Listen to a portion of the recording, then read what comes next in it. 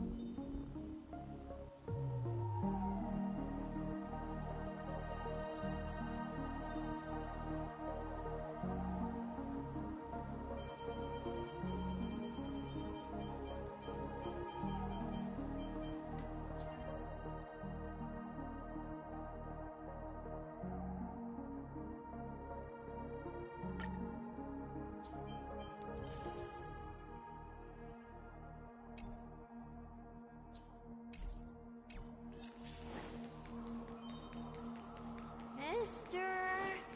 Is that you? I hear the sound of leather shoes.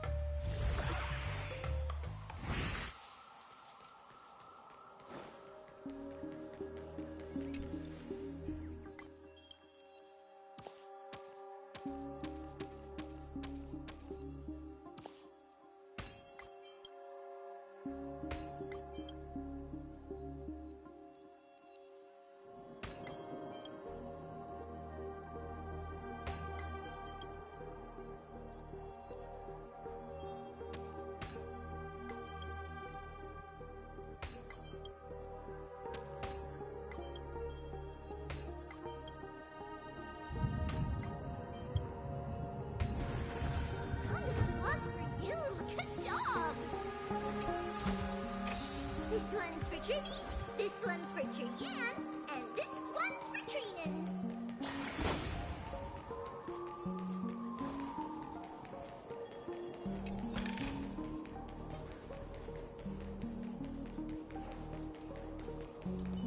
Feather stealth. Keep going. I'll handle it.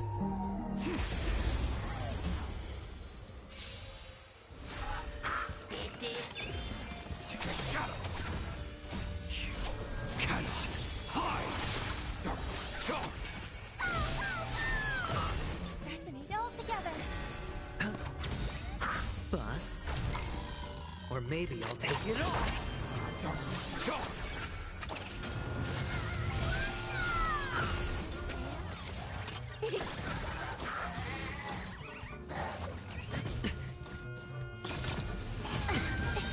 It's okay. Oh, Darkness charge.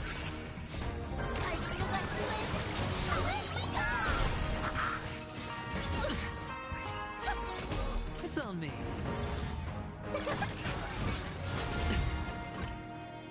Bust. Or maybe I'll take it all. Watch your head. Darkness charge. Stars echo. Welcome to my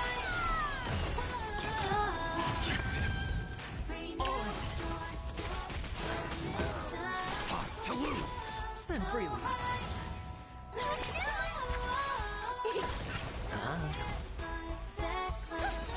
Darkness charge. It's on me. Bust. Or maybe I'll take it all.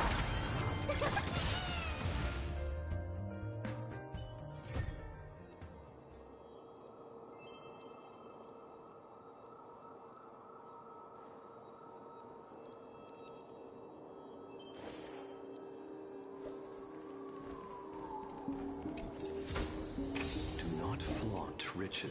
Feeling Be lucky. careful. Straight numbers.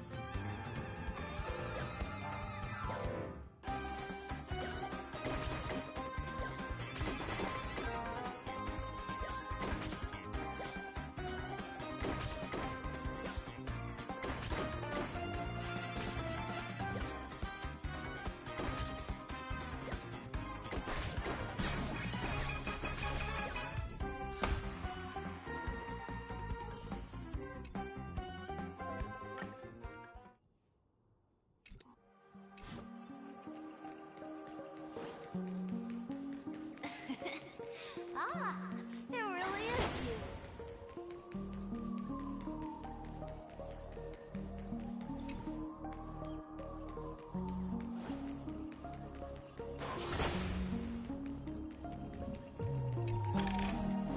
Twinkle, twinkle, little star.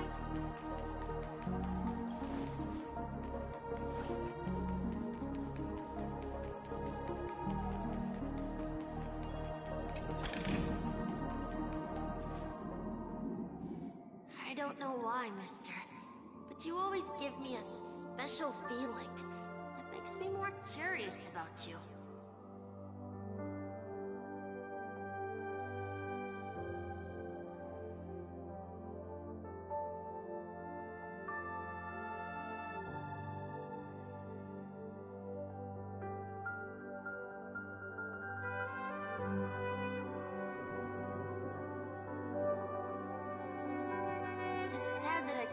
know you more. We have to say goodbye. Did you have fun? You're going back? Yes. I should go home. The day's getting dark, and it's going to rain. I don't want to worry the others. You're home. Where is it? What a strange question. It's where Papa, Mama, and Big Sis are. In this dream.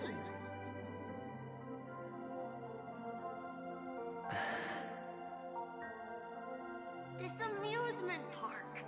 This beautiful dream. They really are peaceful. Everyone loves it. But, mister, why don't you like it? Because they're not here. Where are they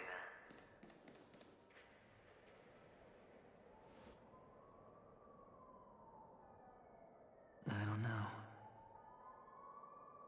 You do know. But there's no point pressing the issue.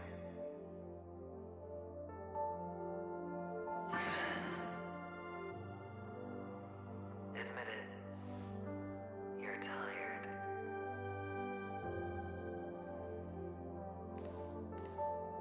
We all are.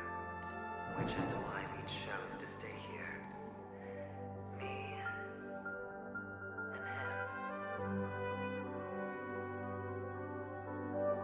Your past and future.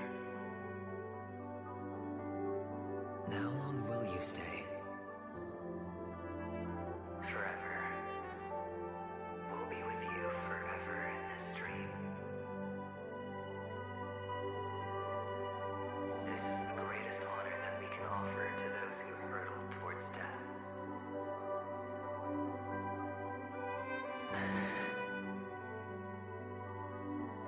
The road less traveled is less traveled for a reason. You've never gone in any other direction. Your own life is the chip you're most eager to lay down.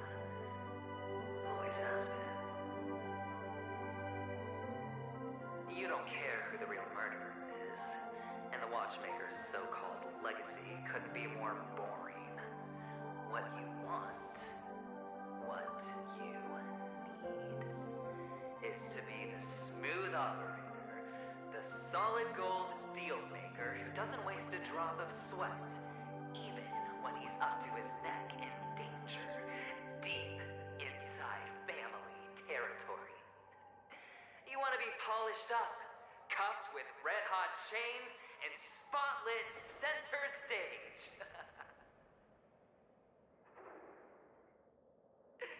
You'll be the closing act, the final sacrifice. I can do it. And it will be flawless. Of course you can. Your luck will help you at the right time. A Stellaron and an Emanator. It's that simple.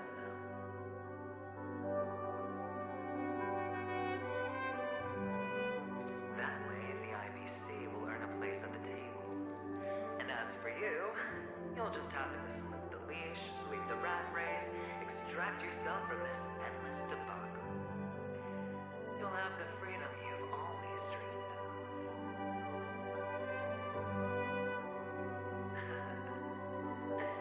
This isn't the first time. You've been an escape artist from day one. This fiasco started with a death, and its curtains will fall on another death. Oh, so that's why Diamond chose you. He's just after Paniconi. No matter the means, no matter the price.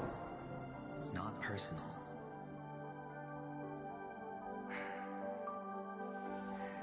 It's hard, isn't it? Well, don't get soft on me now. What, did you suddenly grow a conscience? Why, I was born from yourself. I'm well aware that climbing out of the hole you've dug is basically impossible.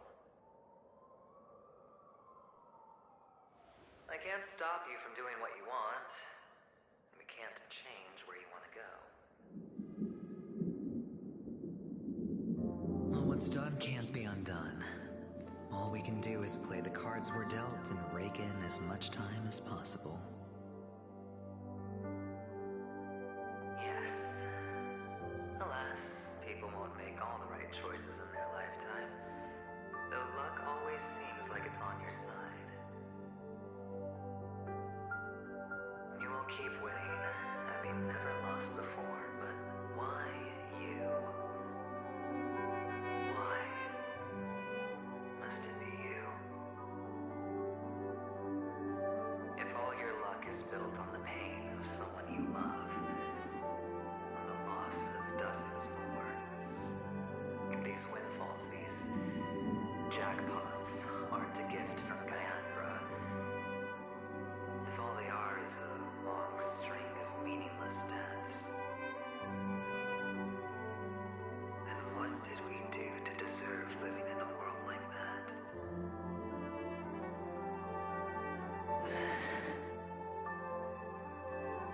Well, maybe when I get to where I'm going and look back, I'll know what the trip was all about. Fine. Time to make a move, my friend. I'll be waiting up ahead.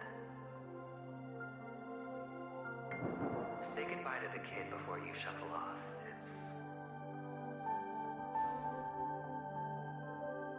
It's best to die without regrets.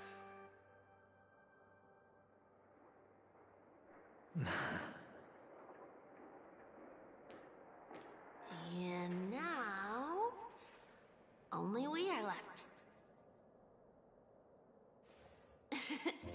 Can you take a photo for me? I want a memento. Sure. Come on.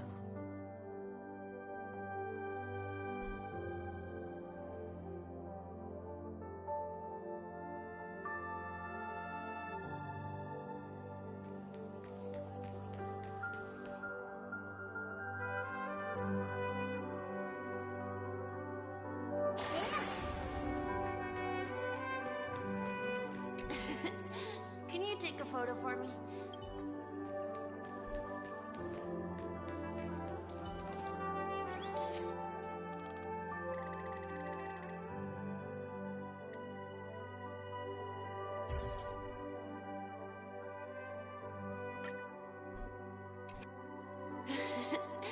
How nice.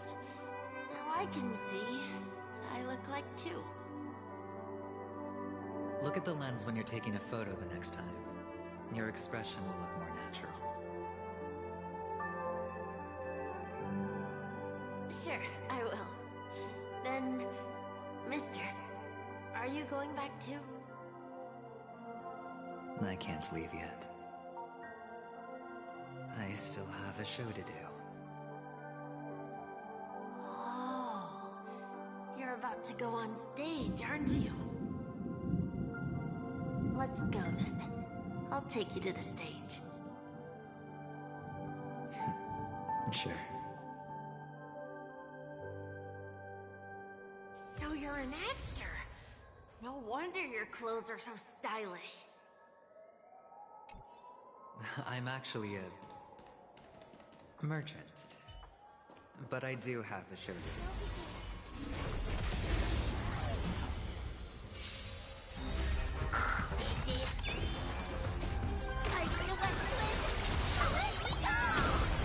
Time to lose! You cannot hide! Charge! Harmony and unison.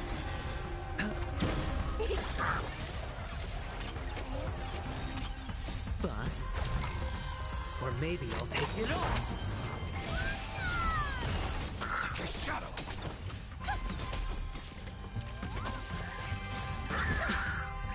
Watch your head. It's on me.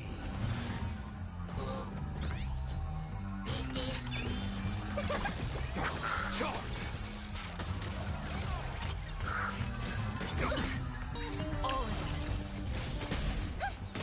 Spend freely. Time to lose! Delivering more! No dirty tricks, alright? Watch your head. Need all together.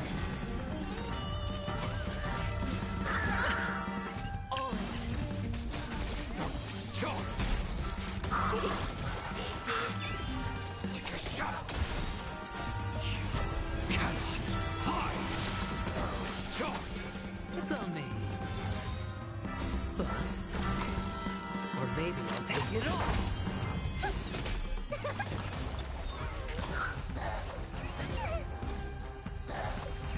No dirty tricks, alright? Time to lose! Spend freely. Watch your head. You snooze!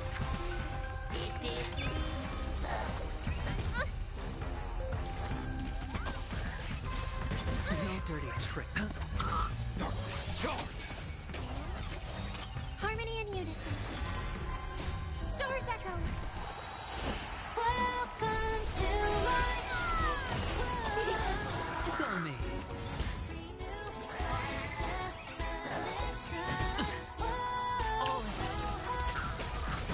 Charge!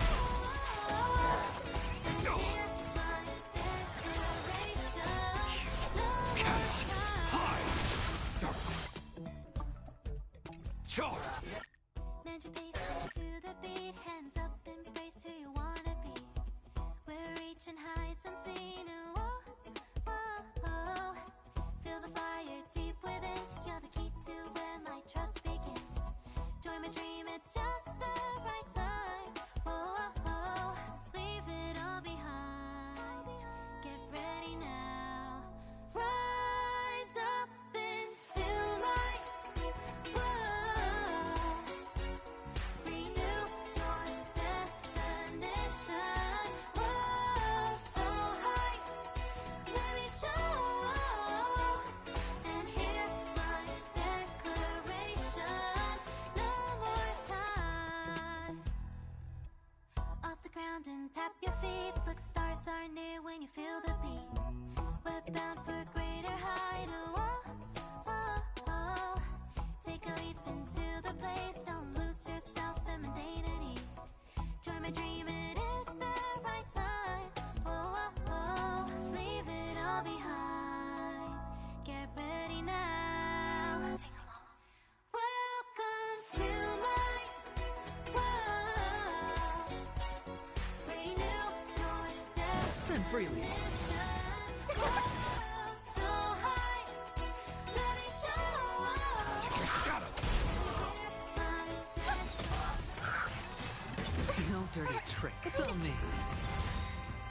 Bust. Or maybe I'll take it all. Watch your head. Delivering more! I feel that swing!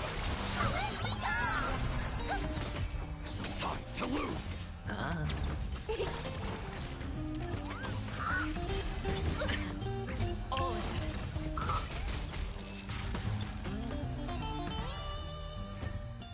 So you're an actor. No wonder your clothes are so stylish. I'm actually a merchant. But I do have a show to do. Are you the same as those men in black in the sky? But you're not wearing black. Only ordinary employees have to wear that.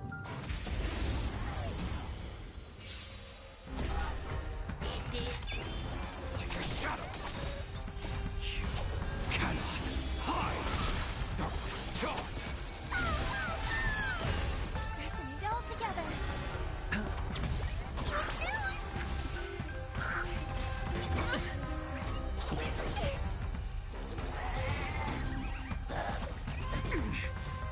Watch Watch your head.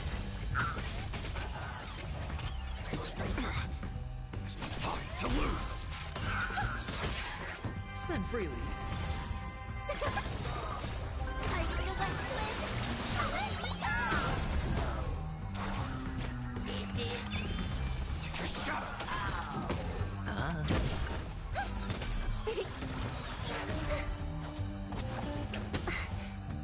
Time to lose! You cannot hide! So you're an actor. No wonder your clothes are so stylish.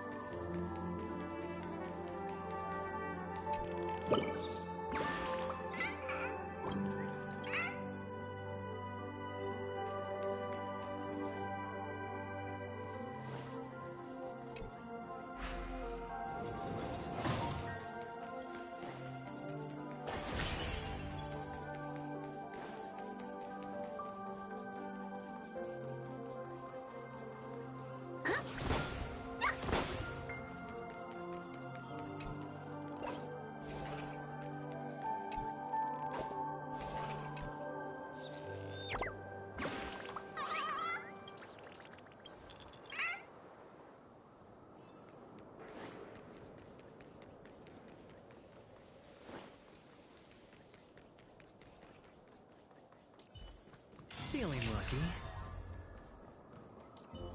Straight to numbers!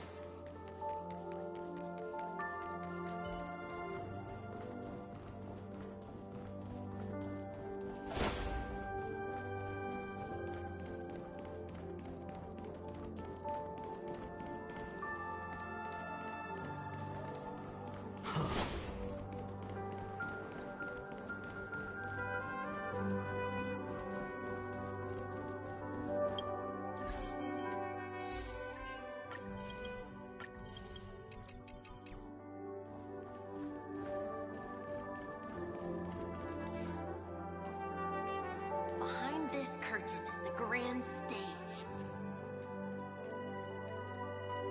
It's almost time to go on stage. Are you ready? Good luck with your show. Thank you.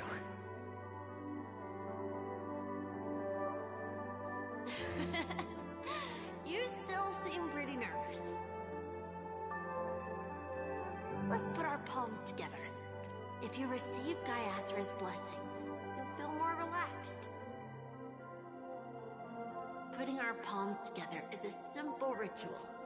By putting our palms together and reciting the prayer to Mama Funga, she will bless us. If you're not familiar, I can guide you. It's all right. I know how to do it. Of course I know.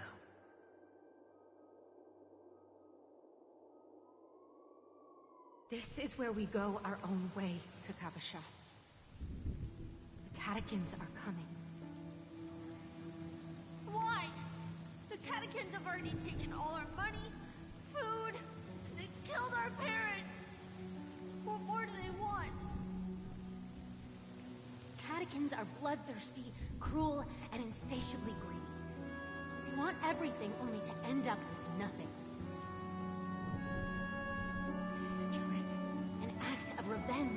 Remember? Today is the day of the Kakava, and also your birthday.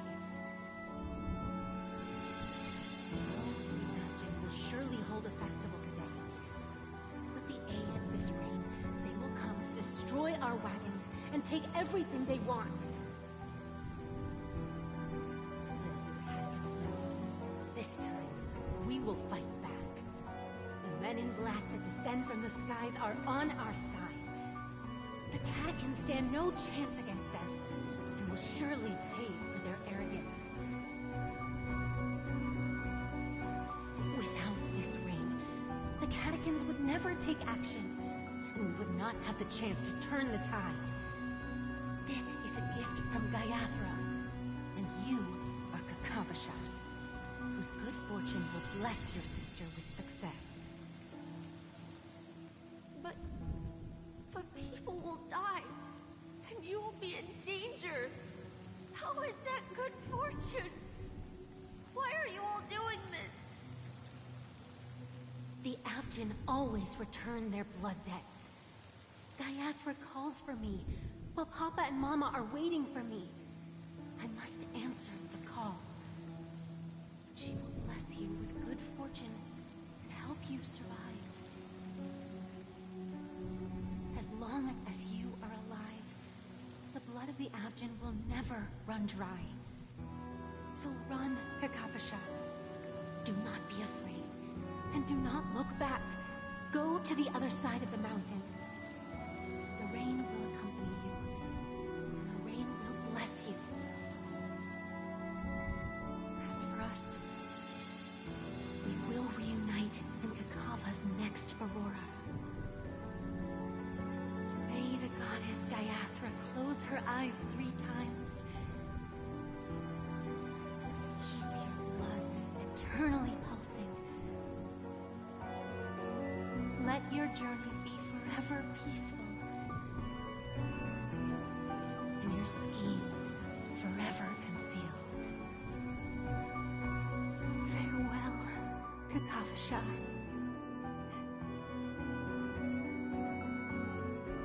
Newsflash from the Inter-Astral Peace broadcast. The IPC Marketing Development Department spokesperson confirms that a small-scale rebellion has broken out in the unclaimed region of Sigonia. The situation is now under control. The insurgents are from a local clan known as Kataka, which has a long history of disdain towards the IPC. This has caused a serious negative impact to the work of the IPC's Marketing Development Department. The clan launched a massive attack on the Abjin, who were under the protection of the IPC, resulting in 6,728 deaths and 3,452 missing. The casualties are currently under the care of the frontline trauma team. The spokesperson expresses his deepest condolences for this devastating humanitarian disaster. At the same time, delivering an important message on this matter to all interplanetary citizens. Finally, he proclaims, the hammer of preservation will fall for all beings, regardless of life or death, regardless of race, regardless of ideology, to uphold the basic rights we inherently possess.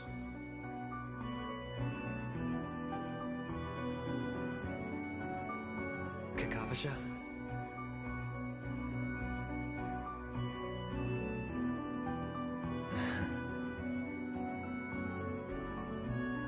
Bye.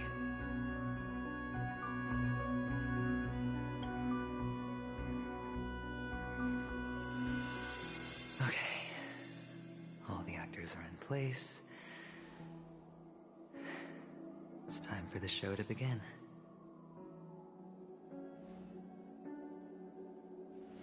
This act is dedicated to you. I hope it'll be an unforgettable memory for you.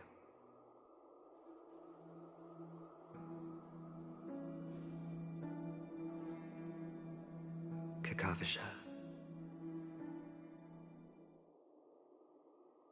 By the way, before you go, I have a personal question. Do you truly want to destroy the world with your own hands? Let's assume, just assuming now, that every time I roll the dice, there's a possibility of achieving this particular outcome. Then I would be quite happy to make that wager.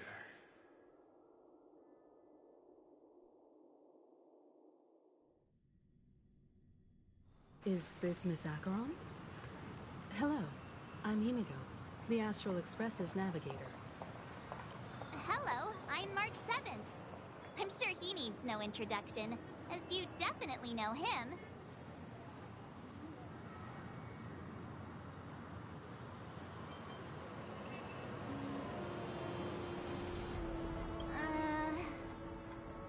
Hello?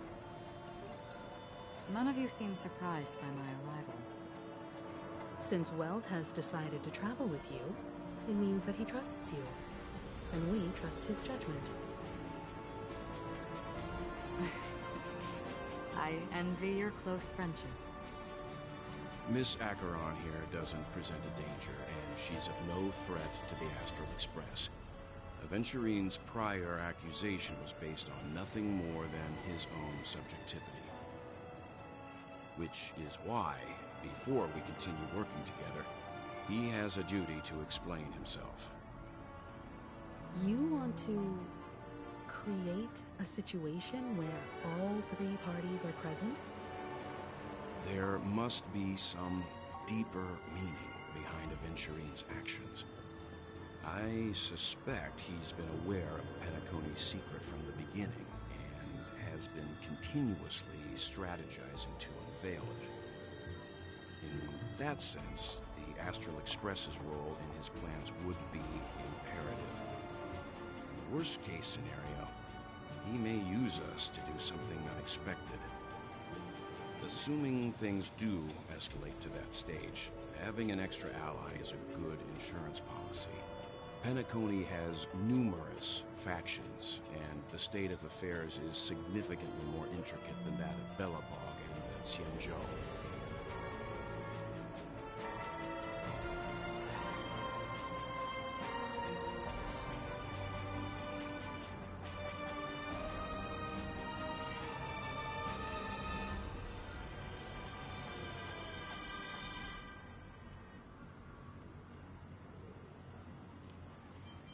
You're talking weird again. But it's a good vibe. No matter what, we can't ignore the safety of Penacony. To solve the mystery of the Watchmaker, it is crucial to get the IPC's intel. The path ahead is fraught with danger. But what's trailblazing without a little danger? Sounds like we've reached a consensus. Now, Miss Acheron? I will accompany you, of course. Let's move out then! But where do we start looking for him? No need to rush. If he truly has laid a trap, he will definitely use every means to lure us in. Ladies and gentlemen, the most wonderful, most magnificent show in Penacony's history is about to begin. The IPC cordially invites everyone to Clock Studios Theme Park. Look. Should both the performers and spectators fail to arrive, won't all of Aventurine's plans be for nothing? Let's get going, everyone. The hour of trailblazing is upon us.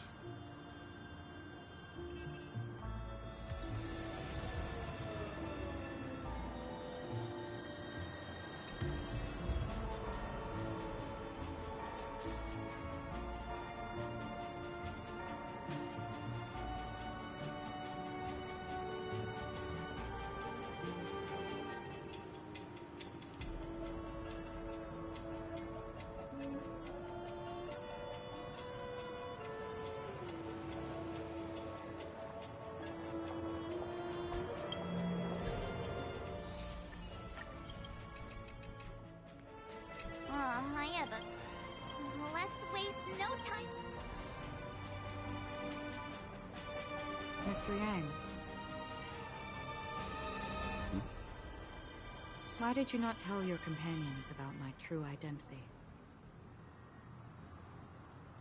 It's just like you said, an inability rather than an unwillingness. Plus, it's a long story, not something that can be summed up in a few words. But I chose to believe you, and my trust in you stems more from my own personal judgment. I also believe that if it were their choice to make, they would make the same one. Thank you. I'm grateful. To reciprocate, in the upcoming confrontation, if the odds aren't in the Astral Express's favor, I will stand with you, if my meager strength is required.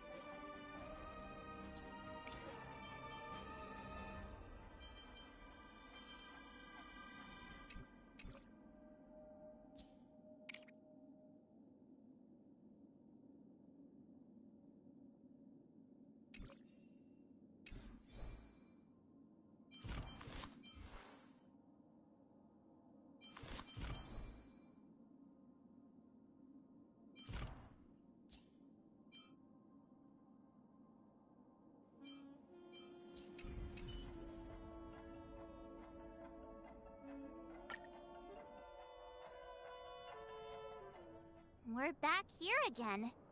Aventurine actually chose a really conspicuous location. That guy's really taking it to a whole new level. Does he really think he's a superstar or something? Not a soul in sight. The hounds drove out the visitors, and now their whereabouts are unknown too. Everyone, pay attention. The other party has obviously come prepared.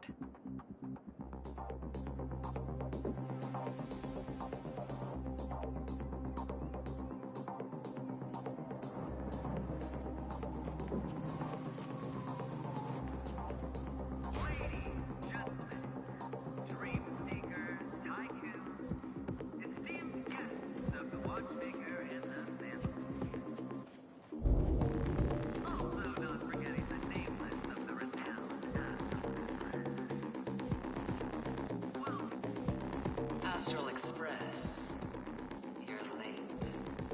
And this, unsung guest. We've kept your appointment, Mr. Aventurine. It is customary to show yourself as well. Well, I will, naturally. But before that, I've got to introduce our guest of honor. Everyone, give it up for Mr. Stellaron!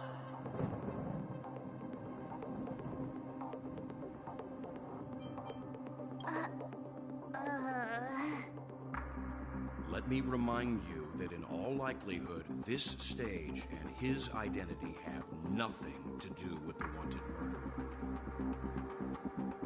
Oh, no, they do. Of course they do. Otherwise, why would I work so hard to gain your trust and then invite you all here? Because he's the only one who saw all 3 homicides. He is the key to proving that the family's death does not exist in Train's promise is nothing but a sham! 3 homicides? That's right, madam.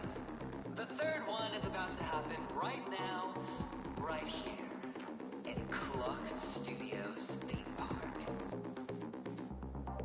A truly grand death.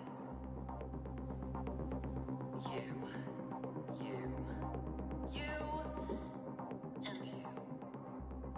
All of you are going to die. And it's all because of you, Mr. Stellaron. You will become the personification of death.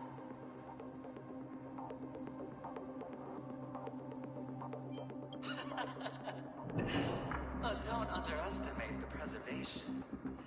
The cornerstone of the Amber Lord will surely guide me. Let me be a little clearer. I will detonate the Stellaron in you and cause a teeny, tiny accident on Penacony. BAM! The entire theme park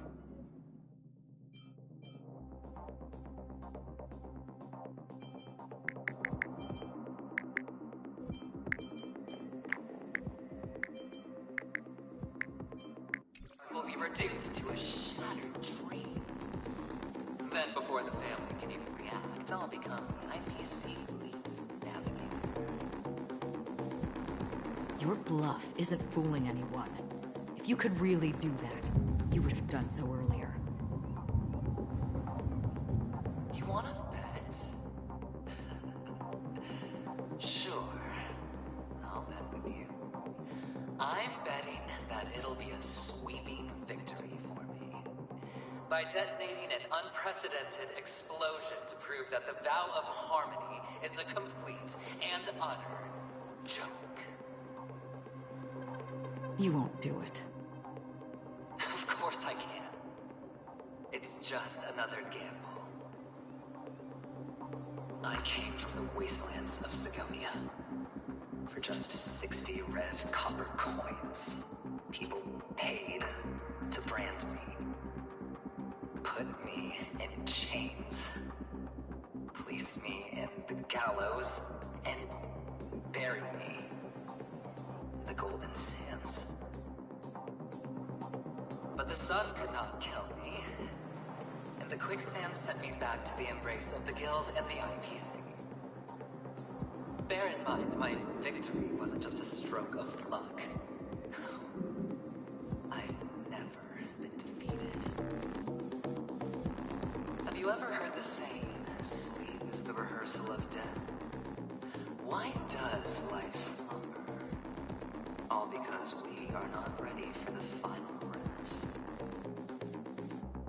Every night is practice for the end.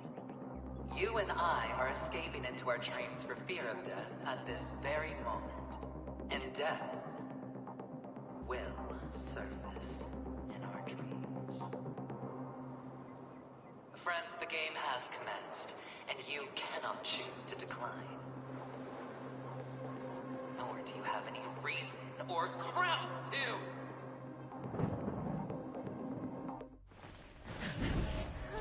The dice are cast. Ladies and gentlemen, ready to unveil your cards? The architect's flawed stone. Of no value at all. I'm putting down the bet. I'm taking the gamble. I'm claiming the win. I'll invade spin the wheel, a daring gamble. Walking the brink of death for rebirth. Oh, for the Emperor Lord! All right. Let's see who has the last laugh. Let the game begin!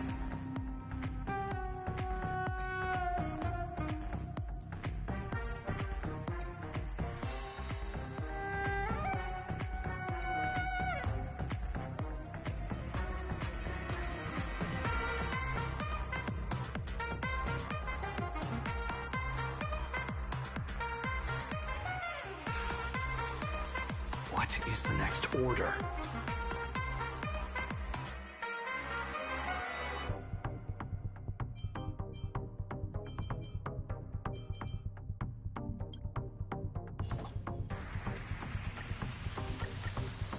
The night follows you like a shadow!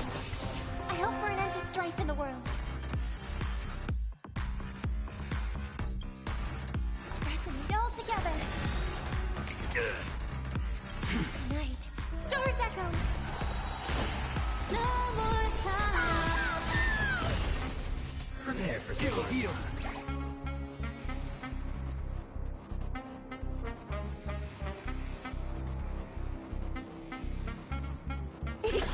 This ends here. Darkness, charge!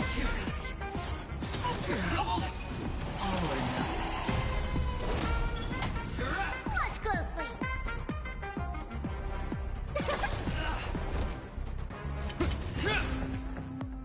May song bring us victory. Time to lose! Is that all? Down from above! Kinda tickles. Huge news! It's coming.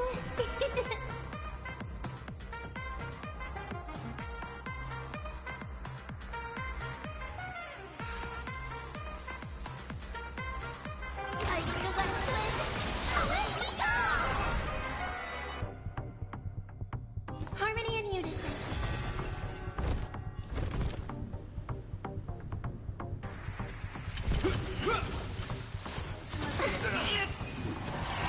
everything I've got.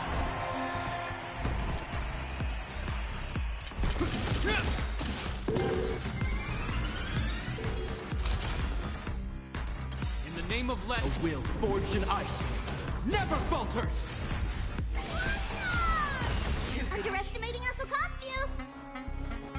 Delivering warmth! I hope for an end to strife in the world.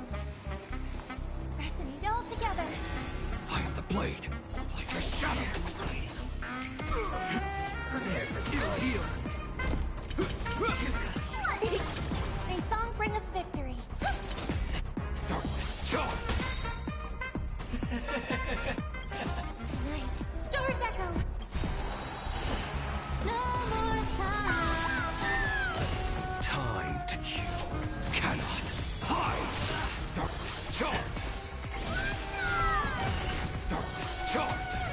you're prepared.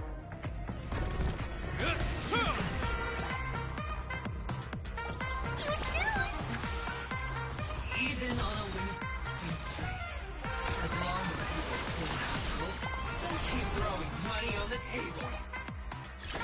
The chance. Everybody's like that, down to the last player. So why can't I be happy too? Why can't I feel that free?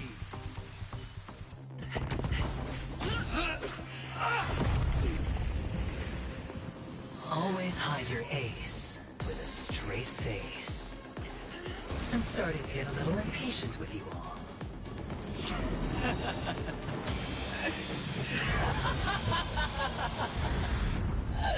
Friends, to fully relish this, I'm betting every last shit. Only by casting aside reason does one truly gamble.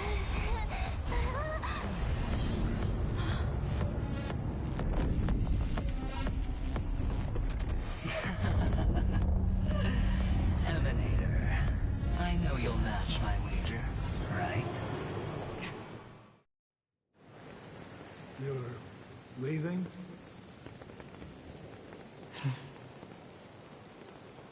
Perhaps. I might pass through the place you mentioned. Penacony. What do you hope to find within a dream? I'm not looking for anything. They aren't in a dream.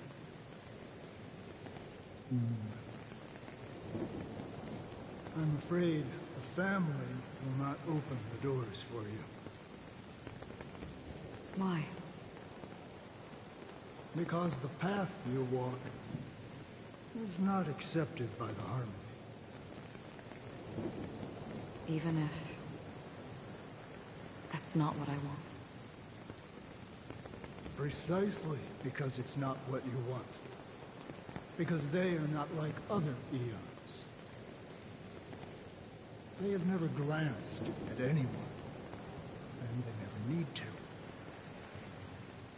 They leave woven strands of fate for humans to walk, and together, they weave a great shadow.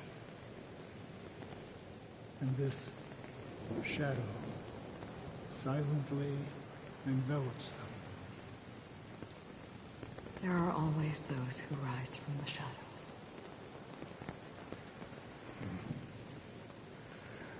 They mostly become a part of the shadow.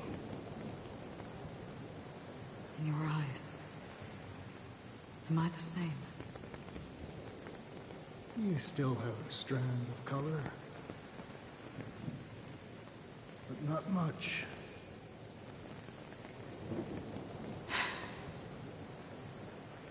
That is enough. Before they vanish completely, I will reach the nihility's end.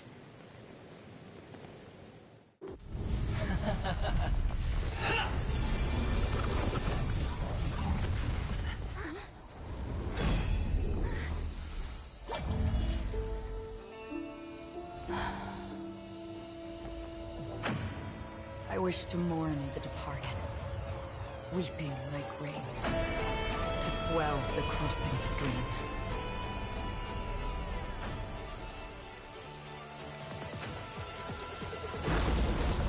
As the tide arrives, leading you back home.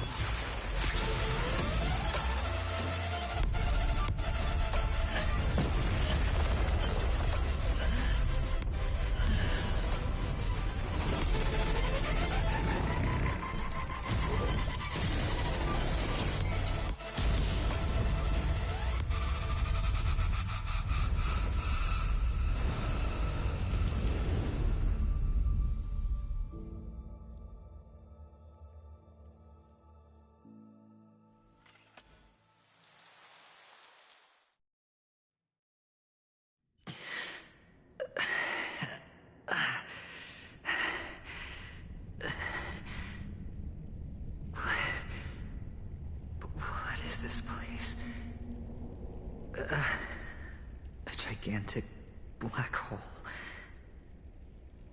And see...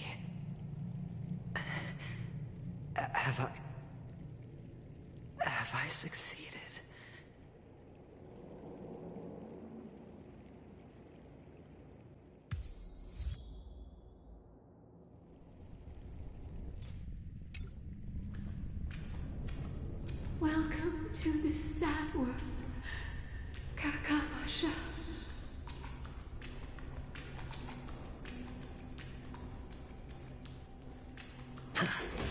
Your good luck is the most precious wealth we, all Avgin, have. If you come out alive after 2 days, it proves that you're the real deal.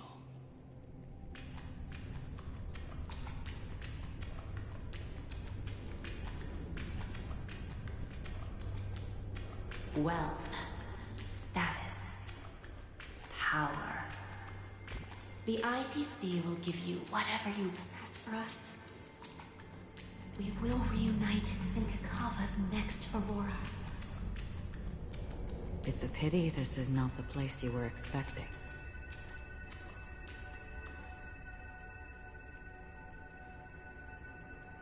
Melody. Is it? Perhaps to you, I am just an emanator who's hiding her identity. But the sleeping and shapeless never glance at anyone. They have no face, no form, and even less of a will to speak. The nihility envelops everyone equally. Only some who have gone under their shadow can go farther, tainting themselves with more nihility. That's all. That's all. My friend, you really leave me at a loss for words. So... is this my final destination? The land of the dead? This is all but a fleeting dream. One of the thousands of manifestations of IX. Under the watchful eye of nihility, we momentarily linger here before moving on to our own paths. It seems that my death has already been determined. Even if you wish for it, I can't promise you anything. Now that you've accomplished your goal, I think you can be a little more forthcoming. What do you mean? Your performance at the theme park was wonderful and grandiose. A simple yet practical technique that fooled almost everyone. No one would have ever thought that you would have gone to such lengths, even staking your life just to prove a fact that had seemingly been disproved long ago. Real death does not exist in Penacony's dreamscape. Why would I do this? Because this is the only way you can uncover a secret that is even more unspeakable than the serial murders. To use this dream death to get there. To that promised land people constantly seek in this grand gathering. Penacony. The legacy of the Watchmaker. The true land of exile. How did you find out? I never imagined that something I learned about unexpectedly would become the key to connecting everything. It's that person's identity, isn't it? I see you're in the know. Let's just say I'd put money on the possibility. The murder isn't nearly enough to disrupt business as usual. Even if there were 1 or 2 murders on Penacony, most people wouldn't be personally affected. And that won't create any waves. This dream of theirs isn't a boundless sea. It's a lonely island. The family used the Harmony to build a high wall and isolate them from the vast and treacherous ocean of the outside world. That barrier they build keeps death out. But it also keeps the secrets that are lost in that watery abyss from floating to the surface. In a beautiful dream, free of suffering, who would want to go fishing for those secrets? No one. Unless someone goes to the other side of the barrier. and lives to tell the tale. Someone already has. I got the idea early on, chewing on that masked fool's little hint. If a mute isn't someone who cannot make a sound, then it has to be someone who cannot speak. Someone who survived the treacherous depths, but is unable to take the stage and speak the truth. Well, I'm happy to know she's safe and sound, and still on Penacony. Hint? Is that not proof? Well, proof is the one thing I don't have. The only thing that can prove these conjectures is for the family to come clean. And with the way they buttered up these outsiders, it seems pretty clear they're intent on covering their tracks. But you don't need proof to have a suspicion. And for me, suspicion is enough. I didn't need to find the memory zone meme. I just needed for someone to kill me like it killed that silver-haired girl. You don't sound very confident to me. Going out of your way to make citywide broadcasts in an attempt to involve more people. You are simply betting on the possibility of someone being able to break down the barrier. You're very lucky that fate has decided to let us cross paths. I happen to be equipped with a very sharp blade. Sharp enough to slice through the veil of dreams. I can also carve the Harmony's brand off of you. You possess great cunning, deliberately setting us up to be on opposing sides, constantly repeating the words of the Emanator in front of others, leaving me no choice but to draw my blade against you. And that's how you win. Opportunity and strategy, both are essential. And in your plans, the IPC always wins. Even if you lose the bet. To the family, the life of an ambassador is still invaluable. That's a huge gamble, isn't it? But allow me to point out a mistake. The IPC's success is not guaranteed. I, unfortunately, have no contingencies for such an important matter. Detonating a Stellaron. I can't do it. The Aventurine Stone is too broken to even safeguard my escape from the stage. If, at the end of the day, you did not unsheath your blade, I would have lost the bet. It is pointless to discuss what-ifs. You have won. Your prize is an entry ticket into that deep sea. And after this, whether you can return from the abyss is another gamble of yours. Have you never wavered? Wavered? Of course I have. But I can only bank on my own good fortune. Because other than that, I have nothing. Wake up from this dream and go to where you should be. Your gamble is not over yet.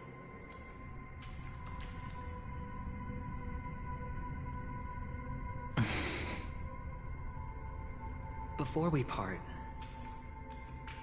can you answer one more question? As someone who has traveled on that road, can you tell me, why are we born into this world? If it's just to die. I don't think this, and never have. Nor do you. But the nihility envelops you and I. And everyone. And because of that, it's pointless.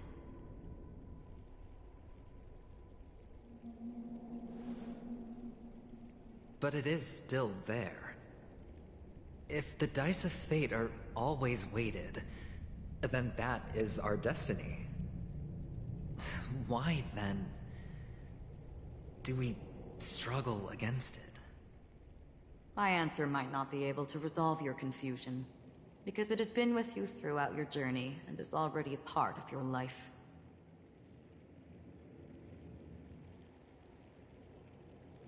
But you said, sleep is the rehearsal of death. So why does life slumber? Because we are not ready for the final rest. So you can definitely understand why we want to be prepared. Even if the ending has been predetermined, that's fine. There are countless things that humans cannot change. But before the end, there are many things that humans can do while on their journey. And because of this, the end will thus reveal a completely different meaning. Take a good look at your pocket. Your friend has already given you the answer. Good luck.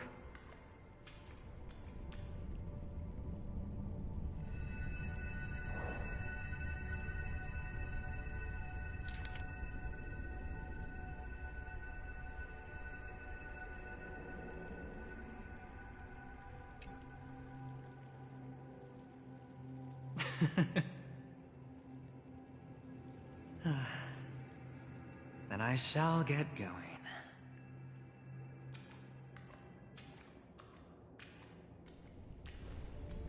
Mister? You're leaving? You ultimately chose to leave this dreamscape? Yes. Because they are not here.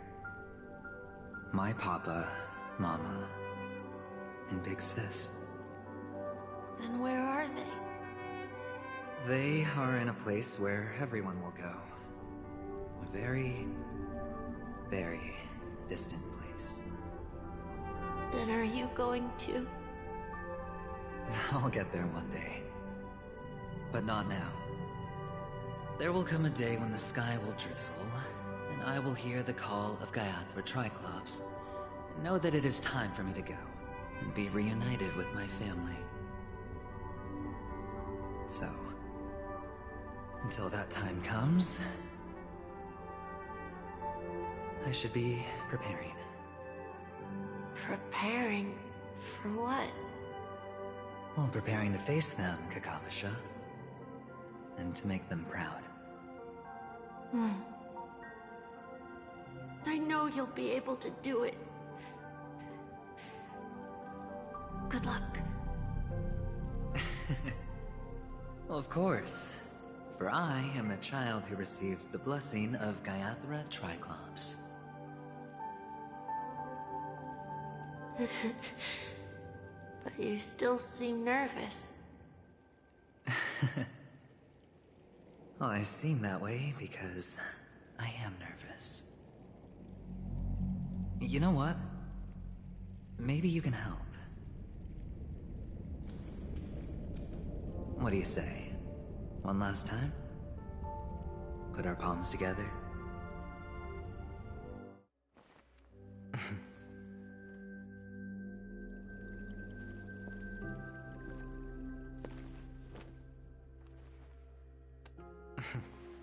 Are you going now? Yes.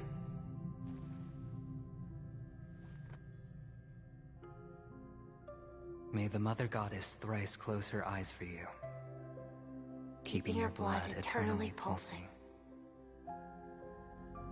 May your journey be forever peaceful, and your schemes forever concealed. Our paths will cross again beneath Kakava's shimmering auroras. Farewell, Kakavasha.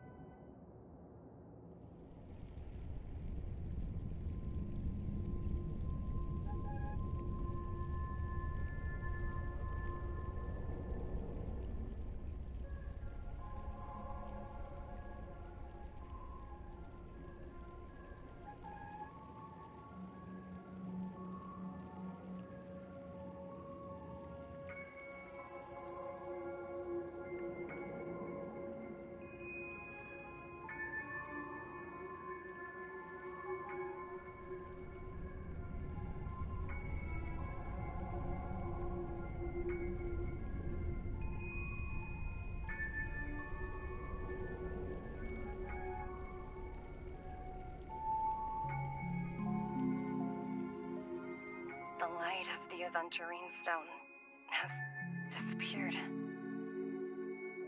This only represents one outcome. He kept his promise. And got what he wanted. As planned, your cornerstone has been successfully sent to the family's territory. Then... let's fulfill our duty and start harvesting.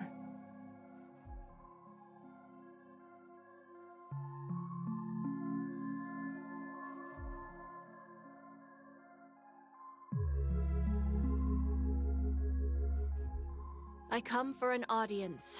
I come to fill wine, and I come to claim. I bestow poison in the guise of sweet dew. Come the toil of spring and yield a fall. I patiently wait for the branches to be heavy with withered fruits. All for the Amber Lord.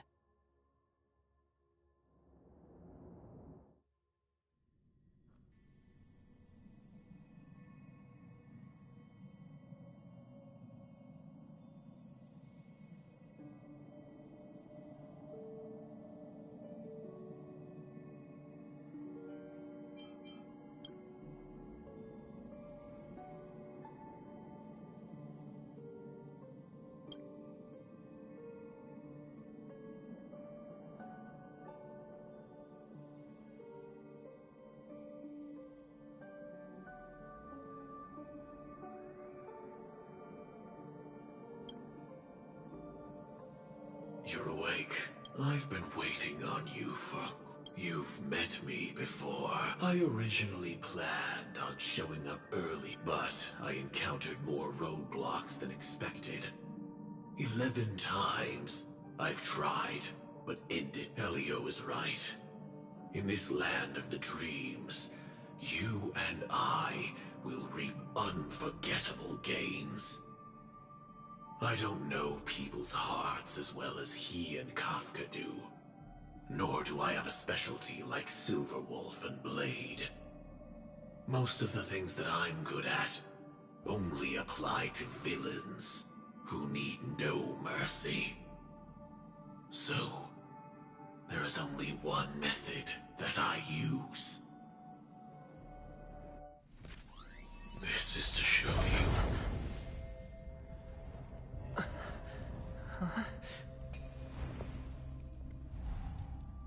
All that I am.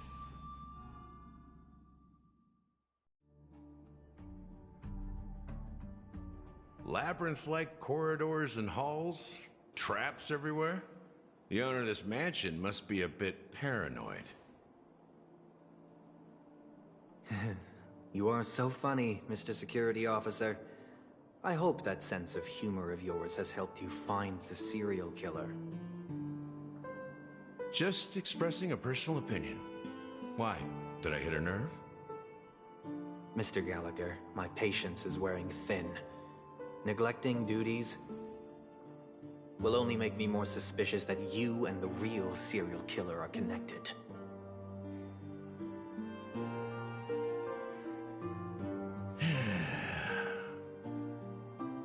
Scoundrel, punk, drunk, hooligan. I have heard this trash talk all too often. But I have never once thought that I'd be treated as an accomplice to a murderer. I take back what I said. Your problem isn't paranoia. You're just crazy, you know? Lunatic.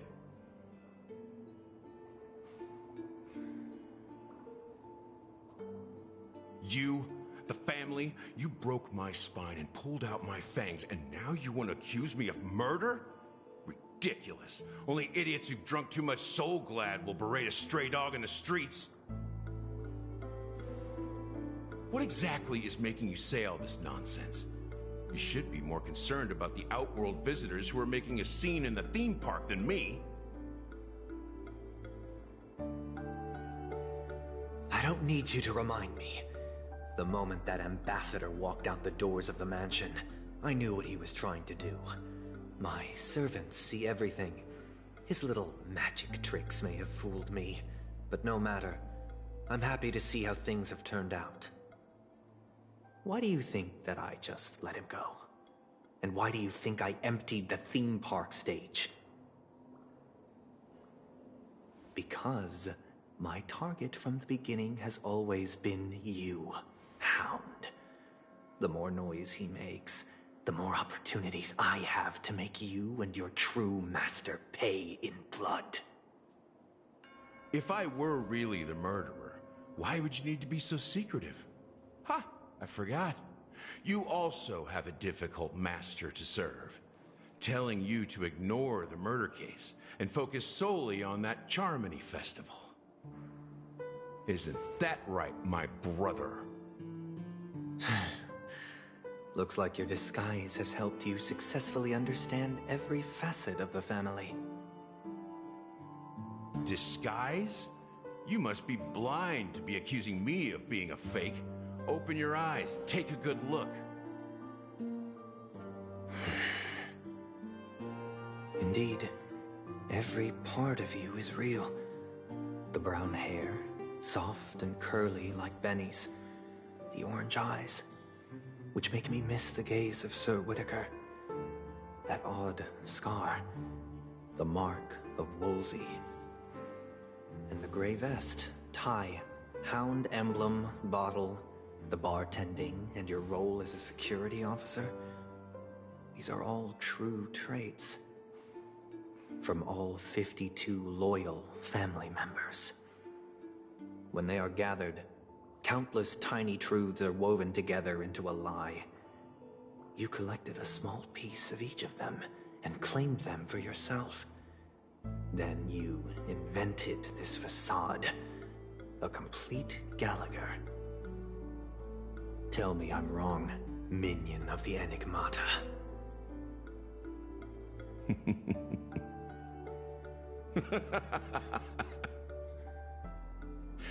You have guts, I'll give you that. Not bad. I severely underestimated you. Admirable. But so what? Can this prove that I murdered your sister and that stowaway? This proves that you and the Memory Zone meme death are linked. And that's enough. Listen up. I don't care how you did it. I only care about one thing. The answer to a question.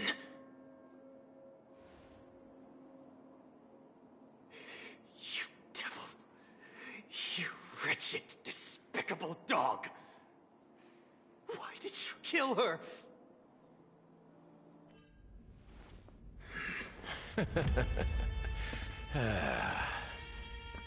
You know, in the thick of things, people are blind to the grit in their eyes. Yet they can always feel it scratch. Want the answer? I'll give it to you.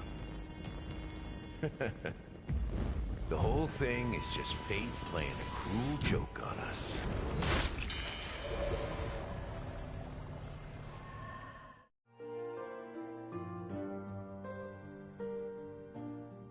Newsflash! Penacony's Charmony Festival has entered its countdown phase. Accompanied by Clocky's TikToks, after 12 system hours, this grand celebration will commence with much fanfare. I already told you! We can talk things out!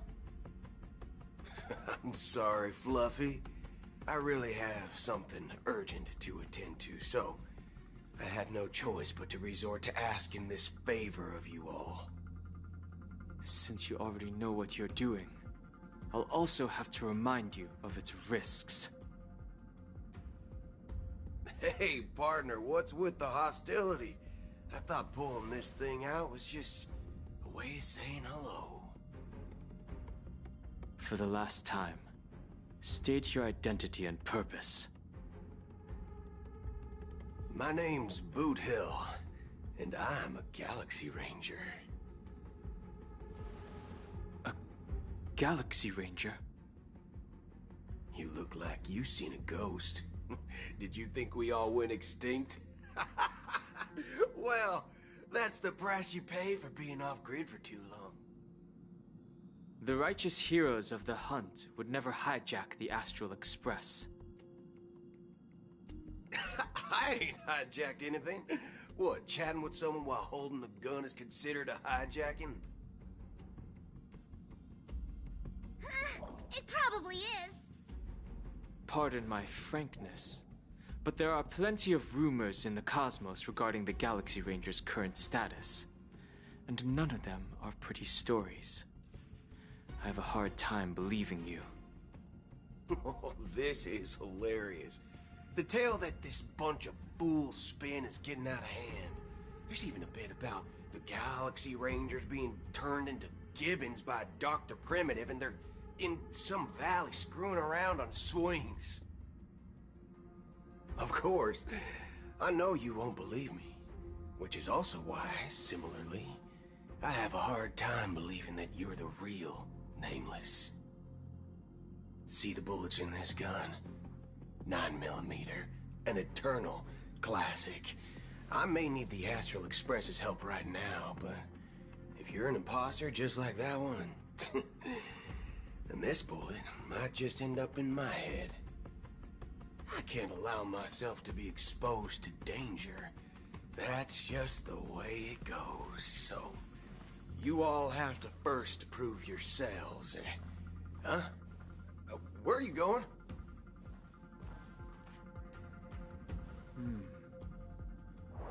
Recognize this? It's a model fudger. The Jade Abacus of Ally and Oath. The CN Joe really gave this to you guys? Model fudger? This is the Jade Abacus gifted to the Express by the Shenzhou Luofu's general, Jing Yuan. Its presence on board serves as the Shenzhou Alliance's official recognition of the Express. Is that enough? Not bad, kiddo. And across these sprawling stars, a gentle squeeze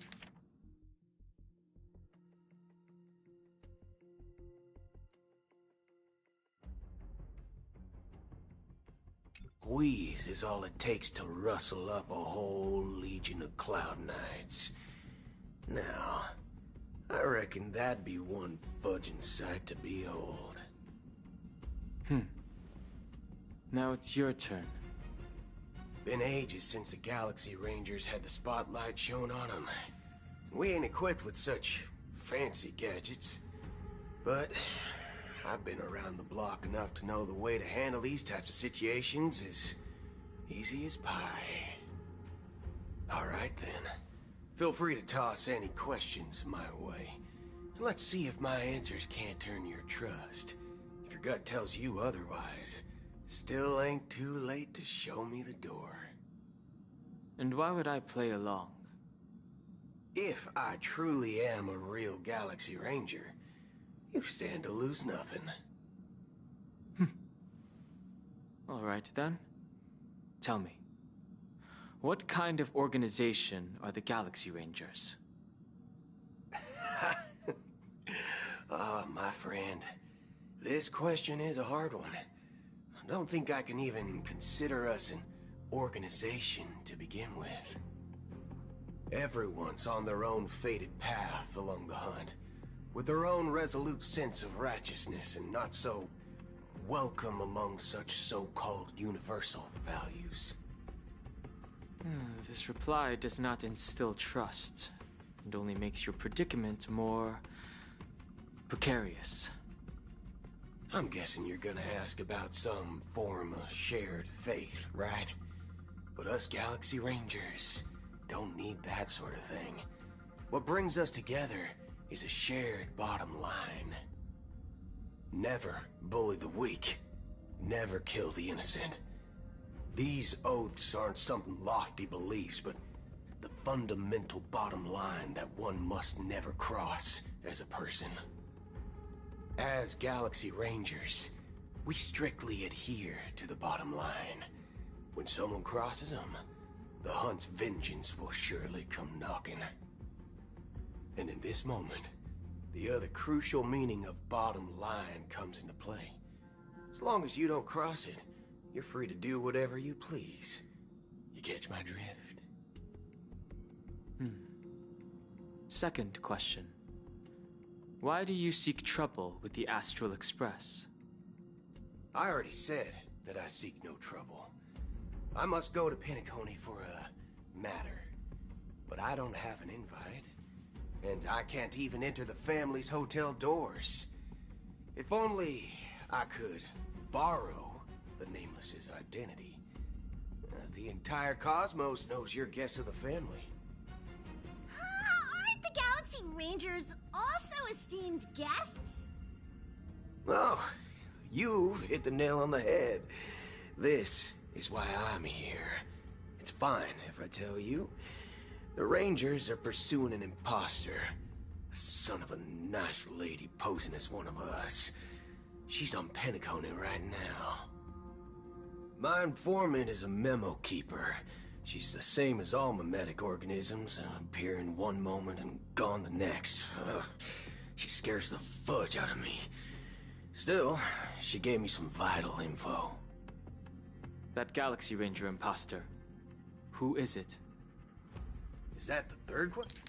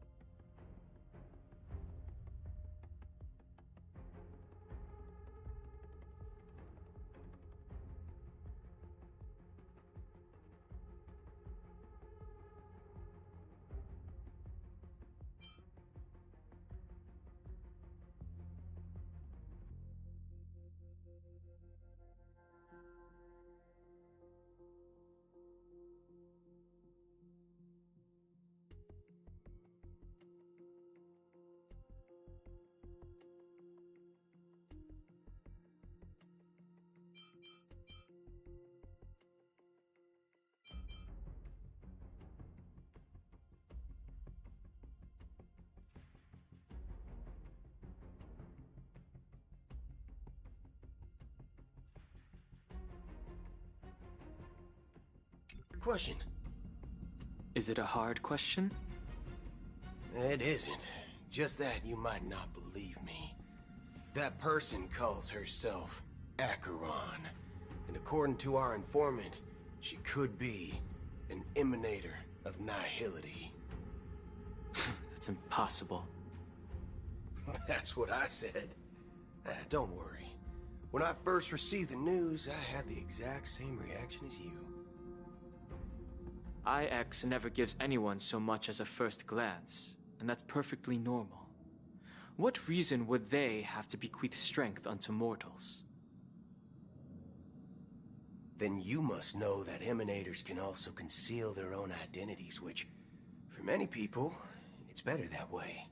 Otherwise, there'd be wanton bloodshed across the cosmos, or even, perhaps, turning their back on the path they're supposed to follow. I had the good fortune of running into an elation emanator. Its appearance was no different than that of those clowns. If it weren't through sheer luck that I got it drunk, I would have never known of its eminent status. Even in the purest hunt, you'll find the Xianzhou Alliance under the spotlight and Galaxy Rangers lurking in the shadows. Paths are inevitably concepts created by people and exist in planes beyond our understanding. To reckon that nihility emanators don't exist, well, maybe we just ain't nihilistic enough. So, do you understand now? Your companions are in danger, and it's pretty harrowing. If you don't want to believe me, you'd best send a message to them, but I'd advise you to move fast. We don't know what's happening in the dreamscape or how much of what the memo keeper said is true.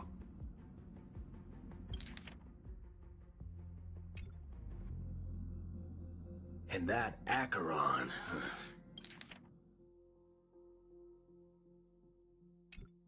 who knows what she intends to do?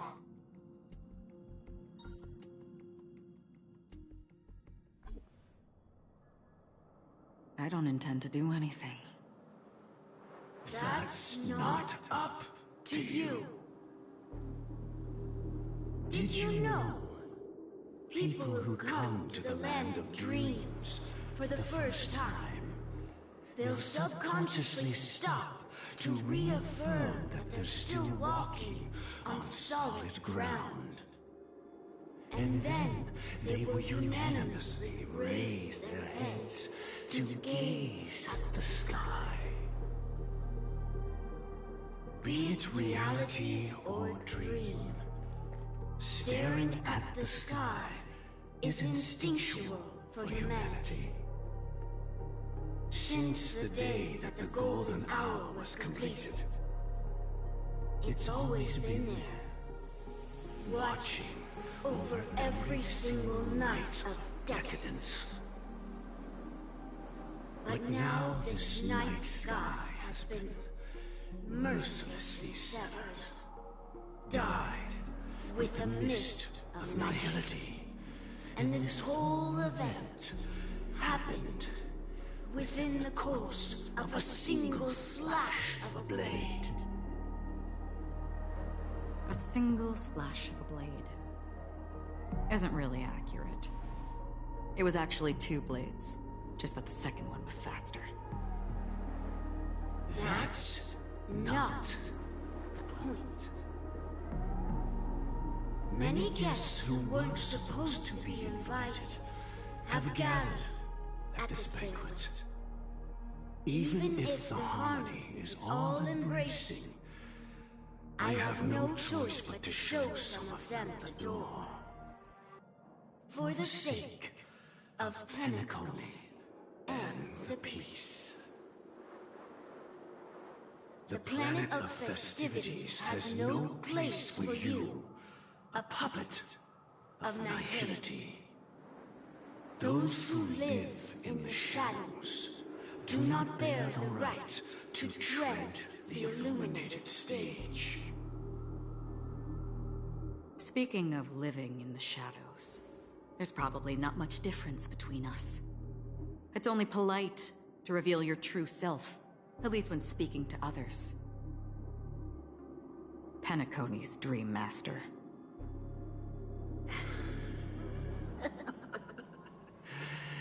That's just another reason that you can't stay. Whether you believe it or not, this is the real me. We are one. Is this the united as one that the family espouses? My mortal shell has long since dissipated. The Oak family's 107,336 offspring are now my eyes, ears, and mouths, spreading joy across dreams when required. And in times of essential need, exiling evil from this haven in my stead. From the sound of it, it seems like you're asking me to leave, Penacony. I am glad that you're an understanding one. Alas, I'm not asking. If you think you can. Are you threatening me? I ended it with a period. It was a statement, not a threat. Knowing who I am and still showing such malice. You're not the first, nor will you be the last. This scene played out many times before. And usually, when faced with my questions, most people retort, "Why can't I?" The result has invariably been that they can't. You are confident. But be reminded, the family is forgiving, but not weak. The cords of the harmony extend across worlds. If you do not comply, when the blade is unsheathed for even a hair's breadth, you will never be able to escape the eternal Centurion's wrath in all of your lifetime. 137 individuals. That is how many heathens I have exiled since I became Dream Master. Among them were those who once severed my wings, and those who immolated my body. And here I stand again, about to add another mark to the tally. And you will die. I mean, all of you will.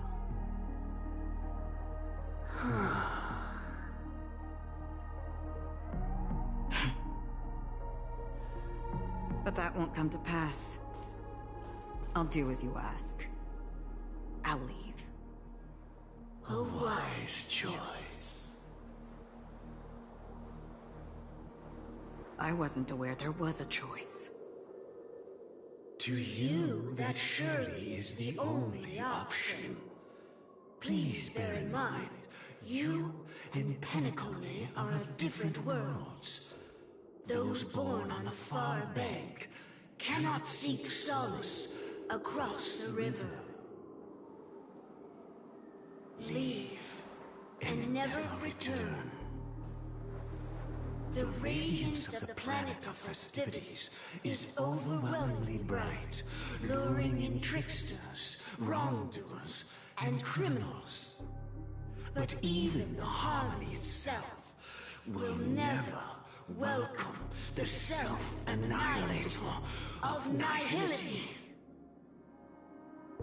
And even more so, when this self-annihilator heralds the destruction of everything. Your strength is obviously a gift of the sleeping and shapeless, immeasurable and fathomless, like a tributary spawned from the abyss that brings death and sin to all. Acheron, a befitting name. Take it from someone on the other side of your so-called river. You know better than I do that Penacony has already deviated from the harmony. Whatever your intentions may be, I foresee only one outcome. Its future holds nothing but nihility. Just like all the worlds that have drowned in their shadow.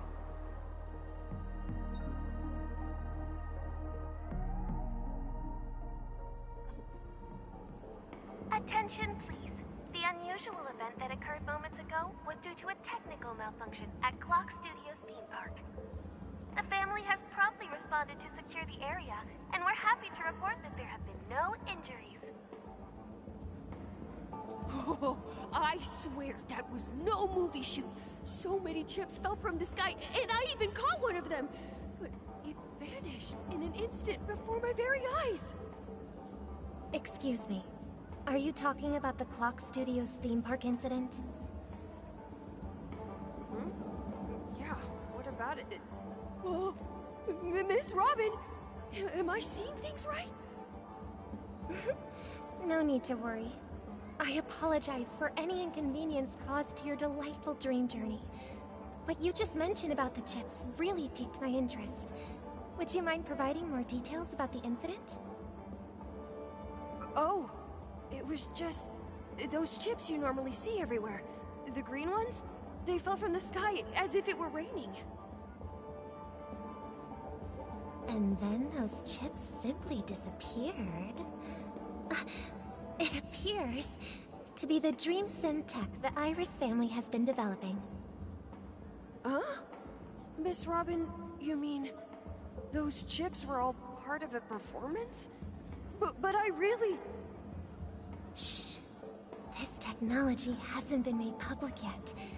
It was originally planned to debut at the Charmony Festival, but it seems it's been leaked. Can you help me keep this secret?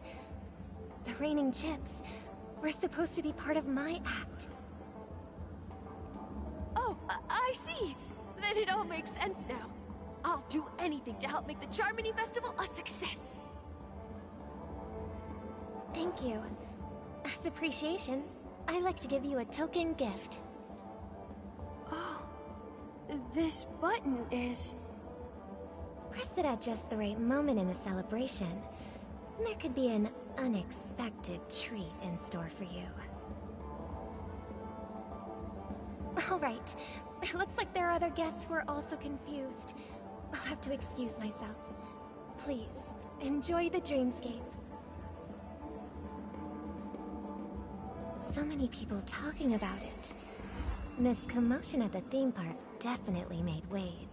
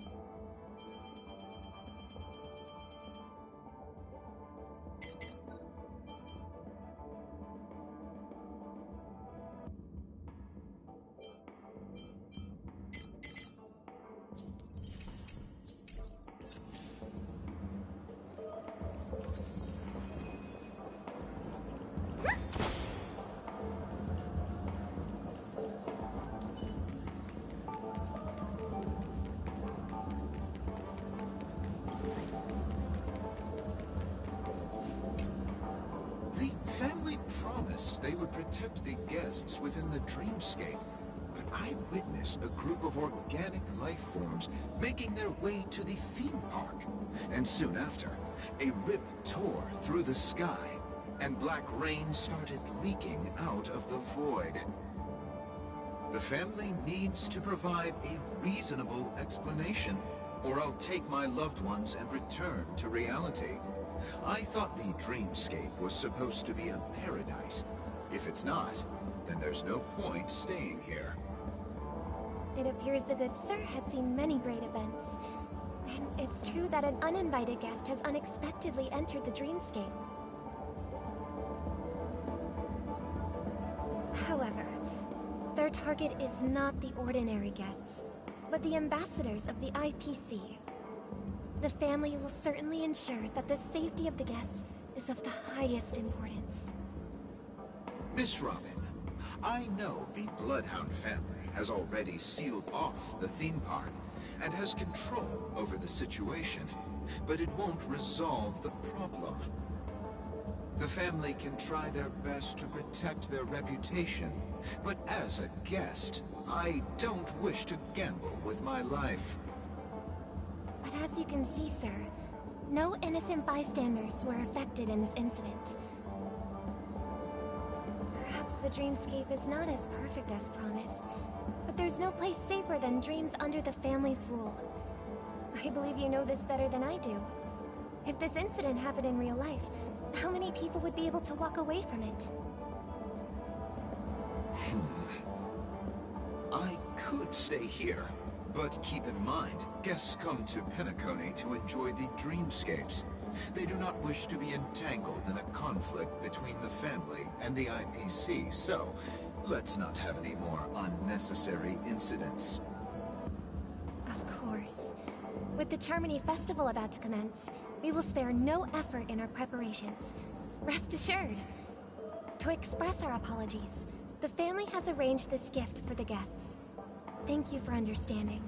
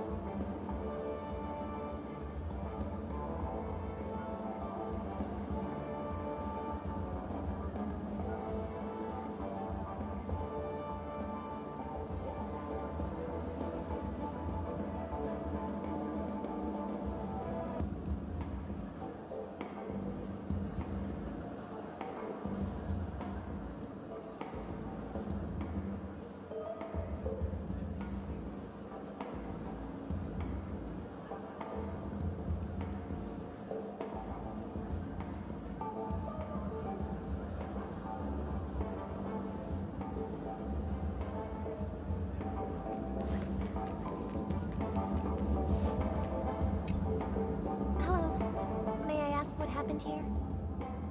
Nothing to be worried about. There's been a small rehearsal mishap at Clock Studios theme park. Please stay calm. Hey, are you a fool? You don't even recognize Miss Robin? Who do you think you're talking to? I'm sorry. I've just been transferred to the Bloodhound family, and I'm still not too used to working on the streets. I didn't realize it was you. I'm so sorry. Hey, don't sweat it. You guys have a tough job. I know how it is. How's the situation looking? Oh, we've sealed off the theme park. Most guests are used to bizarre phenomena in the dreamscape, and so far, no threats have been detected. We can expect order to be restored soon. Rest assured, Miss Robin will intensify our patrols to ensure that no incidents occur. I trust you guys. But regarding what happened in the theme park, what do you hounds think about it? It's okay. Feel free to speak your mind. Well... Actually, I was there shortly after it happened. Is it true that the IPC's ambassadors came with ill intent? And that Galaxy Ranger who easily cut through the sky? Miss Robin, tell you the truth, everyone's been talking about it. The myriad factions on Penacony have already been causing unease for everyone. Thank you all for your loyalty towards the family. The planet of festivities has indeed run into some trouble. The representative from the IPC, he's trying to regain ownership of Penacony and is prepared for a hostile takeover. Of course, the family did not agree. The result of the failed negotiations is as you see it now. No wonder. So this is the main reason why the IPC staff are banned from entering the dreamscape. Did they apprehend the troublemaker in the end? Don't worry. Mr. Sunday is currently tracking his whereabouts, and he'll have something to show for it soon. However, given the situation, the IPC surely won't let this go easily. Therefore, we are relying on you hounds to maintain the order and stability of the dreamscape. Please be assured, Miss Robin, we take our orders seriously.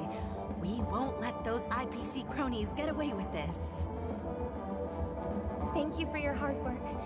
If there are any other members who still feel uneasy, please tell them on my behalf that protecting the dreamscape requires everyone's help. This is a small gift prepared by the Iris family for the guests. There's one for you too. Please, open it at the Charmony Festival for an unexpected surprise. I can't believe I received a gift from Miss Robin. It feels like I'm dreaming. Wait, I am in a dream. If trouble comes knocking on our door, we're not afraid to go to war. Rest assured, the Dreamscape's peace will be protected by the Bloodhound family.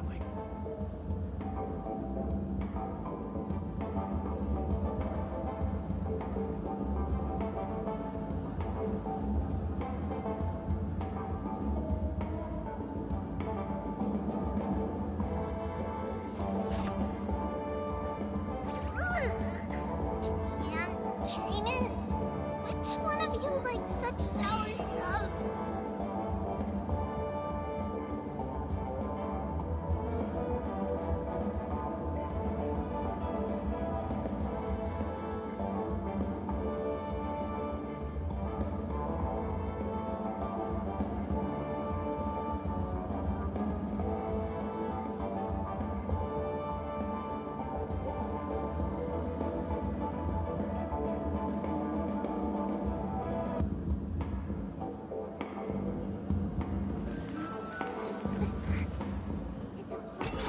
Watch! We'll pass it on as fast as we can! Let's go.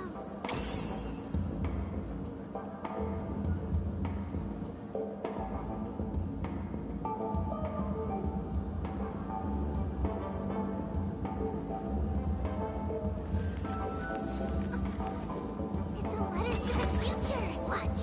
We'll deliver it as fast as we can! Let's go.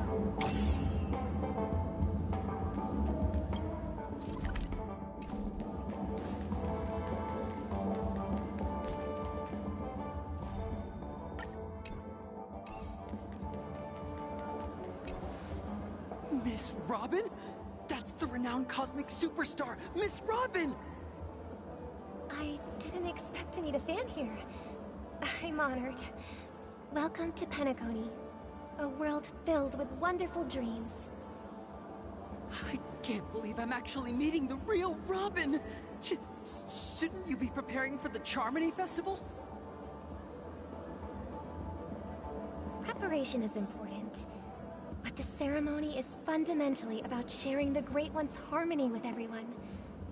If there's a chance to sing with everyone, I will not refuse. Regarding the recent mishap, I understand it negatively impacted some of our guests. As a member of the family, it's only right for me to come forward and offer my apologies to everyone. But, are you sure it was actually a mishap? Everyone saw those chips descending like rain and the red light tearing through the sky. Claiming it was merely special effects seems a bit far-fetched. Plus, I met that generous gentleman. He looked really out of it and kept talking to himself. Is this also part of the performance? Everyone, please do not panic. I believe that the family will give everyone a satisfactory answer in due time. Even if you say so, Miss Robin, it's hard to believe. Some people just never listen, do they? It's never ending. It just goes on and on.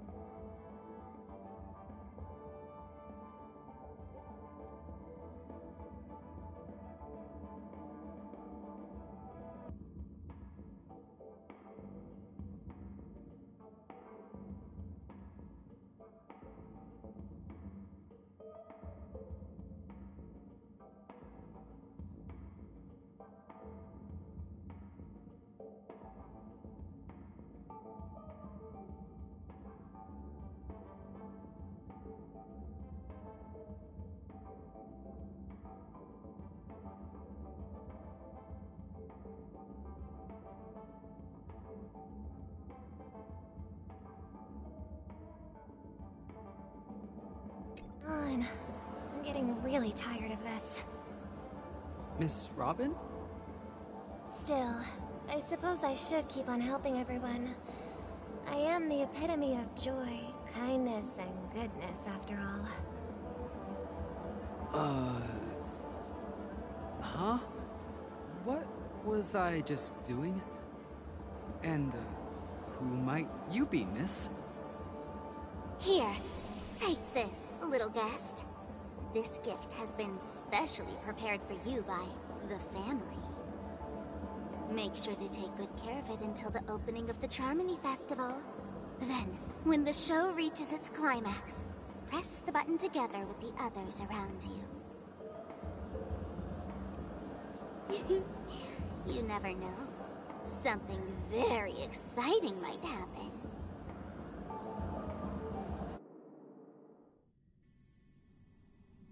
We're back to where it all began. You entered the golden hour from this place. And it is also from here where you will enter the true Penacony. It is a pleasure to journey alongside you once more. But it's time I laid bare the entire truth before you. As you might have heard, I also go by another name. Stellaron Hunter Sam.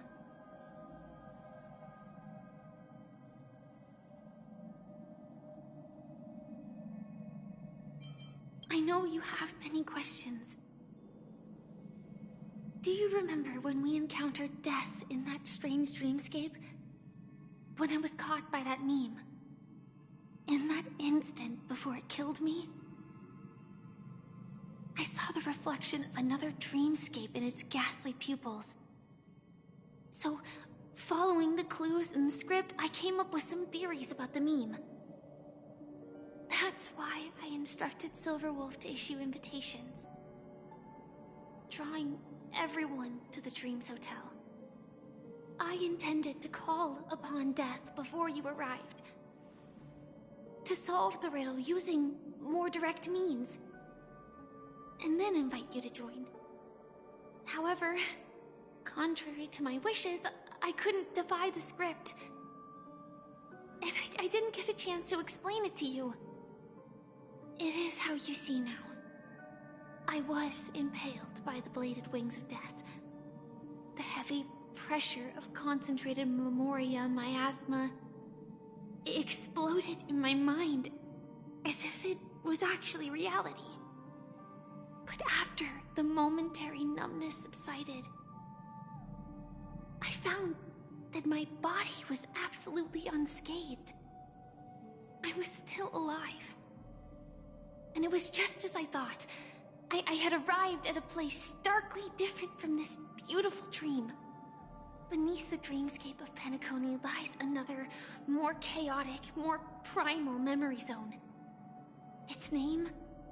Land of the Exiles. And so, then I returned to the hotel in the dreamscape, hoping to tell you of its existence. Yet I could not reveal my own identity. So, I could only divert your party's attention and lure you away from the battlefield. And after all my attempts proved futile, it wasn't until not long ago when a crimson blade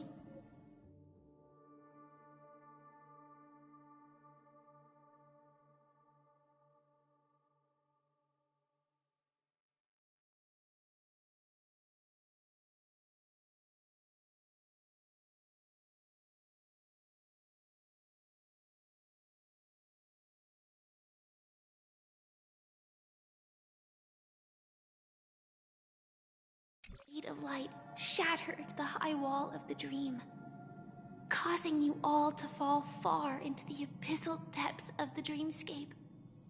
That I was able to awaken you and your companions one by one. And that's it. That is all that's happened so far. I know it's tough to believe all this without reservations. I just want to say, You are very close to the final answer. Just one more thing needs to be done. And then I can prove it to you. Now, let's leave this place. Please close your eyes. Take a deep breath and visualize the dreamscape's outline in your heart. And remember, you must not open your eyes at all times. 3, 2, 1. Don't be afraid. The one who has come to greet us has arrived.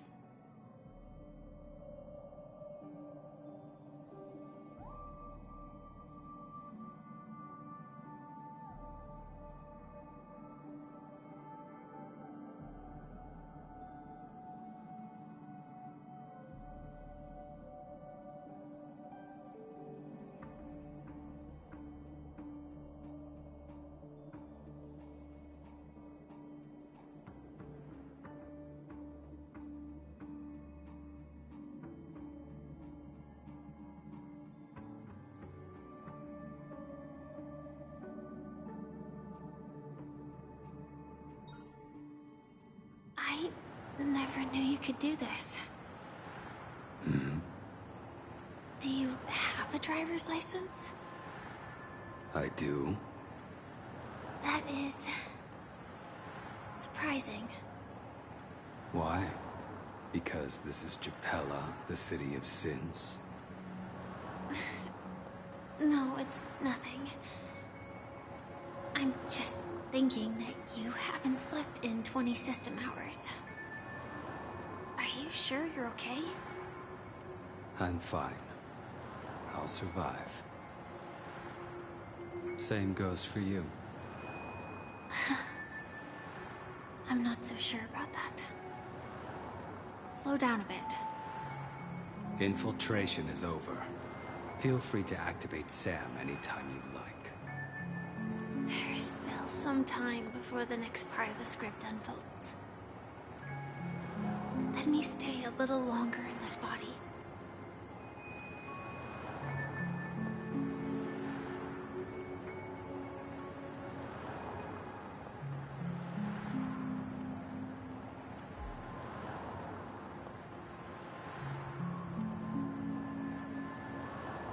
Such a long tunnel. Didn't feel this long when I set off. In half a system hour, it will lead us to Kafka. And then comes the downfall of the Japella Brotherhood. Is that also part of the script? It's in your script too. Sorry. I didn't notice. Their destiny won't change just because of your selective ignorance. I told you before, it's a bad habit. What about you then? Is this the moment you finally find the death you've been looking for? As always, it's a blank slate. It's not on this planet. Why the sudden inquiry? Because I'm currently in a car with a sleep-deprived driver. I just want to get there in one piece. This car has full self-driving capabilities. I'll just put my hand on the steering wheel. Will that do? Hey, don't take everything so seriously. Elio would always say there's only one type of destiny. The inescapable type. He can see the future, and we, likewise, are aware of our predetermined end. But before that moment arrives, we can still choose what we do. We all have this right, don't we? After today, Japella's name will disappear from cosmic history, and the Everflame Mansion will take its place.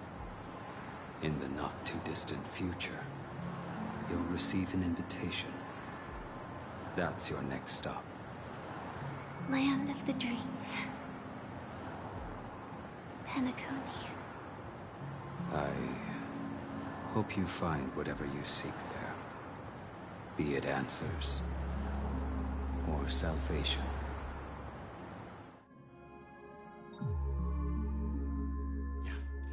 Glad to see you're safe and sound.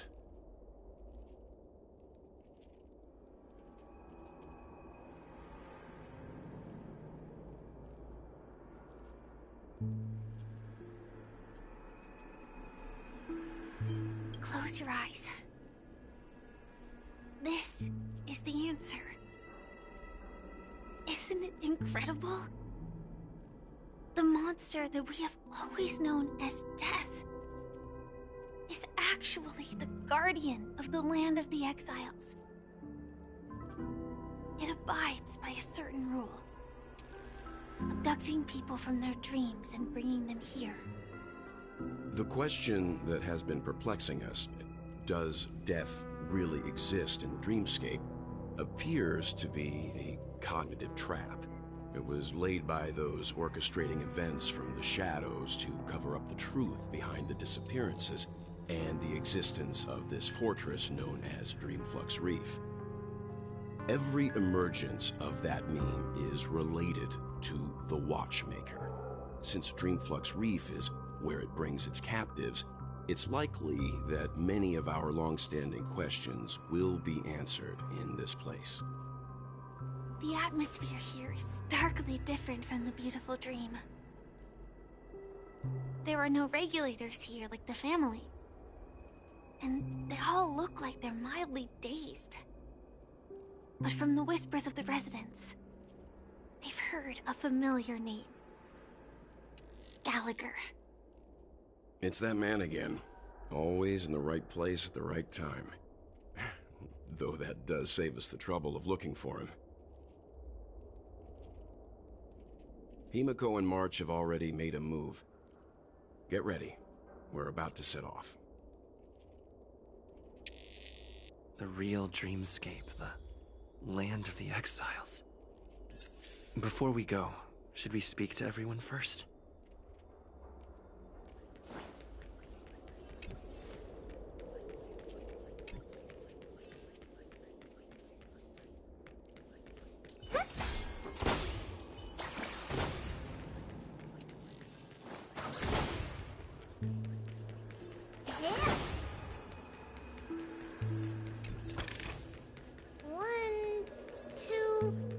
Not enough for us to share.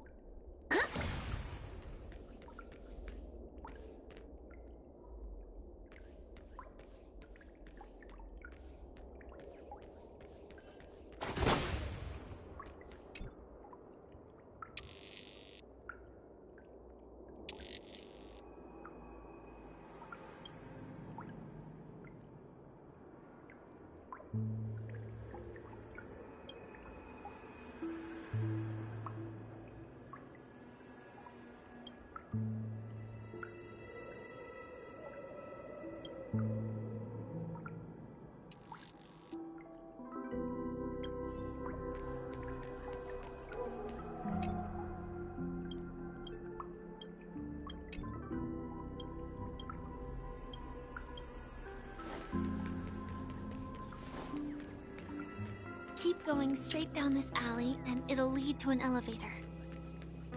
It'll take us to the center of the land of the exiles.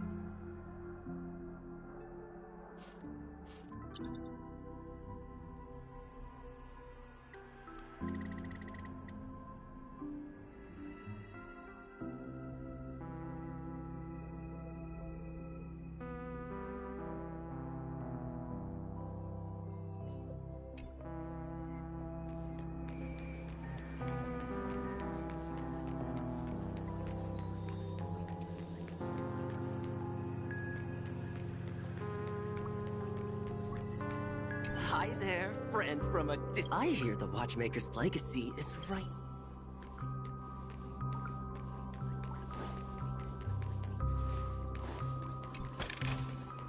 One, two... not enough for us to share.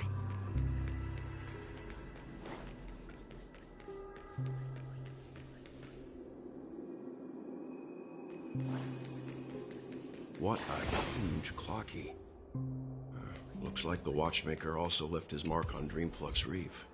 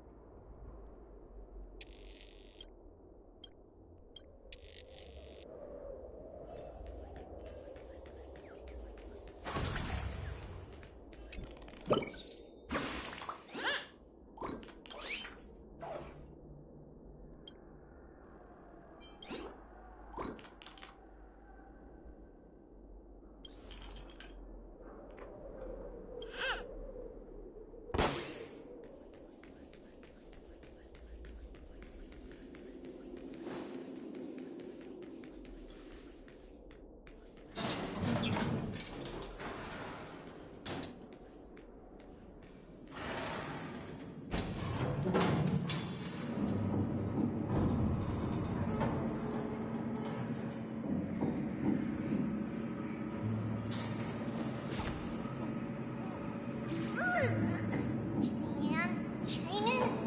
Which one of you likes such sour stuff?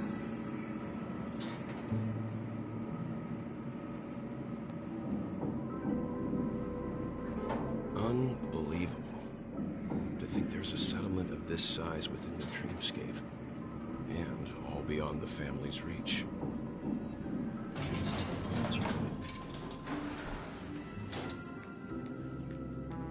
The atmosphere in this fortress is pretty different from that in the beautiful Dream. When I first saw it, I was in awe too. The sky here, it's like a reflection of the 12 dreamscapes. What's even more bizarre is that this place is also separated into trade and residential areas. The layout may be simple, but the facilities are very comprehensive. It seems that there are quite a number of people living here. Though both dreamscapes have distinct styles, the architectural designs are quite similar. Works of the same hand, perhaps. Hard not to speculate on the connection. But there's no point in overthinking things. Let's meet up with Himiko and the others first.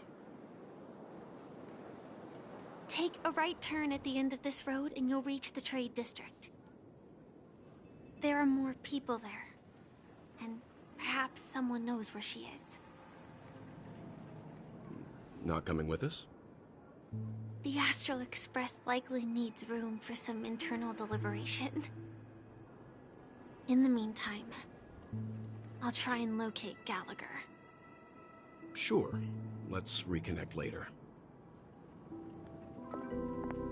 Letting her go was the right decision. Further observations are needed before we decide whether to trust her. But first, there's someone I need to talk to. Let's go. I'm sure you've already noticed him.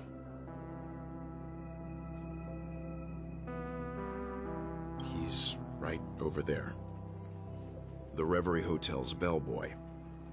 How did he end up here? And right after Miss Acheron severed the beautiful Dream. We'd better check, just to be sure. Trash can is perfect for me, and perfectly legal for me to stay in.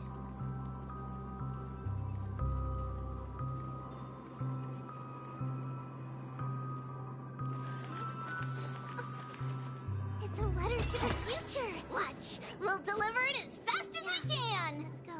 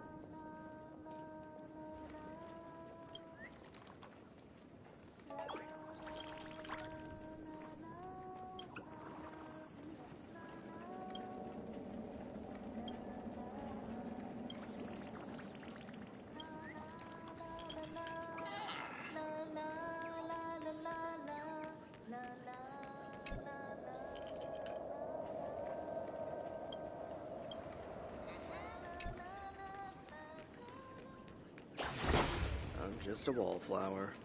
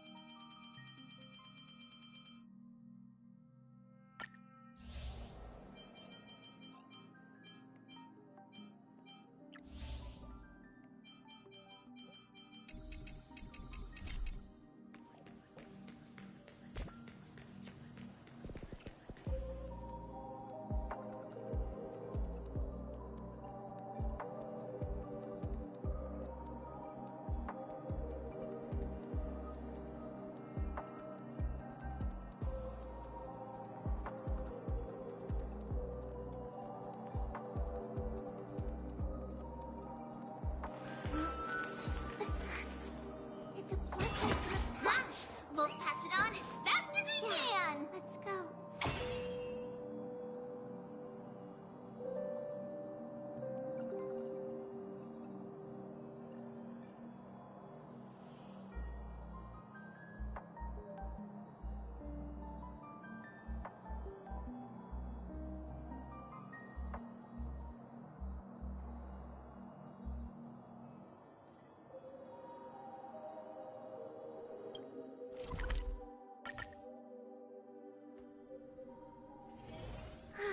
Share the good news with the whole city.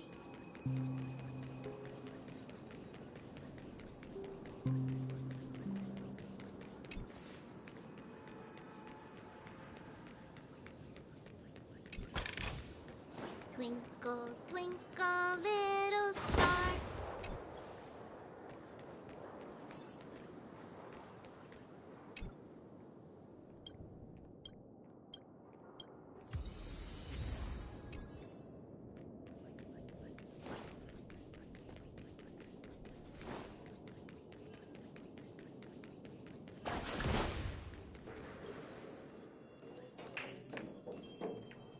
Let's see how you handle a stroke of genius like this.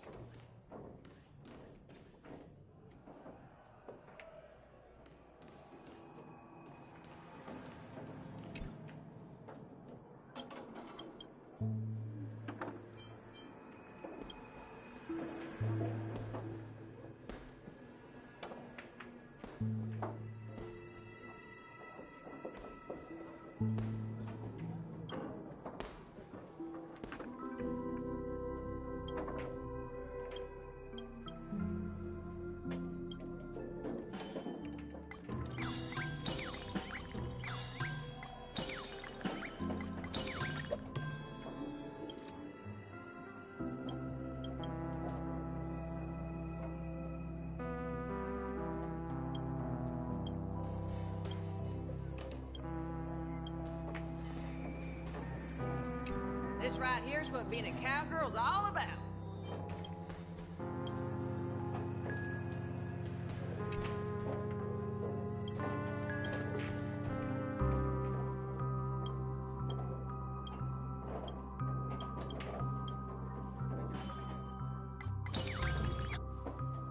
Don't ask where I'm from. A hero's roots don't matter. This place has got both bread and stories.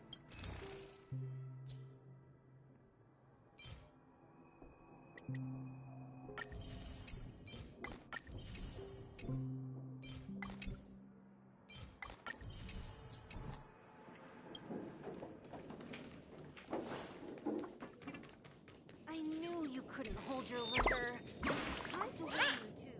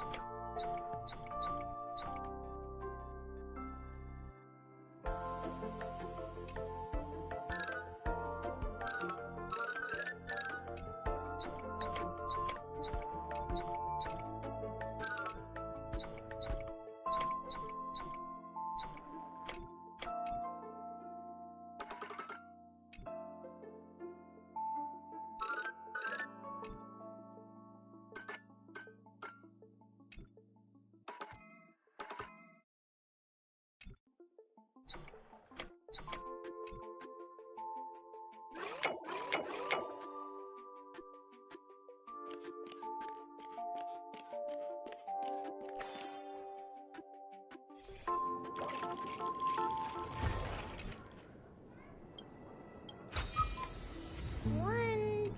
two...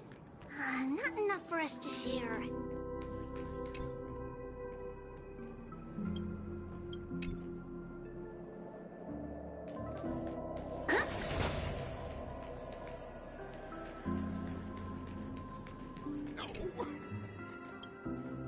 Done for! Done for!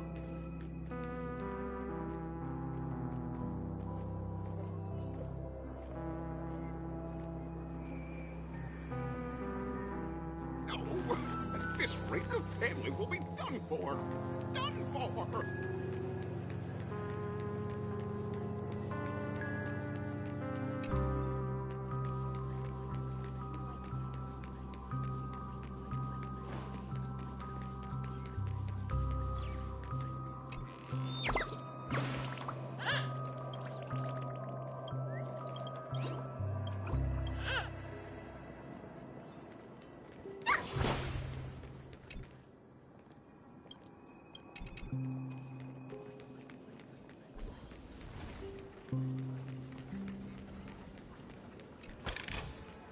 Twinkle, twinkle, little star.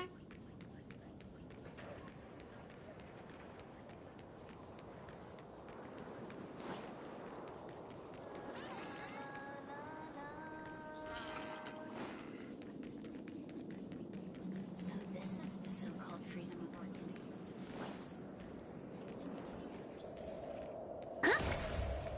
Yeah.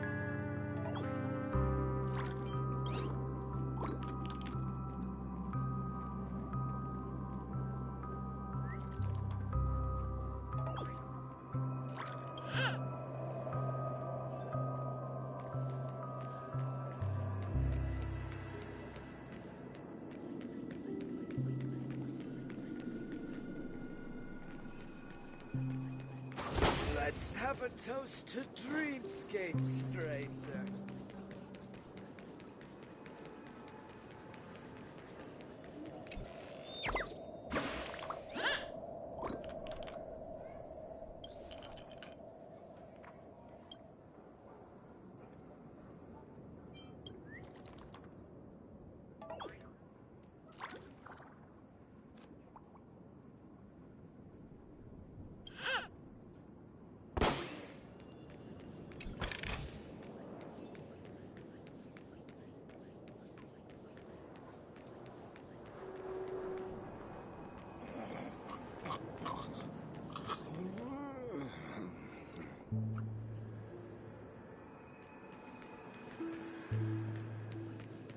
No!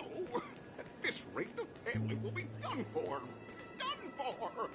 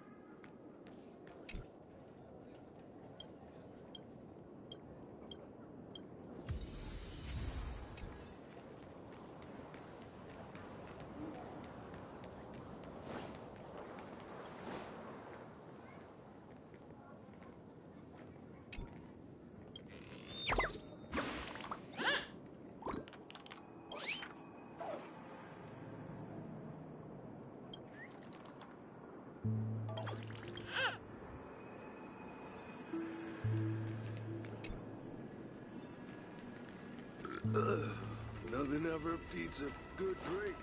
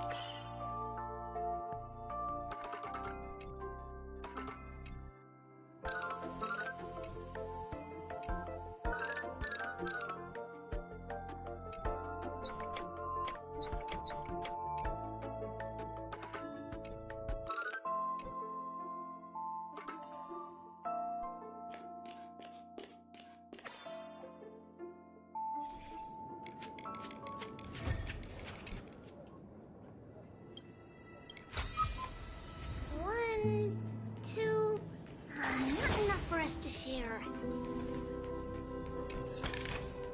Twinkle, twinkle, little star.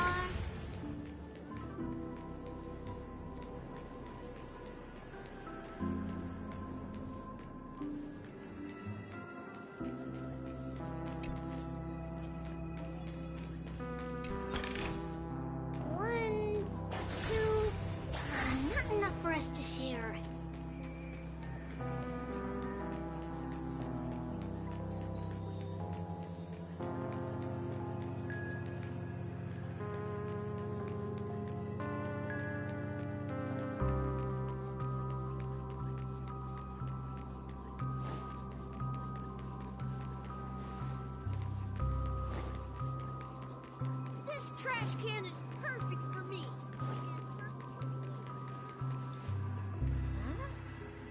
You're the guest from before. We meet again! And a new friend. Forgot to introduce myself. I'm the hotel's bellboy, Misha. Hello, Misha. I'm Welt. We met in a dream. Oh. And who might this be? Tick-tock! Old friend and new friend! Let's high-five!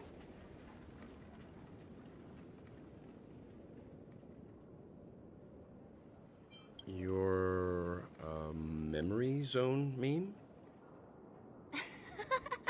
Nope. Clocky is a good friend of mine. We all live here. How did you two get here? This dreamscape isn't supposed to be open to the public. I wonder if it has something to do with Sleepy. So, this is your home? Yep. After my work in the beautiful dream ends, I'll go back home. Commuting used to be more convenient, but ever since travel became cumbersome, Sleepy started ferrying people back and forth between the two dreamscapes. This Sleepy. Can you describe what it looks like? Sleepy is a memory zone meme. Looks fierce and has many eyes. But it's actually really well behaved. Gallagher's been taking care of it.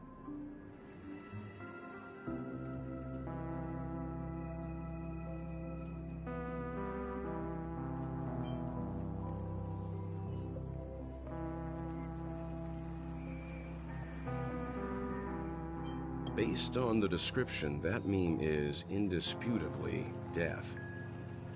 A nightmare for the family, but for the people who live here, well, that couldn't be further from the truth. Death? Not in a dream, surely. Sleepy's just a little aggressive, and sometimes messes up by fetching the wrong guess. But it would never hurt anyone. I see. Has it brought back any guests recently, say, in the last day or two? We're currently investigating a missing person case that occurred within the beautiful dream. I see. Then you'll have to speak with Gallagher. But he's currently busy hosting a visitor from the Oak family and specifically asked not to be disturbed. Mr. Yang, the person you're looking for, is it Miss Robin? Just as I thought. Considering what happened with Miss Firefly, this doesn't come as a surprise. If you're looking for Miss Robin, I can lead the way. She told me that she'd be willing to meet with outside guests. If it's not too much trouble. Also, we're looking for our missing companions. A woman with red hair accompanied by a girl with pink hair. Have you seen them? Oh, I haven't. But please, rest assured. Dreamflux Reef is a small place, and it's not as bustling as the beautiful dream, but its safety is unmatched. How about this? Since it's your first time here in Dreamflux Reef, I'll be your guide and help you find your companions. And then we can all go visit Miss Robin together. She's gone to Mrs. Grace's to visit the children. She won't be leaving anytime soon, so there should be enough time. All right then, we'll follow your plan. Well, we now know the answer to both murder cases that have caused such commotion in Penacony. As for the intentions of the mastermind behind it all, we're still none the wiser.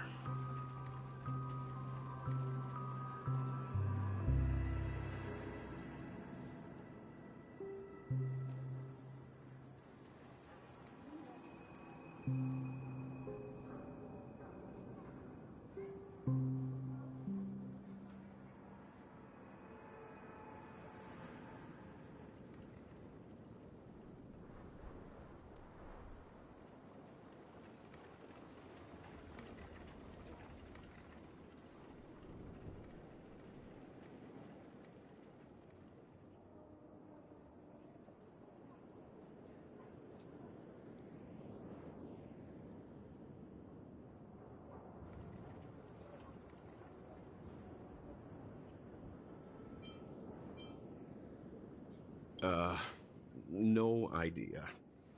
But its connection to Gallagher is worth digging into. Regardless, we have to find him. Say, you mentioned before that you saw Clocky that only you could see, right?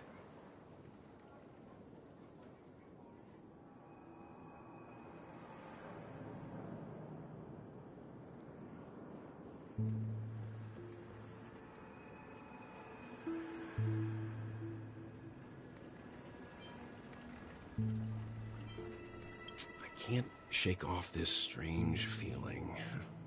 Am I really still so young at heart? Forget it. It's not important.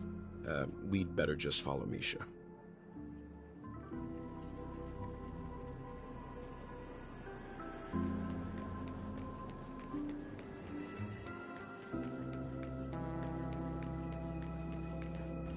Everyone, look!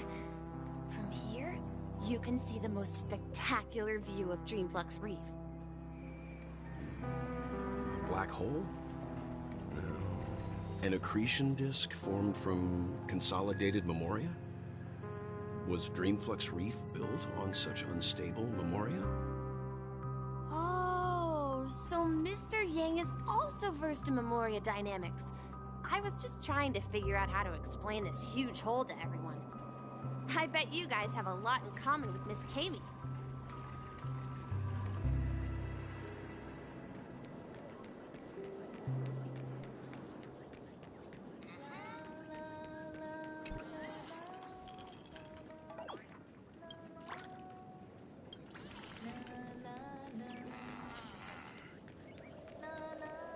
Look! There she is!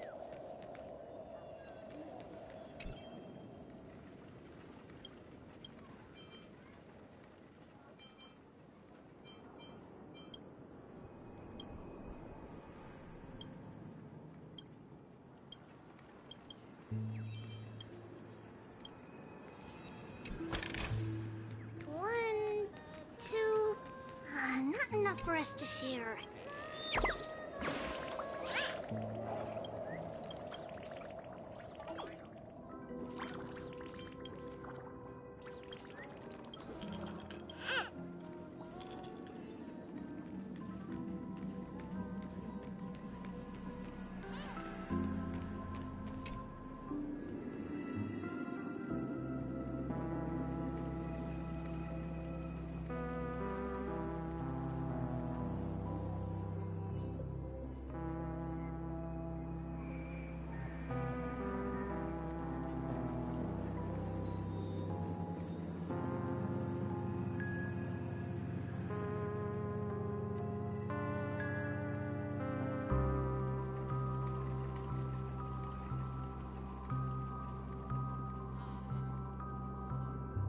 Wonder what's inside. Curiosity killed the charmony dove, you know.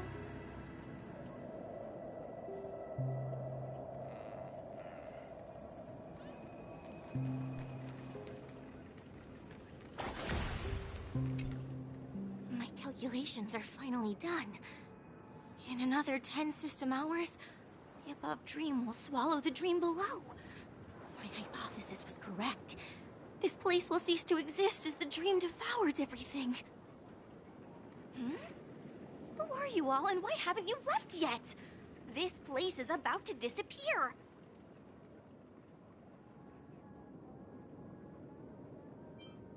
I'm Kami, a dreamscape surveyor specializing in memoria dynamics, and this is my life's work that I'm researching. See that huge gaping hole?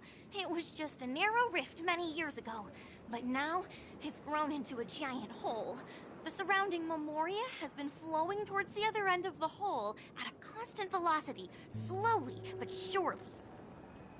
But the scary part is, according to my calculations, the flow rate of memoria has recently changed, and it's faster than ever before. It's almost as if something is sucking it in from the other side. By constantly improving upon Madame Rosalina's memoria measurement method, I've finally obtained accurate results. hours, the Dreamflux Reef will cease to exist. It will disintegrate like a melting glacier, and then fuse with the sweet dream fragments on that side of the void. Please don't worry. This sort of thing has happened many times before. Miss Katie isn't a bad person. She's just a bit lost in her own world. She'll probably realize she's wrong soon enough. You don't say. There was something else that piqued my interest. Who is Madame Rosalina? Oh, do you know her too? Or are you also a fan of Memoria Dynamics? We're very interested in Madame Rosalina's achievements.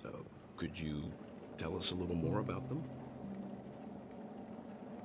Why, of course! She's an excellent scholar of Memoria Dynamics, and the first person to apply Memoria rate measurement methodology on interstellar travelers.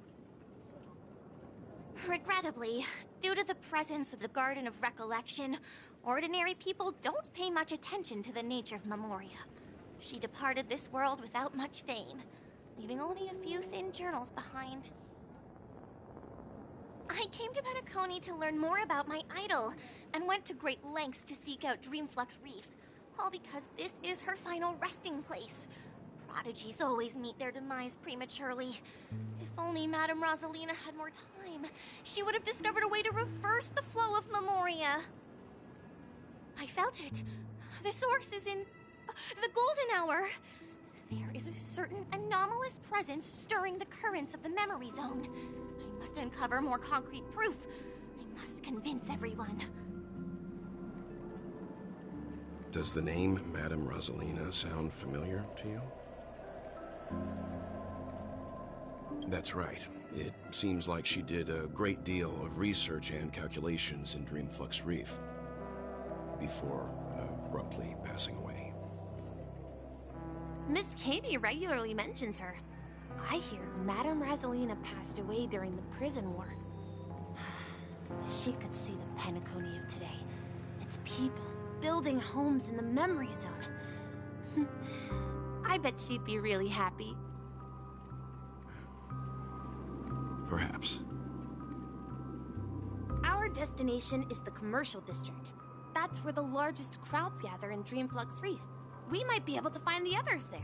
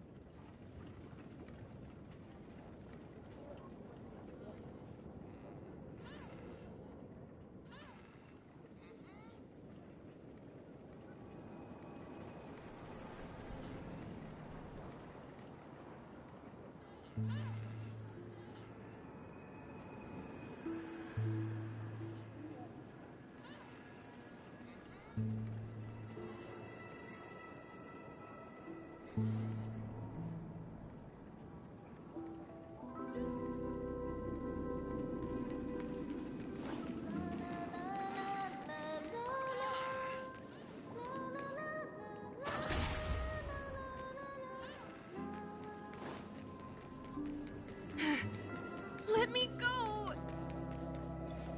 Please, come to your senses. I'm begging you. So this is the so-called freedom of organic life forms. Ghost! There's a ghost! Don't come near me! Oh my. I'm human and so are you. Can you get a grip? there you are. I've been waiting for you two. Quickly, come help. I bumped into a member of the family on the way here. He was so scared, and I just wanted to calm him down. But... Let me go! Let me go! I've only done good in my life. Why can't I rest in peace after death? well, this is how it turned out.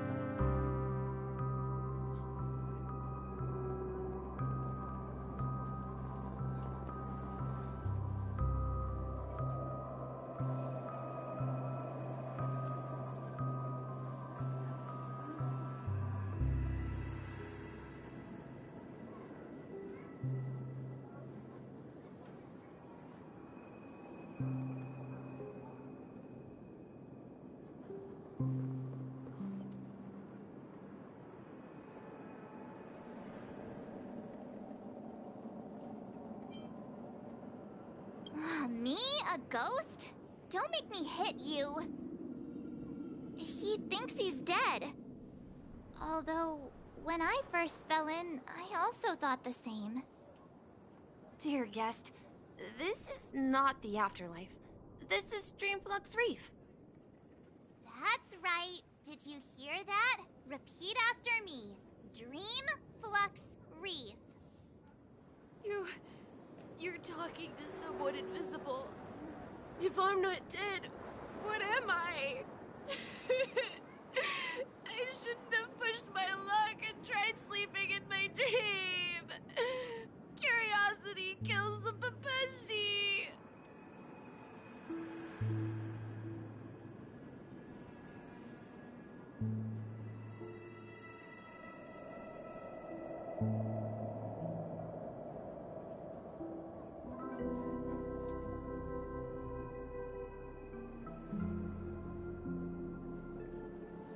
Stop asking! You're not talking about the memory zone meme, are you? Don't say that name! It's all your fault. They're coming!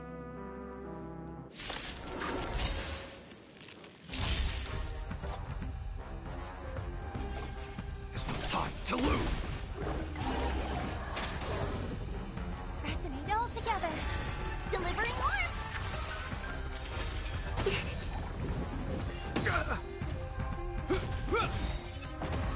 A will forged in ice never falters! Like a shadow!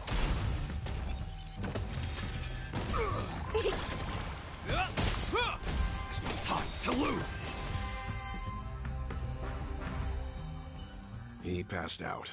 His intense negative emotions attracted the nearby memory zone memes. I see.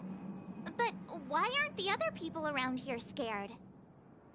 Unlike in the Sweet Dream, people here don't see memory zone memes as dangerous monsters. And even if they pose a threat, people can easily escape by forcing a wake-up call.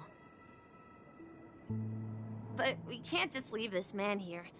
can we take him somewhere safe? We can ask Jessie for help. I've gotten to know many locals while waiting for you guys. Everyone here is living a self-sufficient life. I don't know how to describe it, but this place feels like the real dreamscape. It's a blood patch. We'll pass it on as fast. I remember when No! At this rate, the family will be done for! Done for!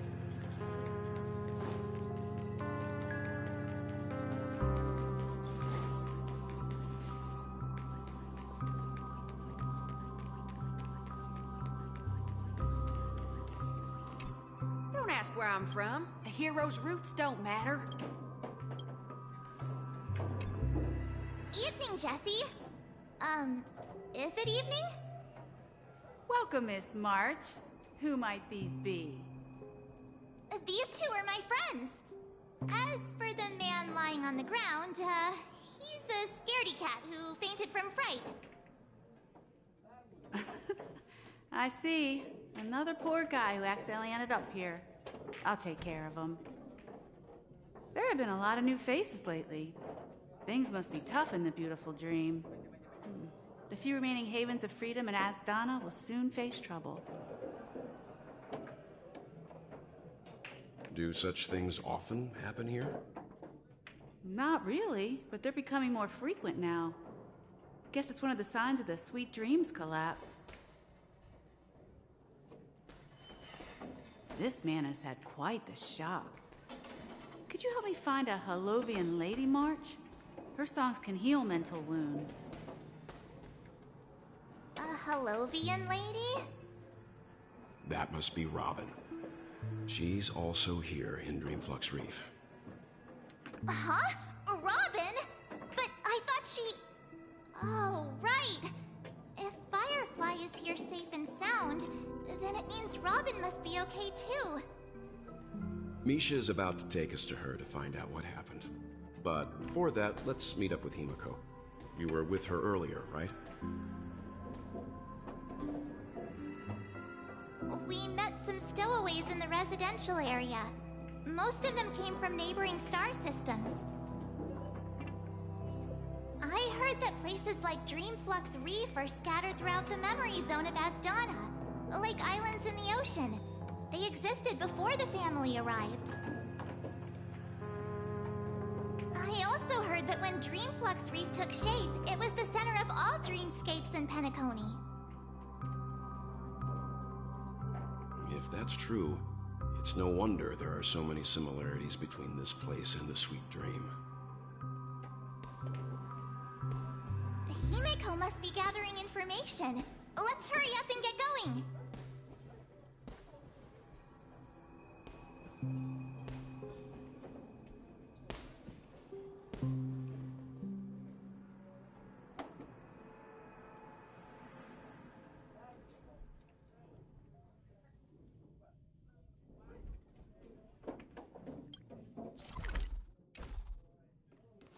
Let's see how you handle a stroke of genius.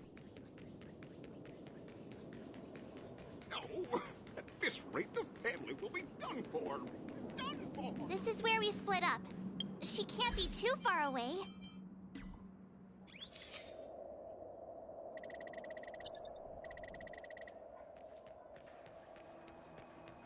So that's how it is. I never imagined we'd gather the remaining details here.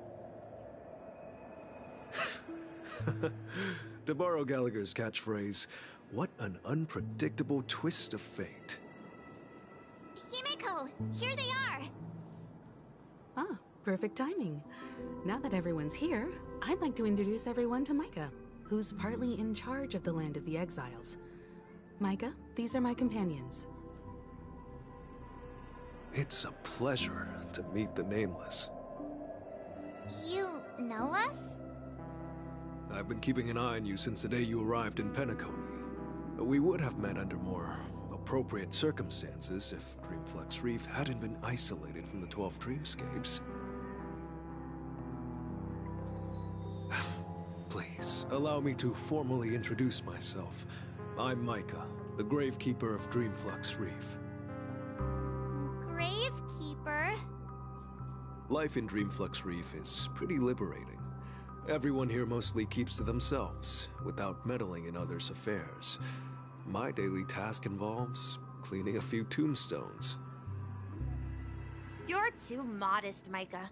When lost dream chasers stumble upon this place, you're the one who takes care of them, guiding them back to the sweet dream, or showing them how to survive the wild dream chaos. So, guardian of sorts. Were you talking to me, Mr. Yang?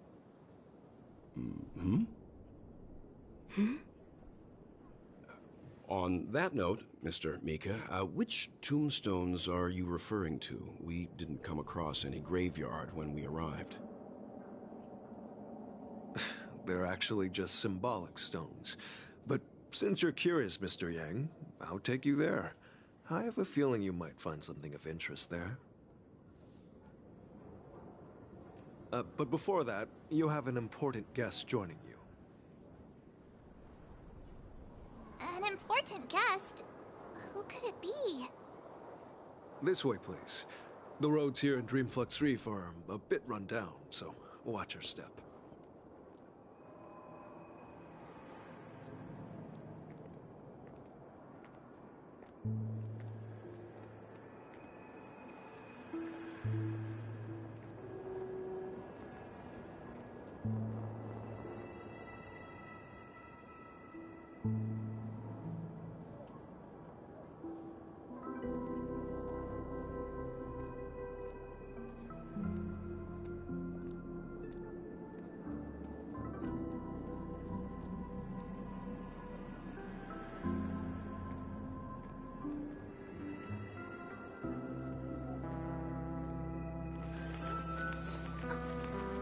It's a letter to the future. Watch, we'll deliver it as fast as we can.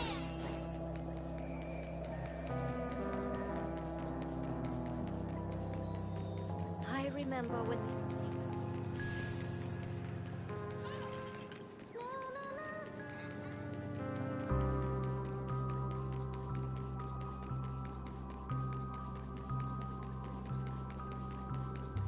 There she is. It really is her, Miss Robin.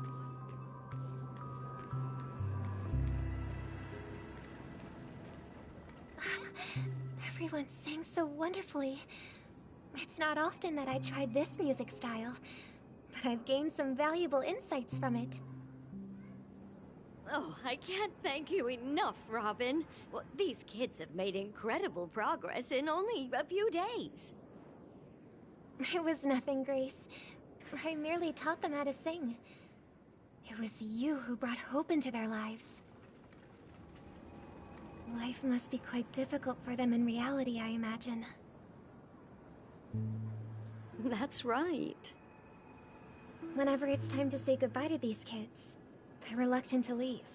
But I've explored every corner of Dreamflux Reef, talked to everyone I met, and they all told me the same thing. This shattered dream is not worth clinging to. It seems you truly are a child of the Harmony. Emma and Andy are orphans I took under my wing. Carol there, with her blind eyes, used to work at a nutrition center in the outer ring of Penacony. And as for Gary, he's been living with autism since he was a child. They're not old enough to enter the sweet dream managed by the family. If we compare people to birds, these kids are like fledglings with impaired wings. But in this dream, well, they can fly freely. Even if they stumble along the way, well, they're still relying on their...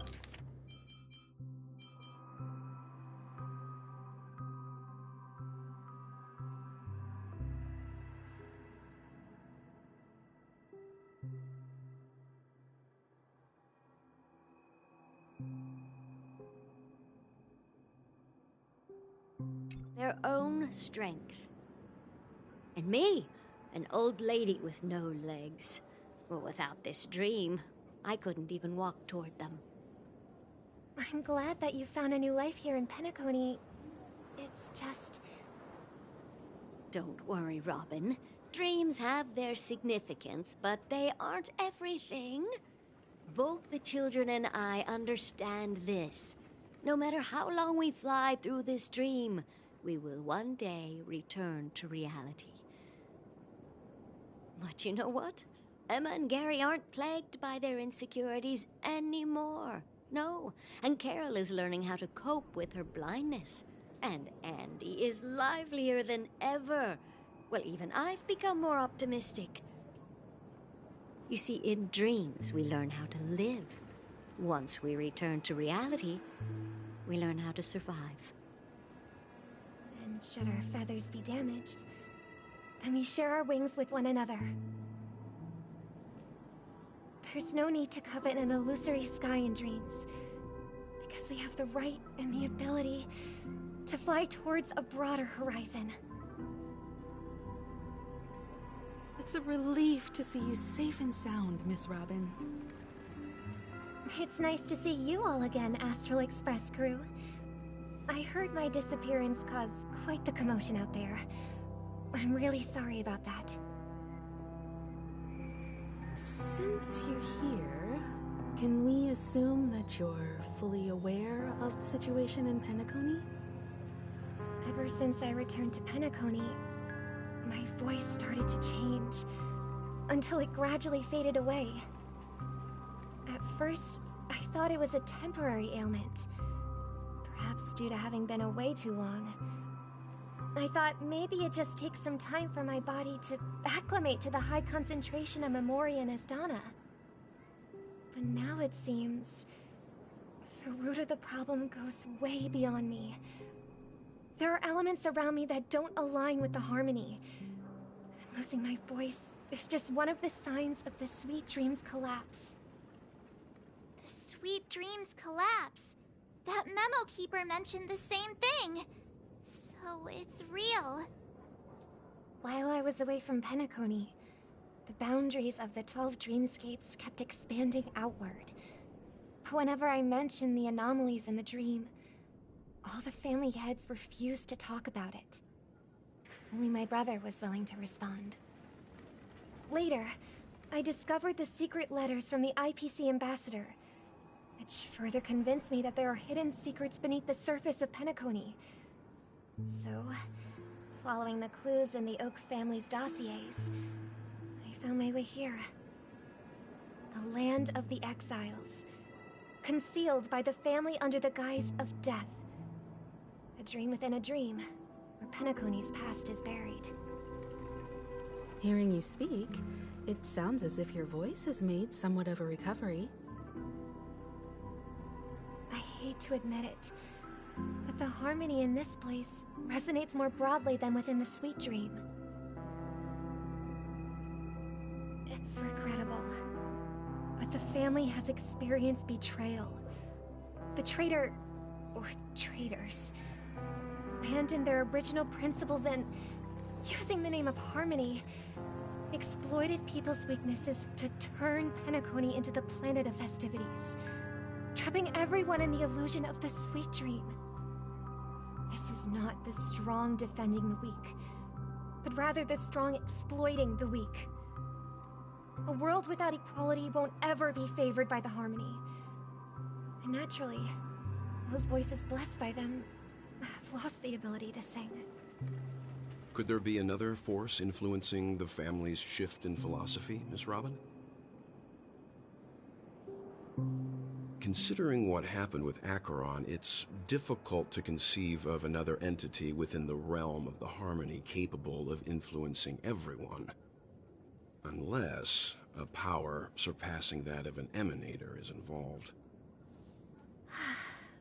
I'd heard about what happened to the Cienjo Alliance, but as far as I'm aware, the family hasn't faced any such external interventions. Who knows? Perhaps I've just been away too long and missed something. Regardless, I cannot accept my home is moving towards the very opposite of what the harmony represents, while still claiming to uphold it. I must uncover the reason why Mikhail cut ties with the family, and who exactly it was who betrayed us all. Do you remember our arrangement, Mr. Micah? Well, here's my answer. I've decided to forgo my role and never step foot on the Charmony Festival stage again.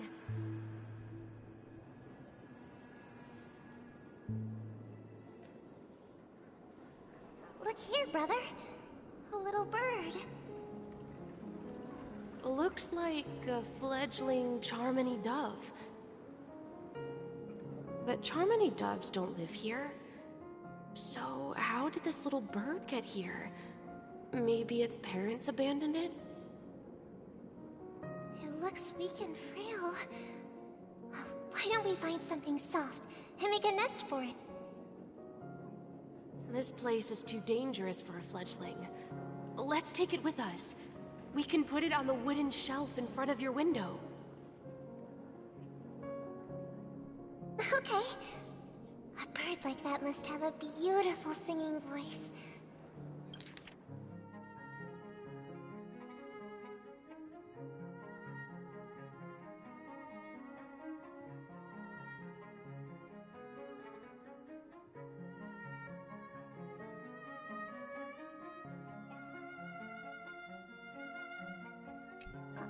But where will it live? I'll ask the family head to build a cage for it. A cage? But then it won't have the freedom to fly, right? Let's see. What is it that has captured the attention of the two best interpreters of the Great One? To the point that they've forgotten how to enjoy their dessert. Oh, poor little thing. Doesn't look like it's doing well. Do you want to rescue it? I do. But I don't want to lock it up in a cage. Why? Even if it's small and not fully feathered, and can't sing, it didn't come into this world just to be locked up in a cage. Birds belong to the sky. That's quite the romantic idea. And what about you, a young scholar? Do you agree with your sister? I think she's right. But if we leave it out in the wild, it won't survive for more than a few days at best. Ah, I see. It seems our little scholar is still a bit unsure. Well, let me tell you youngsters a story. As you probably know, Charmony doves can fly through the air. When they fly really high, the friction caused by the flapping of their feathers against the atmosphere creates amazing lights, so that they look like shooting stars. We've seen this spectacle so many times that we think it's just something they can naturally do. But that's not the truth. Their radiant display is the result of countless struggles against nature over generations. Their ancestors were too weak to survive on the ground, so to escape predators, they started seeking new opportunities in the air. After countless attempts by many generations, one of them finally figured out how to fly.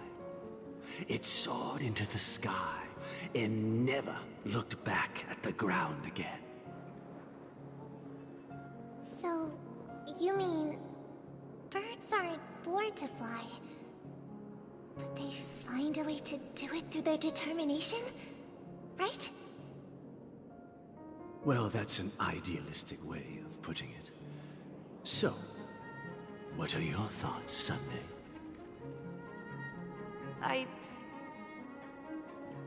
I think people believe birds are meant to fly because they've never seen those birds crashing to their death.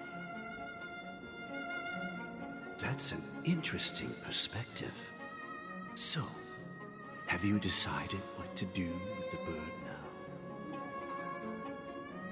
For now, I'll keep it in a cage until it can take care of itself because I want it to live, no matter what. Well said, kids. It seems each of you has found your own answer. Your insights are truly remarkable. And I hope they come true in their own way. We will take good care of it. Won't we, brother? Yeah, but Mr. Gopherwood, there's one thing I don't quite understand. And what might that be, my son? What if this little Charmony dove never learns to fly in the end? I mean, if there are fledglings in this world that can never fly throughout their lives, should we let them go back to the sky, only to see them crash to the ground and die? Talking in your sleep, Birdie? Time to wake up.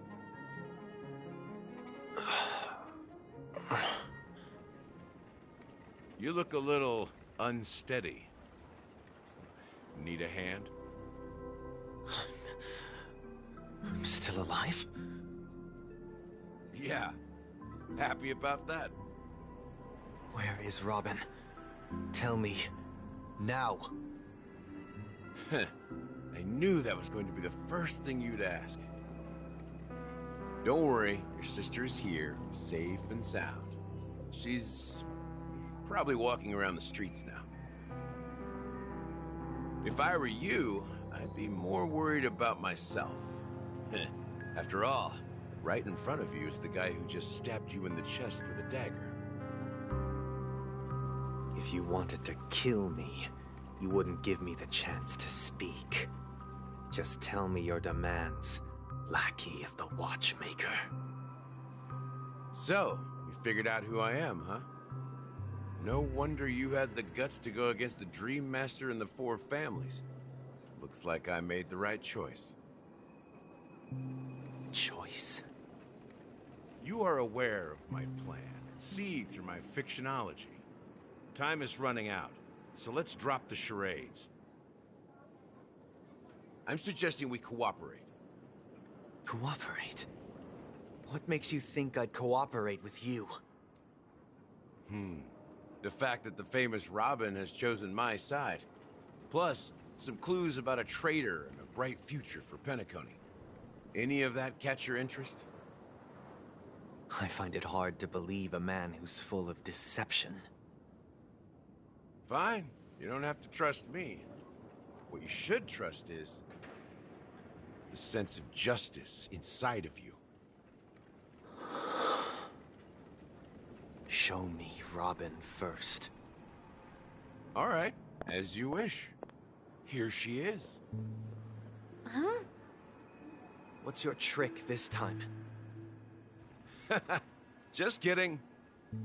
I mean, this lady will lead us to Robin, right? And the crew, too.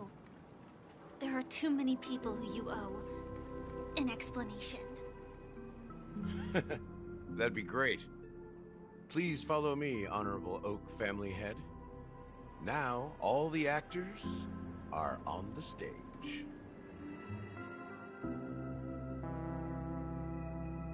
This is the monument I mentioned earlier.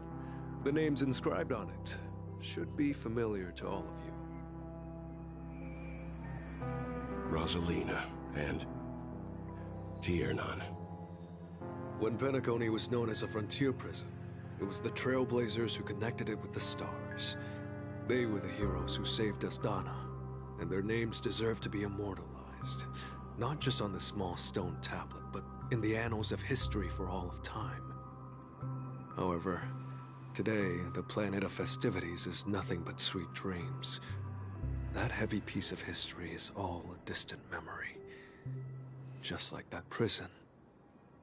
If their names are inscribed here, then that means... According to Micah, they died long ago. Rosalina was killed during the War of Independence. She ventured alone into the heart of the star system to investigate the flow of Memoria, but she never returned. Tiernan was a skilled gunslinger, strong and reliable. He led the people through countless battles, but he didn't live long enough to witness the arrival of true peace. In the decade following the war, Penacony faced challenges internal and external. To protect Asdana, Tiernan picked up the way of the Trailblaze again, and led the Lampmoth family to explore beyond the system, only to be surrounded and wiped out by the Swarm. Though I had expected as much, the tales of these heroes truly are sorrowful. True to the title of Trailblazer, they spent their lives venturing into the unknown. But what about this tablet? There are no names carved on it. When Dreamflux Reef was created, its owner was still alive. However, he insisted on erecting a monument for himself, saying that it will happen someday. Here we meet again. Everyone from the Astral Express. Robin.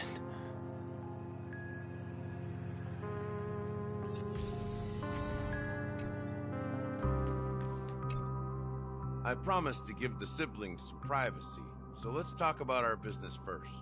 What do you say? That sounds sensible enough. Since you went through the trouble of gathering the family head, the crew, and the Stellaron hunters, I'm guessing you have something important to say, Mr. Gallagher? Oh, is it that obvious? The look on your face is practically screaming, I'm the one behind all this. You're right, Mr. Yang. It is indeed time to come clean on everything. The siblings already know what they need to, and they've made their choice. But you, Nameless, arrived a bit late. So it's only fair that I answer your questions. Before we begin, let me reintroduce myself. I'm the founder of Dreamflux Reef, the deputy of the Watchmaker, and the one who sent out that invitation. As Gallagher, the history fictionologist, I humbly extend my greetings to you all. History fictionologist? So what, everything you told us was made up? Well, don't worry. Almost everything I shared was true. Well, except for the part about the family accepting me back. I double-checked with Micah, and everything he said about the family, the Watchmaker, and Mikhail is true. Thank you for your understanding.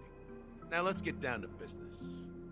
I'm sure you're all wondering why I went through the trouble of setting up this battle for the legacy, inviting different factions, and stirring up a ruckus all over Penacony.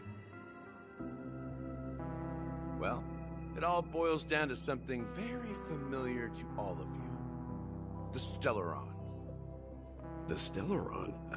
But how is that possible? Penacony is a free-flowing interstellar hub. There are no signs of contamination whatsoever. You're totally correct. So, care to take a guess at what that means?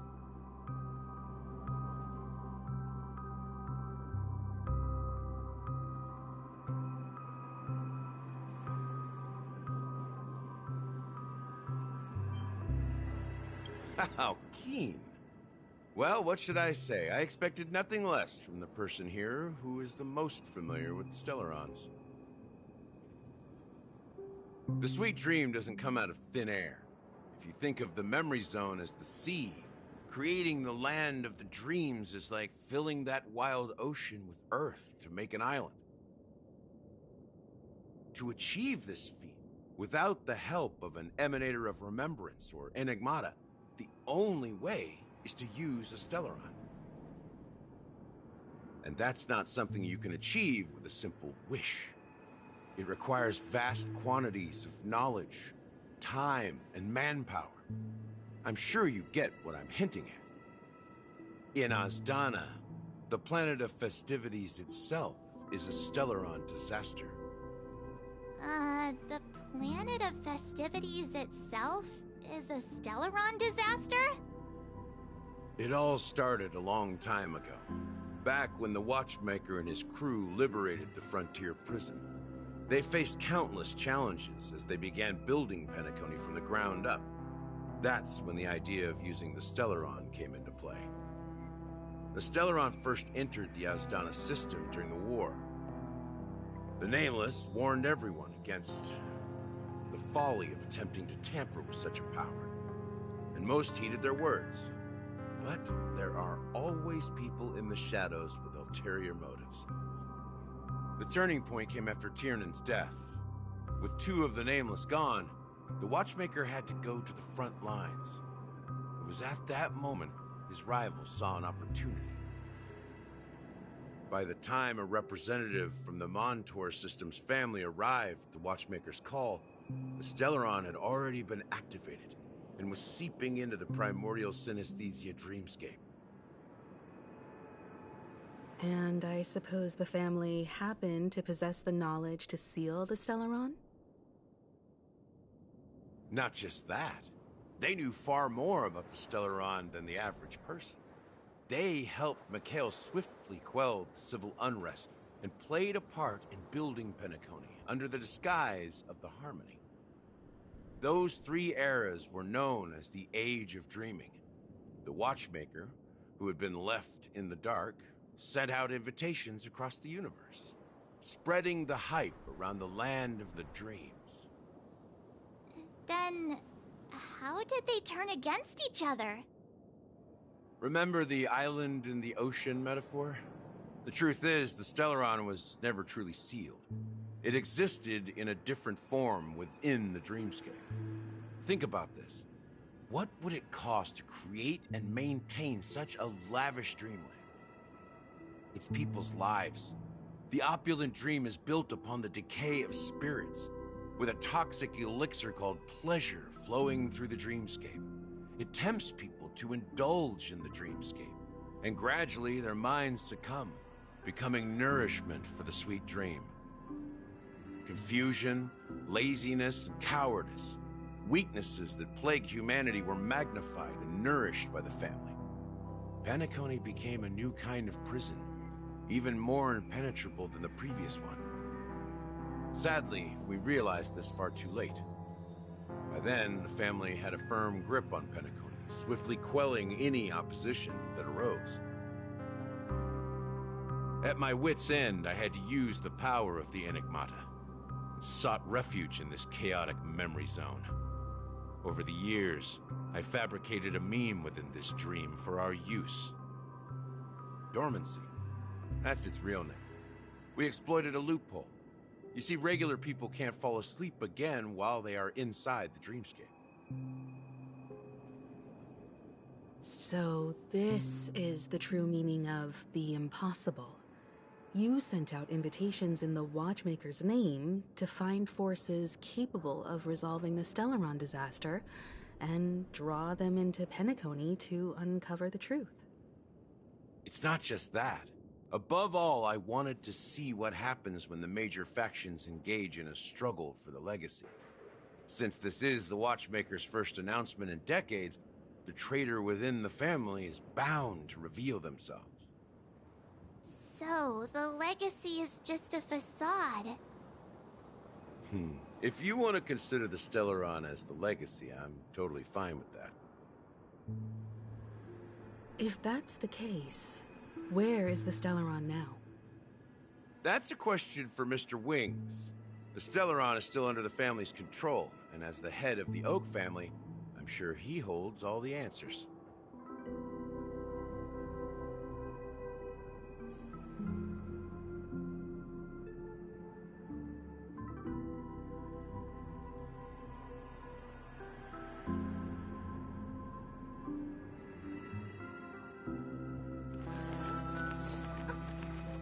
It's a letter to the future. Watch. We'll deliver it as fast as we can. Let's go.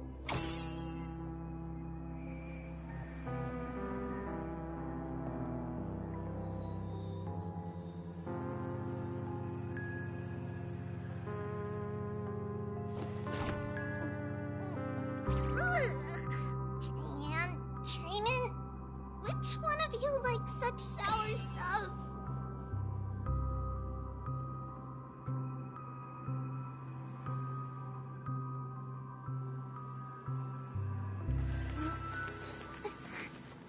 It's a blessing to the past. We'll pass it on as fast as we can. Let's go.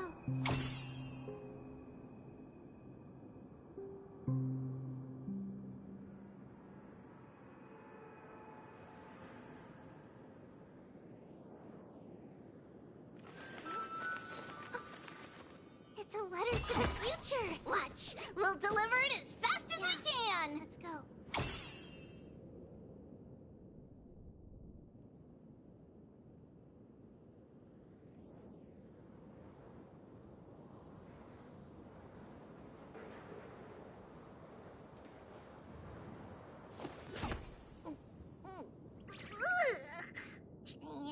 Training?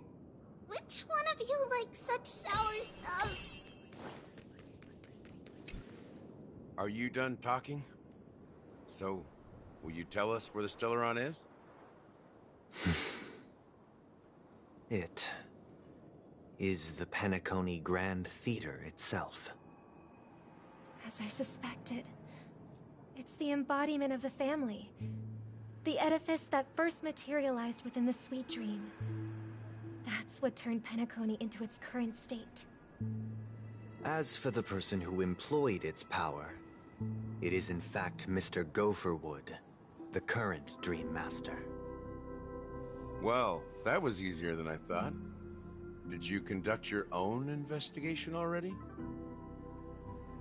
Correct. When I was trying to track down the person who murdered my sister, apart from you, Gopherwood was my second suspect. Confronting me first turned out to be a smart move on your part. I didn't have other options. The Dream Master has been elusive, and even the heads of the families can hardly get an audience with him. Moreover, Mr. Gopherwood has been kind to my sister and me. And I didn't want it all to end like this. What do you mean by that? To be honest, my brother and I are also victims of the cancer of all worlds. We grew up as orphans, and were adopted by the family when they came to help. Mr. Gopherwood recognized our potential and brought us to Penacony. But I can't just stand by and watch Mr. Gopherwood become an enemy of the Harmony. I won't use my voice to support an evil cause. I won't step on that stage and sing, no matter who the traitor is, or what orders they give me. I won't let the Charmony Festival become an event that destroys Harmony itself. You're the paradise in our dreams. Indeed. For the paradise in our dreams. As the head of the Oak family, I'm responsible for ensuring Penacony's promising future. Robin and I will head into the Sweet Dream and confront the Dream Master. And if it turns out that the family has truly strayed from the Harmony, I'll fight alongside you. We'll put the Charmony Festival on hold and make sure Mr. Gopherwood pays for his blood debt. The enemies you are about to face aren't like this old dog here, who can barely even bark. Since our interests are aligned, why don't we team up? Maybe, just maybe, we'll have a shot at success. We have always been following in the footsteps of our nameless predecessors, and there's no reason to stop now. Yeah, we Nameless won't back down from a challenge. Isn't that right, Mr. Trailblazer?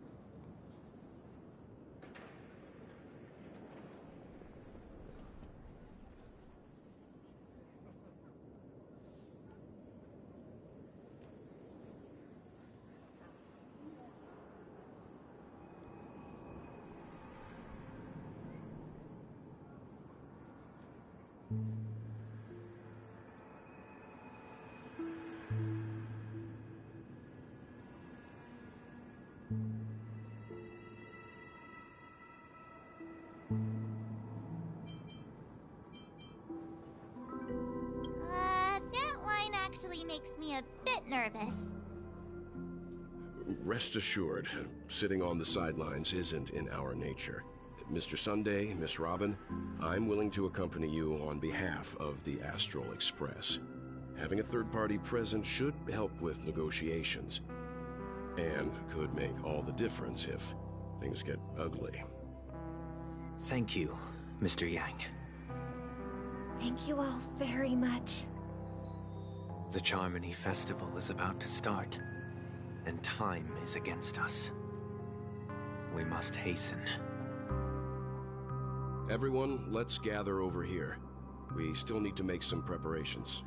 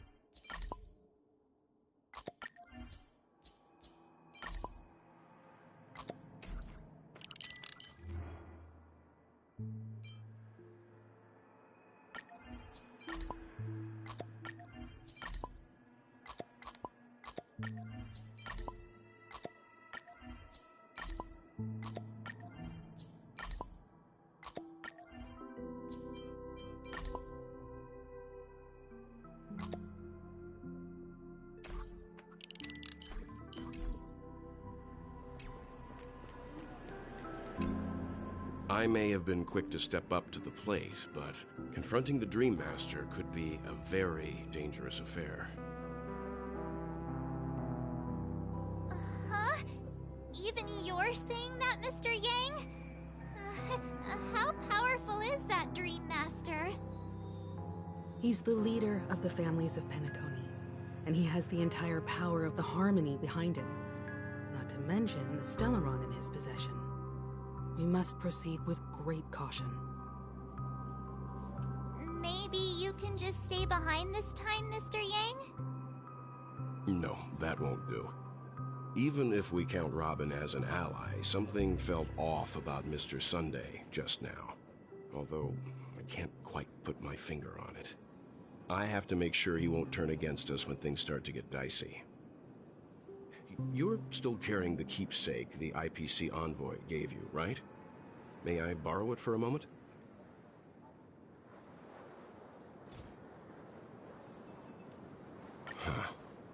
I knew it.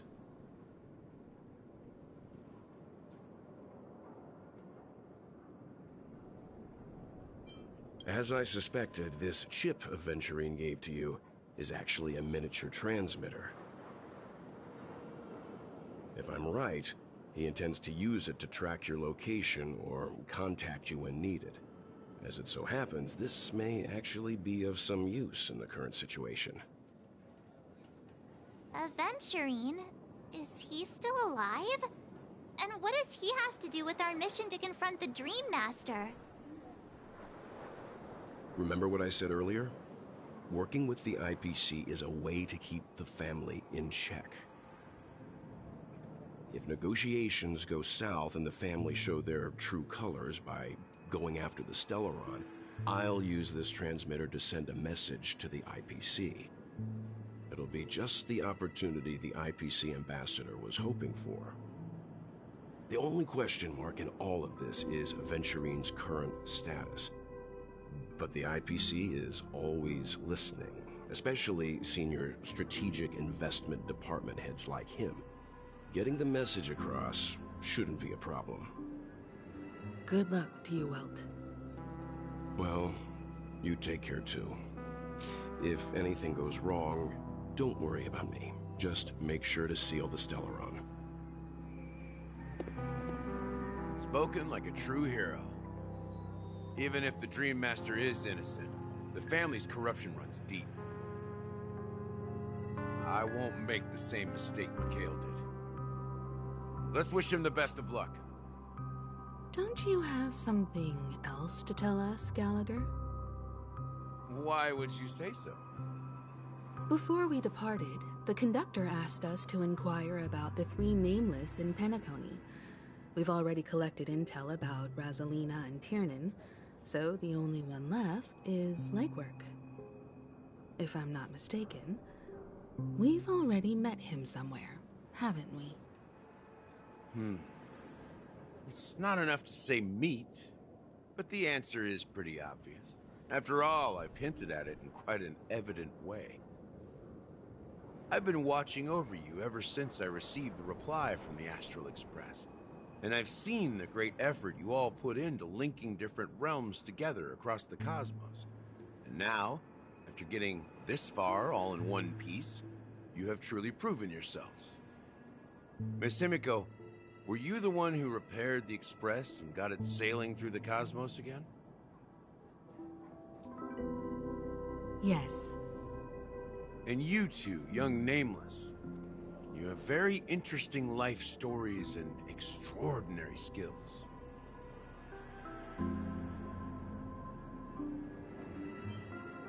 What? Hey, you can't just make up titles like that. You're full of energy. Please send my regards to the conductor, Pom Pom.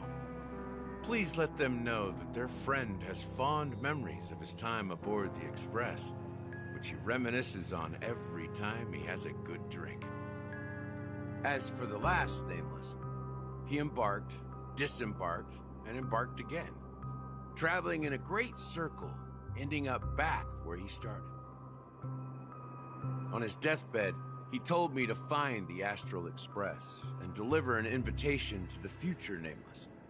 He left behind a special gift, a true legacy.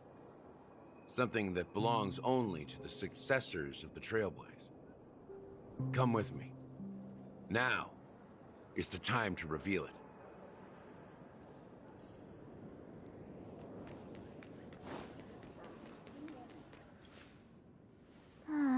Back here again. Sometimes I feel like you're still alive, old friend. Like you've still got so much to say and do. I've kept my promise. Brought the future Trailblazers you've waited so long for. I don't know why you were so obsessed with that train.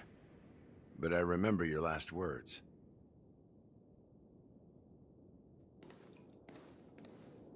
Don't let us down, old man.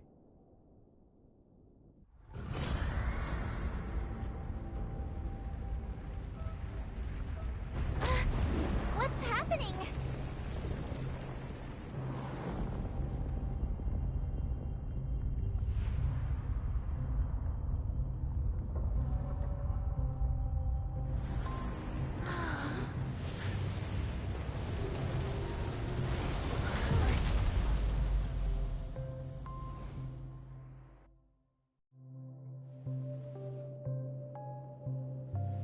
Go ahead. His resting place lies in the garden up ahead. The first and last nameless of Penacony. Mikhail Char Legward, the Watchmaker.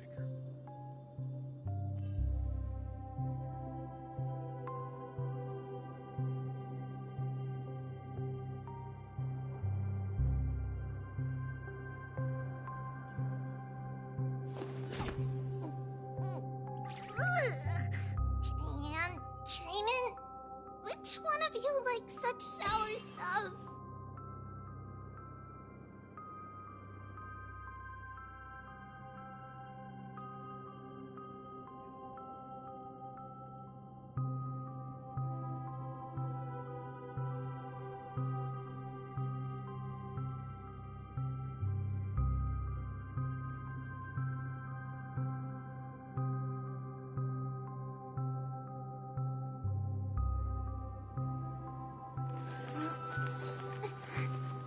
It's a blessing to the past. We'll pass it on as fast as we can. Let's go.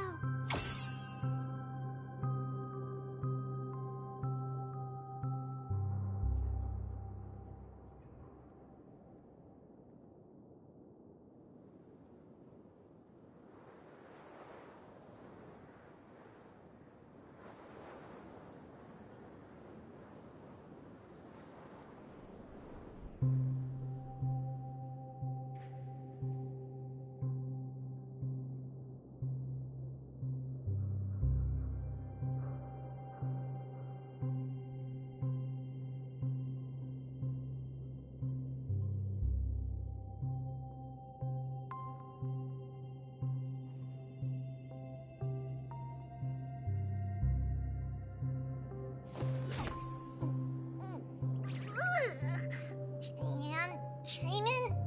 Which one of you likes such sour stuff?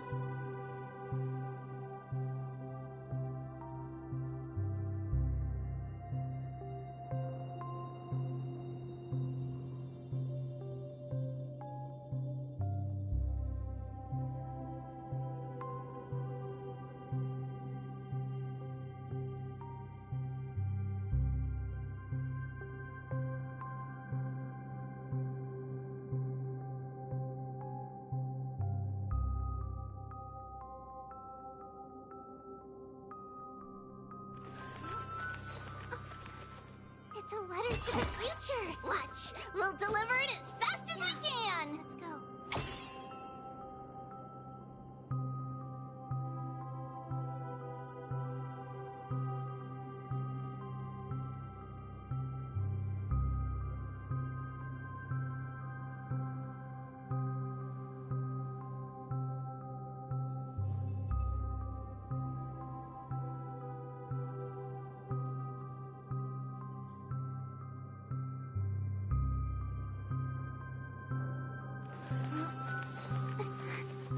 It's a blessing to the past. We'll pass it on as fast as we can. Let's go.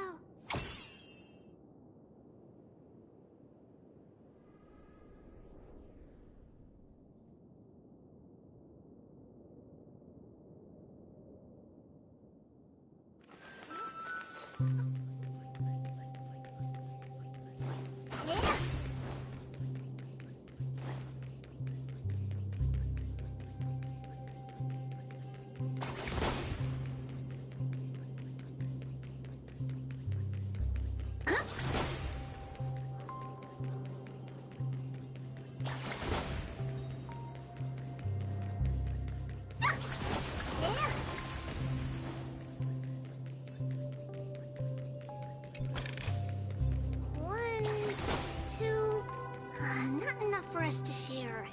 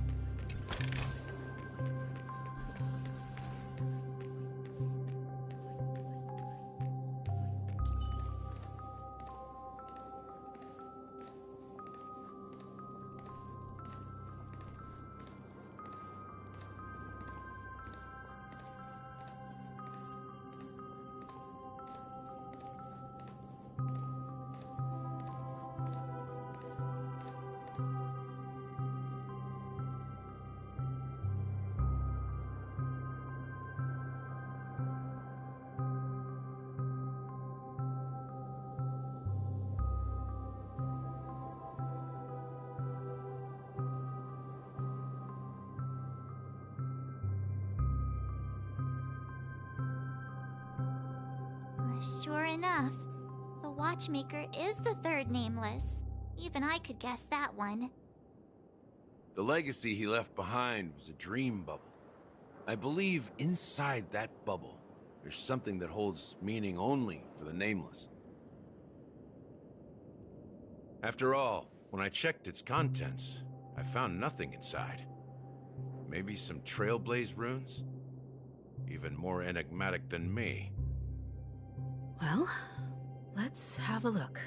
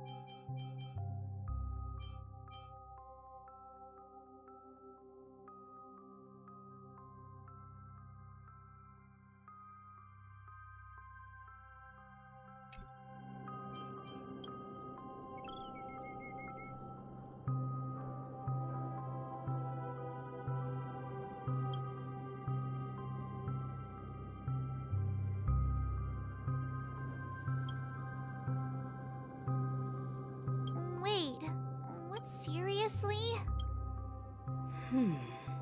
How could a dream bubble...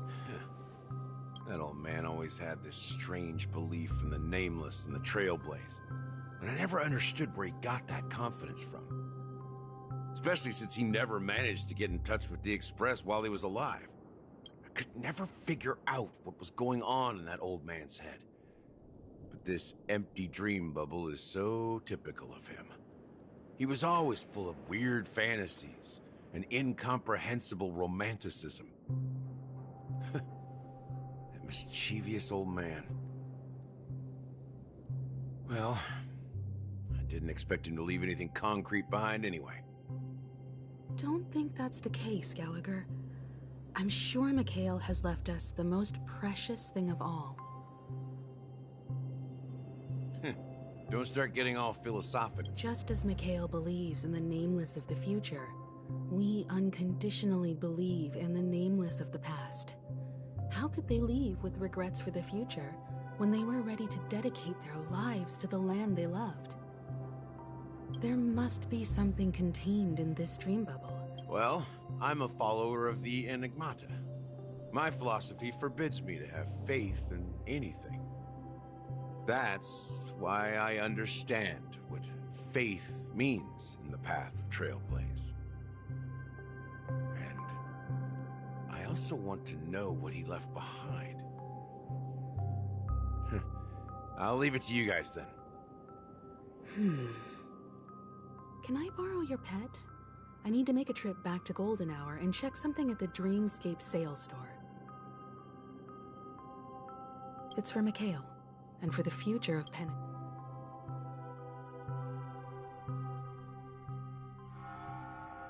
Welcome to the Reverie Hotel. How may I help you? Greetings. We're the Nameless from the Astral Express, and we'd like to check in. The Astral Express? But I thought... Yes, my companion's already checked in. My name is Dan Hung, and I believe my personal information is recorded in your system. I see, but your companion said you wouldn't be coming due to a change of plans. Now the plans have changed again. And you are... Me? I'm Pom Pom, a new nameless who's also with the Astral Express. He's my fellow Trailblazer. We responded to the family's invitation before he boarded the express, so he wasn't registered in your system. Is it possible to accommodate him as well? Oh, I see. Another one of the Nameless had a similar situation. Since there's a precedent, it shouldn't be a problem. Just give me a second to contact your companions. I'm sorry, dear guests, but it seems I'm unable. What do you mean by... My apologies. This is the first time I've encountered a situation like this. However, the system indicates that those guests are still in the dreamscape. How about this? Give me their room number, and we'll go check on them ourselves. I'm afraid that's not possible. I need to verify both of your identities before I can share any guest information. How about you just wake up someone? Let's say, Welt? I'm sorry, but there are strict rules regarding forced awakening. It cannot be done without the proper clearance. So nothing works, huh? What's your solution then? Are you saying we sleep here? At the reception? Please be patient. We need to contact your companions in order to confirm your identities. And now it seems you need to confirm our identities before you can contact our companions. It seems so. Oh, fudge! Look, nothing personal, but if you can't handle this, go find someone else who can. Please calm down, dear guests. I do recall that Mr. Sunday, the Oak family head... I don't think she's trying to give us a hard time. I have a bad feeling about this. You try... Something doesn't seem right. I need to leave for a moment. Sure thing. Don Hung seems pretty worried about his companions. I should give him some space.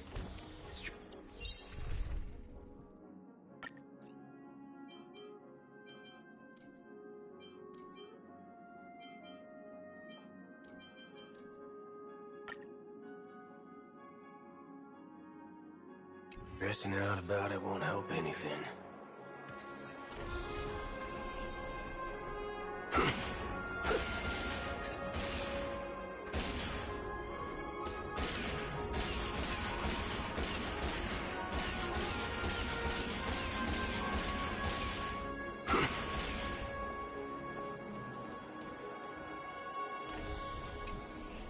The Charmony Festival is about to start.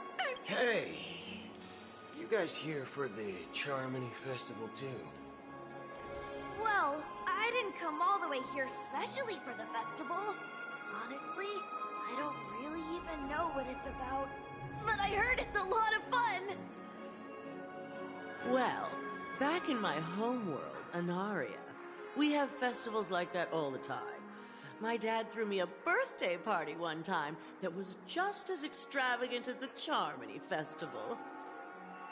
Oh, come on! The Charmony Festival is a once-in-an-Amber Era event! How can a birthday party compare? Well, you never know, right? Maybe on her world, birthdays only happen once in Amber Era. Anyway, let's forget about that. Have you heard about the, unsettling things happening in the dreamscape? Unsettling things? What could possibly go wrong? It better not ruin the Charmony Festival! I've been looking forward to it! Relax. With a big event like this, there's bound to be lots of gossip and rumors. Don't worry. If anything does happen, the family will be on top of it. Oh, that's a relief. I didn't come all this way to see the festival go down the drain. Well, looks like I won't get any fudging clues out of these two. They're clueless.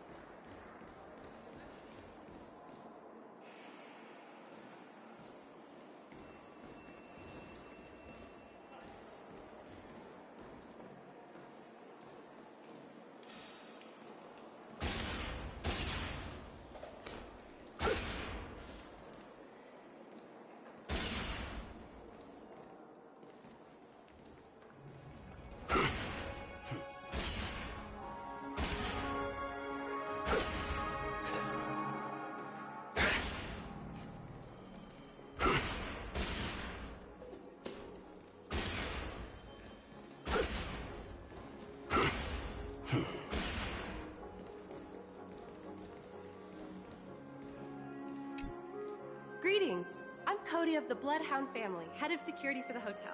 How may I assist you? Hello. So, there's something I wanted to ask about. I've been hearing some unsettling rumors about certain incidents that might affect the Charmony Festival. Do you think there's anything to be worried about? I've traveled all the way from the Yahoo Federation, and I don't want my trip to be ruined. What do you mean? Wait. You haven't heard? I'm not sure where you heard those rumors, but they're completely baseless. I can assure you, as a representative of the Bloodhound family, that everything is going smoothly for the Charmony Festival. At present, all of the families are focused on making sure the festival starts on time. Even the Dream Master himself has arrived. So don't worry, your trip won't be in vain. Ah, that's a relief to hear. She doesn't appear to be acting. So, it seems that even the hotel staff are out of the loop. Back already? Hasn't she returned yet? Nope. I'm starting to wonder if sending her to contact Sunday was a good idea. Neither the staff nor the guests seem to know anything about what's happening in the dreamscape, and wherever we go, all we see is people enjoying themselves. Definitely not a good sign. I agree. Another unusual thing is that the Oak family is supposed to be in charge of organizing the council, and I walked around the... Well, I'll be forked. If I remember correctly, the head of... We shouldn't linger. Not so fast. Have you ever robbed the IPC, bro? If you run away now... Are you suggesting we sit here? I wouldn't say do nothing. But let's stay put for now. Even if the family has ulterior motives, they couldn't have anticipated us showing up here. We're the surprise factor for them. They don't want to attract unwanted attention from certain outsiders, so they won't do anything reckless. See? The IPC lackeys are keeping a close eye on this hotel. If I were a family member, I'd find an official excuse and keep the surprise factor. Of course, we don't need to... A secret signal. That's right. Oh, a concrete object can indeed help the memo keeper establish a connection with you. But Boot Hill... I'm sorry. But it's one of my quirks. I have too many unreliable friends. And if I reveal that I have backup plans, things can go awry. And that would leave all backup plans completely useless.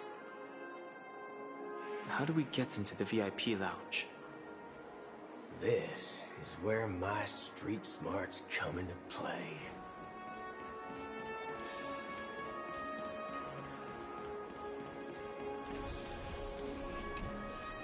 You're the lobby manager, right? Yes, I am. How may I assist you? We're the Nameless from the Astral Express. We wanted to check in, but there's something wrong with your system. The lady at the front desk said she would contact the manager, but now she's nowhere to be found.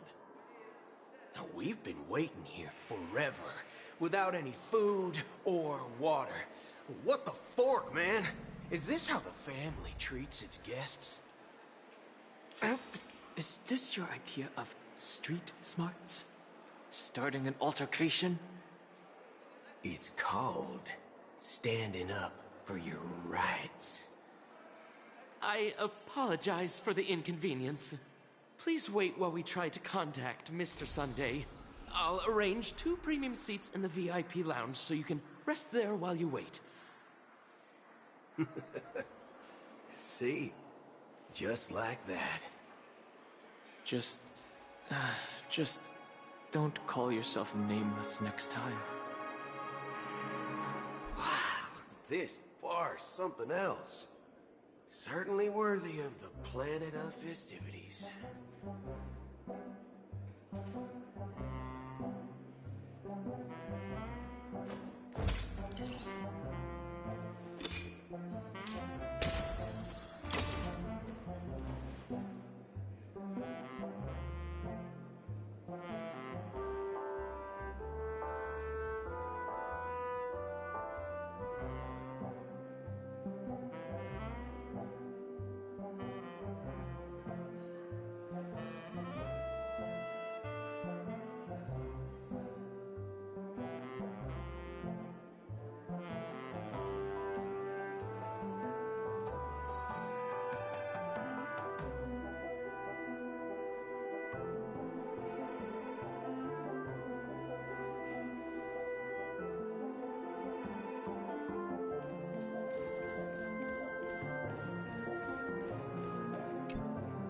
Good evening, gentlemen.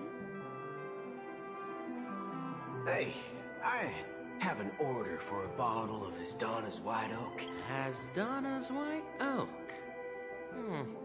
Oh, no way.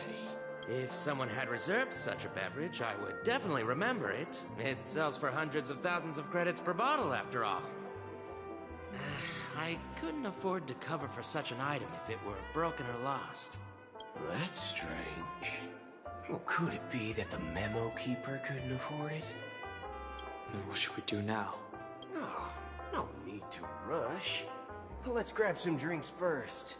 Maybe I arrived too early and he hasn't come yet.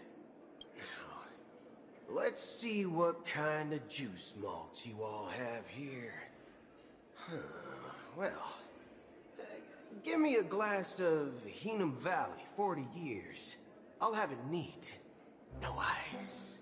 Wow, that's the most expensive one on the list. It's on the house, anyway. What can I get for you? Anything you recommend is... Then I would recommend today's special, Glass Village. It's classics... Ah, this flavor. Dynamite barbecue with rocket fuel. Ooh, really hits the spot. Truly the finest sherry cask-aged malt juice in the cosmos. Dynamite barbecue with rocket fuel. Is that really something that humans enjoy? Hey, this guy doesn't know anything at all. As long as you're satisfied, dear guests, please enjoy. Let's give the memo keeper another half-system hour. If she doesn't show up, we'll need to come up with a new plan. In the meantime, let's take stock of the situation. What do you think? The situation is unclear. Something must have happened on the planet of festivities, but the public is unaware of it. Someone in a position of power within the family must be covering it up. It's unusual for the followers of the Harmony to invite other factions, let alone the IPC and the Masked Fools. If what you said about the Emanator of the Nihility is true, the situation in Penacony is a little complicated, to say the least. Actually, there's something else I'm concerned about, regarding Acheron. As you know, the faction that follows the path of the Hunt are some of the most dangerous folks in the cosmos to mess with. I mean, who in their right mind would impersonate the Cienzo Alliance or the Galaxy Rangers? It's like asking for a death wish. Isn't there a saying among the Cienzo people that the Rainbow Set lets their Lux Arrow do all the beating? Talking. Do all the talking. Well, you know what I mean. Even though the Galaxy Rangers have been out of sight for years, we've been keeping an eye on this region. Even the dumbest criminals know better than to mess with the Annihilation Gang, much less the Rangers. But that Acheron lady, She doesn't seem like a lunatic at all. On the contrary, she's highly logical and organized. She knows exactly when to hold back and when to strike without mercy. And do you believe that someone like her would have an ulterior motive for impersonating a Galaxy Ranger? I'm not entirely sure, but I do have my suspicions. Maybe she knows a Galaxy Ranger, or perhaps she's trying to lure us out for some reason, which I can't figure out. Anyway, what worries me more are the anomalies within the family. They've summoned followers from various paths for the festival. No matter how generous the family might be, this move seems highly unusual. Unless the invitations weren't sent by them. If that's the case, it's even more intriguing that the family insists on organizing the Charmony Festival, despite the chaos. Maybe it's Yippe the Harmony pulling the strings. You find it beyond human understanding because it wasn't arranged by humans at all. People do stupid things out of irrational impulses. They abandon their principles when self-interest is involved. They believe in things they know they shouldn't, and fudge, they even break their own rules. But Eons don't. They stick to their determined path and never turn back, even if they reach a dead end. You think Yippe's will is behind all this? It may not necessarily be Yippe. There's definitely some higher entity involved. I know it may sound pessimistic, but if human free will were reliable, why would we even need Galaxy Rangers? It's much simpler when you boil it down to the eons and paths. Like how Lon always follows the path of the hunt, or how the Express stays true to the Trailblaze despite Akavili's disappearance. But in my opinion, Akavili's fall holds significance for the Nameless. Oh, so you're saying the Nameless now have to take responsibility for their own choices because their absolutely right leader is gone? Exactly. I believe the purpose of the journey isn't just about following a path that's always considered absolutely right. It's more about doing your best to choose the right path for yourself among countless possibilities, even with limited insight and judgment. I don't know what you've been through, but I agree that people must take responsibility for their choices, because no one else can do it for them. That's why the Galaxy Rangers need to uncover the imposter and figure out her true intentions.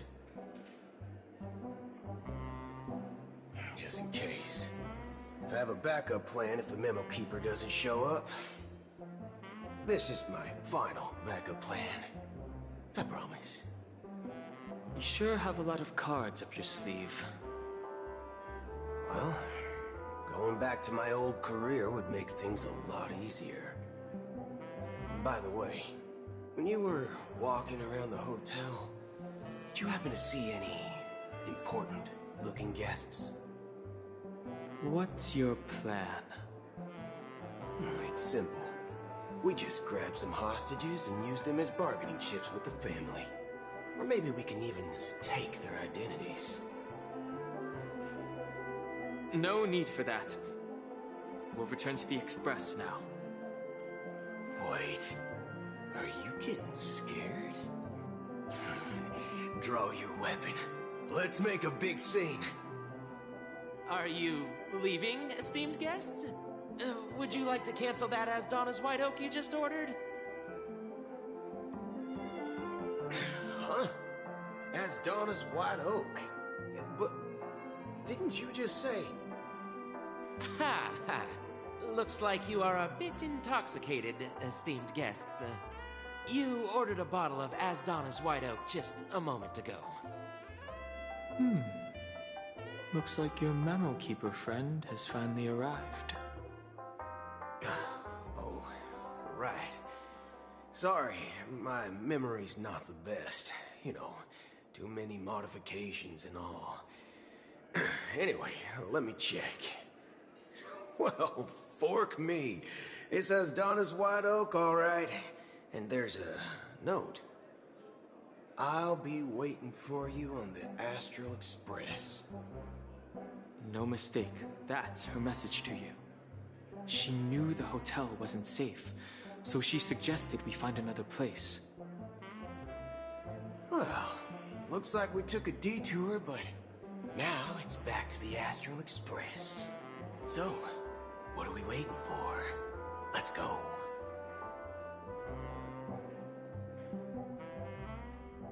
You're back? 2 guests just boarded saying they were looking for Boot Hill, so I told them to wait in the parlor car. Oh, just in time. 2 guests? She's one of them. Look, we welcome all passengers on the Astral Express, but sneaking in like that? You have no regard for etiquette. My apologies, conductor. It was an oversight on my part. I assumed you were already acquainted with the garden. Given the chaotic situation in Penacony, the Nameless are the only ones we can truly trust right now. You are the Memo Keeper. Pleased to meet you, Dan Hung.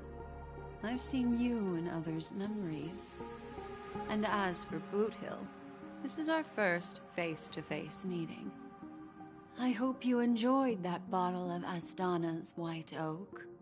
You sure have a refined taste. Finally, Memo Keeper. Well, let's cut to the chase. Spill everything you know. That's precisely what I intend to do. But before that, please allow me to introduce myself. My name is Black Swan, and I serve the Garden of Recollection as a Memo Keeper. As for Acheron's story, I'm sure she knows it better than I do. Greetings. I'm Acheron. What? You Garden of Recollection shirtbag! You betrayed me! I apologize, but she did that at my request. Due to certain reasons, I have been exiled by the family. Thankfully, this Memo Keeper came to my aid, and helped me escape their surveillance unnoticed. To be honest, it was more like stalking than helping. And the process was far from unnoticed. But we did escape. I asked her to guide me to a place beyond the family's reach and to contact a few trustworthy individuals, namely all of you. Trustworthy? Son of a nice lady. You think I'm dumb or something? How about this? I'll put a few bullet holes in your head and see what secrets spill out. Then, we can talk about trust. It doesn't have to be like that. I'm willing to answer all your questions, but not right now. If my cover hadn't been blown, we might have had more time, but at the moment, we don't have any other options. No other options? What do you mean? This is the only way I can ensure everyone's safety. I kindly request an immediate warp jump out of the Astana star system.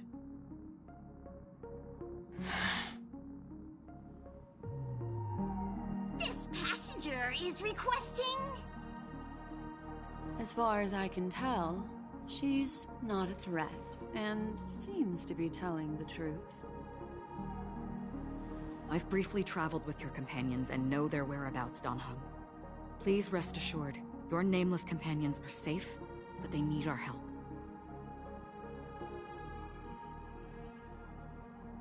As for Boot Hill, you may have guessed. I've been waiting for you.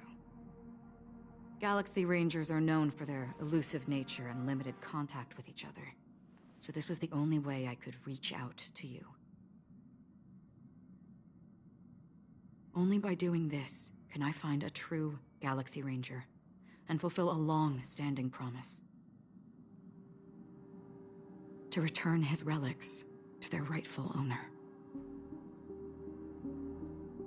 Someone once told me that every rainfall is like a gift from the heavens, a sign of their mercy upon the world. Raindrops are said to be the tears of the gods, shed in response to the sorrows of the world. Their constant pouring is a reminder that the gods haven't abandoned us yet. So, how long has this rain been going on for? I used to believe, just like you, that it would eventually stop. Years and decades passed.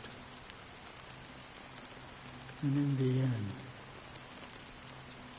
such hope faded away before the rain did. Looks like the god you mentioned doesn't exist after all.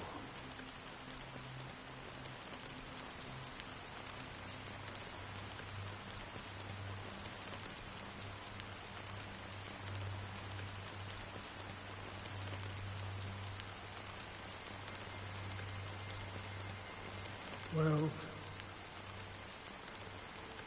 let me share a story with you. Mortals who walk the paths are like sailors on a vast ocean, leaving behind a trail that creates countless ripples of possibilities. These ripples last longer than the fleeting lifetimes of humans.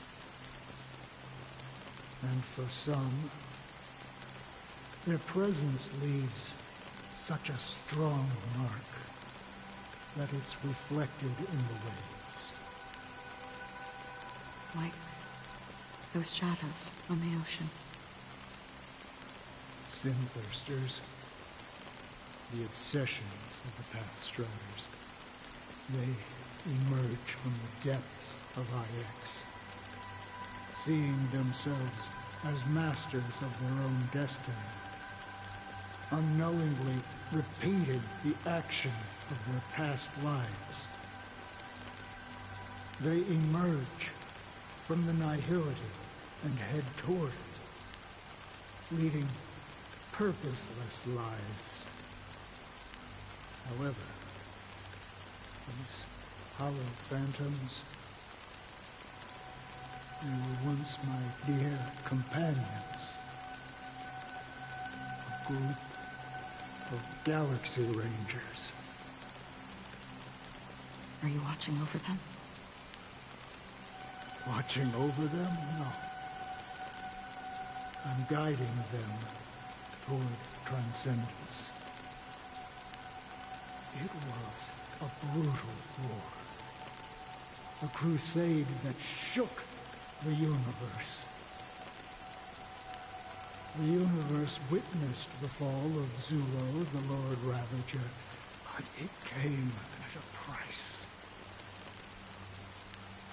A price so hefty that only those who were there still remember. The unwavering determination of the Hunt followers persists even in death. So someone must guide these lost souls to their life beyond. They were heroes in their time, and they shouldn't be reduced to mere puppets of nihility. As for me, I've suffered too many losses on that battlefield to advance any further. And that makes me the most fitting person to carry out this task. But you know, these sin thirsters, they're not who they used to be. Does this seem pointless to you? Well, some tasks have to be done, even if they are pointless.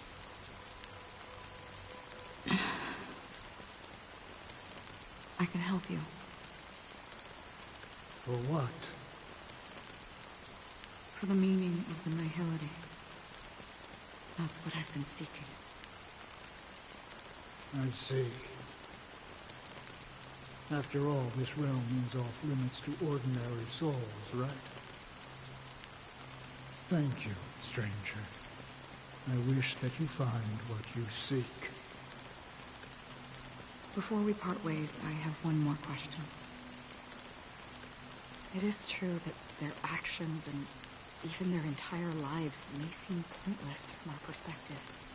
But if, and it's just an if this is what the departed ones expected, should we try to change it? A good question. And a profound one. I don't know the answer. What I do know is that one day I too will pass away. I hope that when that day comes, someone will stand at my grave and place a bouquet of flowers.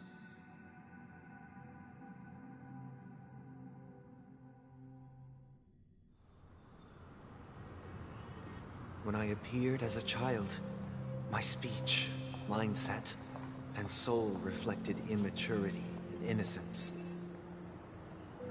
As I grew into adulthood, I left behind my childlike side.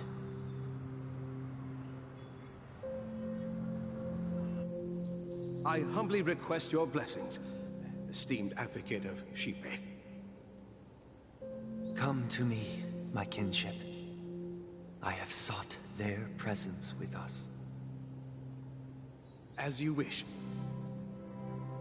I have faithfully served the Alfalfa family for nearly a decade, promoting the path of the harmony to the best of my ability.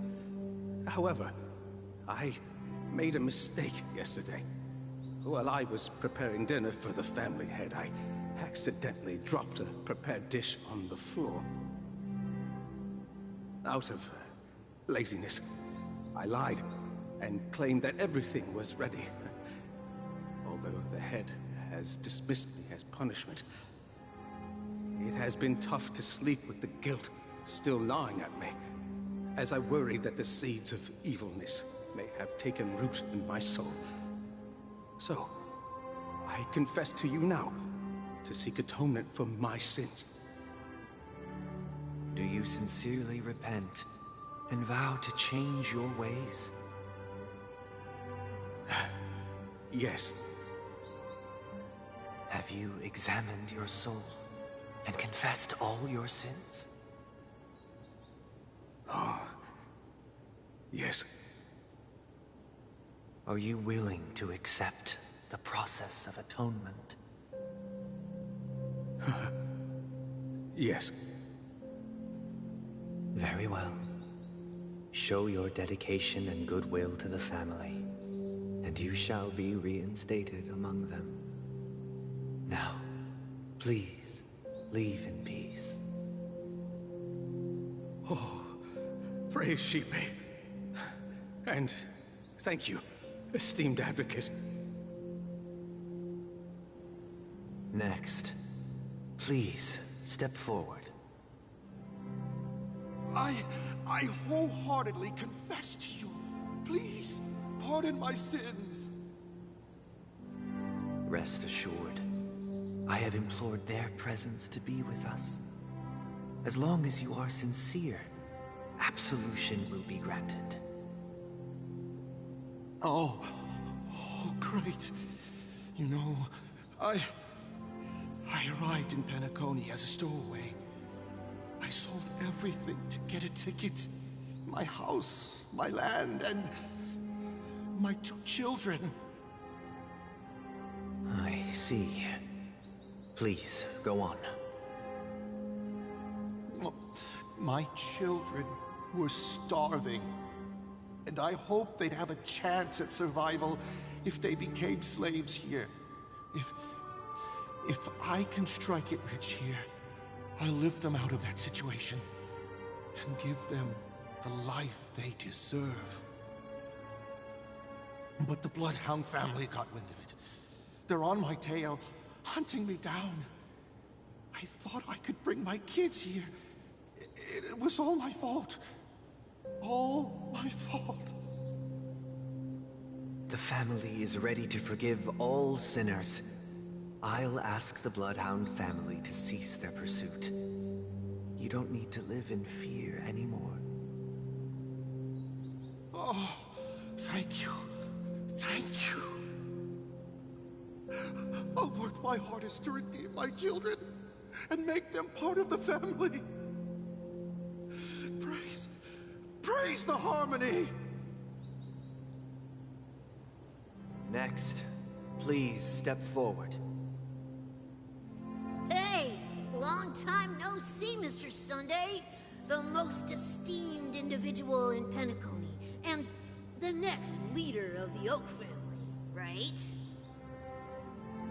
I have sought their presence with us. Let us proceed. Sure. Let's just get this over with. I have sinned. Please forgive me. I wasted half a pizza at breakfast, and a bottle of Soul Glad. That's it. Nothing more. When we wrap this up, I've got a Robo-Ball game to catch, you know? Do you seek to atone for your sins through good deeds? My sins? Starting to sound like a saint, huh? Well, let me tell you something. Neither the family nor you have the right to judge me. You think nobody knows what your precious family has done? About the watchmaker? Huh? Don't kid yourself, Featherbrain. Those dream chasers might be fooled by your act, but don't fool yourself. Before you start spouting off your holy verses, answer me this. Where does the power of the Oak family come from? And your power? What makes you think you can sit there all high and mighty, looking down on everyone else? Well, I've spent enough time in confession today to enter the Harmony's paradise, right? Then I'll take my leave. Good luck with your election, and, don't make me regret my investments in you.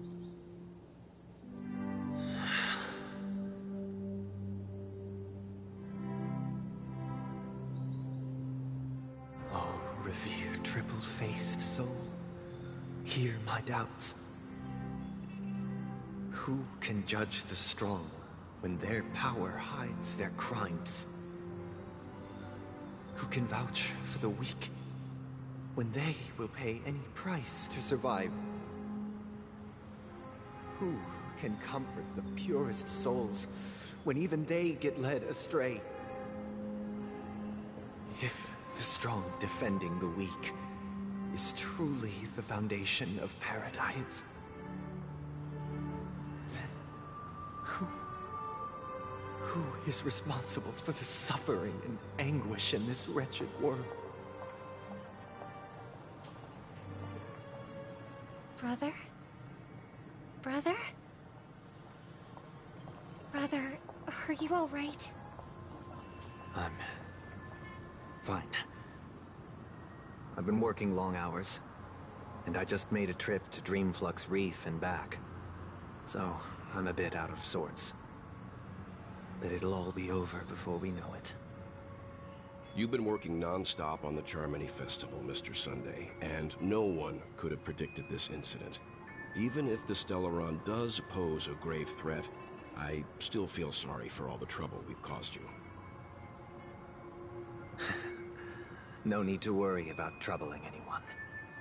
The Charmony Festival was meant to spread joy and harmony across the cosmos.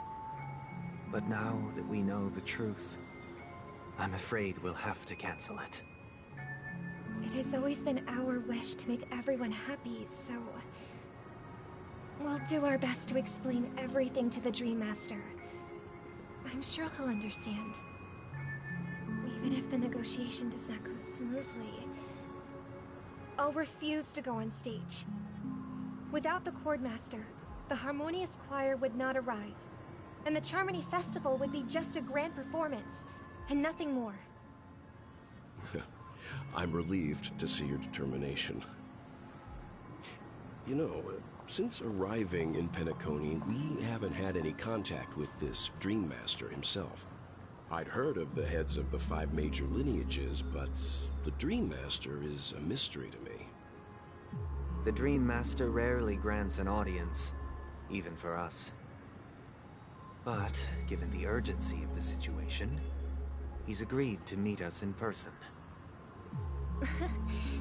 Perhaps you'll be the first guest to meet the Dream Master in years, Mr. Yang. Let's hope we can reach a consensus that satisfies everyone. Indeed. Let us hope so. It's about time. We'll have to get ready for the meeting.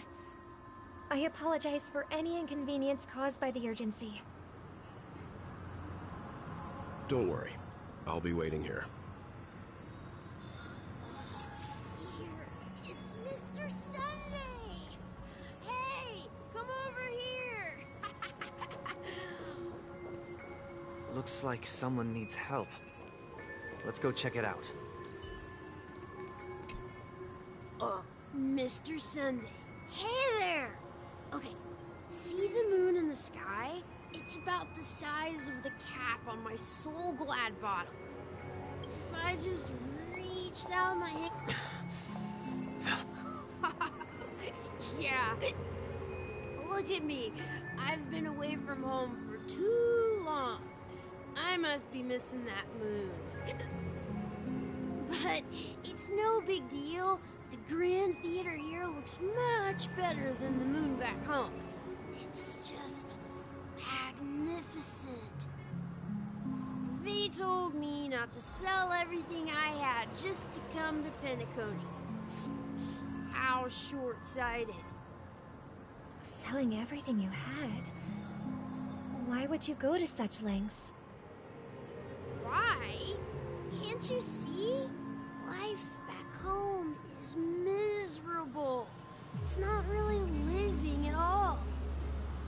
It's better to be here at Penacony.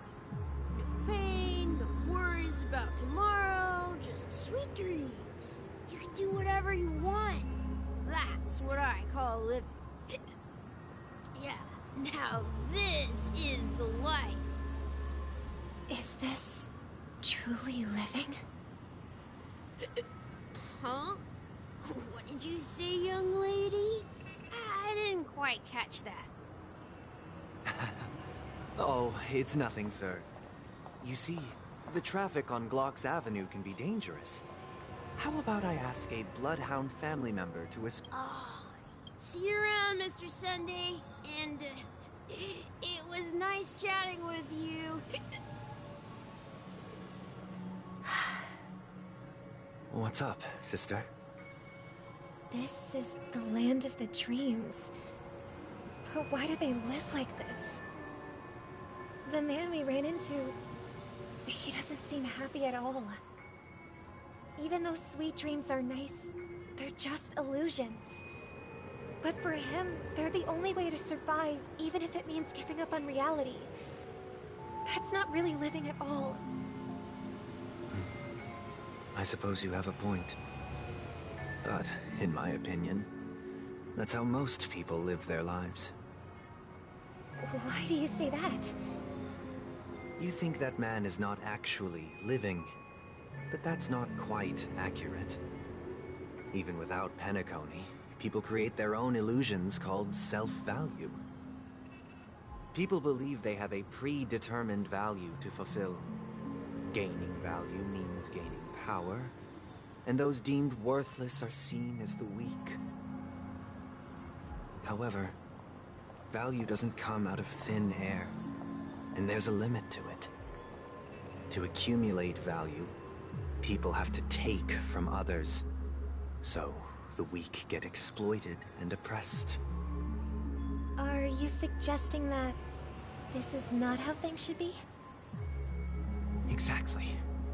But, ironically, people don't think there's anything wrong with it, because they uphold the illusory notion of self-value, and even the weak believe in it.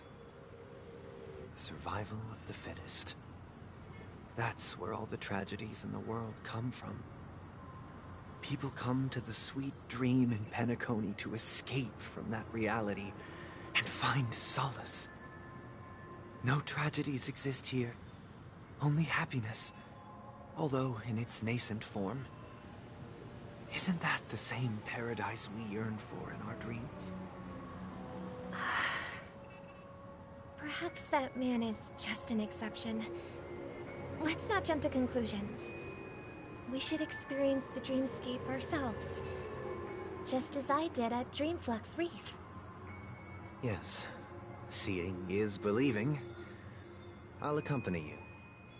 The Dream Master hasn't shown up yet, so we have some time for a stroll.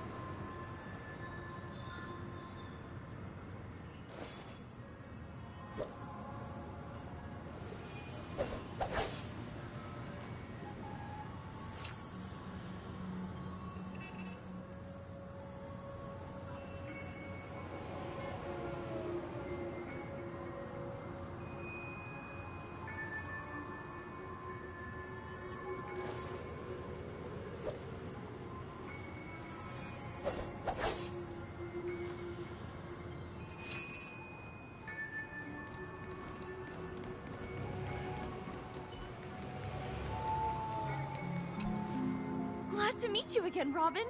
How are the preparations for the Charmony Festival coming along? We're all so excited about it. It's going smoothly. Thanks for making the trip to join the festival. You're too kind, Robin. It's a pleasure to have guests from all over the universe celebrating day and night. I can't stand being lonely or bored, so this jubilant dreamscape is perfect for me. But if this went on forever, would it get boring too? Nah, not at all. Who would get tired of having so much fun?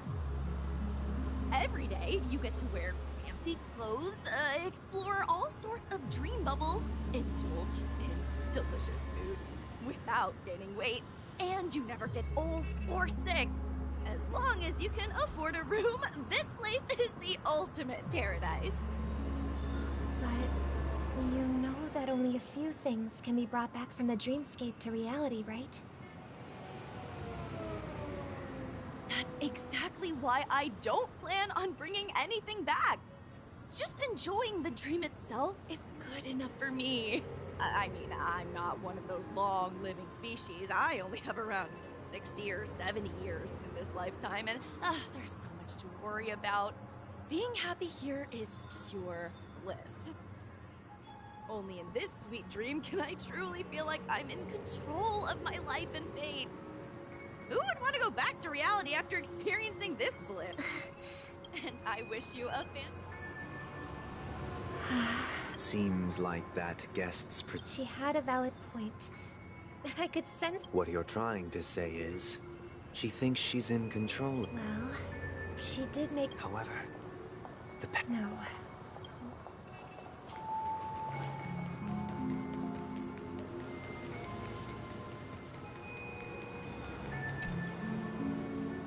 The scenery in this dreamscape is truly breathtaking.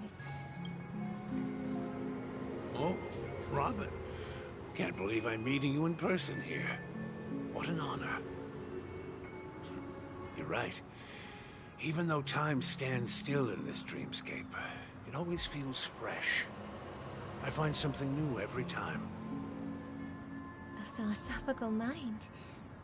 I hope I'm not intruding. Oh, not at all. Now, with little time left, I yearn for meaningful conversations. Especially with someone as esteemed as you. Do you mind if we chat? It's my pleasure. No need to be formal. Just speak your mind. You said, with little time left. Please, forgive me for being blunt. But is that why you came to Penacony? Yeah. I was part of a war, and while escaping from the Sarkosian mothership, I got exposed to some radioactive materials. And then, all my comrades died, and my hometown was wiped out by neutron bombardments. I couldn't bear to live with everything I knew gone. That's when I heard about a possible solution here, so I came. How heart-wrenching. I hope the family has been able to help you. They have, and I'm truly grateful for that. They provided me with a comfortable room, the most advanced life support devices in the cosmos, and a stellar team of caregivers.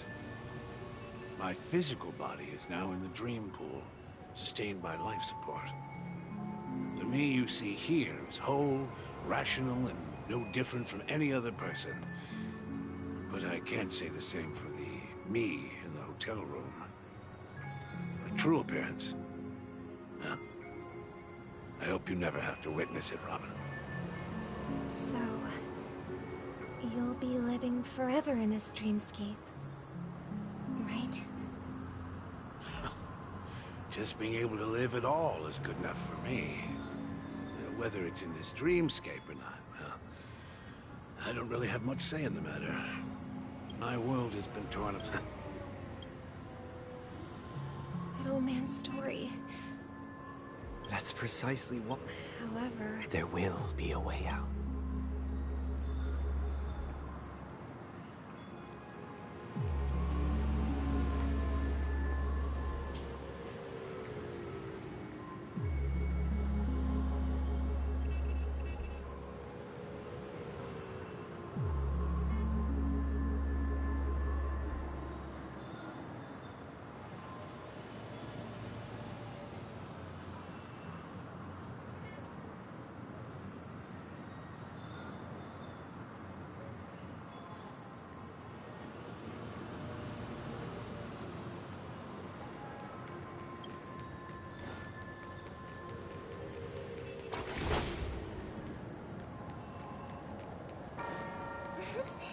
Look what we have here. A lovely young lady. Wait, is that me? Brother, what a surprise. Show yourself. I've heard that a skilled masked fool received an invitation too. That must be you, right? Did you enjoy yourself? Barely. The people here are way too gullible. A little bait is all it takes for them to bite. And they run away at the slightest hint of danger. In other words, they're naive and cowardly. Now that you've had your fill, it'd be wise to leave before it's too late. The music of the harmony doesn't tolerate discord. What? Now that you have the real Robin, I'm useless? Oh, how disheartening. I've done so much for the family. You should be thanking me, because if it weren't for me cleaning up this mess, Penacony would still be in shambles. Don't you think? That was a personal request from the head of the Iris family, and it has nothing to do with us. Step aside and stop causing trouble for the Charmony Festival. The Charmony Festival? You think you can scare me? You think I have no idea what you're planning? I don't care what you're thinking, chicken wing boy. But I'm pretty sure our lovely Robin won't be appearing on stage. After all, you're well aware of what a sorry state this dreamscape is in under the banner of harmony. Penacony, the land of the dreams. Is this truly the paradise you desire? Stop it. What's the rush, chicken wing boy? Did I get to you? Our paradise is none of your concern, masked fool. Leave now, or the family won't tolerate you anymore. All right. I'll go. But Robin, I suggest you seriously... Do you really believe those living in dreams can escape pain? Well, I've done my part. And now I'm here. The last to get... And it'll be thrilling. I heard a raven cawing in the distance. It seems the Dream Master will arrive soon.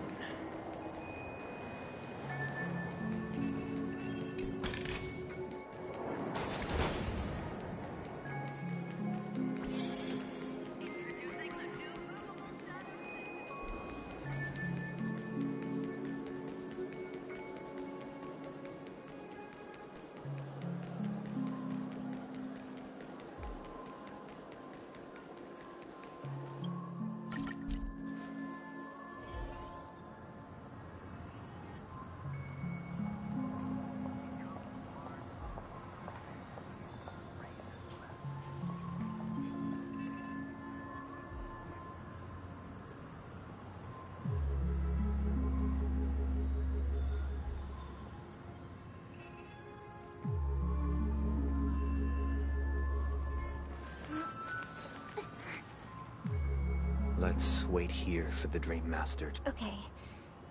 By the way, brother, I heard you no longer have a sweet tooth. Back when we were... Seems like a lot has changed during my absence. Well, someone has to stay awake even in this... But that someone doesn't have to be you, or anyone in particular. The paradise in our dreams, Penacony, is nothing more than a dream.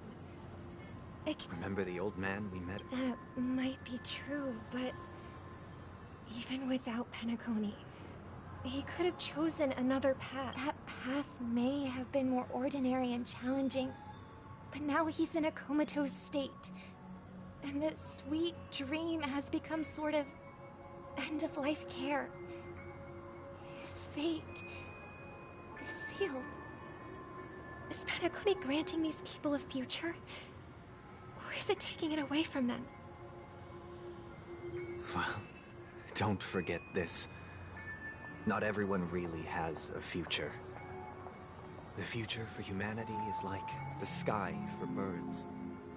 People mistakenly believe that flight is inherent to birds because they've never witnessed those birds crashing to their death. Do you remember how we took in that little Charmony dove when we were young? Yeah, we took care of it. Provided food and water, groomed its feathers. And later, when I decided to leave Penacony, I opened the cage and set it free. Well, I didn't mention what happened to it in my letters because I didn't want to upset you. Shortly after you left, it crashed to its death right in front of your window. I had surmised as much. I knew you wouldn't have avoided mentioning the bird for no reason. Despite that unfortunate outcome, I still believe it was the right decision. Birds aren't meant to spend their lives in cages. They belong in the sky, even if they can't fly. But here's the thing. If there are birds in this world that can never fly, can we really assert that they belong in the sky? Are you implying that the same goes for humans too? Let's take the Astral Express as an example. The Nameless made tremendous efforts to bridge worlds, gaining fame across the universe. However, only a few extraordinary individuals can endure such a perilous journey. That's because the pursuit of the Trailblaze exceeds the capabilities of ordinary humans. Otherwise, why would this path be filled with broken rails, an abandoned express, and even a fallen eon? That's just sophistry. If that were true, then only the powerful would have the right to determine the future. Unfortunately, that's exactly what happens. Another name for the future is self-value. While this world has its fair share of heroes who inspire people and garner admiration for their heroic deeds, the majority of ordinary people will never become heroes in their lifetime.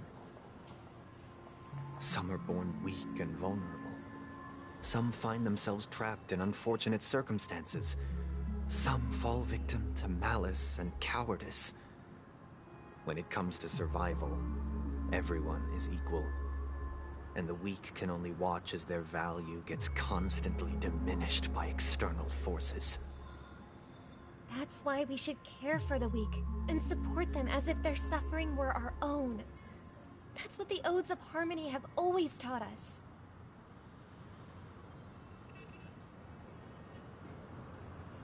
While the Harmony holds noble aspirations, the strong will always be strong, and the weak will always be weak. Even in this carefree dream. Human nature contains greatness, but it also harbors inherent weaknesses that can't be eradicated. In the end, if people can't even secure their own survival, they won't care about the illusory future of equality. As long as the law of survival of the fittest prevails, there will always be fledglings crashing to their death. But if people don't live for the future, do they merely exist for survival? If even you, my brother, don't believe that the harmony will save the weak, then which eon can make our dreams come true?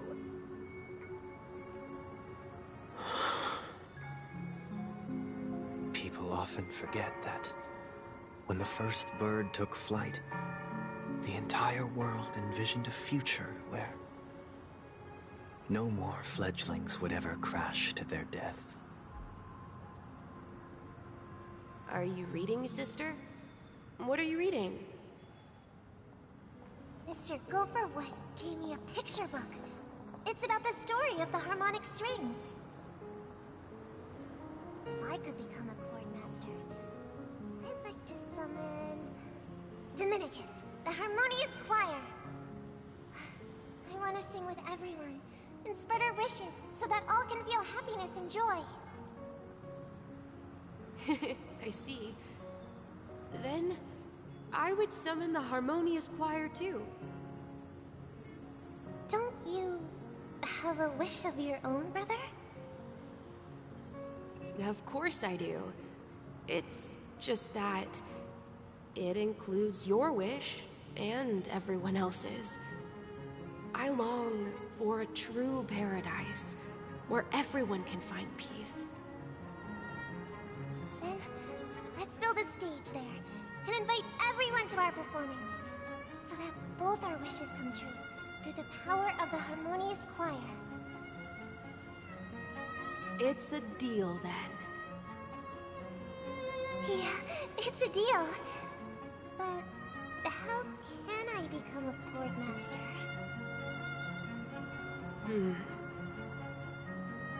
Maybe you will have to become a star first.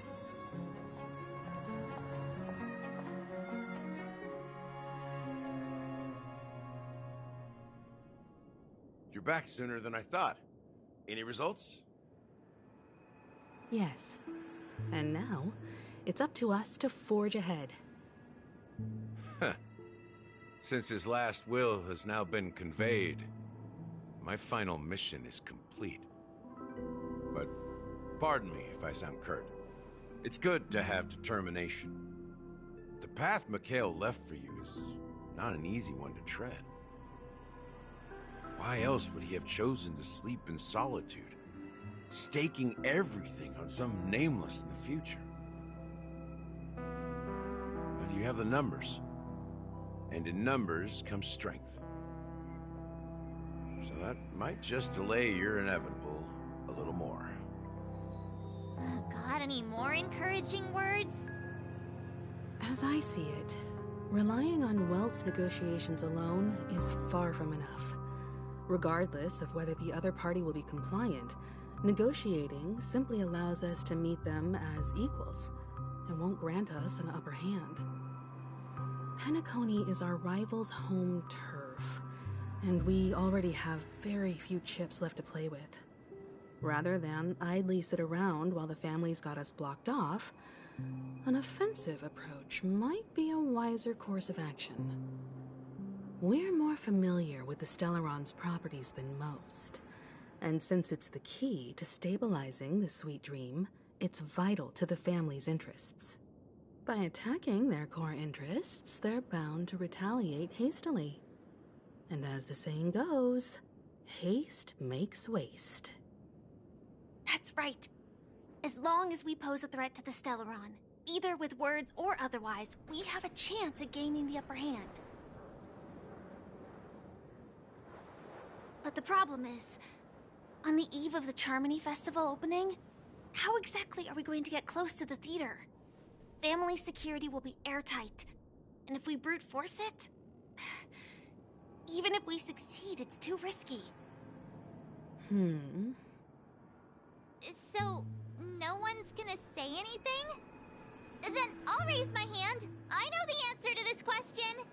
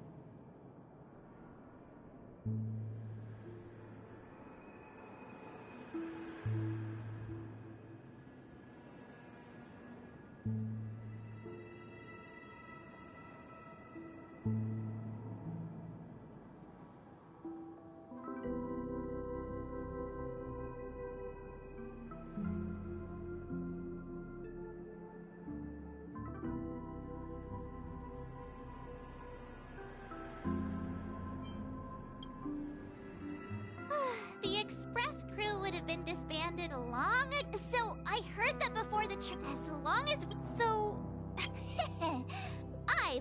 to tell you the truth, I had been preparing to join the auditions all along, but now it looks like even if I scrape through, I probably still won't have the chance to shake Miss Robin's hand.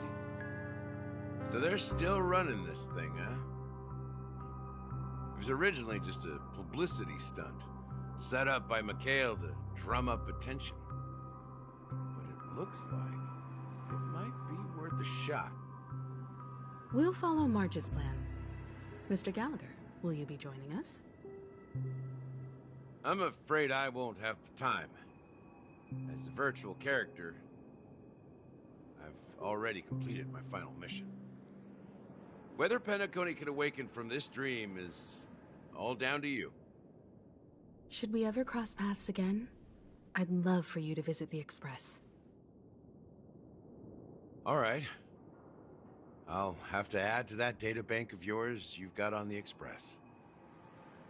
And Miss Firefly, we thank you for all your support. We're faced with a formidable enemy.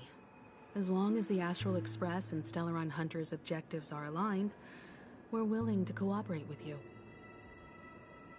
We've already come this far together. I'd like to join you for the rest of your journey on Penacony. I'm pleased that we can finally fight shoulder to shoulder. I couldn't ask for a better ending. This is also the spirit of the Trailblaze. Now everyone, let's prepare to move out.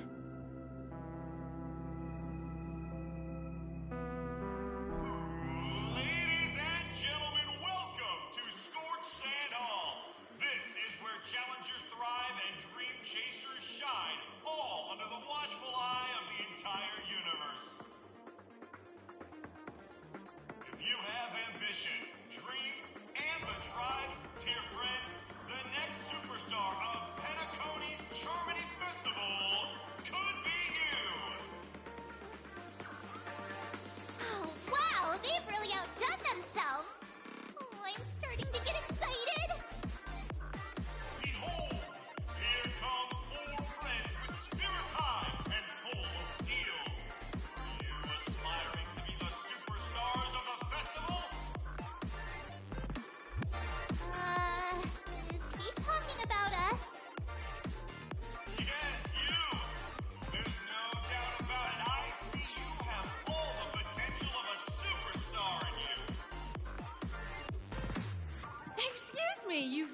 What are you hoping to get out of all this? As the last group of contestants, how confident are you in overcoming all of the challenges? Would you be open to a brief exclusive interview with us? It'll be quick. Your journey is long and fraught with peril, yet under a sky blanketed by banners, you vie for the crown. The sword and rose! Protect the beauty! The beauty! Magnificent and majestic! A knight's head is hard as steel. Brotherland's focus is stubborn as a heel. We don't all have to be winners, but if we don't have fun, we'd all be sinners. People are pouring in. Kinda feels like all sorts of baddies are showing up. Let's get in there quickly and enter the competition. Ladies and gentlemen, please, make way. Make way. Coming towards us now is one of Penacony's top 10 wealthiest tycoons, and the soul-glad business empire's founder, Mr. Igeen. Allow me to introduce myself. I'm the director of Soulglad's factory, Igeen Leader. My four friends, introduce yourselves to the audience across the cosmos. Hello, everybody. I'm Himiko, a nameless from the Astral Express, and these are my companions. Don't you guys need to hide your identities? Can't hide it anyways. Penacony is plastered with our posters. And because the Astral Express is so well known, the family won't dare to make any rash moves.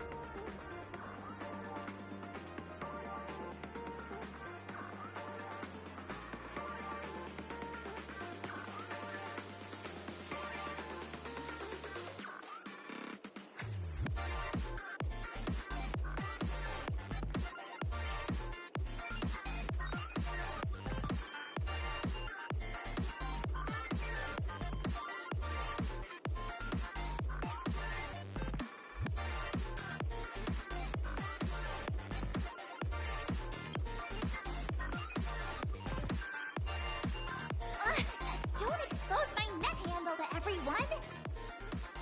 Hello, everyone! I'm March 7th. Hello, everyone. So it's a bunch of... Grab a bottle of Soul Glad and make your dreams a blast.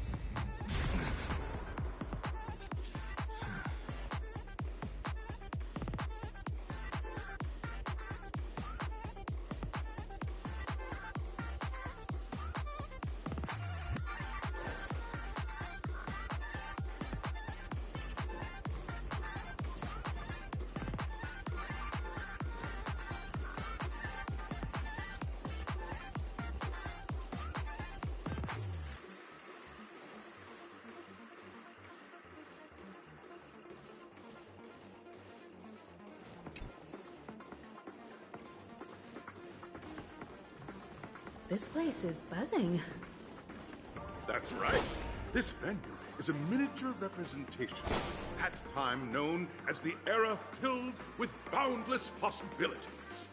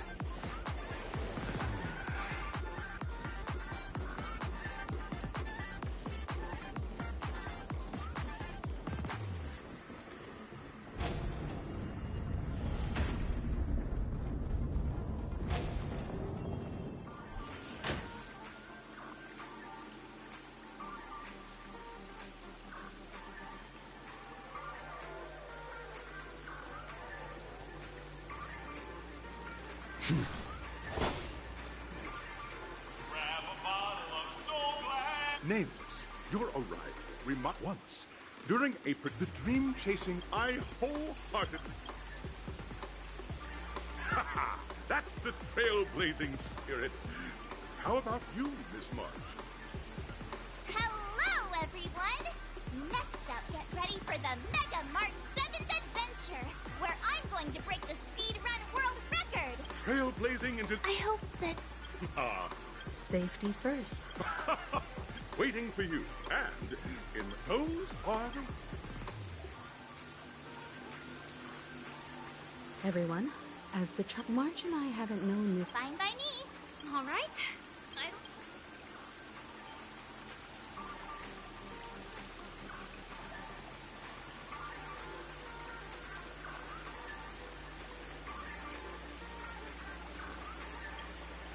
We'll split into the assigned groups then.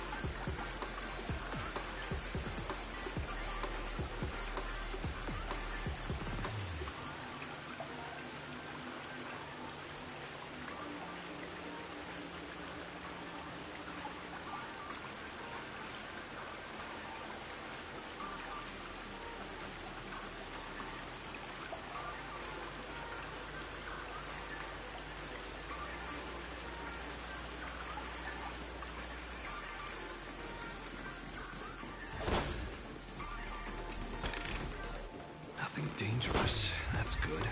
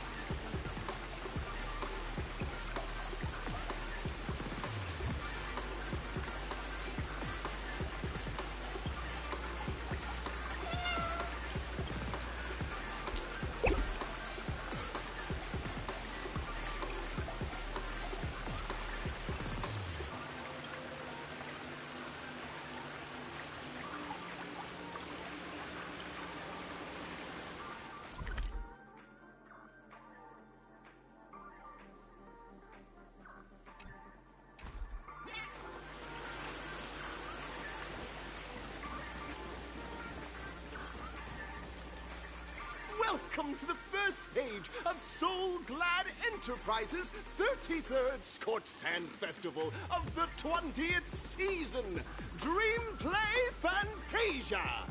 In this stage, you can choose between two challenges, the School of Acting or School of Action.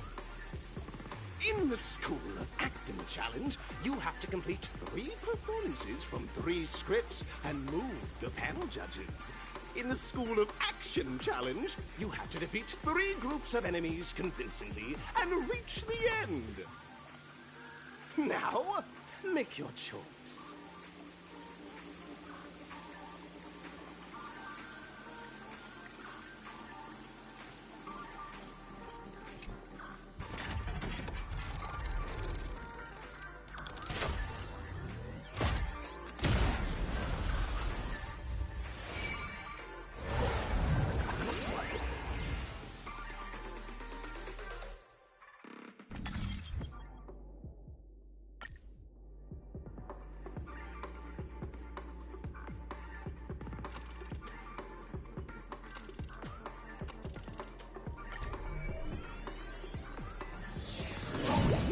The champion's crown awaits you on the stage. Welcome to the Arena of Action Star. Competitors, allow me to introduce the rules of this challenge to you. There are a total of 3 stages up ahead, each with their own challenges. The enemies you will contend against are antagonists from the film Once Upon a Time in Dreams. Defeat them swiftly and decisively to set a new record. It's worth mentioning that the fastest time for this stage was achieved by a contestant with fiery red hair. Time is of the essence. Let's make this quick.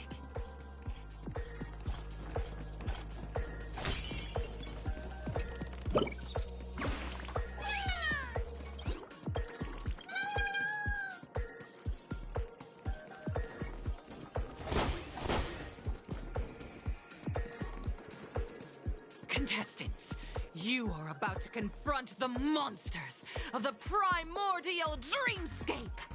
During this period, Penacony was nothing but a barren wasteland.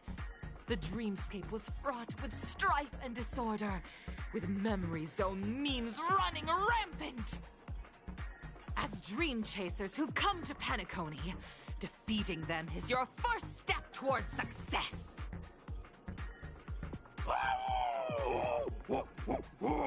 All the Soul Glad is ours! Don't even think about plundering the Soul Glad from us!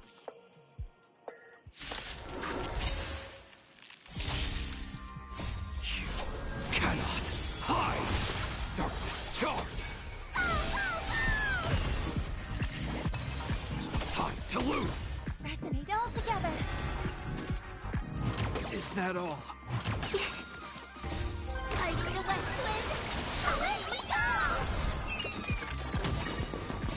Stars echo. Welcome to A will forged in ice never falters!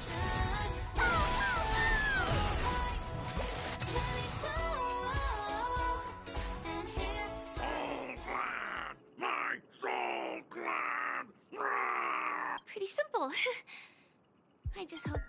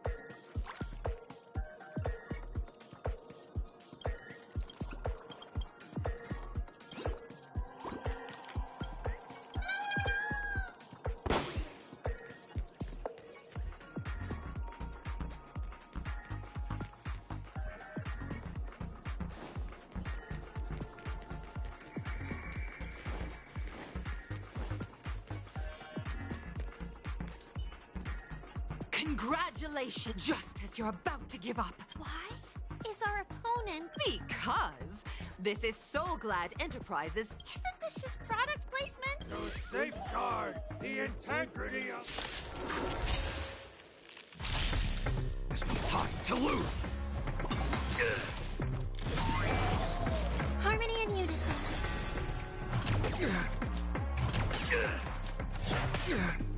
Delivering warmth. Is that all?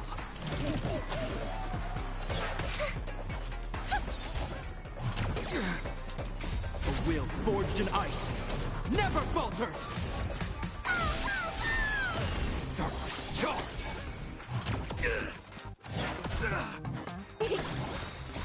Riding the west wind, away we go!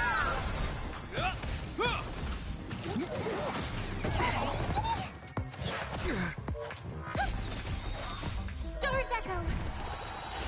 Welcome to my Darkness charged! You cannot hide! Darkness charged!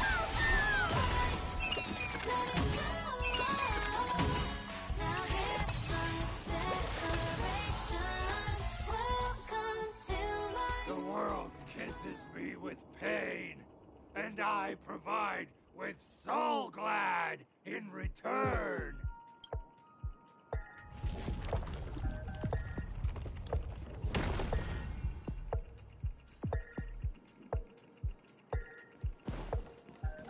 I'm with you.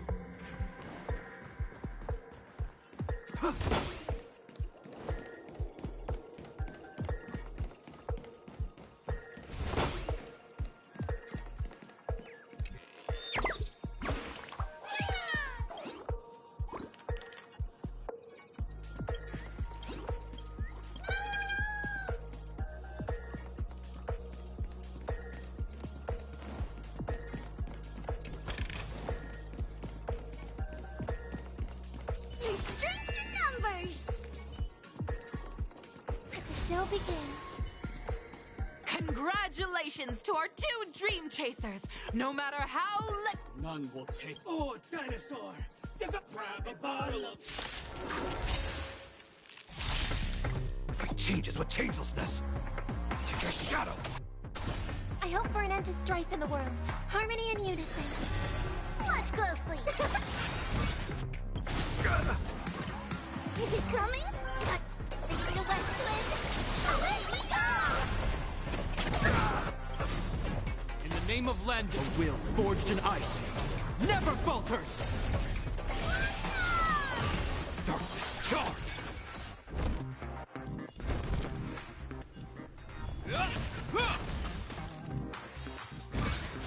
Super big meanie!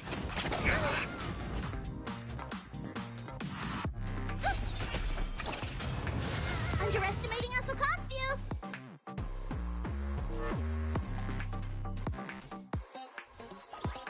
Huge news! This ends here.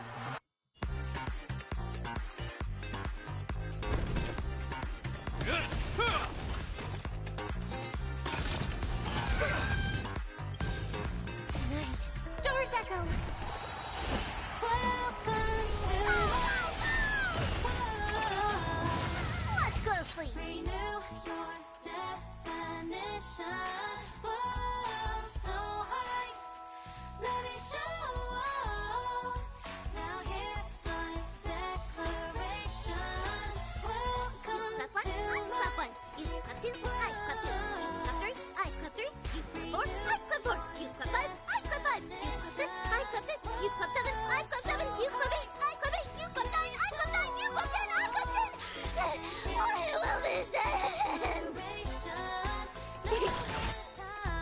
Darkness charged! It's coming! Riding the west wind. Away we go! Time to... You cannot hide!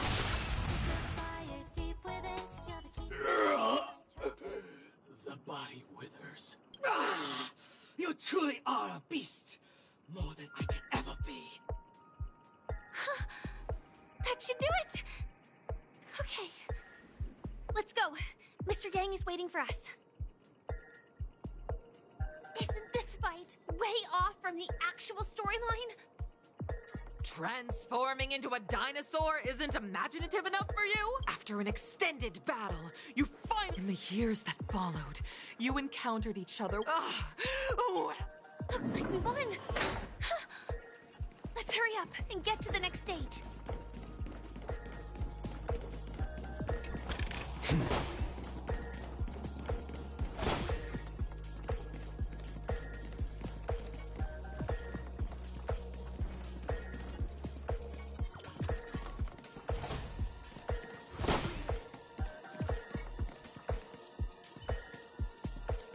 Crowfeather stealth.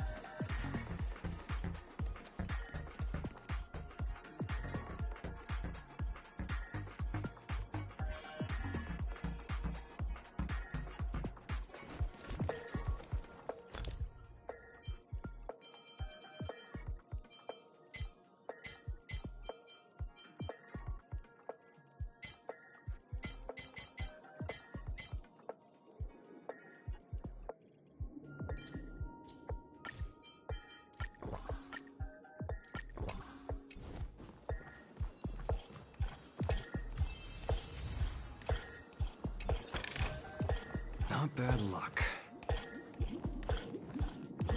Congrats to both of you for clearing the stage, but more importantly, are you having fun? Fun is more important than success. Look at the time! You finished much faster than that red-haired contestant did. That red-haired contestant. Who is that exactly? You'll find out eventually, but only if you clear the next test first. Welcome to the second stage of the 33rd Scorched Sand Festival in the 20th season, sponsored by Soul Glad Enterprises. Gunfire time! You have the option to choose gunfire and undergo Brother Hanu's trial, or time, where you'll face Clucky's trial. Now, make your choice!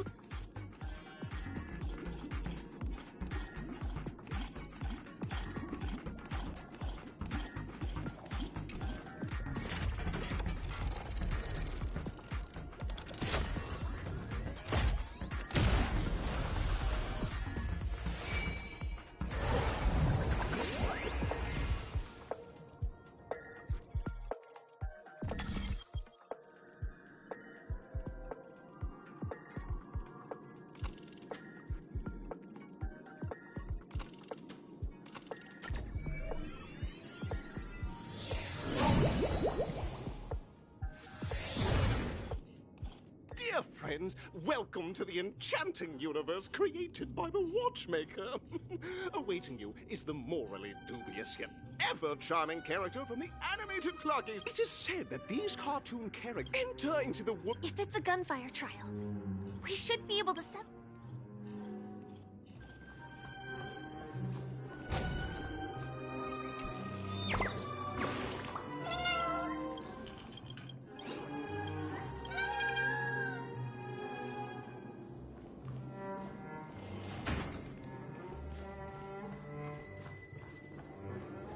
Ready? 1, 2, 3. Are we both in control of this Hanu character? Very! In this Hanu's adventure, alas!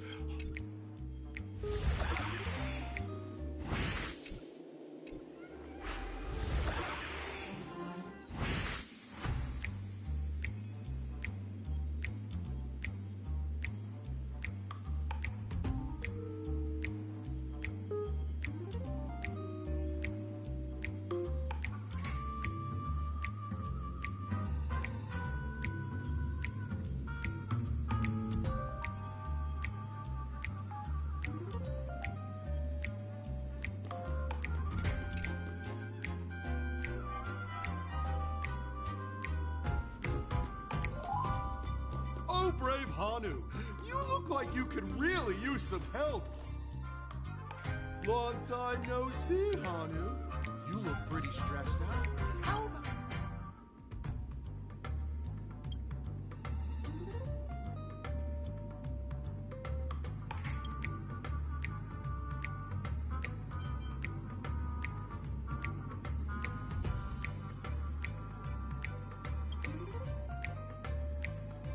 Oh my! Are you telling me that Boss Stone has rallied the villains to seize Dreamville? What a dreadful twist of fate! Listen closely, Hanu. I'm aware you're in need of a suitable weapon. And I also know there's one just upstairs. But you know what? You'll have to play an exhilarating round of Dream Jigsaw first. No Jigsaw, no moving forward.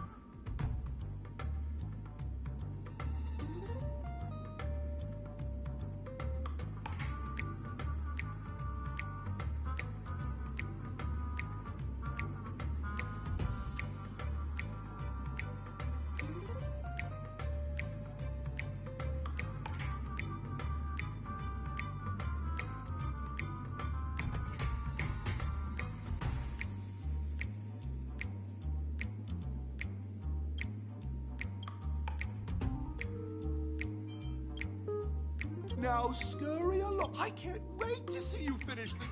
Let's stay alert and make sure those monsters don't spot us. Look up there! If we can push that thing down, do you think that would do the trick?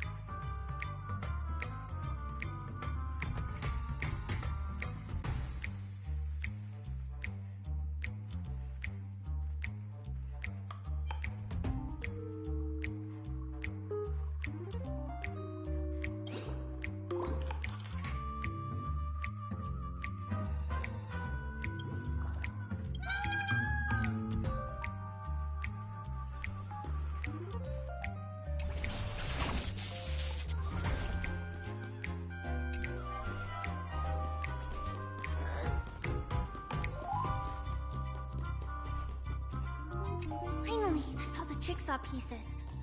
Let's hurry back.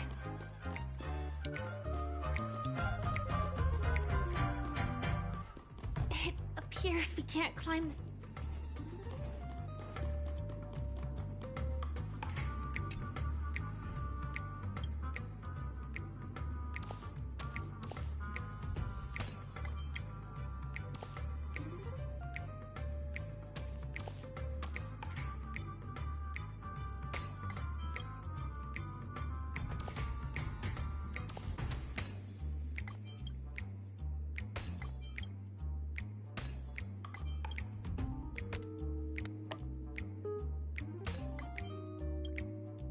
Oh my!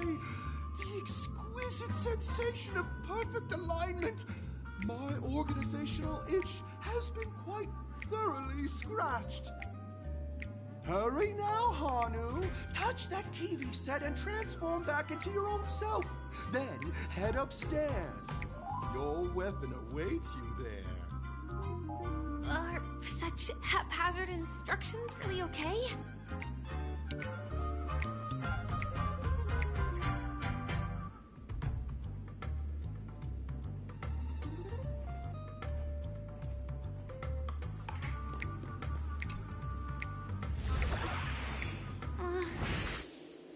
Disconnecting from that thing so suddenly has left me feeling slightly disoriented.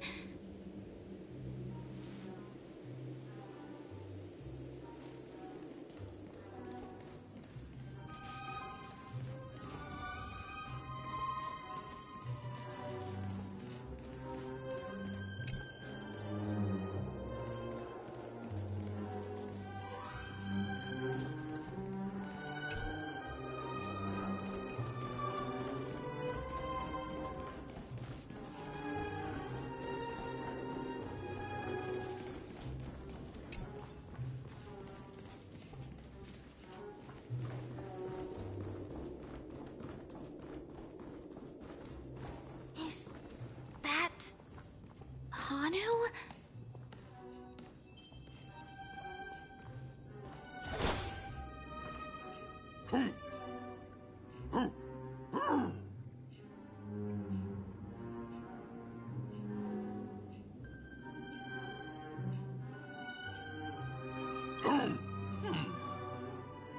What exactly is he talking about?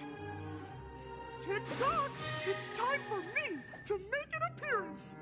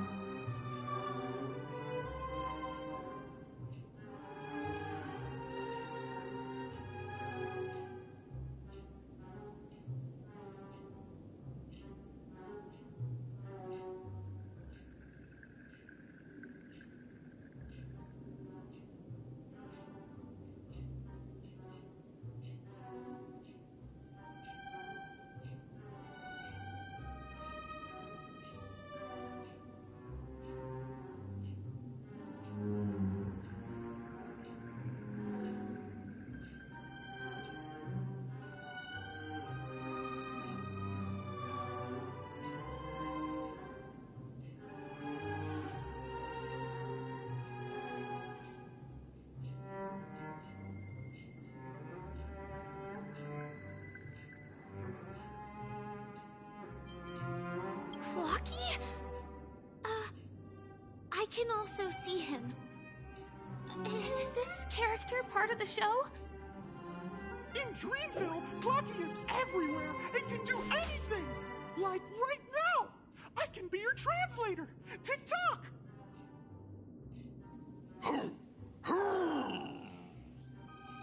Hanu says, battle! We must do battle!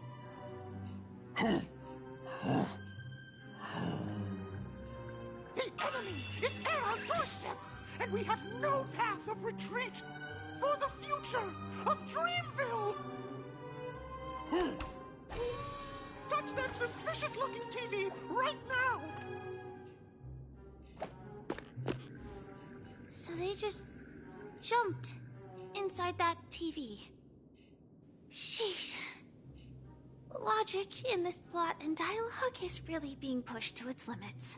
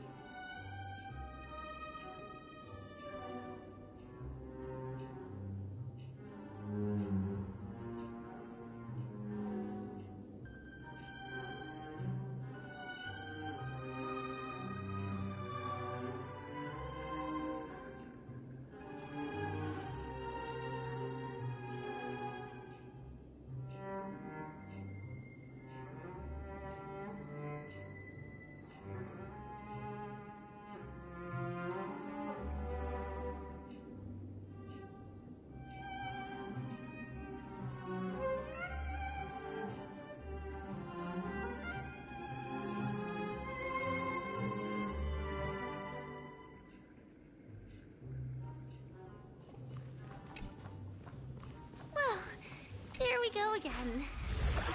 Ready? I am gradually getting used to this.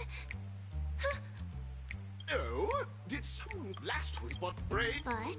Guess what?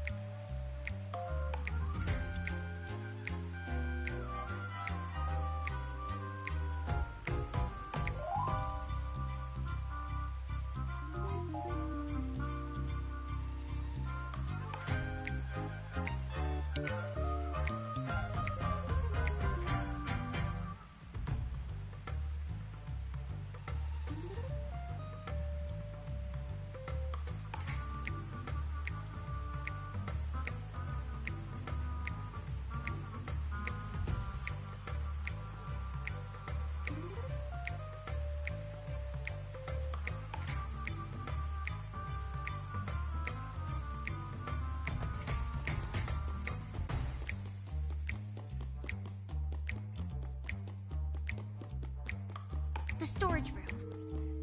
It's behind the shelves, right?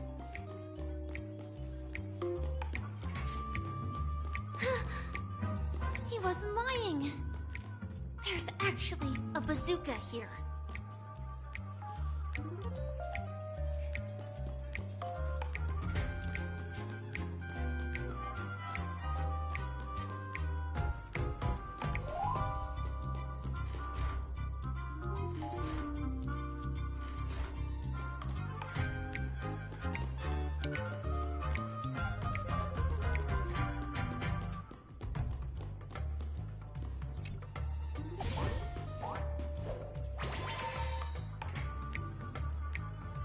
Now we should have a way of dealing with those baddies. This thing feels just like the Soaring Locust too.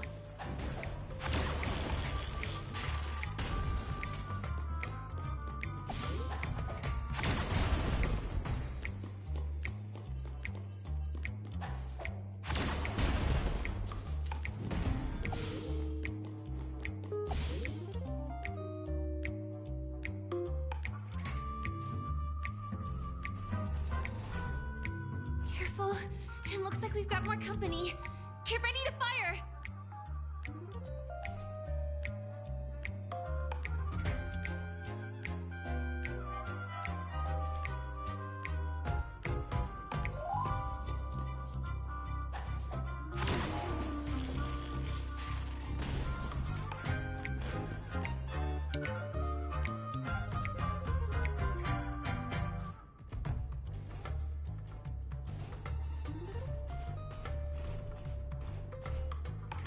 Here we go again.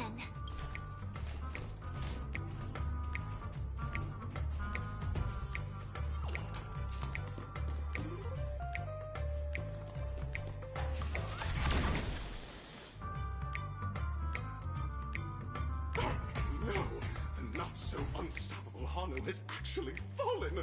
Quickly, return to the battlefield and seek revenge against the bad guys. Here we go again. But no big deal. We're pretty handy.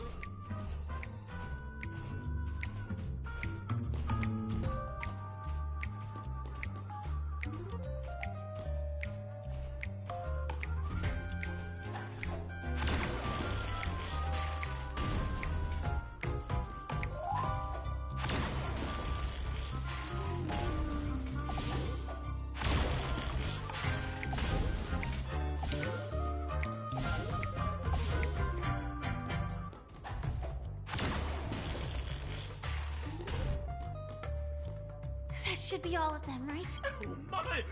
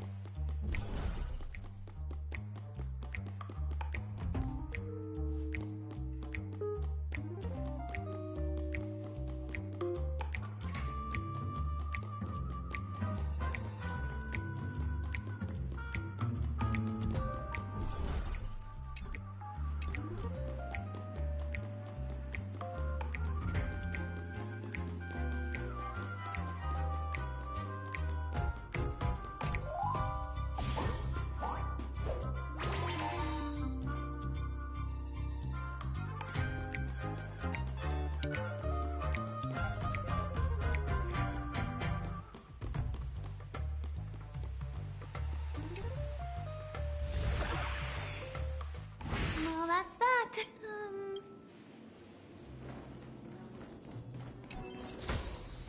Do not flaunt riches. Be careful.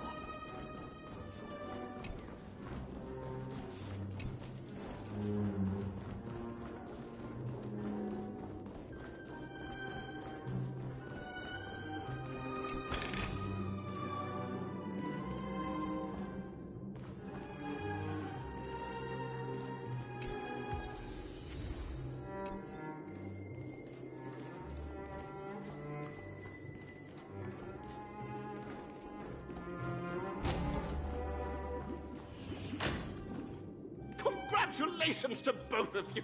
Oh, you've overcome all obstacles and proven yourselves.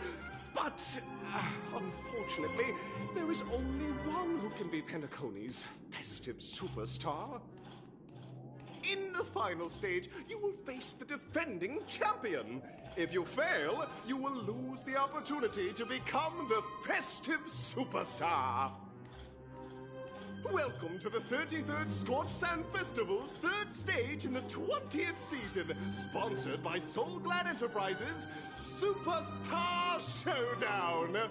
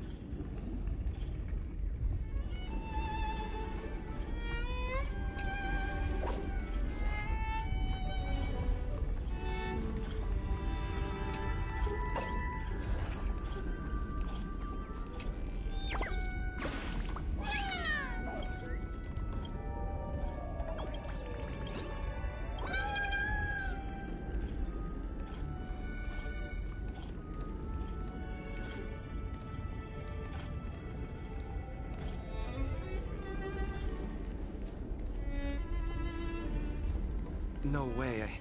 I think I just saw someone. Someone extraordinary.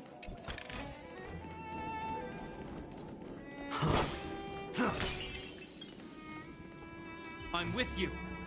Strength in numbers!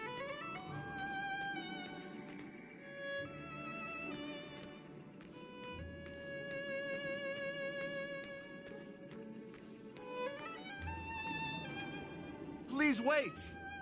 Handsome gentleman, beautiful miss. By the glorious light of beauty! I never thought I would see you again. Are you...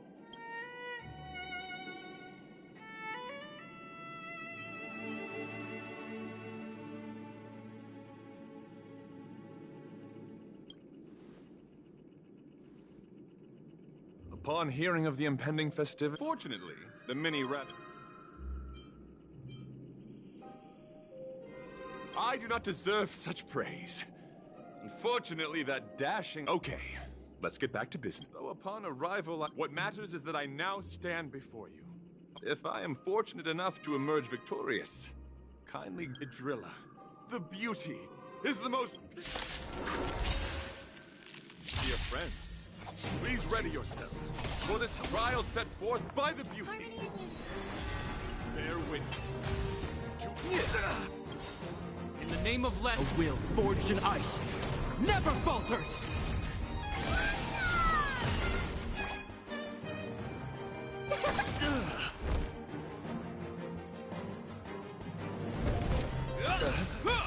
Darkness charged! You're fighting a gentleman. Put forth all your might. It's okay, it's okay. Watch closely. Delivering warmth.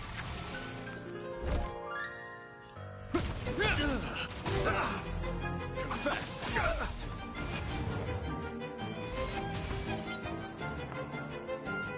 Pressing it all together. Behold, this symbol of purity. Underestimating us will cost you.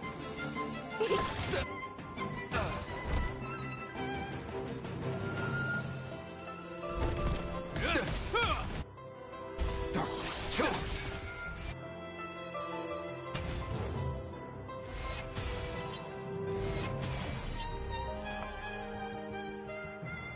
Harmony and unison. Tonight, stars echo.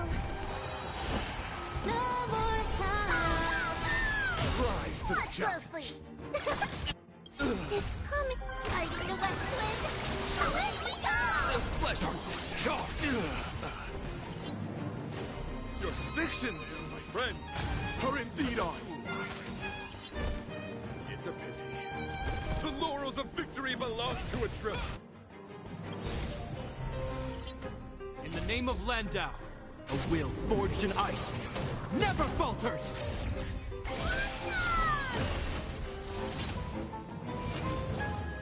I am the shadow.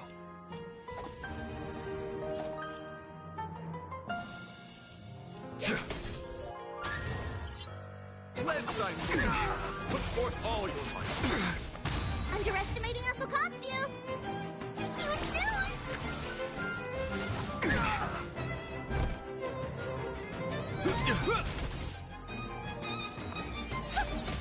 You're fighting a gentleman. Put forth all your might.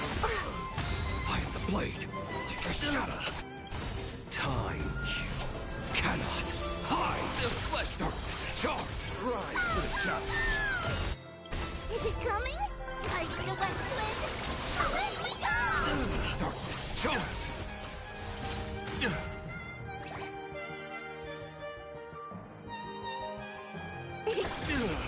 That's enough. I have come to grasp the sincerity of your cause. I yield. Beautiful! Truly a captivating contest. It is through you that I realized to uphold the honor of Idrilla, I must further hone my skills. What a beautiful lesson indeed! Go forth, my dear friend. Beautiful miss. The audition's crown is yours to claim.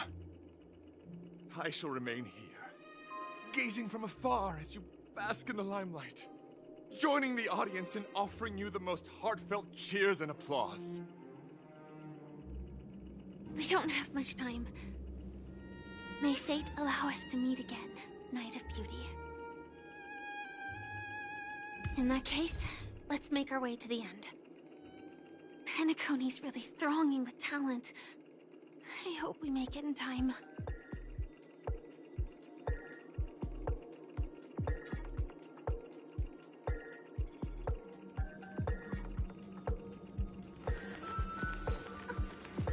It's a letter to the future. Watch. We'll deliver it as fast as we can. Let's go.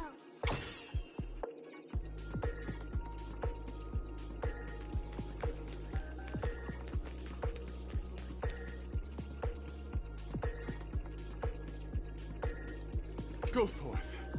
The champion stage belongs to the both of you.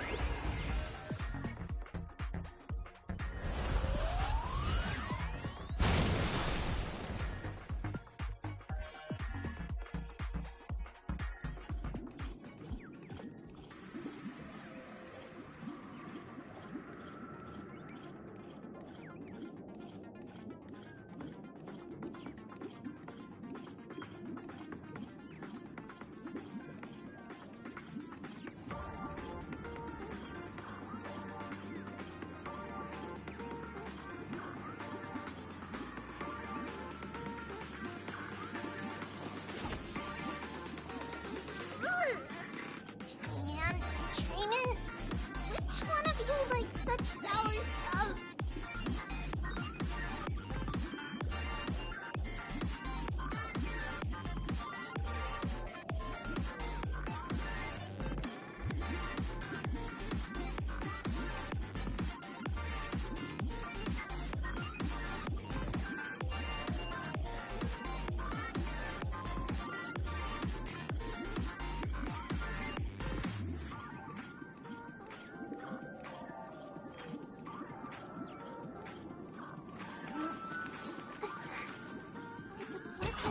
Watch! We'll pass it on as fast as we can! Let's go.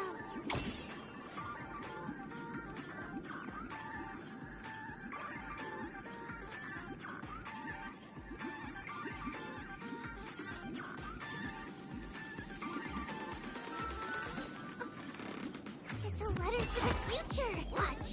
We'll deliver it as fast as we can! Let's go.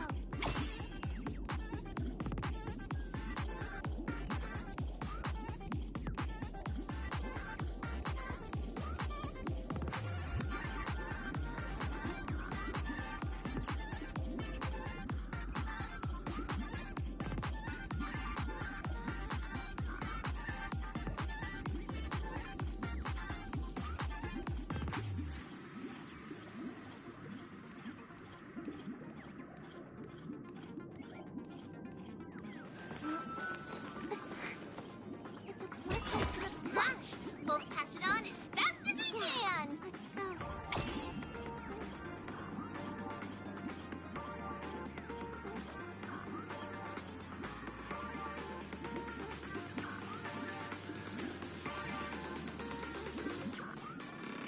Congratulations to the Galactic Baseballer and Firefly on becoming this Scorched Sand Festival champion! We look forward to their amazing entrance in the Charmony Festival! Let's give a round of applause to our aspiring young guests!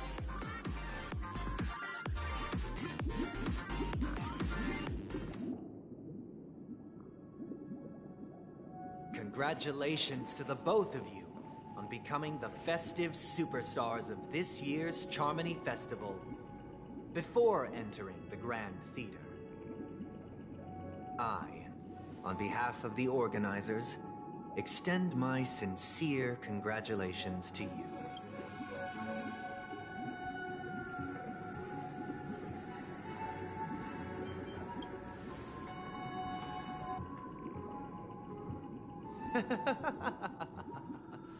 Your endeavors are worthy of extra recognition, and I've taken steps to ensure that.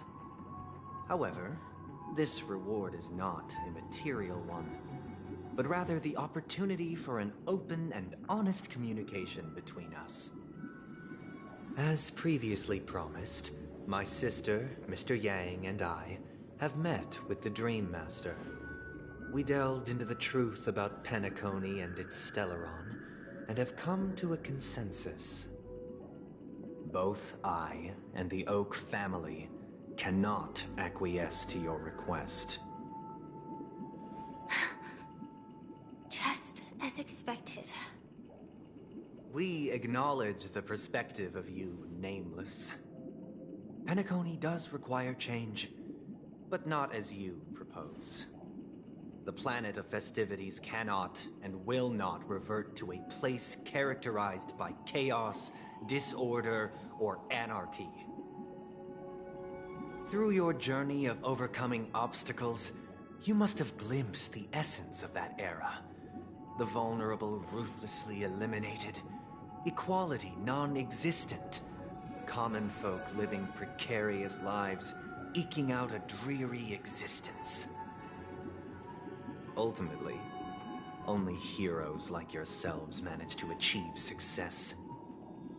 But I would dare ask, if you did not possess the special status of having a Stellaron, and you were but an anonymous and frail member among the masses, which Penacony would you prefer?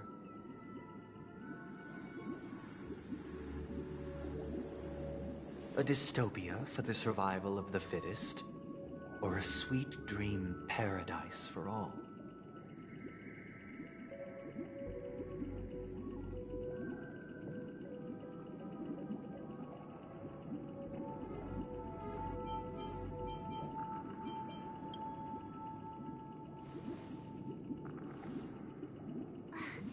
That's not the point! Don't let him mislead you! Mr. Sunday, even if the members of the Oak family can't fully agree on what to do about the Stellaron, now's not exactly the time to be holding an extensive discourse about Penacony's past and future, is it? The Stellaron issue concerns the life and death of everyone on Penacony. If anyone has a better suggestion, the crew is more than willing to listen. Also, it'd be best to tell us the ins and outs of that meeting.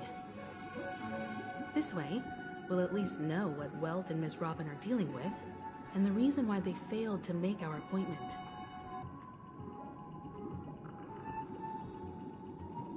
Ah, Navigator. That is precisely my intention. With all present, let's begin by discussing the details of that meeting.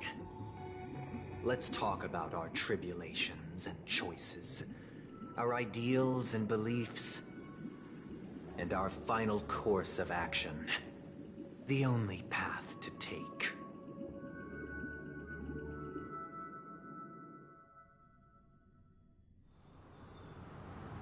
You mean to say that for the longest time, there have been scoundrels who would use the Charmony Festival that I have bequeathed to the masses as a tool to realize their ambition?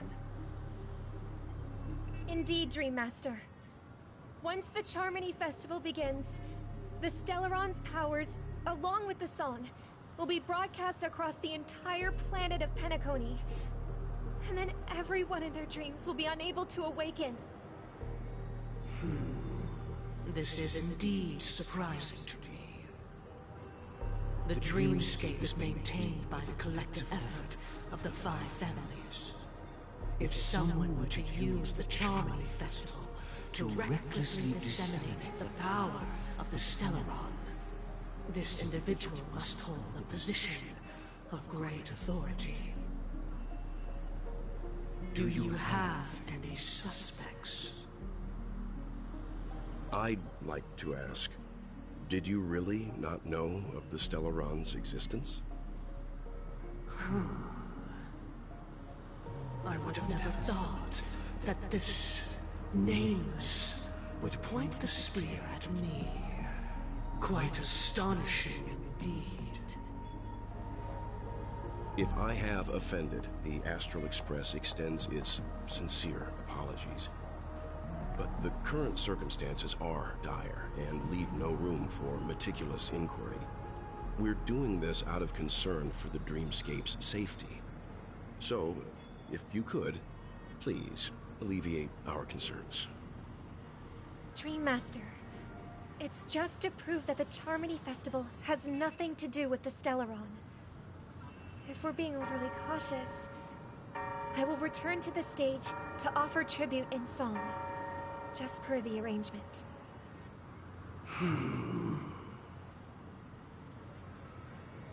Sunday, Robin. I've watched you to the magnitude. Sunday. I will do as you command. Robin, could I entrust you to be present as a witness, to document the truth, and to proclaim my innocence, so that all slander may be utterly dispelled? I will do as you command. May thy will be carried out on earth, just as it is in the heavens. Oh, triple-faced soul, please sear his tongue and palms with a hot iron, so that he will not be able to fabricate lies and make false vows. Let us begin. There is nothing else to prepare. Understood. Question. Have you devoted your life to your god, never worshipping other gods? Naturally. Do you love your god as you do yourself, always heeding their admonishments? Naturally. Have you strayed from the path expected by your god, betraying their name? Never. Have you ever been inordinate with your asks of your god, coveting more than the foundation of the creation itself? Never. Then, a final question. Do you swear to fulfill all vows, past, present, and future? With the Eon as my witness, if I do not deliver on my words, or if I renege on my vows, may I be cursed in accordance with divine law. They have seen your faith, and have endorsed your faith. With this, it can be evidenced... Just a moment. What is it, Mr. Yang? I have another question I hope to have answered. To my understanding, the family's harmony and prosperity have never relied on so-called divine laws. The god you both mentioned, are they truly Yippe?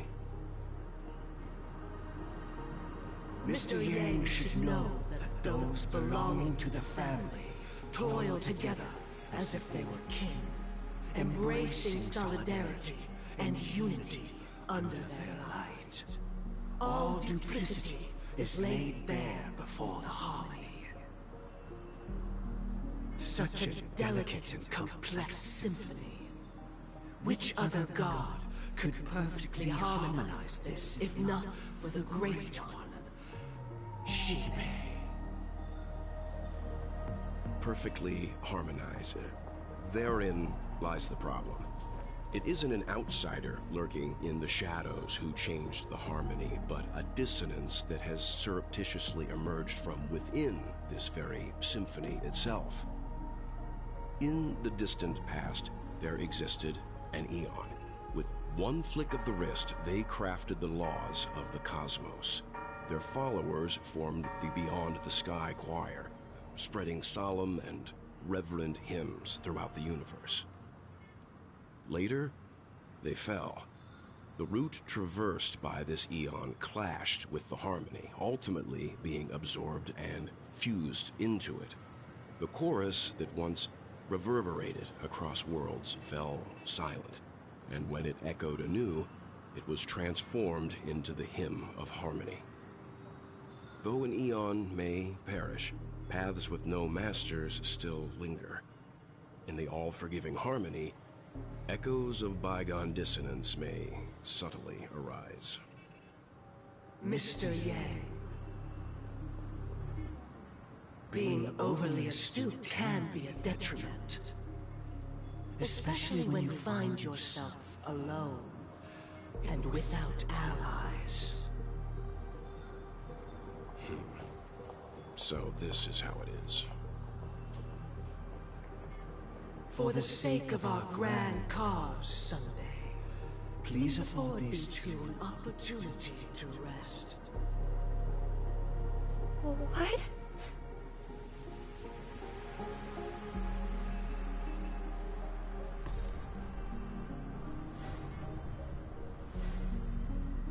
Sorry, Robin. It's just you. I did not wish for you to know this. It's a pity that things have turned out this way. So, this is the true reason I can't sing? The shadow that envelops Penacony is actually... We were never children of the harmony. Our ideal paradise could not have been crafted by Yippe. True bliss can only be guaranteed by the one who transcends the many. Within the foundation of law, humanity establishes civilization, and through harmony, we obtain order. Unbelievable. To think that there would be remnants of the Order on Penacony. What have you done with Mr. Yang and Miss Robin? Don't worry. I just gave them some time alone to ponder their fates. You should know that these actions make you an enemy of the Astral Express. Should we need to stand against the Nameless, it would only be myself and the Oak family involved. But we haven't reached that point yet, have we? Your efforts for the justice of Penacony are evident to everyone, and have been widely observed.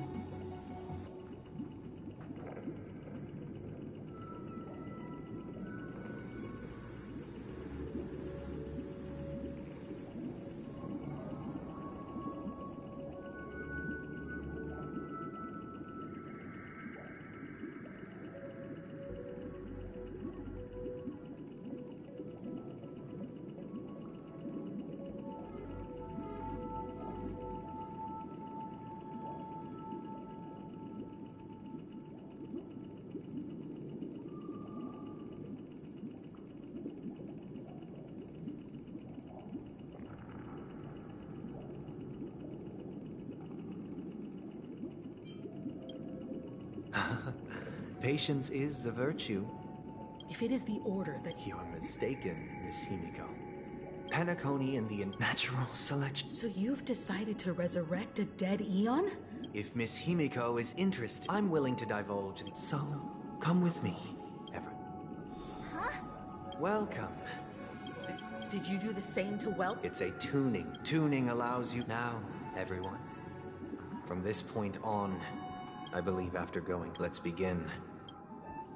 This story happened later on. That baby bird, we decided to build it. It was clear that if we decided that when it regained its destiny. No. I pass the power of choice to you. Stick to the original plan. And build a nest with soft net where the Charmony dove fell. Or build a cage for it. And feed it. Giving it the utmost care from within the warmth of a home. I eagerly await your answer.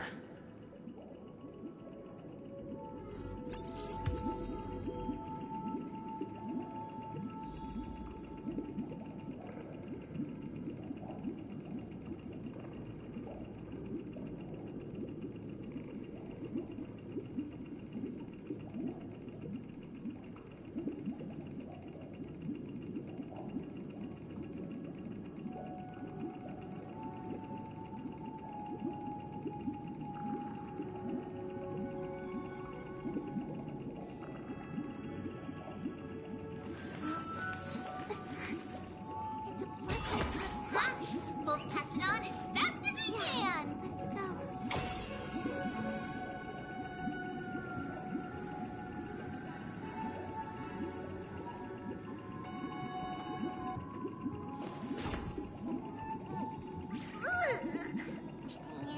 Training?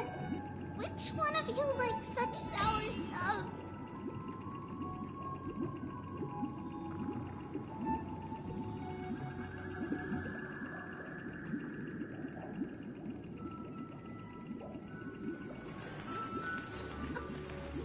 It's a letter to the future. Watch. We'll deliver it as fast as we can. Let's go.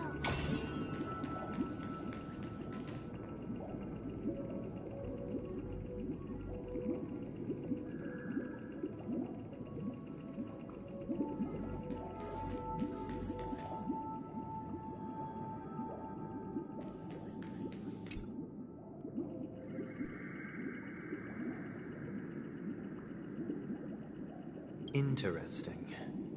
Since you've made up your mind, allow me to reveal what fate this choice will bring to the fledgling. From what I've observed, there are at least 3 predators in that yard that prey on small birds. The Vosicle Scorpion, Asdana Wolverine, and the Huntington Winged Snake. Even if they shy away from humans, these animals are still near apex predators in a fenced location like a yard. In such a location, only one fate awaits that little Charmony dove. A painful death. As for the choice you made, I am deeply sorry. Now, let us advance to the second decision. This time, it's the story of a dream chaser. This story happened when I was appointed as Bronze Melodia, a position exclusive to the Oak family, charged with listening to the problems and vexations of Dreamscape residents, and providing them with the relevant guidance.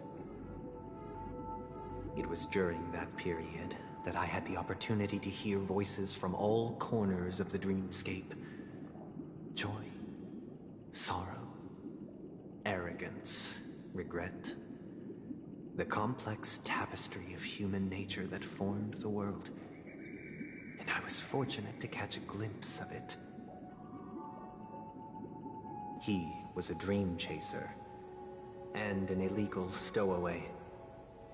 Just like the rest of them, he came to Penacony in search of a better life. Except that, to most people, the price he paid, I suppose you could say it was everything. He told me I sold everything I could at home. The house, the land, even his 2 children. He said he could not afford to raise them, and that at least they could eat if they lived as slaves. He had a plan in place. He would buy back his children once he had made his fortune, and enjoy Penacony's beautiful dream with them. Alas, his plan to smuggle himself was somewhat clumsy, and he was sniffed out by those pig-headed hounds. After hearing the Dream Chaser's story, I immediately appealed to the Bloodhound family to cease their pursuit. That way, at least he could live peacefully. But I was still too naive to the ways of the world. I did not anticipate that what I thought was a kind gesture would later lead to dire consequences. I'll tell you the outcome soon. For now, I'd like you all to make a choice. Will you do as I did, and try to convince the Bloodhound family to stop their pursuit, so that the Dream Chaser may live peacefully and realize his wishes? Or will you remain silent, leaving him to languish while the hounds are hot on his heels, until his inevitable judgment arrives? I look forward to everyone's decisions. Who knows? Perhaps they might even alter the outcome of this tragedy.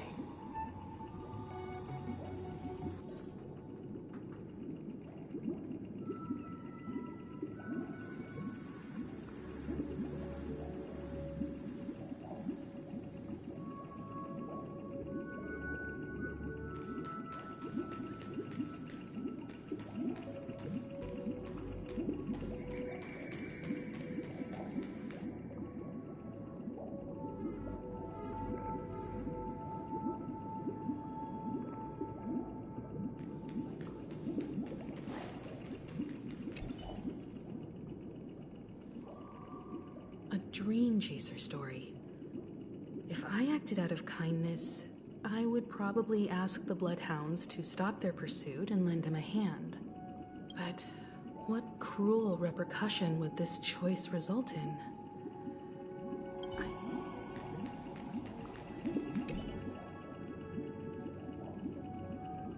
It seems illegal stowaways are really quite common on Penacony.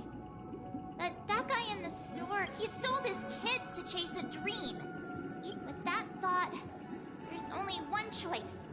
Let the Bloodhound send him back home. This person deserves to be punished.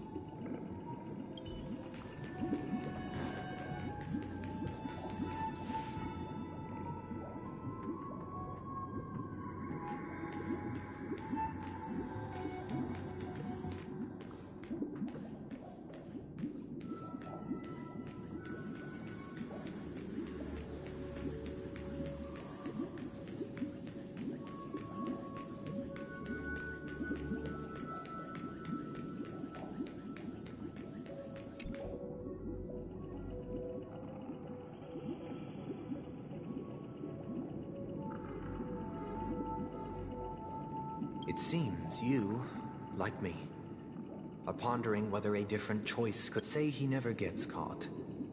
He would only die from delirium. The methods with which illegal stowaways enter dreams are unorthodox, not flawless like the hotels. Living in the dreamscape would be a mere pipe dream. Should he be apprehended? Could the hounds afford to turn a blind eye? The answer is a definitive no. They couldn't bear the resulting consequences, and thus wouldn't dare extend a helping hand.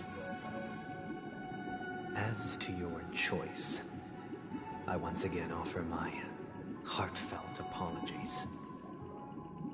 Next comes the third and final decision. And the story this time is my own. This story happened the day I was appointed the Oak family head. At that time, Mr. Gopherwood was the current Dream Master. And as per his wish, we had a private conversation. What surprised me was that the Dream Master had only come to deliver a letter to me. He let me read its contents, and it was a letter from my sister. The letter contained the usual pleasantries, anecdotes from her travels, nothing out of the ordinary. Just as I started wondering how this letter related to our discussion, the Dream Master began to speak. Do you know who wrote this letter? My sister, of course. But why would you personally visit me to hand me a letter from my sister containing mere trivialities?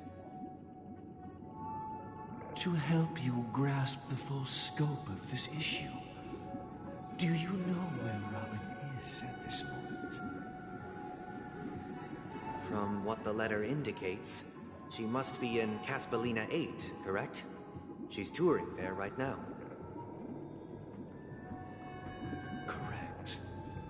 Has she mentioned anything about a stray bullet? A stray bullet? What? A war has broken out on that planet. It is because of this very reason that Robin chose this destination. To spread the word of the Harmony, and to save the lives of that planet she personally made for the front lines. She hoped to ease the people's suffering with song, and was willing to brave mortal danger to deliver the IPC's medical supplies. Unfortunately, stray bullets show no such compassion. Is she all right? If the operation was successful, she should probably be recovering in the field hospital. By the eon above, the bullet struck her neck directly, yet possibly as a reward for her consistent deeds of harmony, it didn't hit any vital arteries. Once you've attended to your outstanding tasks, it'd be advisable to write her back as soon as possible. Those damned savages! I'll pack my bags right away. My gratitude for bringing this to my attention, Mr. Gopherwood. Now you understand why she always wears such elaborate neck ornaments, don't you? How could this happen? Miss Robin. It's all in the past, so please don't worry. I share this in the meager hope that you will understand the Harmony's limitations and predicament.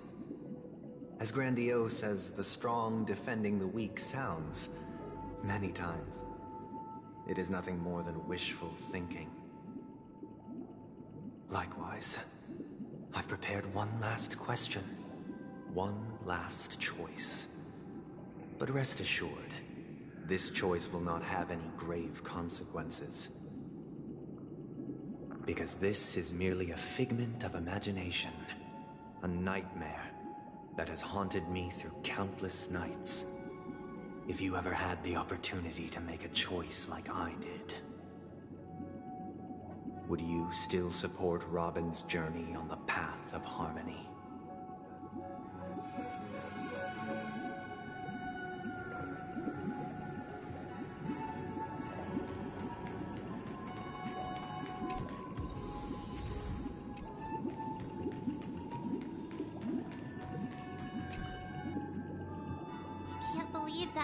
To Miss Robin. The strong defending the weak is a great mantra, but if I had to pay such a price...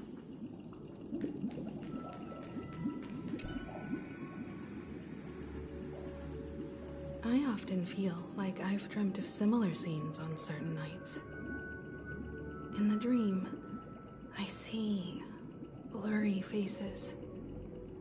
I don't know who they are, but I sympathize with all of them. fighting for survival against some unfathomable force. Their confusion and fear are lucid to me. But I also remember they chose never to give up. Just like Miss Robin. If Mr. Sunday's question leaves you puzzled, you should find the answer from your own experiences. With each trailblaze, dangers and tribulations will surely follow. But would you ever back away? Would you stop March and Don Hung from reaching their next destination? I believe you have an answer of your own in your heart.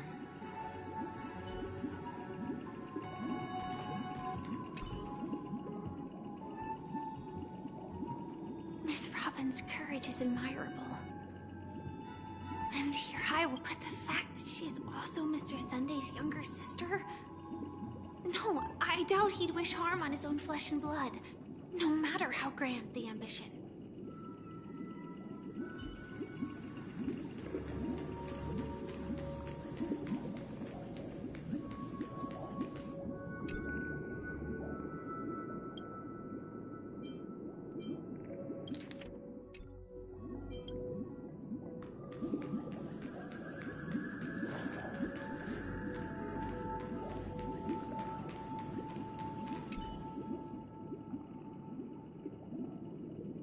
Miss Robin's courage is admirable. And here I was thinking she was just another superstar celebrity. But the fact that she is also Mr. Sunday's younger sister? No, I doubt he'd wish harm on his own flesh and blood, no matter how grand the ambition.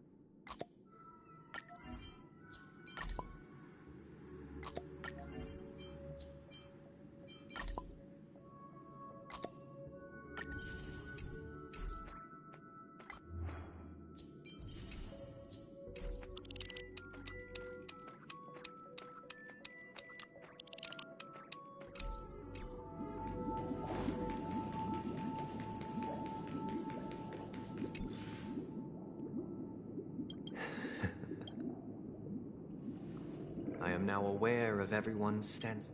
Raising these questions merely serves to illustrate one point. The plight of Penacony cannot be salvaged by the Harmony. The true foundation for a sweet dream paradise can only be established through the Order, where the strong govern the weak.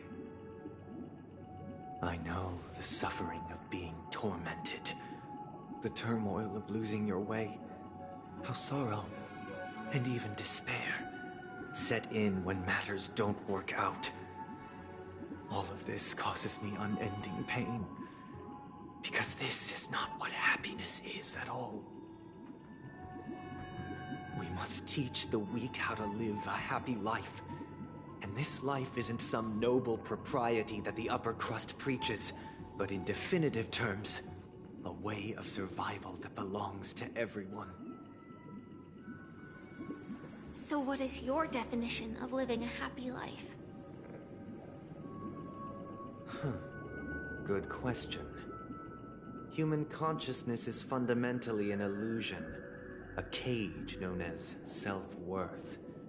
People lured in by this illusion make mistakes, yet still ask that external influences bear. When one mistake after the next permeates the masses, they become impossible to trace. Thus, the amassing of these individual cages culminate to form a prison. A place dictated only by the rule of survival of the fittest.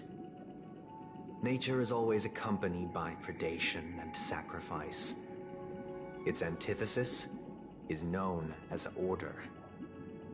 That is what I want to do. Unite people's happiness under the banner of order. They won't need to make bitter choices any longer, nor face the weaknesses of humanity. They can cast aside their primal instincts to build a haven for mankind. Simply describing thoughts is far too abstract, so allow me to provide a simple example. As you all may know, there are societal norms like weekends and long weekends that exist on some worlds. During these hard-earned rest days, people are given the chance to extricate themselves from the stresses of everyday life, allowing a certain tranquility to return to their souls. And it is only on these days that people do not have to adhere to the law where the strong prey on the weak. They can live out their lives happily during these brief intermissions. It's just a pity that 2 or 3 days are still too fleeting compared to the span of a lifetime. From where I stand, society's ideal system should be 7 rest days. Following Sunday, there should ensue a second, a third, and indeed an infinite procession of Sundays. This should be the face of the new world. Idyllic, eternal, peaceful days. And thus, every person can return to their base selves in this utopia. Some gaze in reverence at the stars, pouring their whole beings into calculating the distance between us and the isolated world of Pagana. Meanwhile, some seek refuge in quiet corners, holding one another, unencumbered by the chains of unwelcome obligations. There would be no need to bear the hardships of reality. Only in this way can humanity face the inevitable end with the purest of spirit, living a life of dignity. This is what it is to live in bliss. Miss Firefly, you who are stricken with entropy loss syndrome, you of all would surely understand this.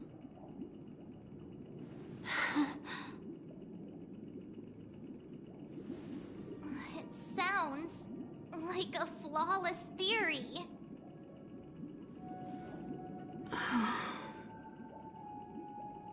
But what is the price to attain all this?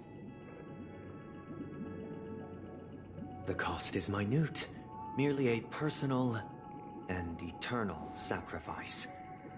If this paradise is to be maintained for everyone, someone must remain trapped in solitary awakening until the end of the cosmos.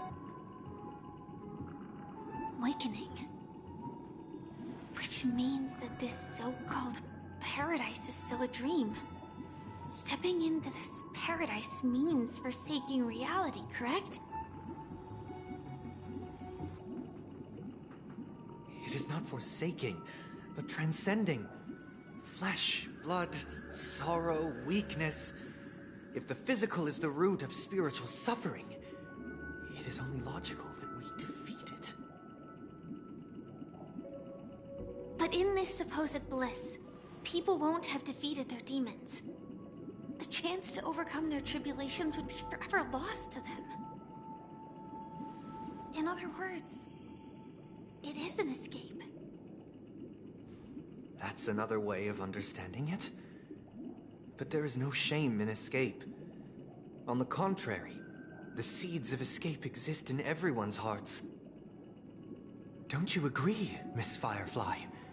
And as for why life slumbers, it is because we are afraid to awaken from our dreams.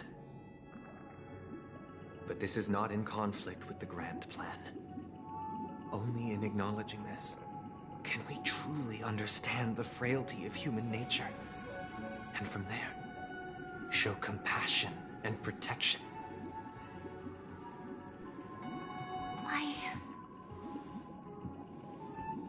admit that you are a born leader. Your perspective on humanity brims with pessimism. Yet you express compassion for all, even when your heart pities them. But unlike you, I live for the self. From my perspective, individuals making choices for themselves is their birthright. The want to escape may be innate in the weak. But whether they are weak or not, it is not up to another to decide. Perhaps in your mind, you also view me as weak?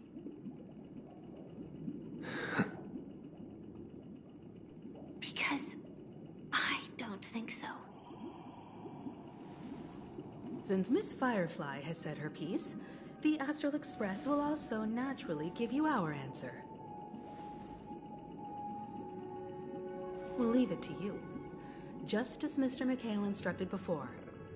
Tell him our choice.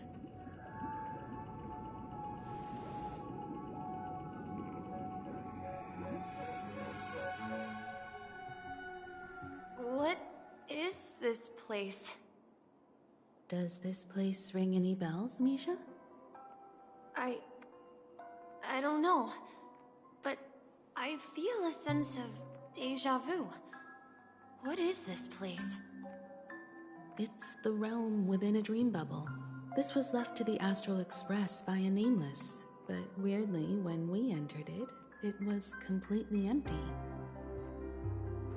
Dr. Edward from the Dreamscape sales store told me that dreams are formed from memories, and a dream bubble can't take shape if its core is empty. So I thought you might be able to help us in unraveling this mystery, Misha. As a hotel doorman, you know Penacony best among us. I don't know much about dream bubbles, but if you want to figure out what this mansion is, I'll do my best. I'm counting on you then. Himeko, I still don't get it. Why were you so sure that Misha had a connection with this dream bubble? I wasn't sure. It was just a hunch. But since Misha feels familiar with this place, my hunch might be correct.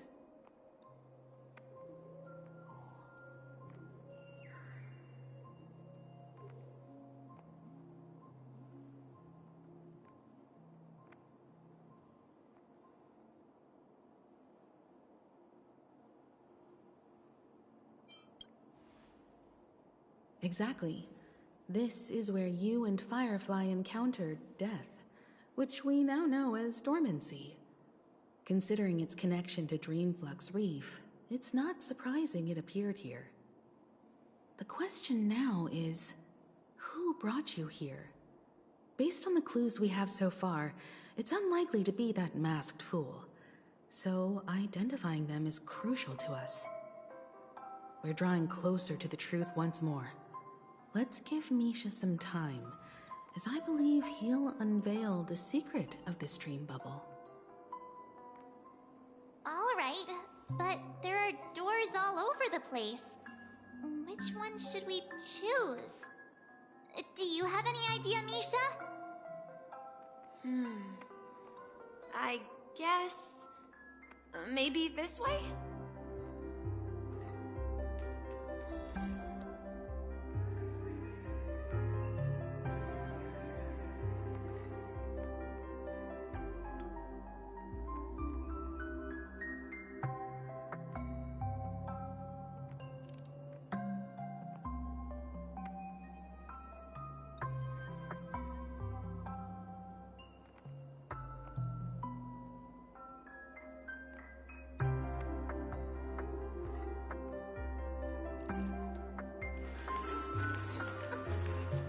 It's a letter to the future. Watch, we'll deliver it as fast as we can. Let's go.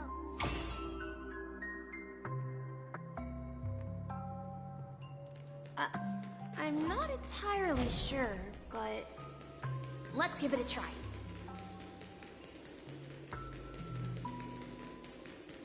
Hey, you man... Weird, if I remember correct. And hold on. This could be a case since this place... Yeah, then...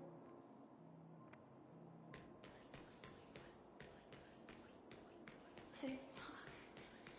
Tick-tock. Mikhail, that's the name? So, who is he? I'm sorry. Anything special? Mikhail? Grandpa?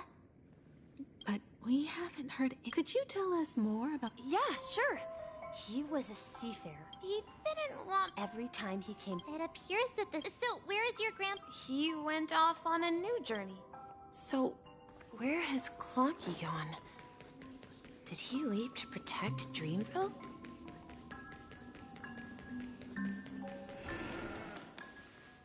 I heard some noises from the room.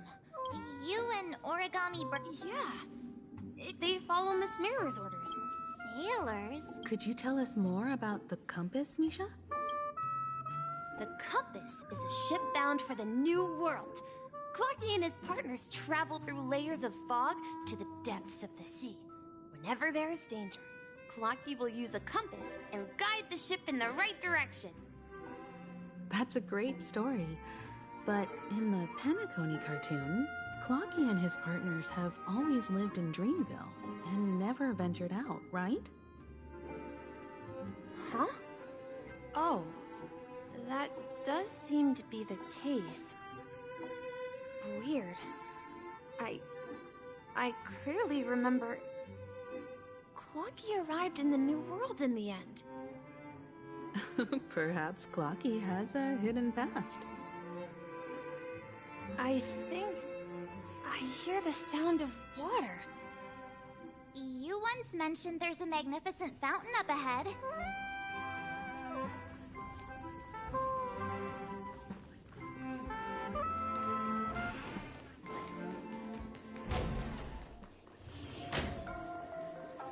Look, there it is!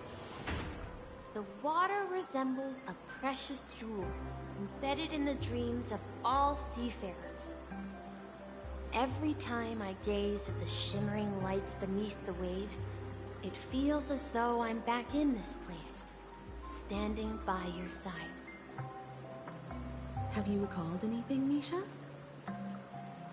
Yeah, I saw these sentences in Grandpa's logbook. He used to say that despite the perils of the sea, whenever he stood on the deck in the afternoon, overlooking the sparkling waves, he would think of this fountain in front of his house. He often said that those moments felt like returning to his family's side, and the difficulties at sea didn't seem quite as challenging. You know, I quite understand such sentiments.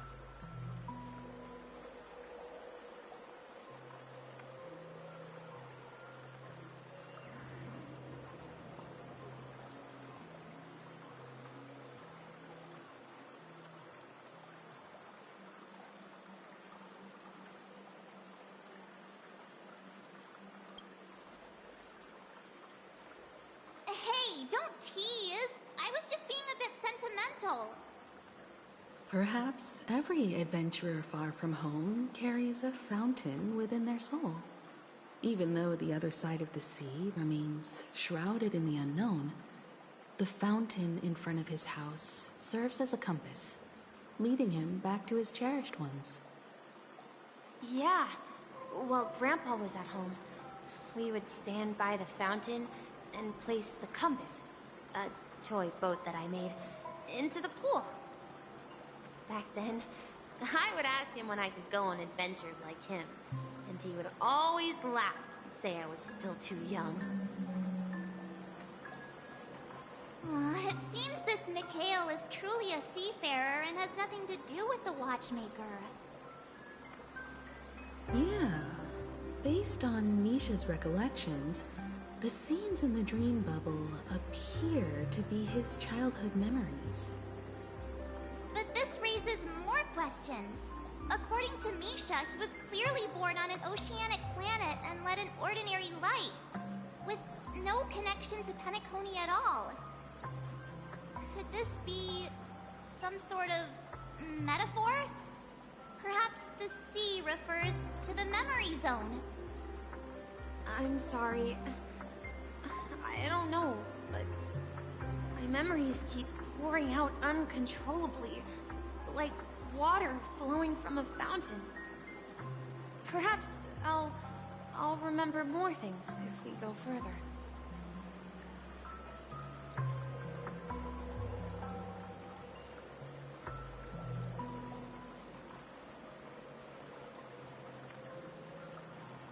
I wish to share your burden.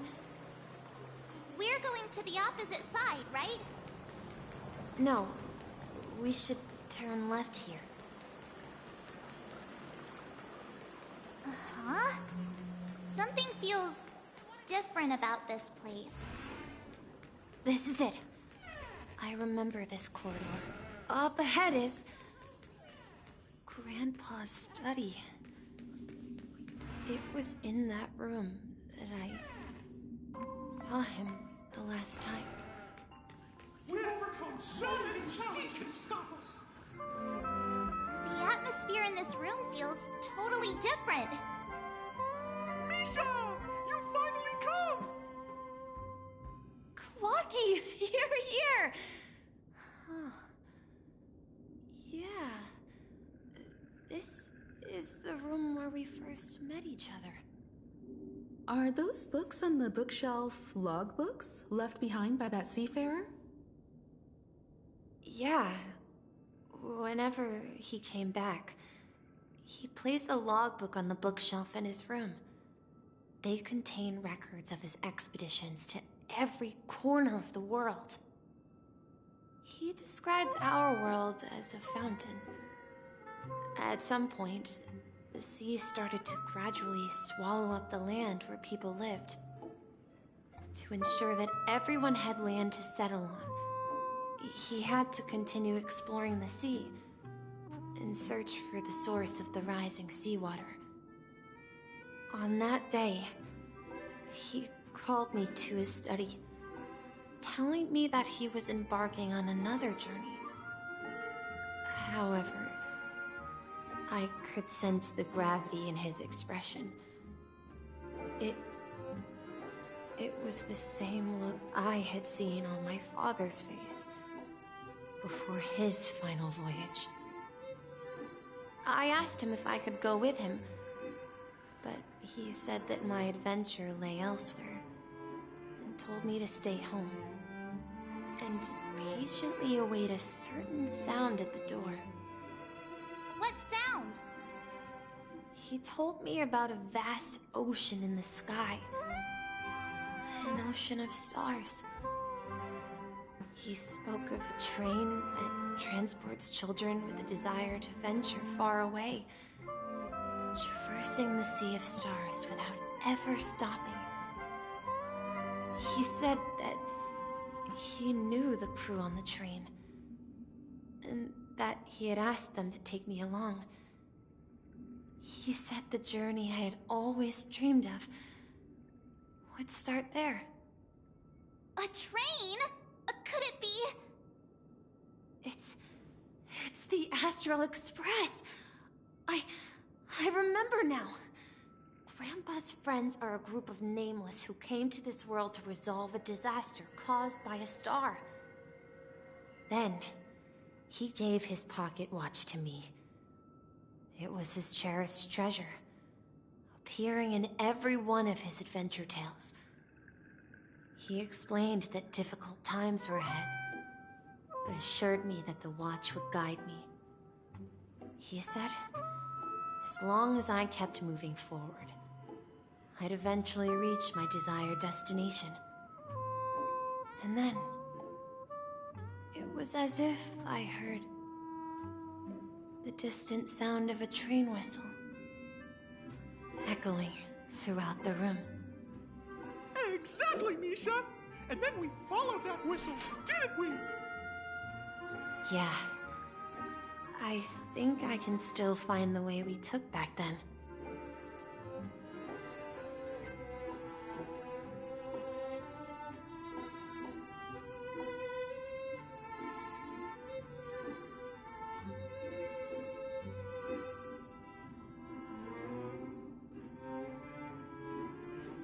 This is the dream jigsaw, right?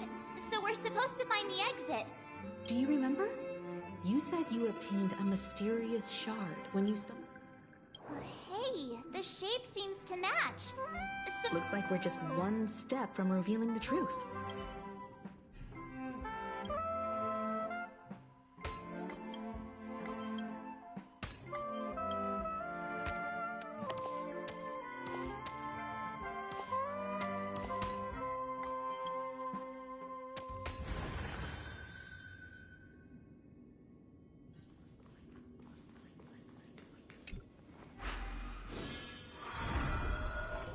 This is it. This is my room of clocks. While I spent my time waiting for Grandpa to return from his voyage, Walter gave me this workshop, and it became my secret base. Here, I learned how to repair clockworking gears out of my fondness of precision mechanics. In my dreams, I was the captain of the compass, embarking on adventures with my companions, Clocky and Miss Mirror, in search of the new world. I was born and raised here. So, this building in the dream bubble is your childhood home? Yes, but not exactly. To be more precise, this dream bubble itself is my home. Looks like you've remembered everything now. wait. Why does it feel like everyone else knows something I don't?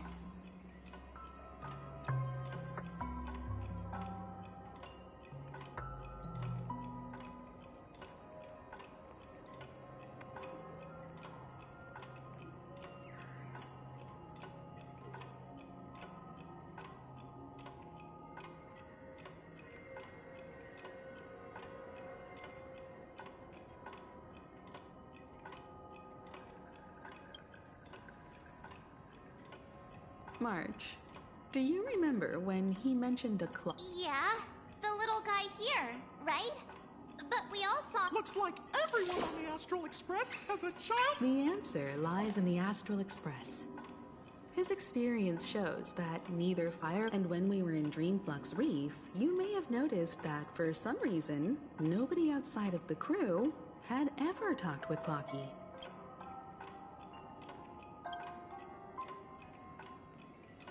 A mimetic life that can only be seen by a select few. It's just like a hidden message left by someone for the nameless. But Misha can see Clocky too, right? They even grew up together. But Misha hasn't started the way of the Trailblaze yet.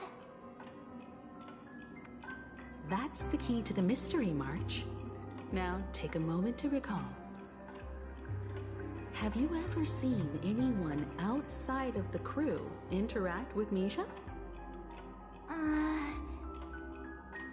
Wait. No way! That's the answer, March 7th. This dream bubble is the place where I was born. And I'm a dweller in this dream. Just like a memory zone meme. I should have stayed here and waited for you. But when reality and memories merged, I unconsciously pushed open that door and left the bubble with Clocky. So it's not that the Watchmaker's dream bubble is empty, but rather the stuff inside ran away? And the whistle you heard was the sound of the Express arriving at Penacony? That's one way to see it, but I believe there's a longer story behind all this. It's best for Misha himself to explain all the details. How about we start with your name? Now, should we call you Misha, or...? Thank you all for helping me rediscover my true self. Now, please allow me to reintroduce myself. I was born on Lushaka, in the Presmere system, adopted by seafarers Mikhail and Char. They gave me a treasure. A name that carried their hopes. Mikhail Char Legwork. Or simply, Misha. If you prefer, you can call me by a more familiar name. The Watchmaker. So, you're the Watchmaker himself? Unfortunately, that legendary figure is no more. I am only a reflection of his life. As for the child who has been with you, he's the innocent protagonist of Misha's childhood dream. Friend of Clonky, a young apprentice, and a future mechanic on the Express. And this also marks the beginning of his journey, devoted to the Trailblaze. At the end of the journey, I left this little flame, which I so cherished, in my deepest dreams, hoping to pass it on to the nameless of future generations. However, he somehow left the dream bubble and forgot all about his task. I apologize for all the confusion this caused. Because he was born with a desire to trailblaze, wasn't he? I don't think Misha has forgotten his role as a guide. He remembered it, and that's why he mistakenly appeared as a hotel doorman in his dream from the very beginning. The one who brought our unconscious friend here must have been Misha. If that's the case, we encountered the Watchmaker's legacy from the beginning, didn't we?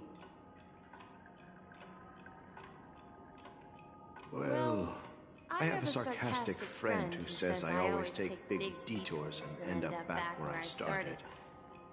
Perhaps that's what every nameless has to go through. But in the end, you found me. I'm sure you're all wondering what my legacy is. I believe my hound has mentioned the Stellaron and my wealth.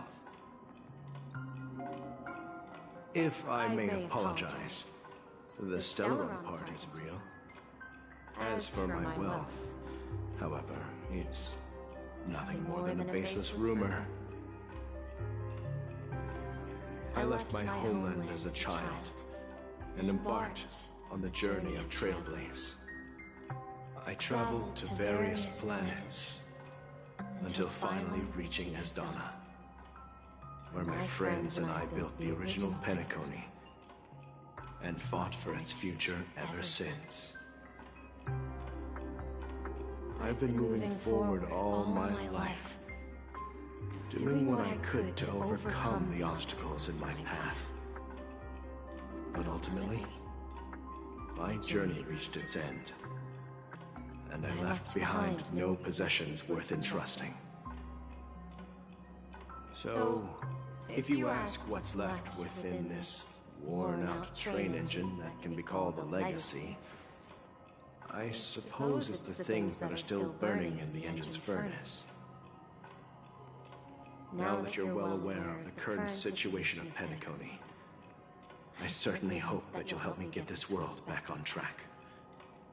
But I'll leave that decision to you, for the path of Trailblaze is never paved by others. All I have for you is a story and 2 gifts. I want to give you my pocket watch.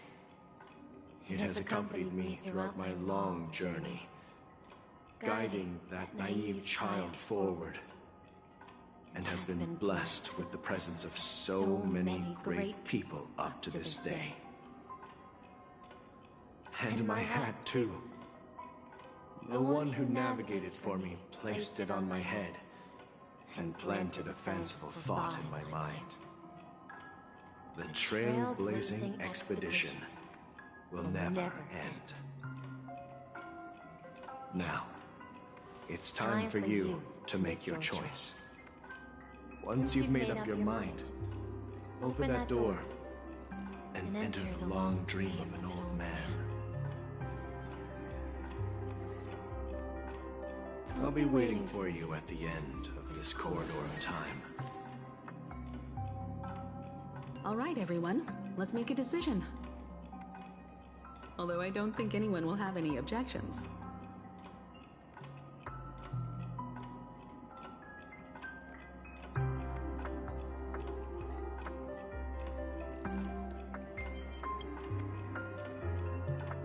Come on, stop joking at a moment. In that case, the vote stands at... Then let's proceed together to the end of this stream.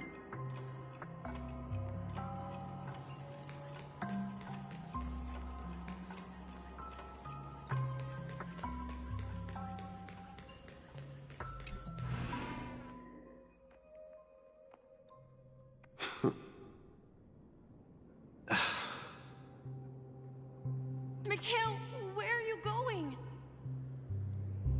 Someone has to step up and save Lushaka. So why can't it be me, Misha? Please don't go. And if you must, please take me with you. Even without me, you know how to proceed forward, brave Captain Misha. The compass is waiting for you. Haven't you always wanted to be a better adventurer than me? Now go, board that train and start your journey. Where are you going, Mikhail?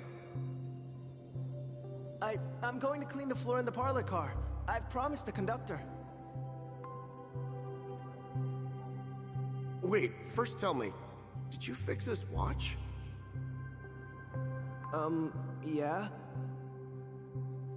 I know what it looked like before. Its chain was broken, the back case torn, and the marks on the dial all worn out. How did you manage to fix it?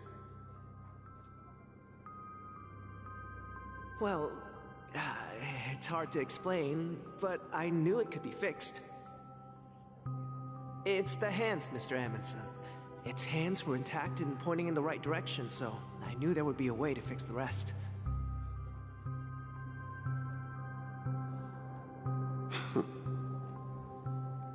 I see. You'll work with me from now on. Haven't you always wanted to tinker with this train? You're its mechanic now. As for the conductor, I'll do the talking. But I only know how to fix watches. Don't worry. You've got what it takes. I'll teach you what you need to know. Where are you going, legwork? It's time to head to our next stop.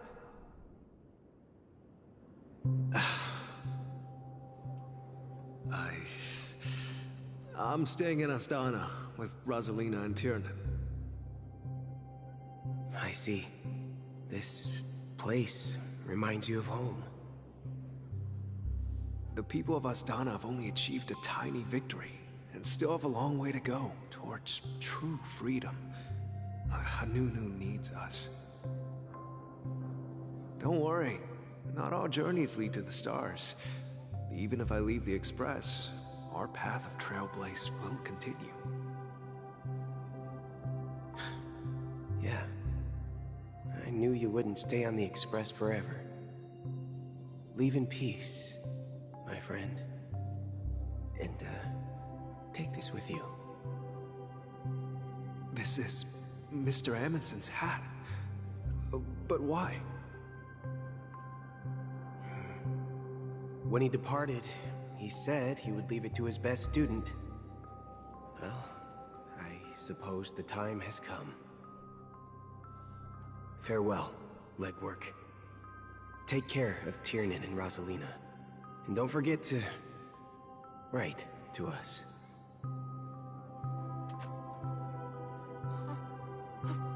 Where are you going, Watchmaker?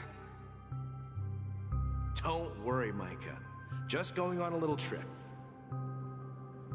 Someone has to be at the forefront of the interstellar frontier, and I'm the only former nameless in Penacony. So why can't it be me? Because you're all we have. Have you forgotten about Tiernan? The cosmos is way more dangerous now.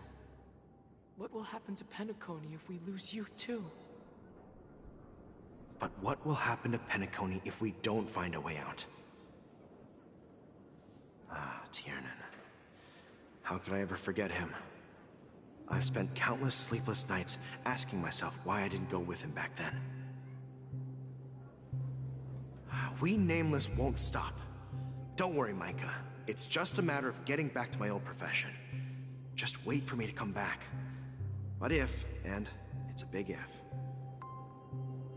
if I don't come back in one piece, then you'll become the next watchmaker. Where are you going, old man? Oh, you're here. Answer my question. What are you up to?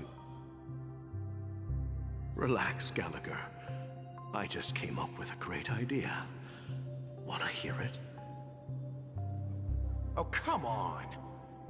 Aren't all your ideas just ways to get yourself killed? I may be blunt here, but you're the last remaining hero in Penacony. If you die too, the secret of the Stellaron will go to the grave with you. Yes, I'm afraid there's no way out in Penacony, so I'll have to consider alternatives beyond Asdana. We'll organize a festival using the Watchmaker's legacy as a facade, and send invitations to the entire cosmos to gather people here. So, a desperate struggle against the family? Desperate? Don't we have you here, my friend? This task is challenging, but what hasn't been challenging for us along the way? Well, whatever you do, remember, make sure to send an invitation to the Astral Express. Misha! Where are you going? Oh, it's you, Clocky. Take me to Dreamflux Reef. Last night, I had a long dream about the day we met. I want to write down that dream. Write it down? Why? Oh, so I won't forget it. Do you remember how you got your name, Clocky? Of course! You told me that when you were a kid, you lived in a room full of clocks. Those wall clocks and pocket watches grew up with you and were your best friends. Yes, but what I didn't mention was there's a funny misunderstanding behind it.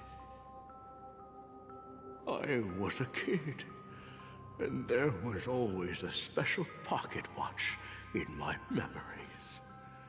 It was with my grandpa, guiding him on his sea voyages and leading the way in his every adventure story. I wanted to have a pocket watch like that too. And that's when you appeared in my dreams. Yeah. Every night, we boarded the compass and set sail together. But you know what? It wasn't until the day my grandpa gave it to me that I realized it wasn't a pocket watch at all. It was a compass. So, your name should have been Compassy. And the Watchmaker is just a nameless.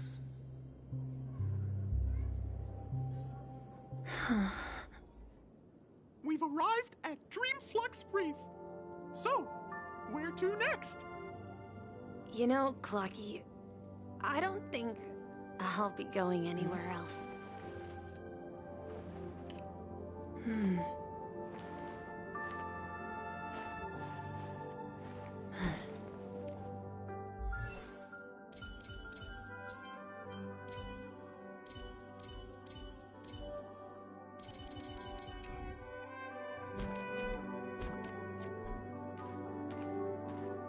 Yeah.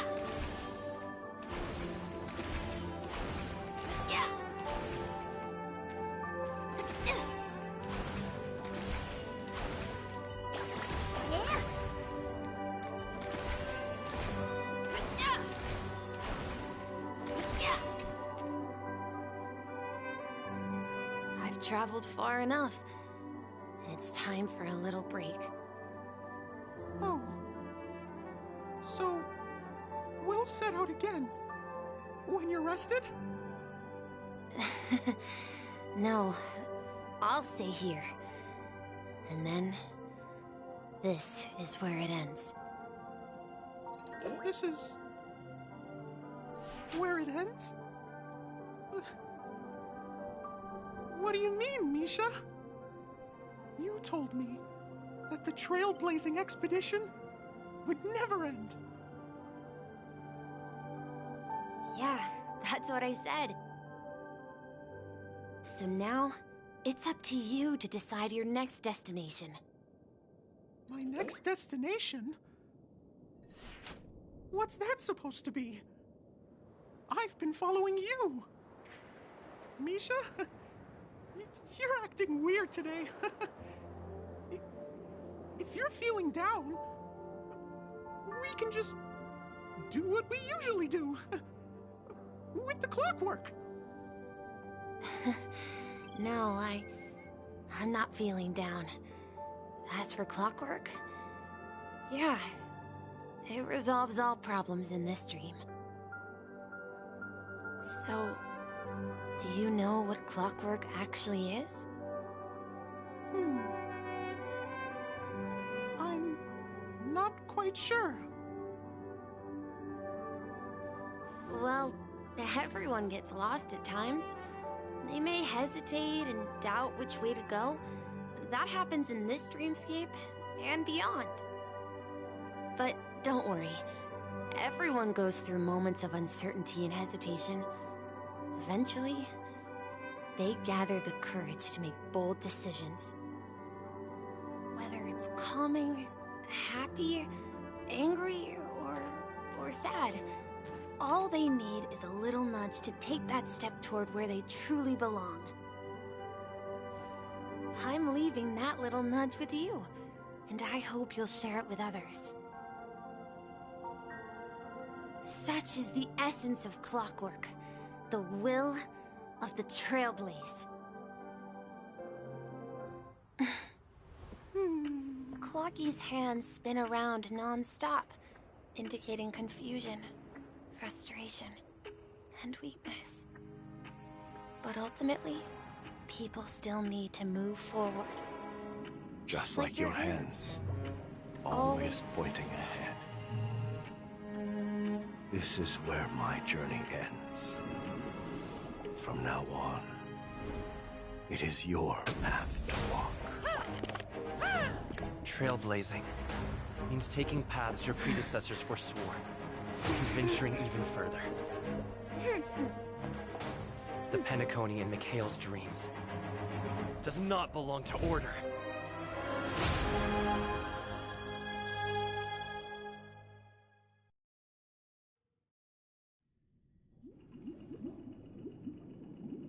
I can't believe that Eon would cast a glance at Penacony at a time like this.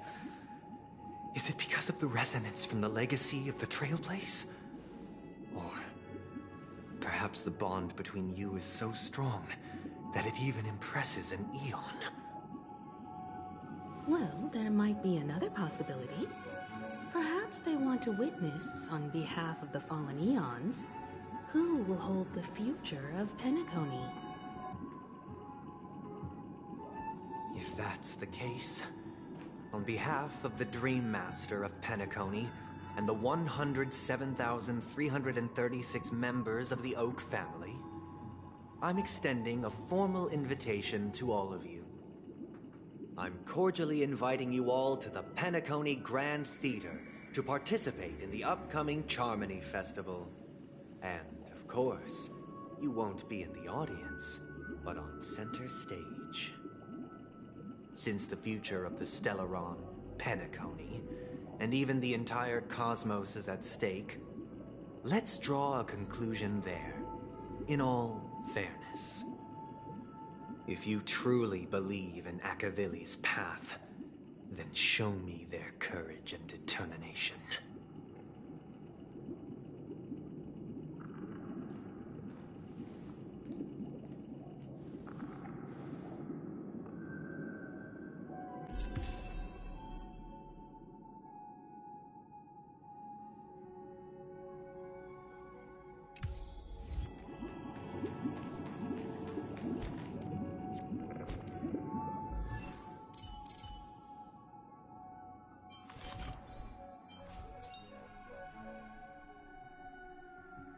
Unknown to each other, yet united in purpose, we make the same choices.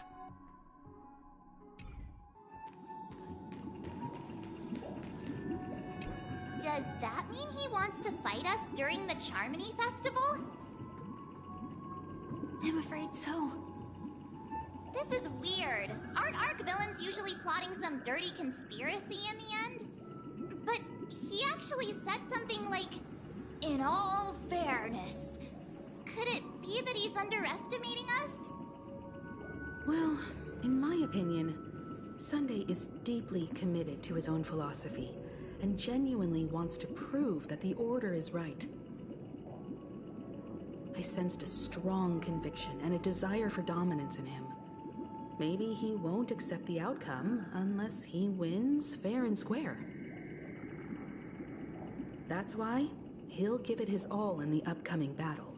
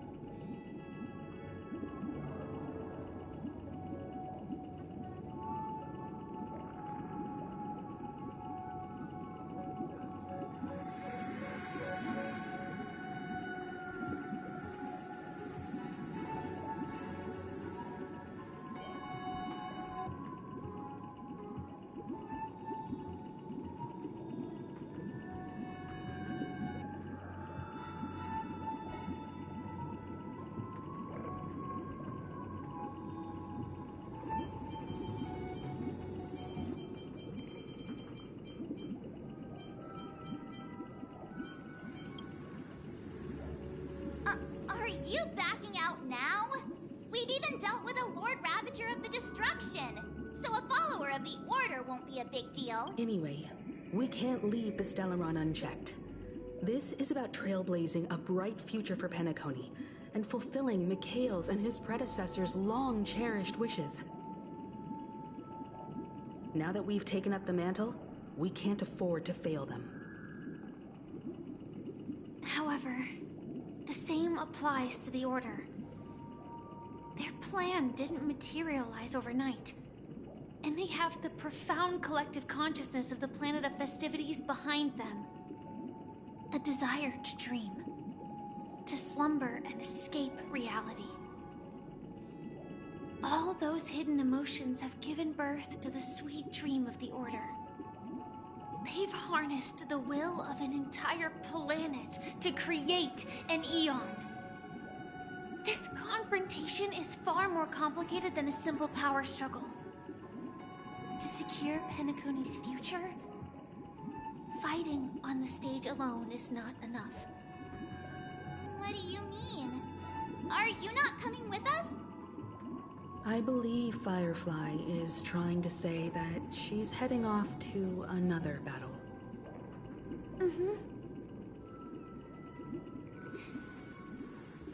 Before I left, the Destiny Slave told me that this journey would bring unforgettable rewards. Even though the script he gave me only had a few lines, I couldn't ignore them. Because one of the lines said, "I'll experience death 3 times in the land of the dreams." 3 times? This can't be serious, right?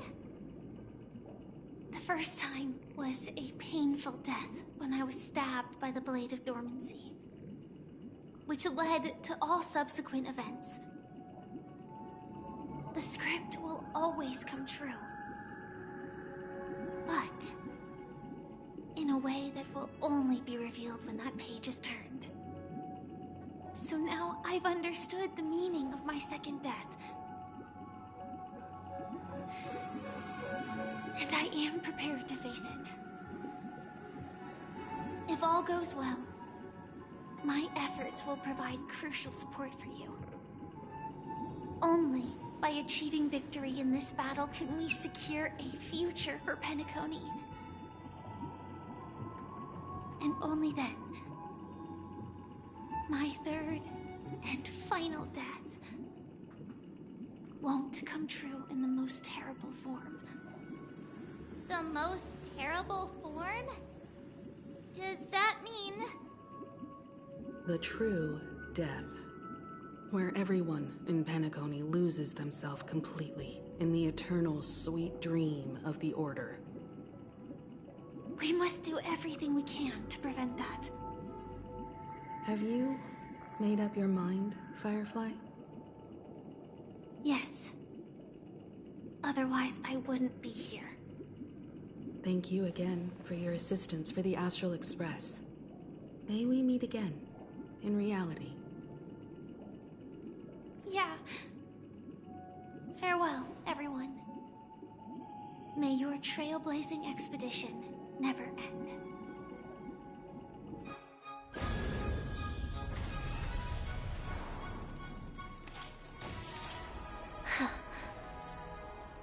I dreamed of a scorched earth. Everyone, are you ready? A new shoot sprouted from the earth. It bloomed in the morning sun and whispered to me. Like fireflies to a flame, my biggest death. May we meet again in reality.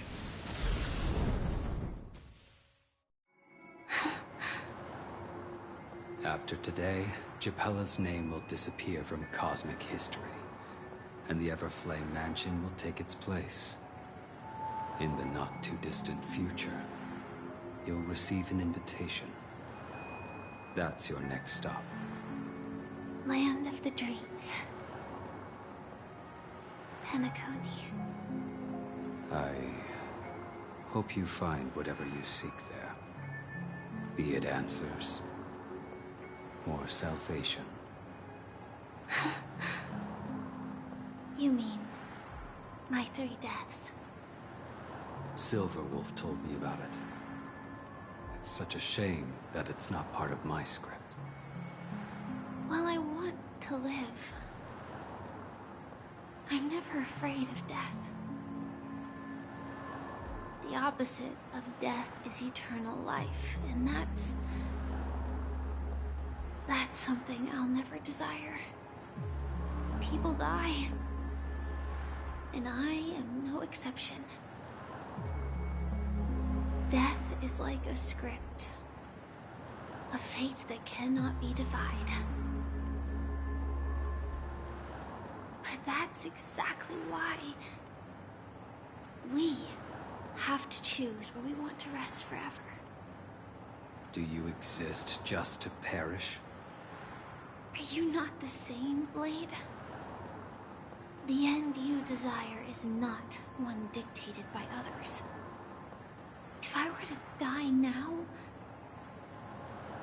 I would only be a weapon. I believe I should die as a human. Though its definition escapes me, isn't this the answer that ordinary people look for their whole lives? A name that can be carved onto their tombstone.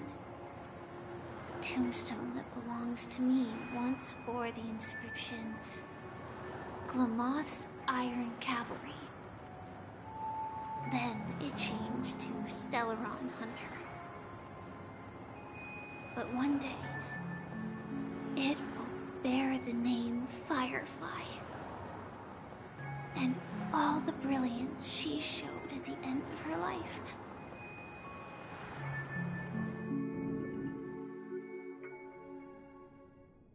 That's quite unexpected, old man. Who would have thought your crazy plan would actually work? Do all you nameless fools just act on a whim?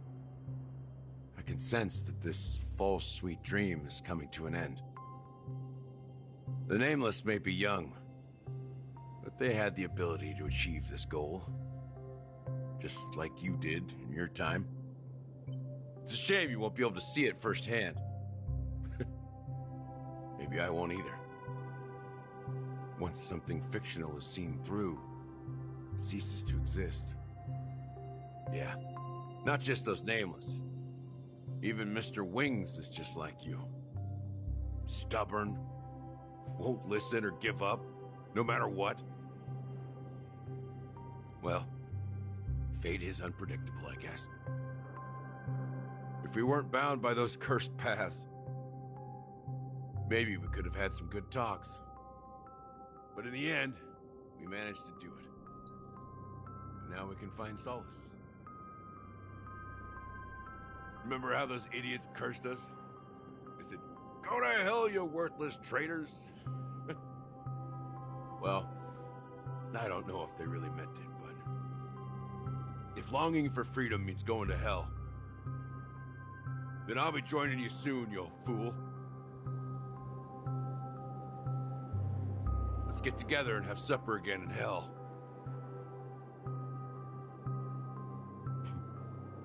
Oh, I almost forgot. There's one more thing. Here's to you. A glass of hello and goodbye, Trailblazer. To the imperfect tomorrow.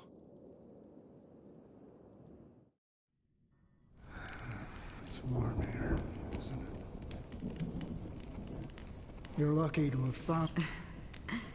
I was just following the scent of life. It's a shame these berries don't have much flavor. Seriously? In case you didn't know, it becomes... Have you... lost? Before coming here, I stopped by a place called Orkron. It had barren cliffs and nights lit by bonfires. The flavor wasn't exactly sweet, but it left a lasting impression. When I think back on my past, I realize that what's tying everything together isn't the big events, but rather these small yet unforgettable moments. Don't worry about it. Losing oneself is a reality that every self-annihilator must face. At least I haven't completely lost my senses and memories yet. Well, congratulations on adding another footnote to your journey. By the way, are you always alone? No, I had a companion in Orkron. She's a short, nameless girl who aspired to explore IX. She always said she'd walk a path deeper and farther than Akavili's. Quite an ambition for such a small girl. So, what happened? She became stagnant water. Well, my condolences. Condolences. I don't need them. The girl left with a smile. She never regretted her choice and most definitely wanted me to say goodbye with a smile. So, that's what I did. That's proof that you're grieving for her. Or perhaps I'm just afraid. Afraid? I rarely sense that emotion from you. What do you fear? I'm afraid I'll forget the 30 days I spent with her. Just like all the other days in my life. Most of them have already washed away with the rain, disappearing into an unseen realm. I fear that those vivid red memories will fade away too. There isn't much color left. And besides this faint, warm red, there's almost nothing. Hard to imagine. A ranger accustomed to bloodshed, destruction, and chaos finding warmth in the red color. Because I have experienced this warmth many times. Long ago, I promised someone that I'd bring it to more people. And that for every remaining moment of my life, I'd strive for a better ending for all. As long as this red color still lingers, I have a chance to fulfill that promise. It represents a burning fire, a blooming flower, the berries in this cave, and life itself, fleeting yet still dazzling. In the end, it will lead me beyond the horizon of existence. And on the other side, I will cut off nihility. The one blessed by the sleeping and shapeless is considering how to kill them. That's truly pure nihility. But you're right about one thing. After spending so much time near this stagnant water, only when I look at this vibrant red fire do I realize that I'm still alive. When will this rain ever stop? Perhaps when the sorrows of the departed have finally quieted down, the sky will clear up.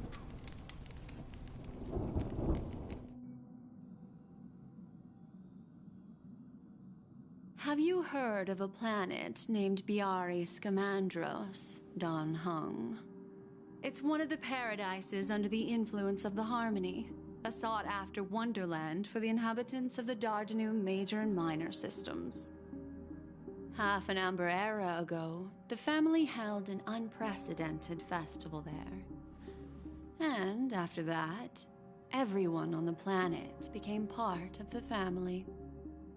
Do you think the same thing will happen on Penacony? Yes. Or how else can we explain it? The family deliberately used the Watchmaker's invitation to keep all the Pathstriders here, but banished the Emanator of the Nihility. Because of the Nihility, I'm rarely affected by the power of other paths, but somehow I can unconsciously infiltrate them. Maybe that's the risk they're trying to avoid. I would disagree. Biari Scamandros is not part of the credit system or connected to the Silver Rail. It's nothing more than a remote civilization sheltered by the Harmony. But Penacony is different. If the family messes with Penacony, that would be like declaring war on almost half of the factions in the cosmos. They have no reason to do that. No, they don't. If they truly serve the Harmony, that is. What do you mean? The path in Penacony is impure. The Harmony here has impurities. Do you remember the Ancient Swarm disaster? Tazeront, the propagation, brought endless havoc to the universe, and it eventually evolved into a fierce battle among all eons. 2 paths lost their eons in that war, the propagation and the Order. Coincidentally, their downfall is related to a certain Eon. Yippe, the Harmony. Legend has it that they participated in the crusade against the Imperator Insectorum, and devoured Anna the Order for unknown reasons. Holy forgaroni. So you're saying that the two leaderless paths are working behind the scenes? But I don't see any descendants of the propagation in Penacony. Could it be that the remnants of Beyond the Sky Choir are hiding within the family, trying to resurrect a fallen Eon? I can't say for sure, but they're definitely planning something for the Charmony Festival.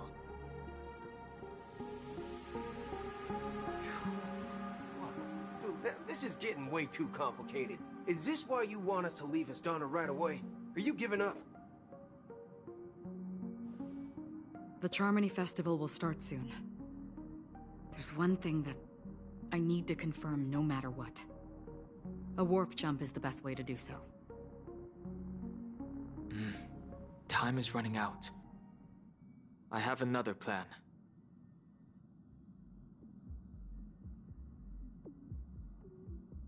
Hold on. Are you thinking of using the Jade Abacus of Allying Oath? Exactly. The assistance from the Lawful Cloud Knights would be enough.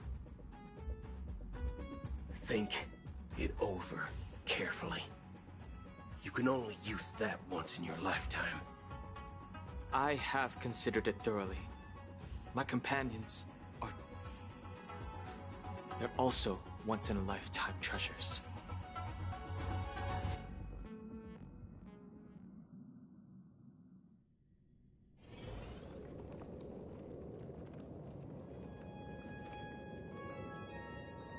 Are you the only one here, my child? The Nameless is quite the diplomat. Our secrets have spread like wildfire within the family. And IPC starships are gathering towards Astana. This is a crucial moment for us. So, where is the chosen one who harmonizes the varied sounds?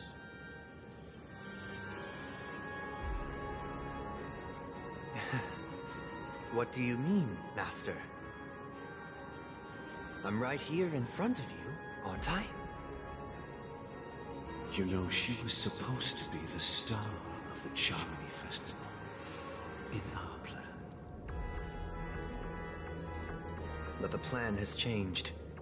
As her brother, I know she doesn't want to sing for the Order. So I'll take her place.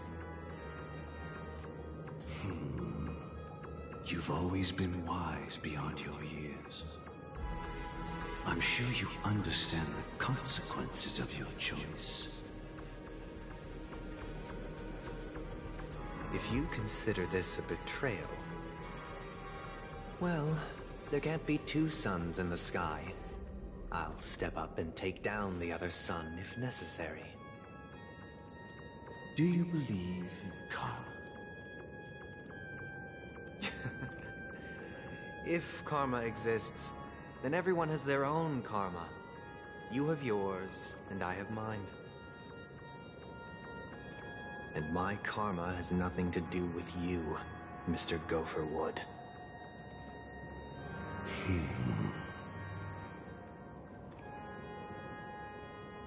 All right.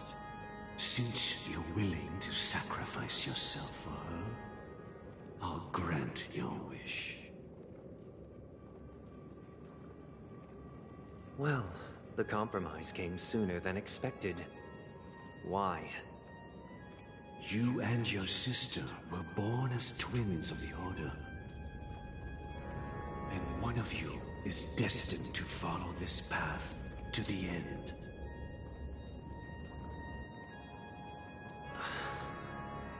Is this part of your plan? Of course. You're still as clever as you were when you were a child. The opening is near. Go my child. Seize the power of the harmony and reveal your karma. I have one final question, Master. Why did you choose to bring the Order to Penacony? Wouldn't it have been better to choose a desperate world instead of a city filled with hope and dreams? Why? It's for justice, my child. If we lose justice in our hearts, we'll make the same mistake as the Harmony did. So, it's not you who manipulates the dreamscape with the Stellaron, but... Well, that's where our conversation ends. Go ahead. The 107,336 souls of the Oak family have dreamed of this moment too many times.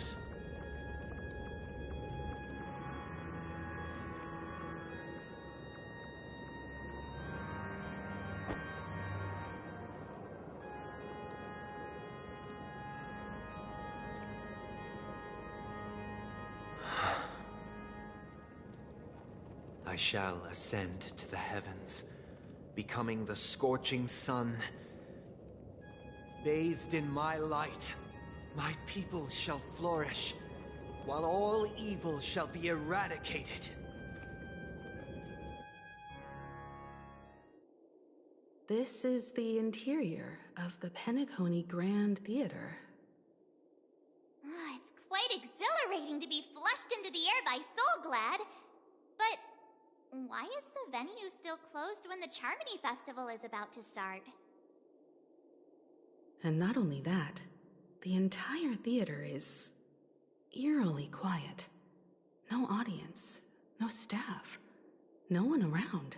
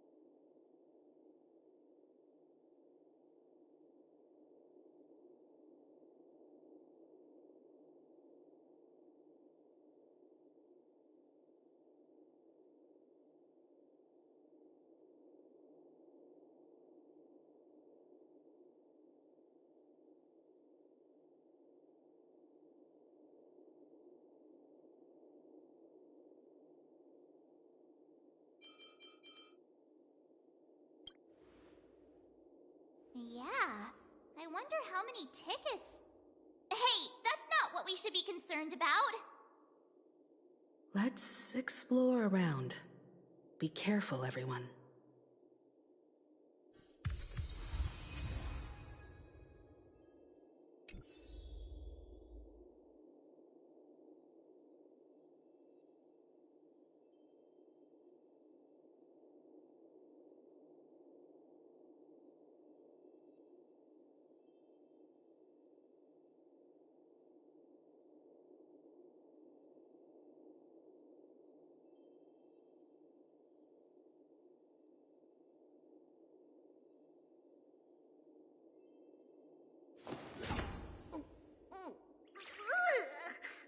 And Trayman, which one of you likes such sour stuff?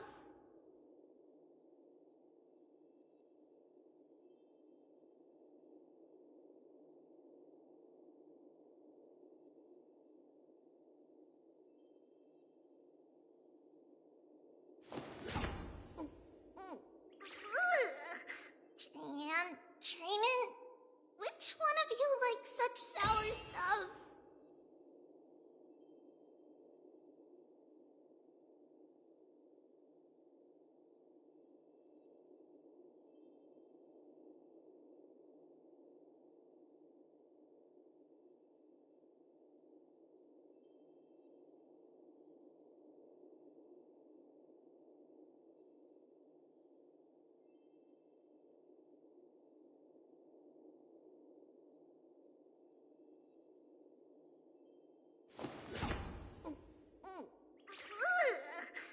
And Trayman, which one of you likes such sour stuff?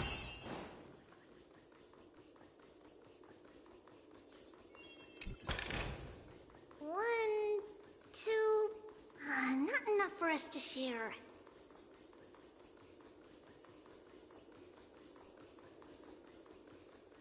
There!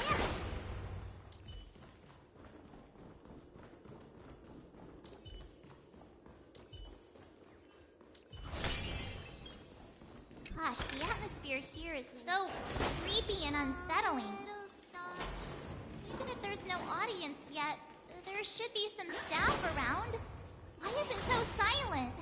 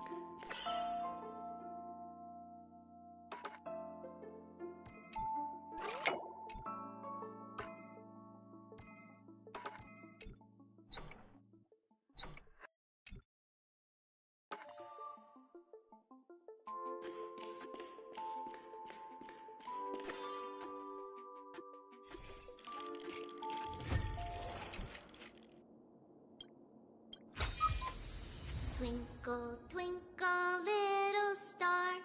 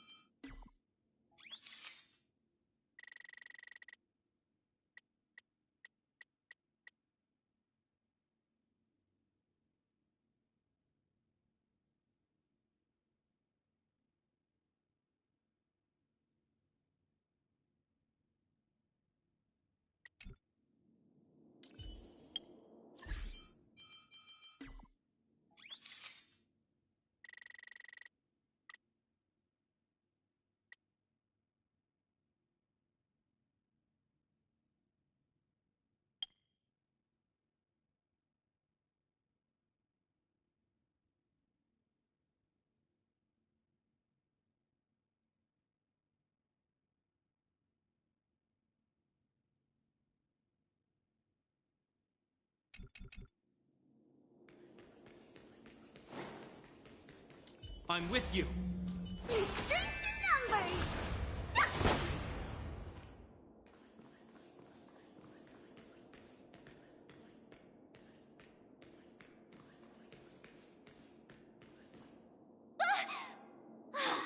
Yikes! They scared the life out of me! Why are there so many puppets at the ticket office?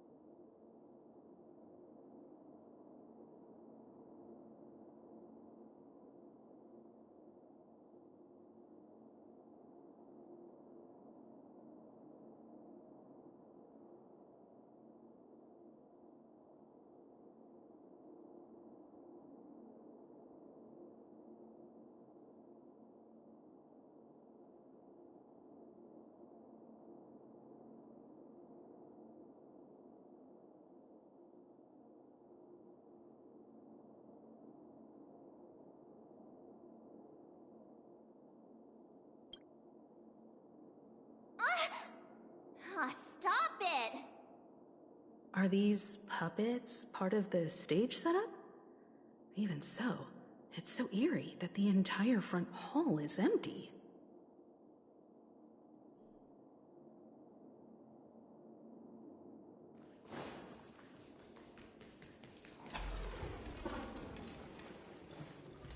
Something feels off. There's no other grand theater in the dreamscape. So Sunday's messing with us? My apology. I'm waiting for you behind the curtain. Following the Asdana tradition, history is a mirror within it. Natural. Let us commence with the dawn. After the Dusk Wars, darkness veiled the sky, and chaos consumed the earth. Enna the Order emerged, destined to restore all existence. That marked the first day.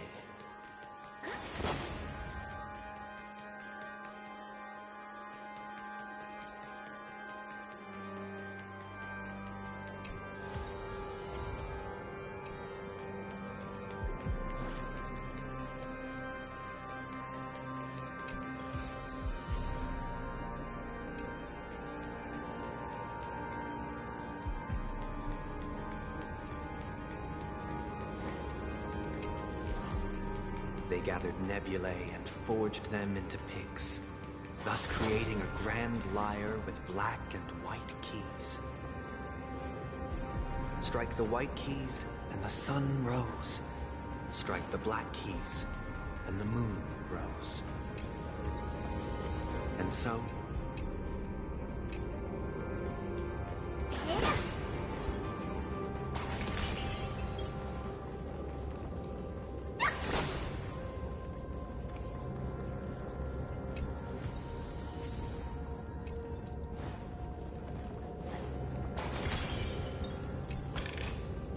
One, two, not enough for us to share.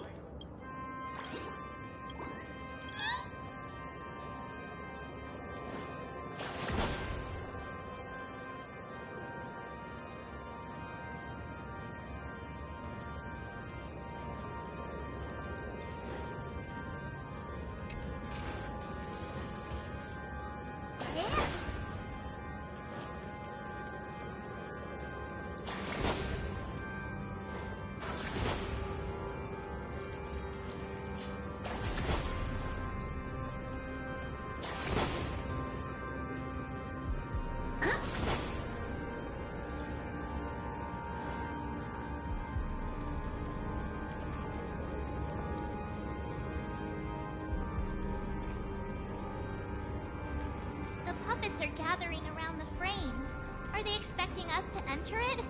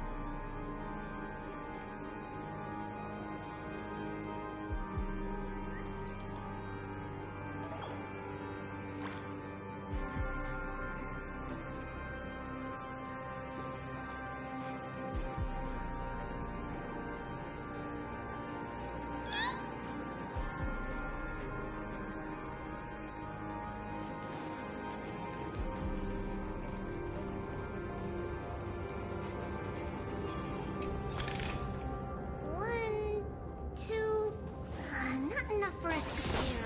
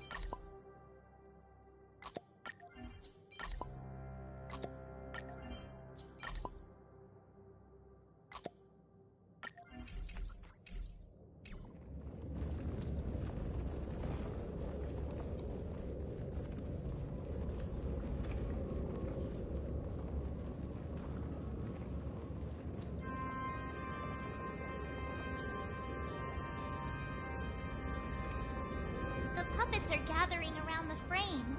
Are they expecting us to enter it?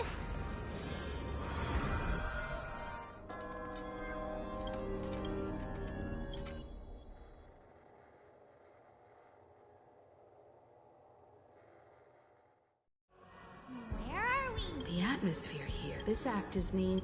I thought things were finally looking up as I managed... I genuinely wish to avoid a violent clash with my esteemed guests from afar. Therefore, I've arranged 3 acts before the situation becomes irreparable. Where shall we start our narrative? Well, let's start with the time when Penacony was still a frontier prison.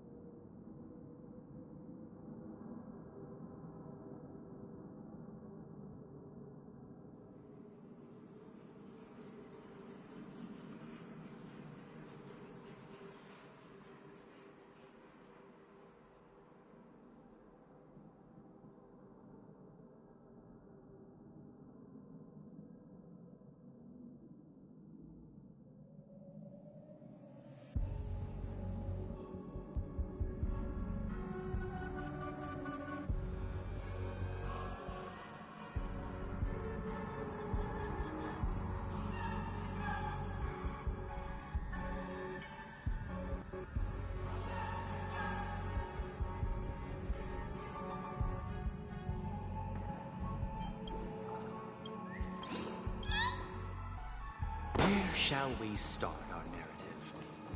Well, let's start with the time when Penacony was still a frontier prison.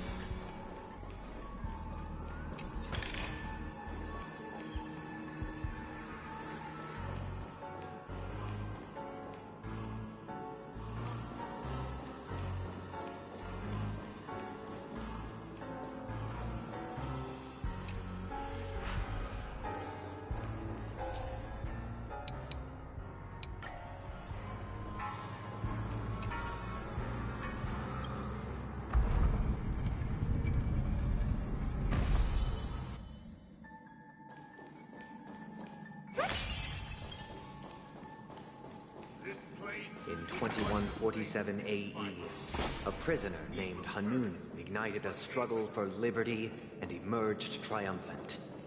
IPC referred to it as the War of the Frontier, while the Asdanians dubbed it the War of Independence.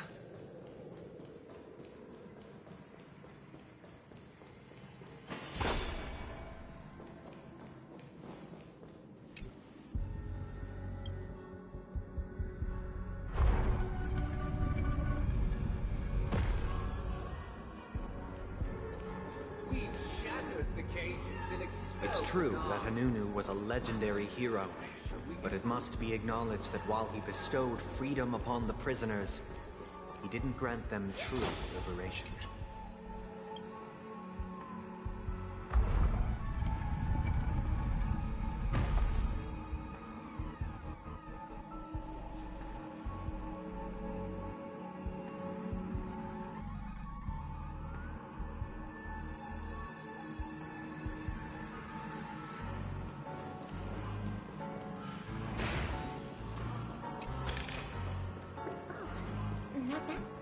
Not bad at all.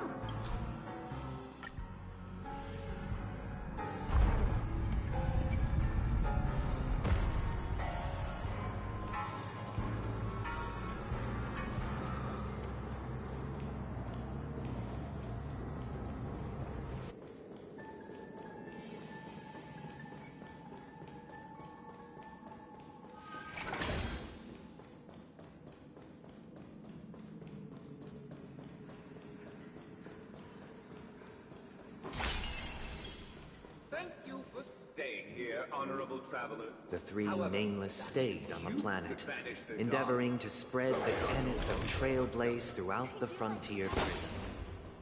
Alas, their efforts proved futile.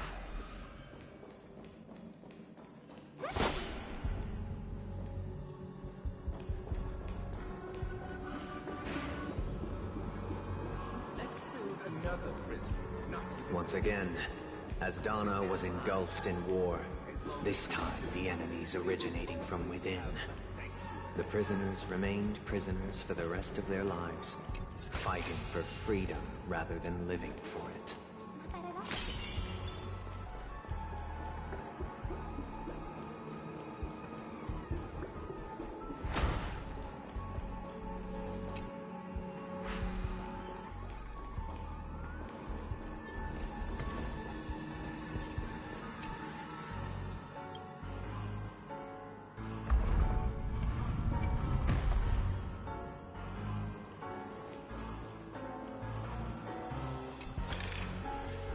I do like surprises.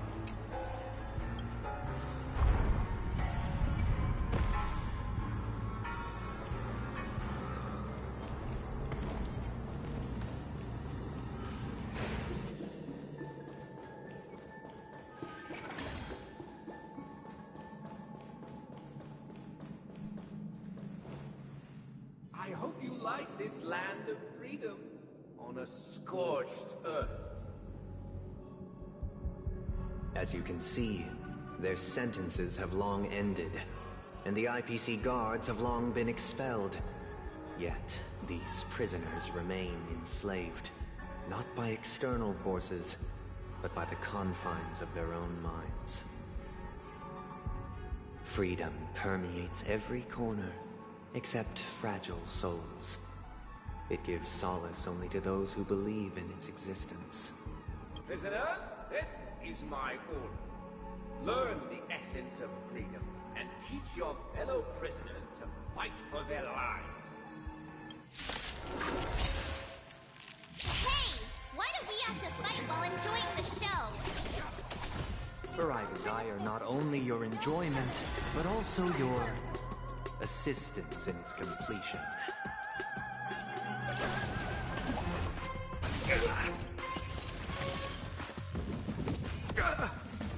This ends here. I hope for an end to strife in the world. Underestimating us will cost you! Darkness charge! Tonight, Stars Echo! Welcome to my... In the name of Landau, a will forged in ice never falters! Hope you're prepared. Watch closely! What's news? Mend your pace, way to the beat. Hands up, embrace who you wanna be. We're reaching heights we knew. Deep to where my trust begins. Is that all? It's just the right time. Leave it all behind. Get ready now. Rise up into my world. Renew your yes. Clap 1, clap 2, clap 2, clap 3, I clap 3, you clap 4, I clap 4, you clap 5, I clap 5, you clap 6, I clap 6, you clap 7, I clap 7, you clap 8, I clap 8, you clap 9, I clap 9, you clap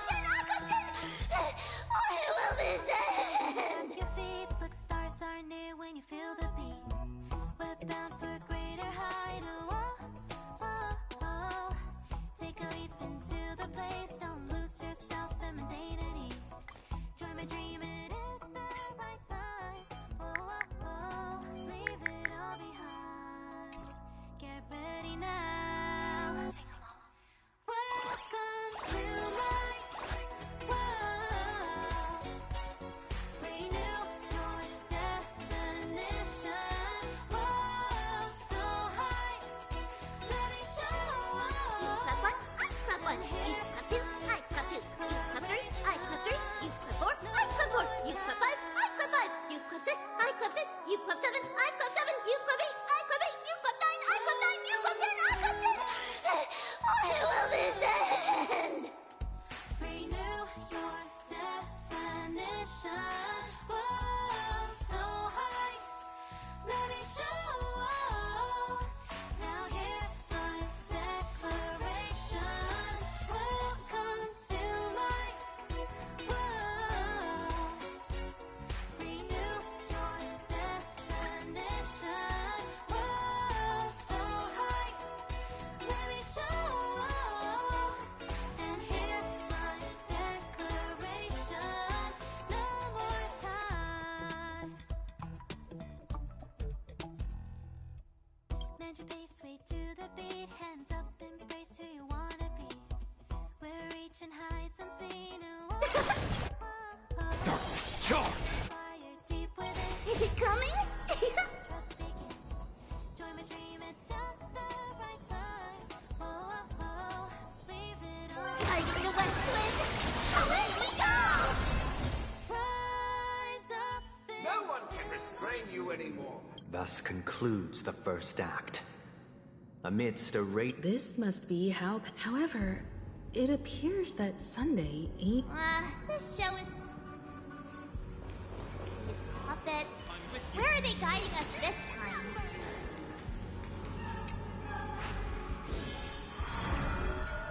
They transmuted streams of stars into inked nibs, creating symbols to be pronounced and counted. They molded stardust into flowing rivers, assigning the righteous upstream and the unjust downstream. Thus, all things were marked, and the world learned to discern between good and evil. That marked the third and fourth days. Crowfeather stone. I am the shadow. Like a shadow.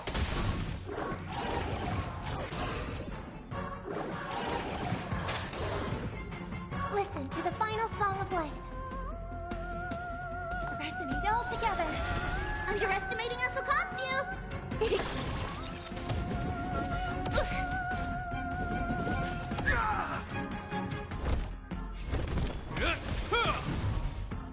Right in the heart of death. There's no time to lose.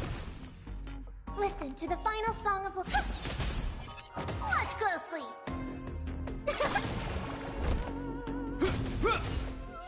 Like a shadow.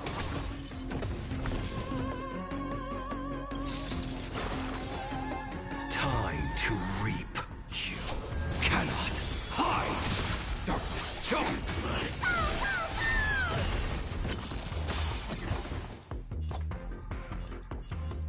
There's no time to lose.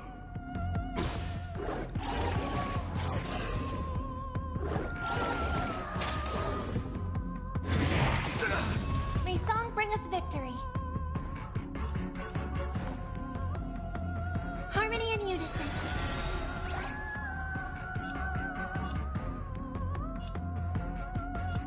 Deliver. Bring warmth. Tonight, stars echo. welcome to my Hope you're prepared. definition. Whoa, so high. It's coming. Are you the West Wind? Away we go! Declaration. Welcome to. Not bad luck.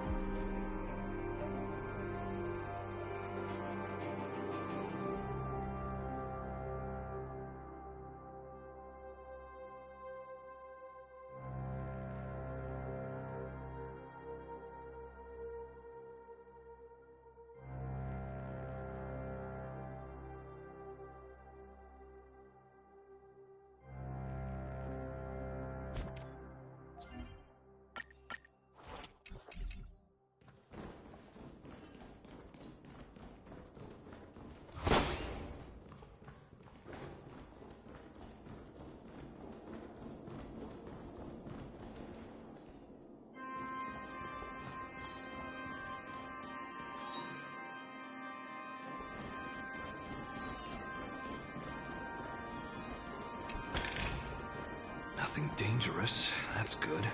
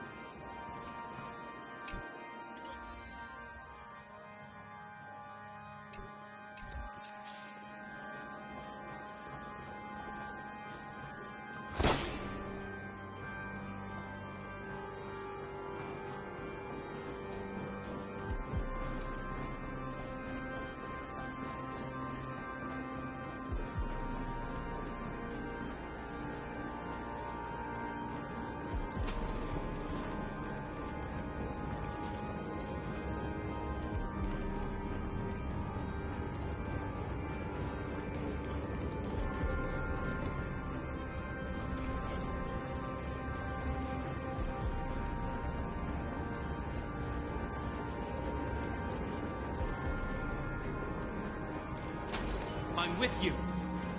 Straight the numbers!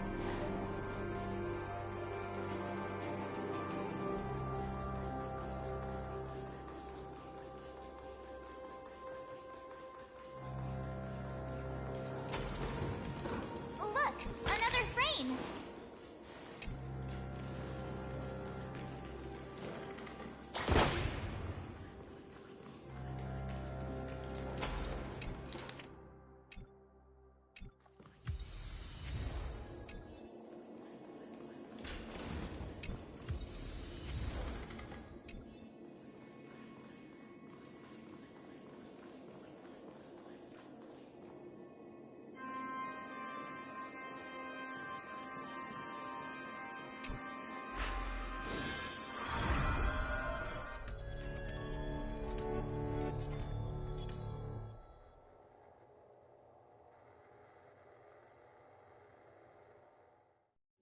Ode to Fool.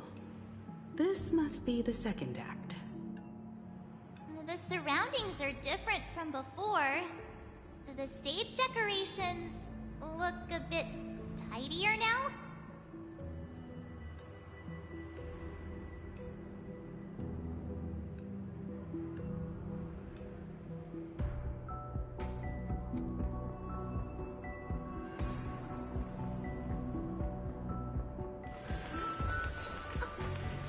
It's a letter to the future. Watch. We'll deliver it as fast as we can. Let's go.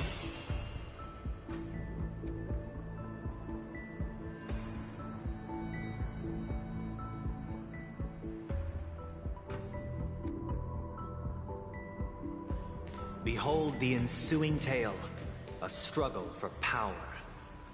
Penacony witnessed the ascent of the 7 major lineages: tree, grass, flower, bird, beast, fruit, and insect. Peace never truly graced Land of the Exiles. The history in this era is rich and intricate, so please allow me to present it in allegorical form. Not bad luck. You did not serve the old master. The leader of the Alfalfa family sought to defect to the IPC, trading freedom for survival. However, his eldest son slew him in the name of righteousness, and ascended as the new family head.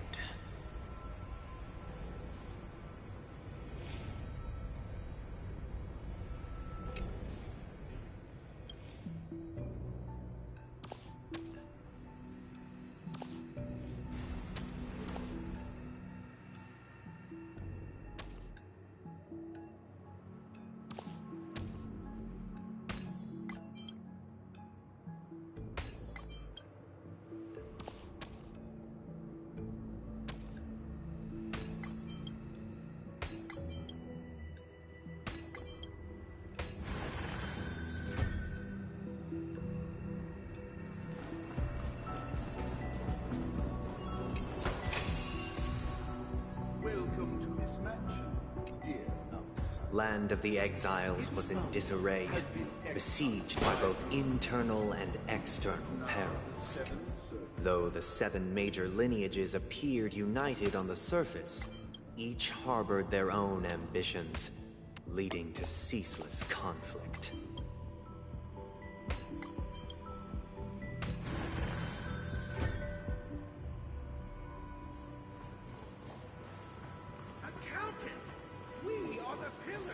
The Black Plum family was the first to fall. They withered away in the White Desert event, orchestrated by the Alpha.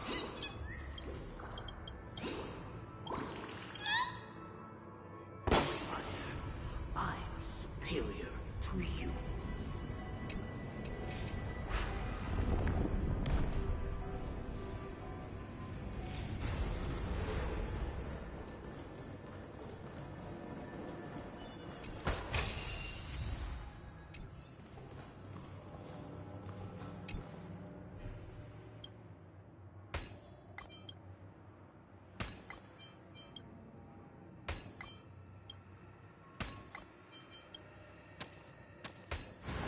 I see.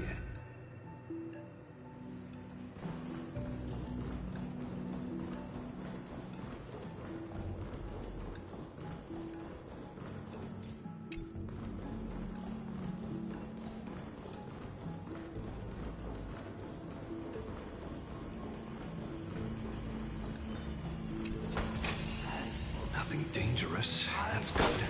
Only when Gopher Wood led the family to Land of the Exiles and earned recognition from all 5 Dear out. I wish. This is the second. But this new master... Perhaps this is. Looks like...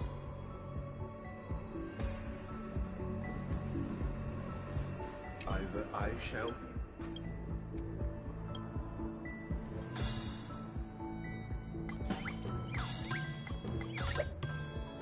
Without a master. Master is no longer here.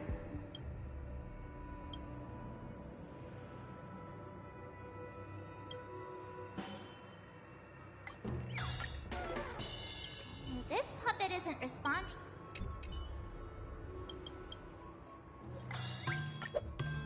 Master is no longer here. Once, I...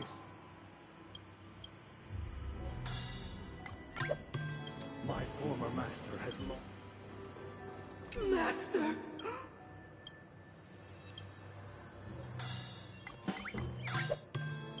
Master, now that you have...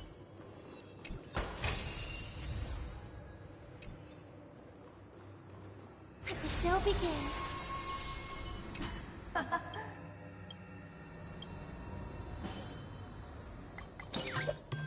I shall sing for my new master. Thank you, dear outsiders. Heed me, cast aside. Get ready. Looks like an... The snow retains all of us done. The sky trembles, and the earth teeters on the brink of collapse. At the end of the silver heat, the first forged in us in the rising sun.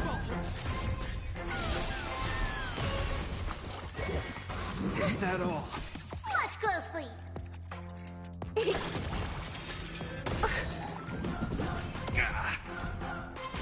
This ends here. Darkness, charge!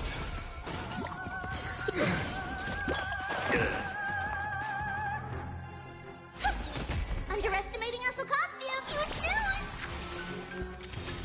Is that all?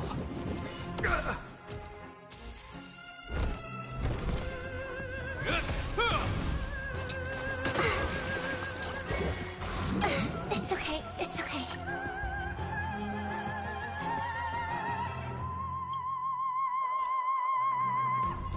Resonate all together. Watch closely.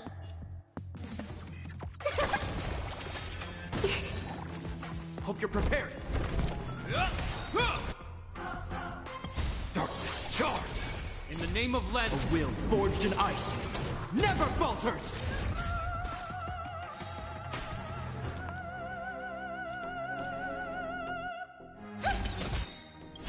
Tonight, stars echo. Welcome to Underestimating us will cost you. Darkness, charge! It's coming. Tiger to West Wind. Away we go! Alas, they remain. Thus concludes. This is how Penacone... This guy really...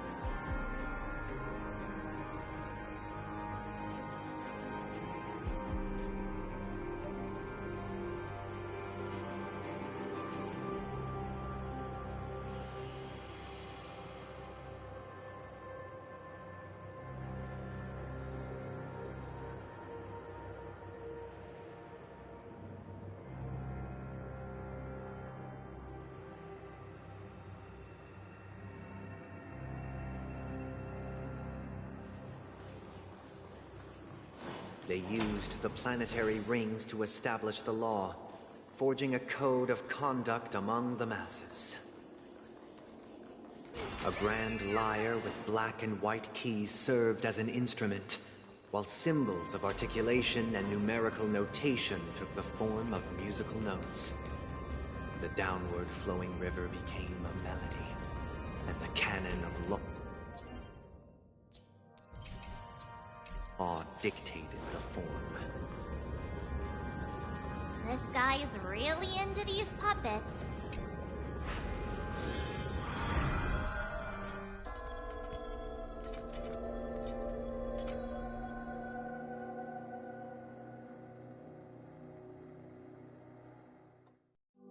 Oh, I get it now. The last scene is all about singing the praises of the Order. And the atmosphere here. This is the concluding act of this play. I have showcased the past and present of Penacony, hoping that my desire for change resonates within you. And now...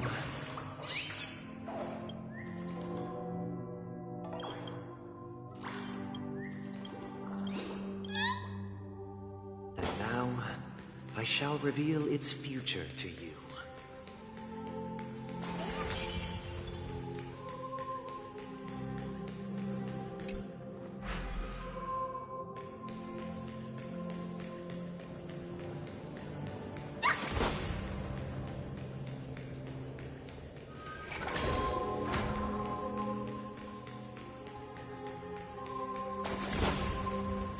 Crowfeather stealth. Not bad luck.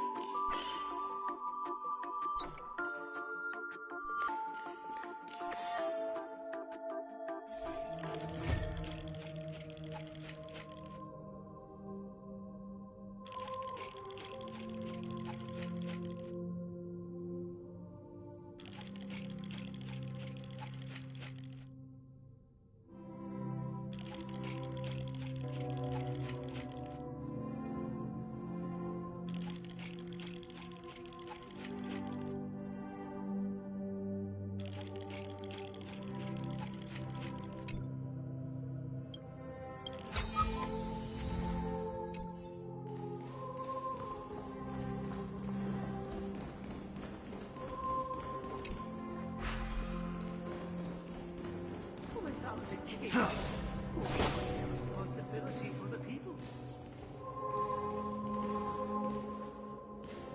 If the people lack foresight, we will make choices on their behalf and bear the responsibility.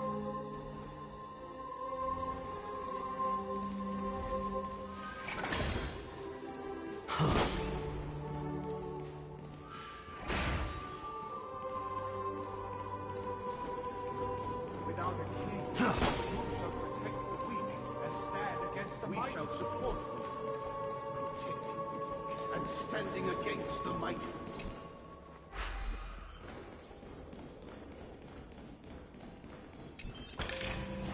Nothing dangerous. I'm with you. That's good.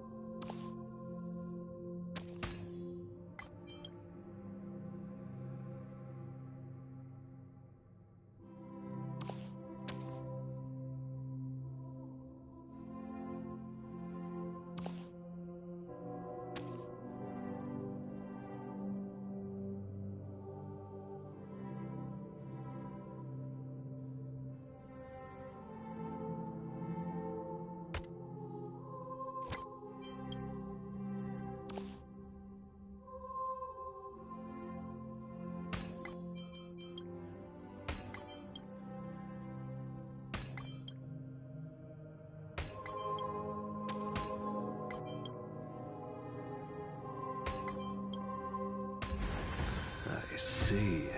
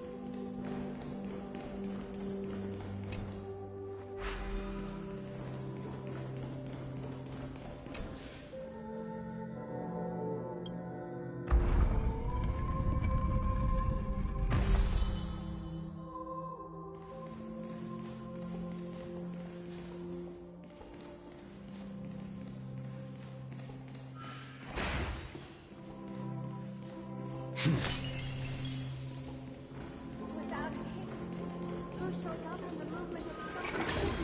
The ebb and flow. Everything following its natural course, and so it shall continue. We no longer have need for a king. For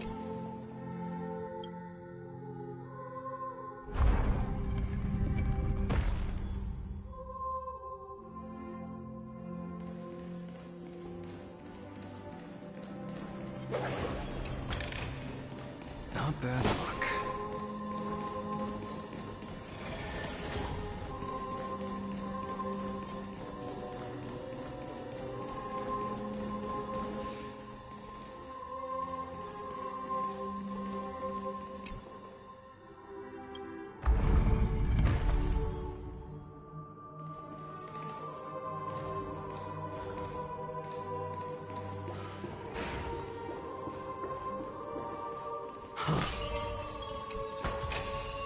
Nothing dangerous. That's good. Hey, aren't we supposed to kick off a short story and have a fight here just like we did in the previous acts? Why aren't any of these puppets saying anything?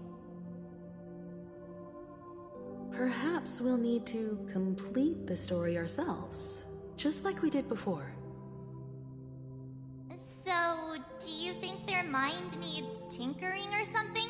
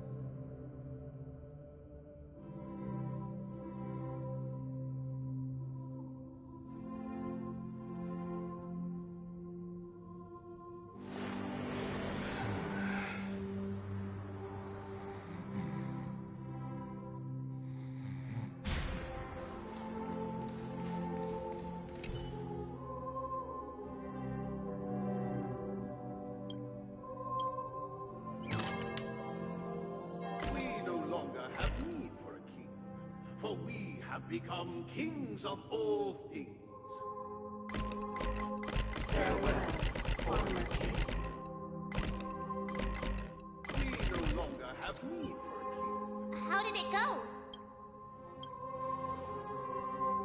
You can't change them? What does that mean? My apologies for my negligence. I forgot to inform you that the final part was scripted long ago. Let our previous king recount it to you. Now it is time for the final rite. Prepare for battle. Looks like we'll have to fight again.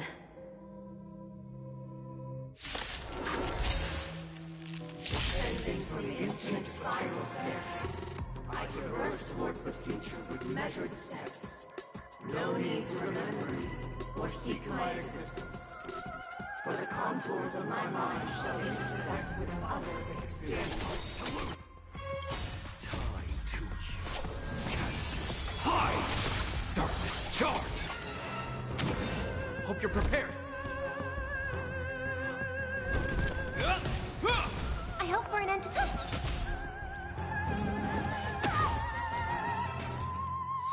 This ends here.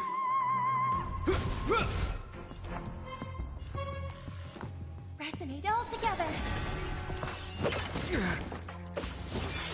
Underestimating us will cost you! Huge news! It'll heal. Hope you're prepared. May song bring us victory. In the name of Lend, a will forged in ice never falters! Darkness charge!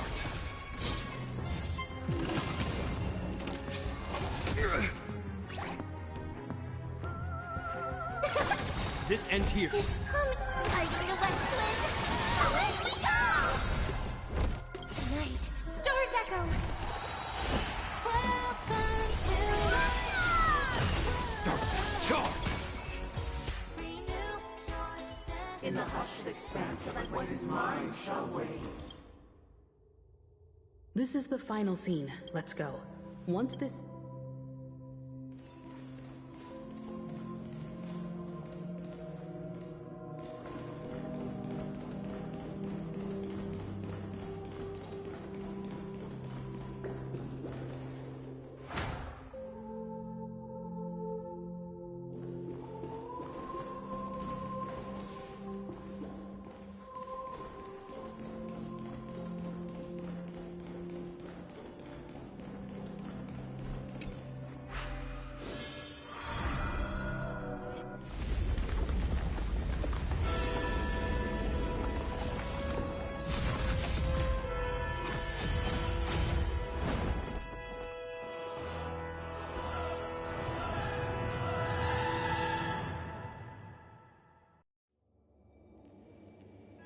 They imbued the world with meaning, perfecting all things in the heavens and on earth.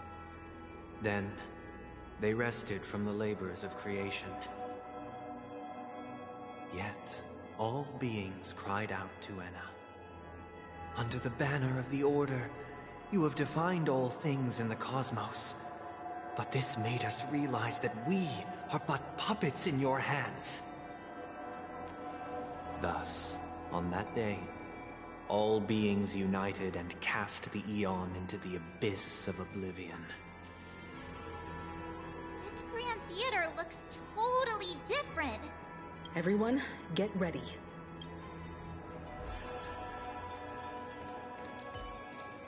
I'm with you.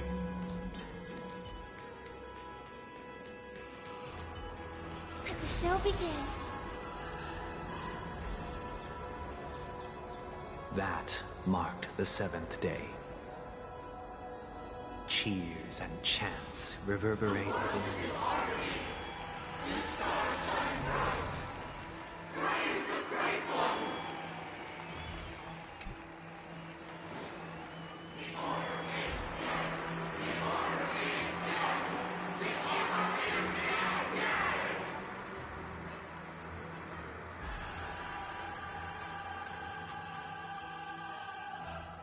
Look, there he is! That concludes everything related to the Order.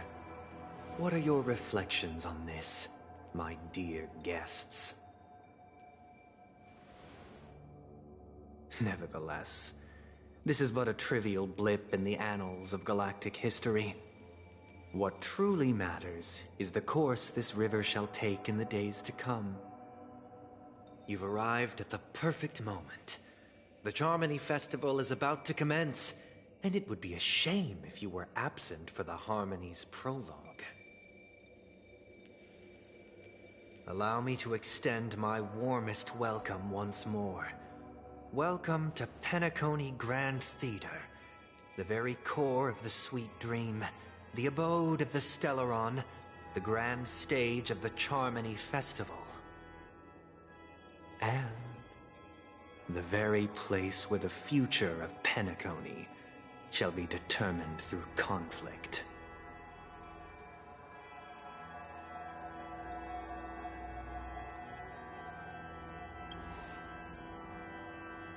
Your unwavering faith in the Trailblaze is truly impressive. True goodness can only be achieved through faith.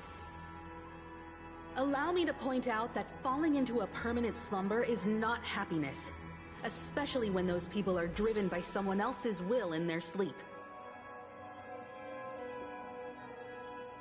Do you still believe that the Order only seeks to control the universe as their puppet, Himiko? No matter how perfect your vision of paradise may be, a cage remains a cage. People will never achieve true happiness in a world like that. They would just be toys for the Eon.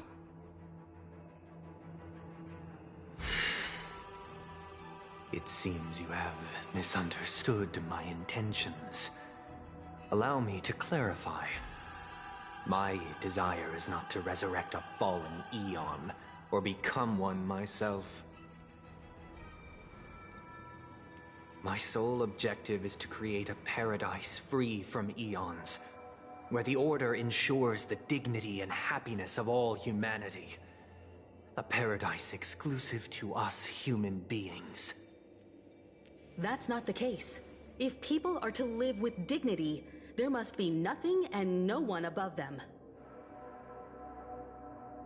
In your so-called paradise, you would be the one reigning supreme. Looks like we won't be able to convince each other.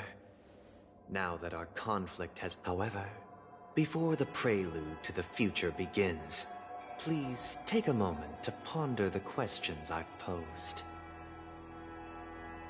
Is darkness equal to daylight? Are sinners equal to the righteous? If you are born weak, which god should you turn to for solace?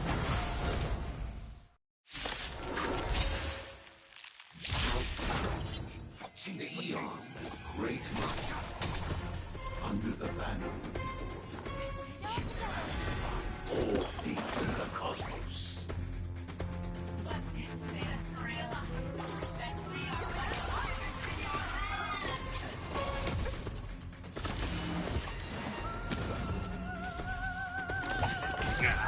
May song bring us victory. Is that all?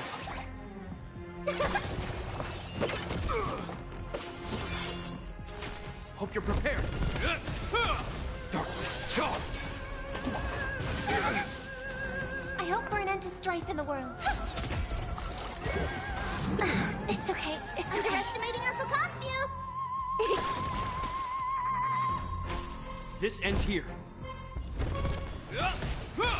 Darkness charged. In the name of a will forged in ice never falters. It's fighting the West Wind. Away we go! May song bring us victory. Harmony and unison.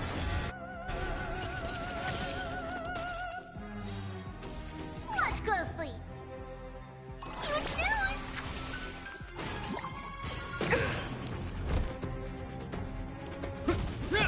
Darkness charged. Listen to the final song of life. together! Tonight, stars echo! No more time! Like a shadow. Time to you cannot hide. Darkness charmed. Underestimating us will cost you! Darkness charmed.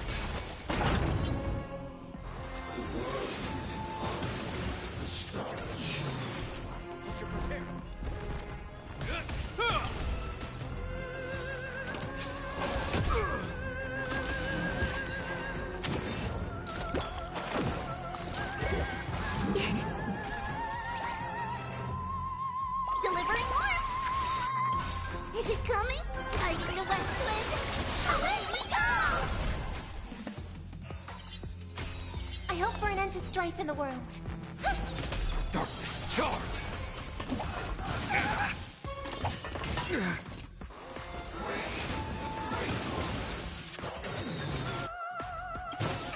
Is that all? In the name of Len, a will forged in ice never falters!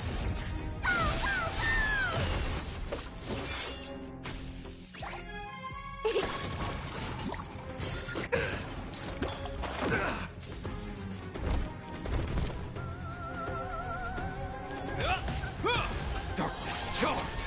May song bring us victory. Harmony and unison. I am the blade. Watch closely! Is that all?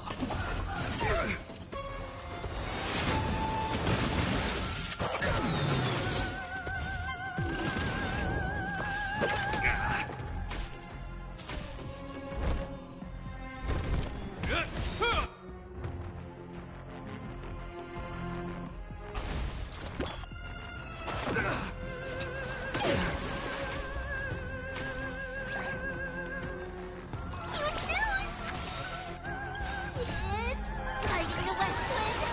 Away we go!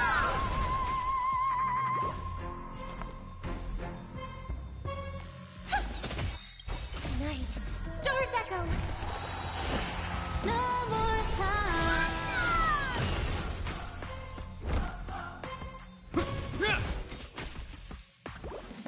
I am the shadow. There's no time to lose. No bullying allowed!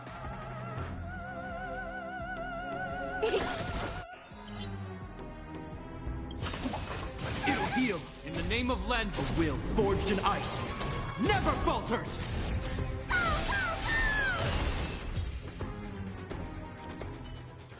I already know your decision. I now permit you to gaze into the sun. On these 107,336 stones, the almighty and powerful springs of harmony are at my disposal.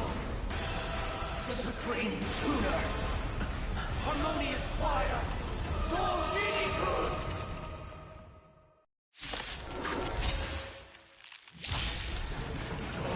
Lost souls, come and meet your master! The embodiment of the harmony? So the true purpose of the Charmony Festival is to usurp it? Like a shadow. Only to reap.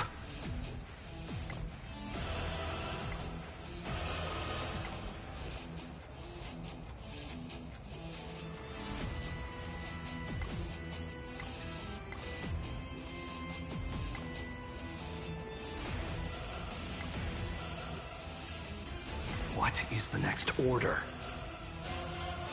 You cannot hide this sword!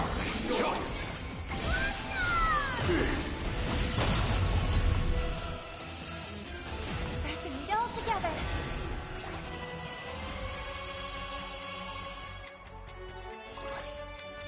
Huge news! Hope you're prepared.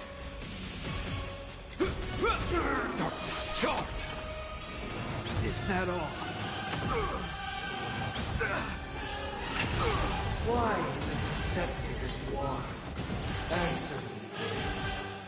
Why Why could the harmony and the order merge into one? It's coming! Hiding the West Wind! Away we go! Disorderly choice! Because neither side could tolerate discord.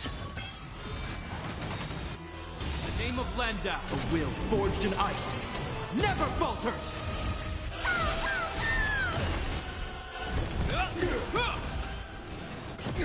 May song bring us victory. Harmony and unison. Is that all? Underestimating us will cost you!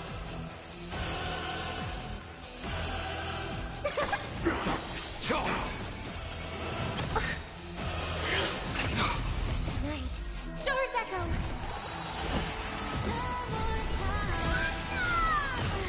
I'm feeling like there's another world in front of my eyes.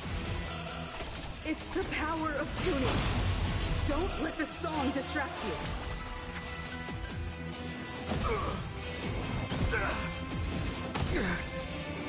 Is that all? In the name of Landau, a will forged in ice never falters!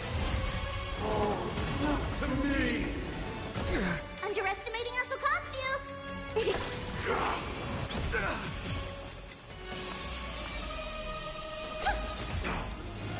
Is that all? Darkness charge! All wishes are ill healed. Noise is fading. That kinda tickles. Is it coming? Hiding the West Wind?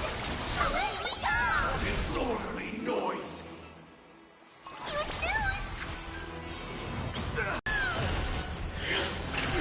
Sink into a dream.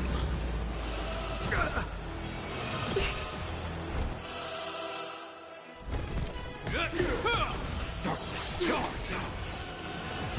It's okay, it's okay. Disorderly noise!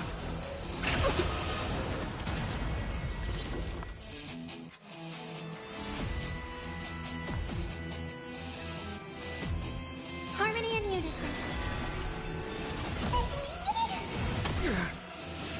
Is that all? All wishes are all things on fire!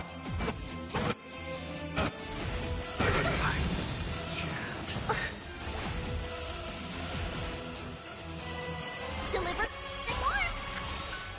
Tonight, stars echo.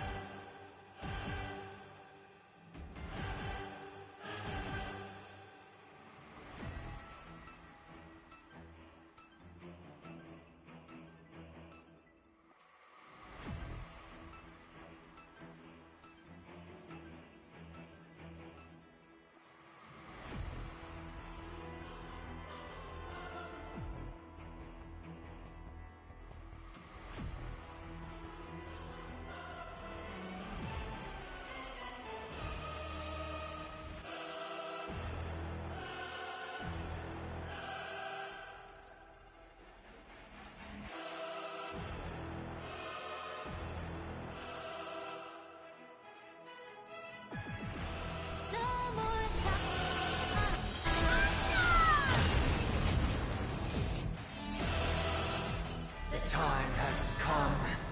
Creation will be reborn from the remains of the gods. Danheng?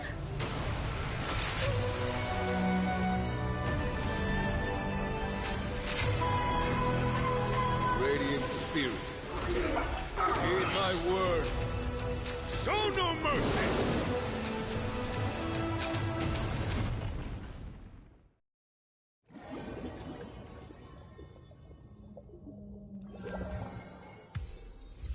Wake up! Wake up! Hey, wake up! The sun's frying your butt! Are you alright? Kind of. It was... In any case, since you remember what happened just now, well...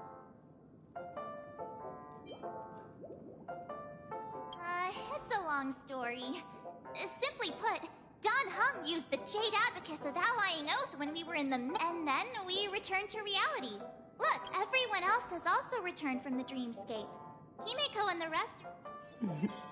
Not going to come chat with me, sleepyhead. That...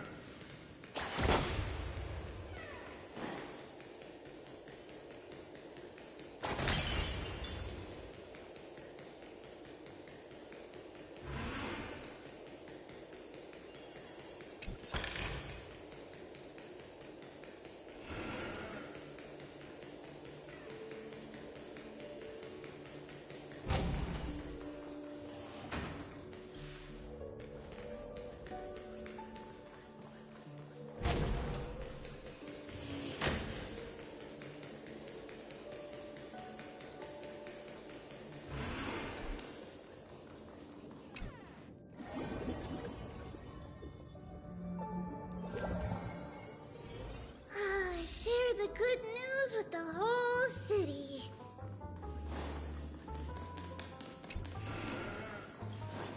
Hey, where are you going? Seems the older I get, the harder it is to fall asleep.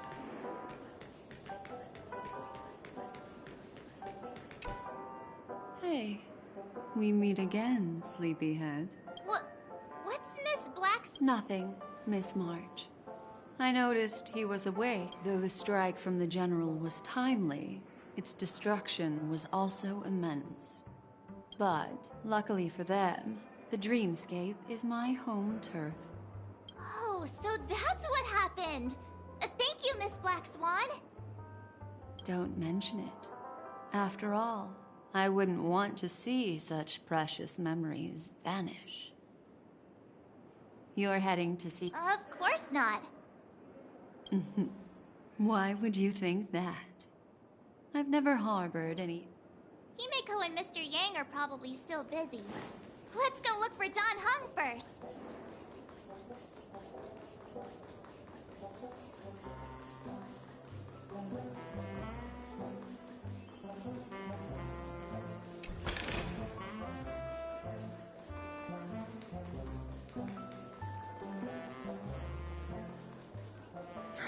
Sure, I put it in my pocket.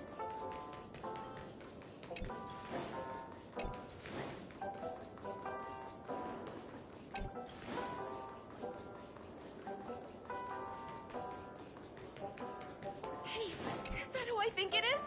That big movie star.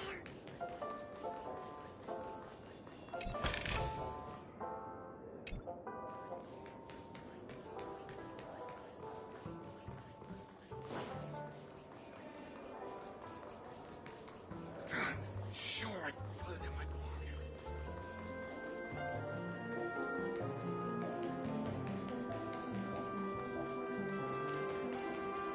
Look, he's still talking to that cowboy. Why isn't there a short phrase? Twinkle, twinkle, little star. Those people from Planet Screwloop never brag.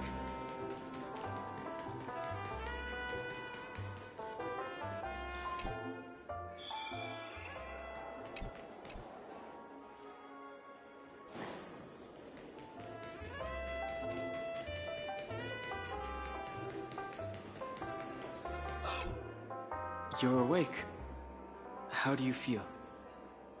Well, fork me. You must be that Stellaron they were talking about.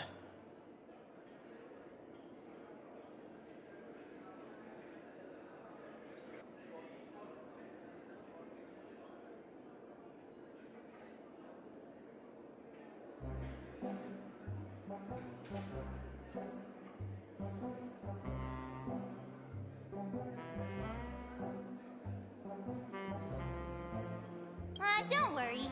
He's been up and about for a while now. But hey, Don Hung, why don't you introduce this cowboy to him first? Allow me to introduce him to you. This is Boot Hill, a Galaxy Ranger during our pursuit of a certain... No need for thank. Wait, hold on a sec. This is the first time I'm hearing about this certain person. Who are you chasing? And why would that lead you to the Express? Good question. It's, who was it again? Don Hung. Do you remember?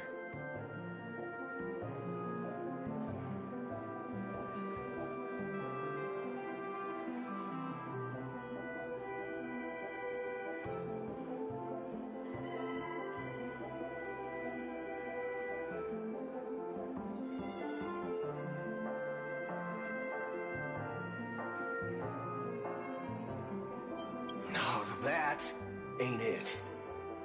I just can't seem to recall.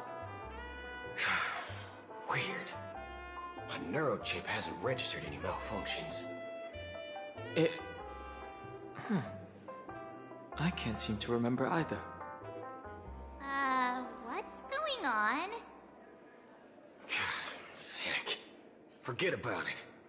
If it slipped all our minds, reckon that person was just a minor scoundrel. Unimportant. Ain't gonna stop us from piecing together the story anyhow. Yes, when the dust settles. I'll just think everyone, let's hurry up and look for Miss Him. You're right. Let's head to... One-piece soul glad? Shaken?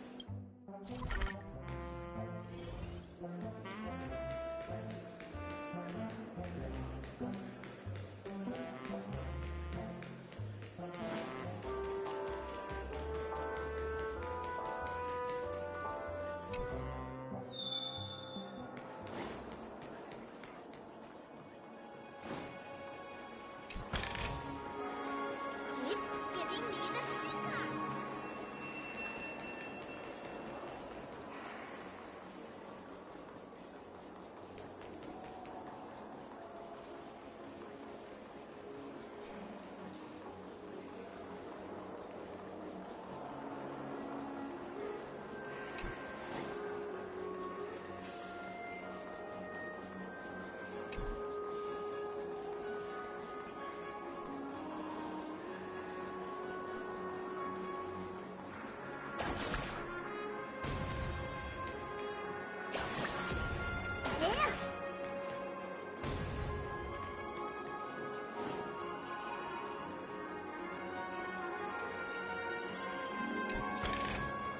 Twinkle, twinkle, little star.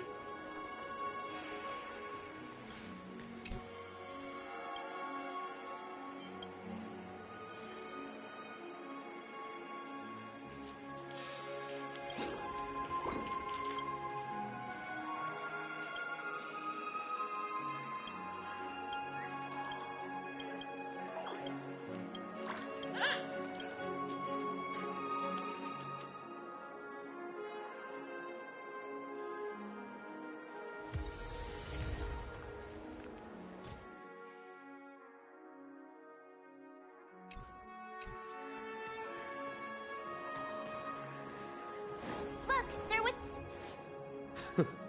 That's all right.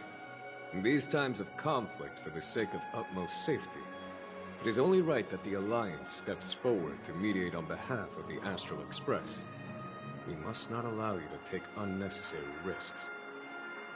Furthermore, despite the IPC's eagerness for success, It prioritizes peace above all. And the family, trapped though it may be, professes a desire for harmony. The Alliance has always won people over with reason. I firmly believe both parties can indeed put aside their differences and come to a peaceful agreement. The General possesses a deep understanding of the greater good. With the Cienjo Alliance mediating, peace for Penacony is within reach. You flatter me. But ultimately, it's been all down to the Express. Without your efforts, this sweet dream paradise would have been claimed by the last remnants of order before there was even a shot at peace. Well, would you look at that? Here comes the big hero.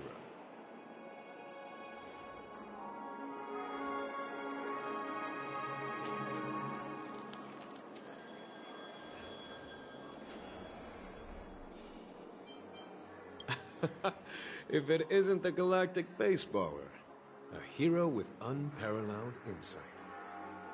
Are you okay? I heard you couldn't wake up. Are you feeling unwell?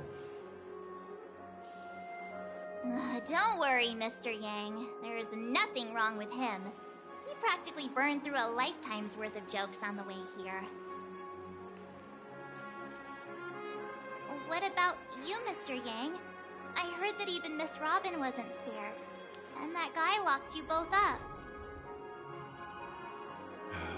It's a long story. But at least Mr. Sunday took it easy on us. He used an ability called tuning to connect our consciousnesses with his. In other words, he imprisoned us within his consciousness.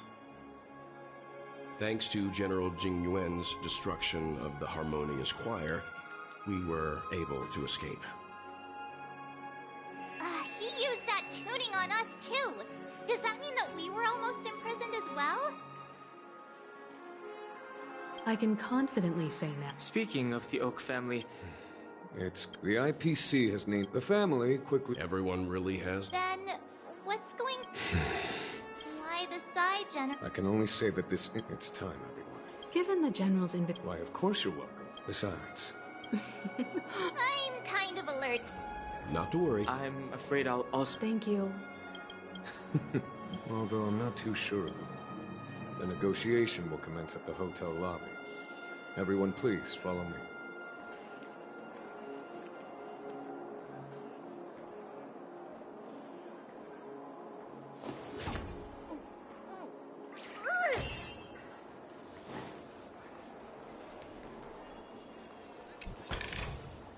One, two... not enough for us to share.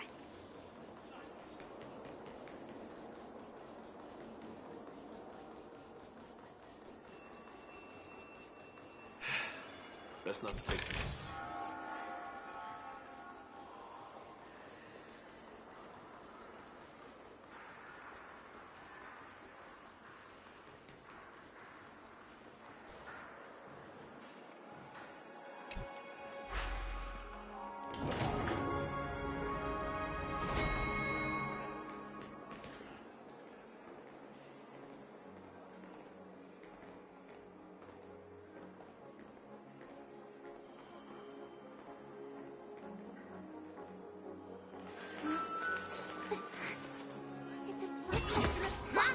We'll pass it on as fast as we can. Let's go.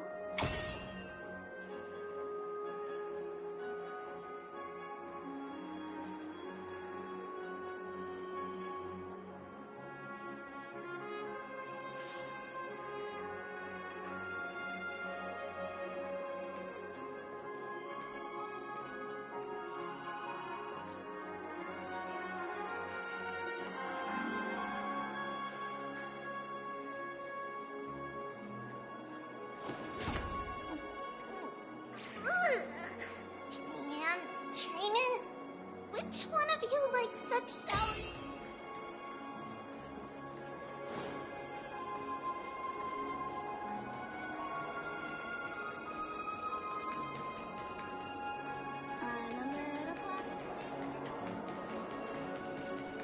Mr. Aventurine and Miss Topaz are here too. Oh, and who is that over there? The Intelligentsia Guild's Dr. Ratio. This assembly is quite something. It's been a while, my Astral Express friends. I would also extend my sincere thanks to you, General of the Lawfu. The presence of everyone here assures that the talks will likely reach a conclusion that satisfies all sides. Oh. Looks like everyone has come with expectations. Care to share? Of course. Topaz, if you please. Sure, leave it to me. In summary, it's good news. After much deliberation from the Strategic Investment Department's Council, the absolute majority of members have agreed to the following resolutions. In light of long-term Now that's... All in the name of peace. That's... Has the IPC finished sharing all its thoughts? That the Guild, much like the Genius Society, has taken a keen interest in the recent calamity in Penacony. Ultimately, both parties have agreed to a comprehensive collaboration, offering technical support for the reconstruction of Penacony. The floor is yours for the finer points, Mr. Screwlum. Enlighten us, please. Organic life's unrelenting search to understand the realm of inner spirituality is something I both admire and envy. Inorganic life has no mechanism to evoke dreams. But when my mechanical impulses are activated, my inspiration circuits will start to operate, and I will enter a state defined as imagination. Every time, within the realm of imagination, there emerges a fire from the shadows. It is warm, bright. I frequently ponder this flame might represent the essence of intelligence. A cluster of inspiration ignited by high temperatures. The future direction of the universe may well lie within it. Alas, they are nothing but projections of my thought system to me. Desired, but unattainable. But after learning of Penacony's accomplishments, I have come to realize that the flame is not beyond my grasp. After deliberations with my partners, we have decided to defer the progress of the Simulated Universe project, and instead assist the Intelligentsia Guild as technological consultants in the research of the Dreamscape and Memory Zone, so that these assets may be better used to serve humanity. Not only that, we've also established contact with the Garden of Recollection through the IPC, and they've pledged their support for our research endeavors. I'm truly happy for the Dream Chasers on Penacony. The cosmos's brightest and, let's admit, dimmer intellects are now at their service.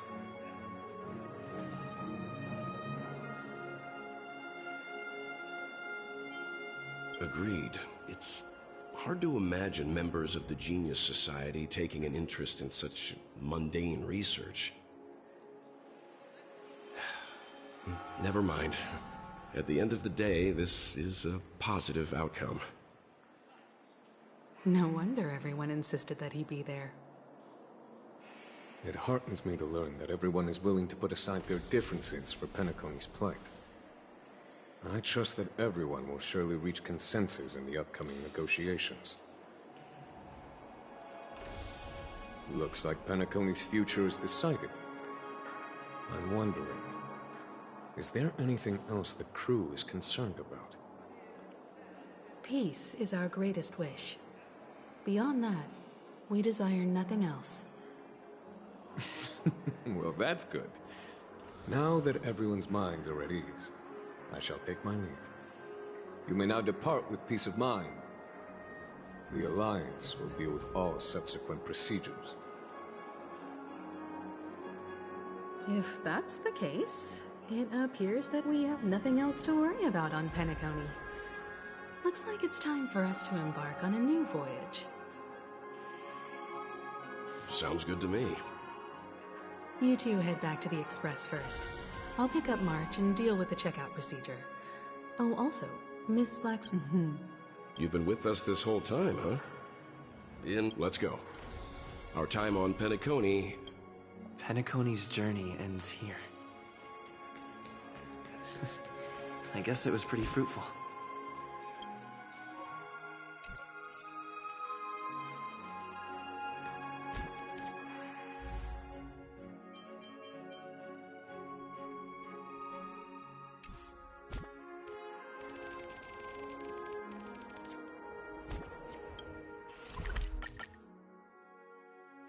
The navigation meeting is about to start. We're all waiting for you. When did the Express... Ahem. Looks like everyone's present. Let the next... This a meeting to decide our next stop? How we doing this? A show of hands. Hold your horses, cowboy. It's for those.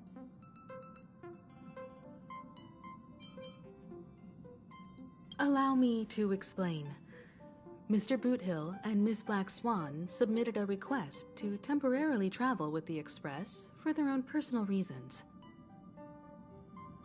As you all may know, the Astral Express never declines any passenger whose heart yearns for the distant stars. Therefore, they will be traveling with us for a while until they reach their destinations. Whoa, the Express is going to be much livelier now. But, Miss Black Swan, you better not use your memo keeper abilities to pull any pranks. Understood, Miss March. I promise you, you'll never see me in your room while you're taking a break. Don't! You're freaking me out. All right. Now that everyone's met everyone, we can continue our navigation meeting. Firstly, Pom-Pom wishes to thank everyone. If it weren't for you all unearthing the truth about Penacony, Pom-Pom would have never known where Mikhail and the rest had gone. What they had to go through was regrettable, but I reckon they all fulfilled their wishes. And it was thanks to all of you. Thank you, everyone.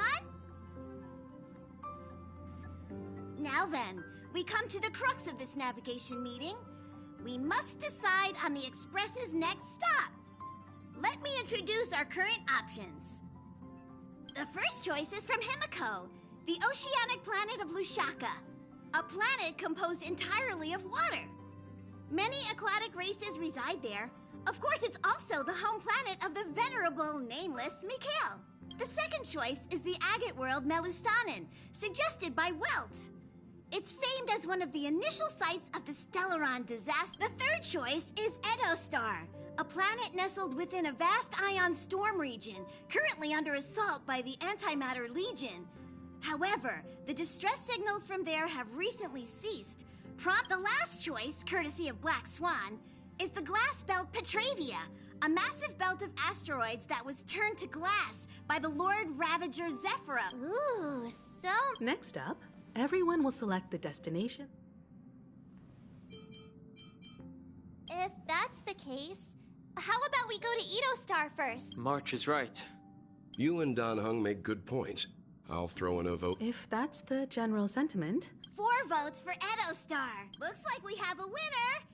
Then this navigation meeting is when it's time to make the jump, Pom-Pom will make... There's still some time before the jump. What should I do? How about a chat? Over here. Please let this trip be uneventful. Please let this trip be uneventful. Please. What's with you and all? The last couple of trailblazing expeditions have been downright terrible. Come on, start praying.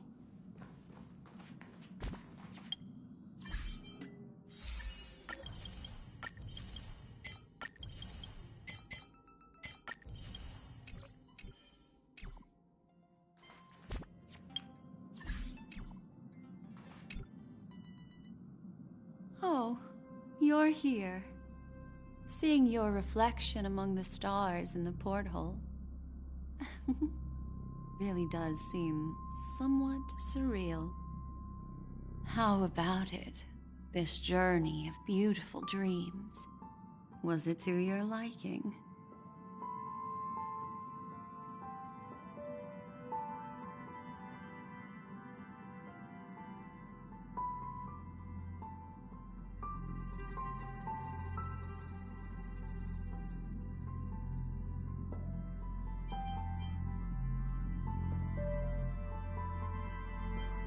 Oh, such elusive emotions. I've never encountered memories quite like this before. It stirred my curiosity. So, how about you hand that small parting gift?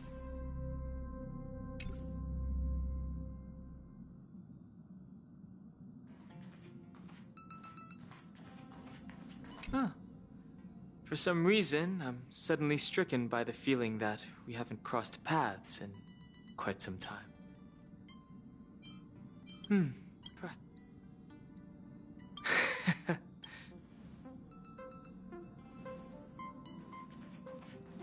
This Astral Express sure is comfy. But I got one time. I can live without malt juice. But at least stock something else. Like that.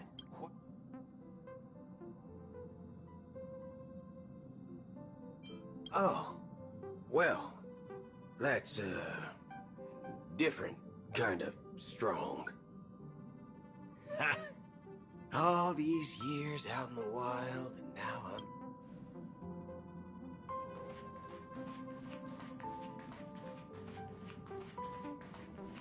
I'm... You're fast becoming an excellent trailblazer. Yes, you are. I've known many warriors in my time, and only a few achieve the kind of growth you have. Back home, where I'm from, you'd be rated at least an S tier. It's not been easy for you these past few days. You've earned some downtime. I'm looking forward to seeing how you'll perform on our next journey.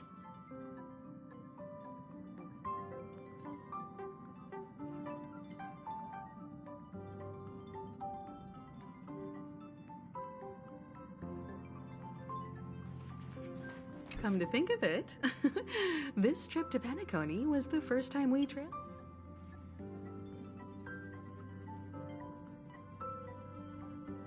It's all right. I understand your concern, but it's okay. I'm also a capable nameless, just like yourself. Turn in early today. You've really been pushing yourself hard recently. If you don't take this chance to recharge, it could lead to long-term problems. It seems fine when you're young, but it's a different story as you age.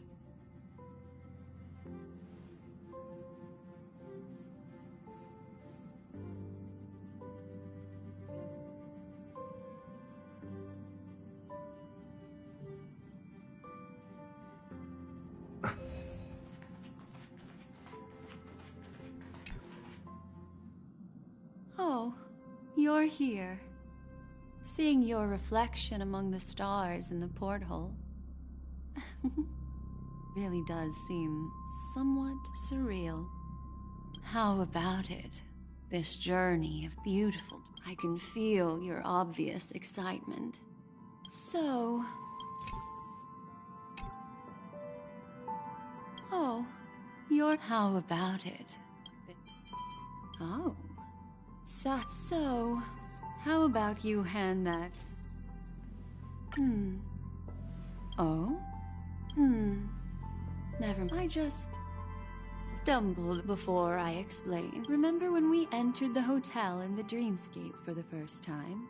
This way, I can always be attuned. But this is not. Light cones are slices of light used to encapsulate solidified phenomena. It can etch your memories in their most... All the world is born. Life, seeming... Memory is a... And that memory will be as...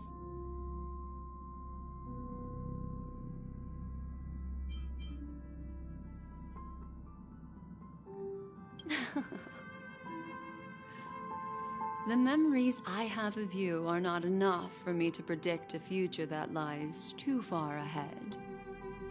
But I can tell you one thing. My favor towards you stems from a more profound reason. The reason is simple. In this grandiose and ostentatious dream of the families, only you personally experienced the entire course.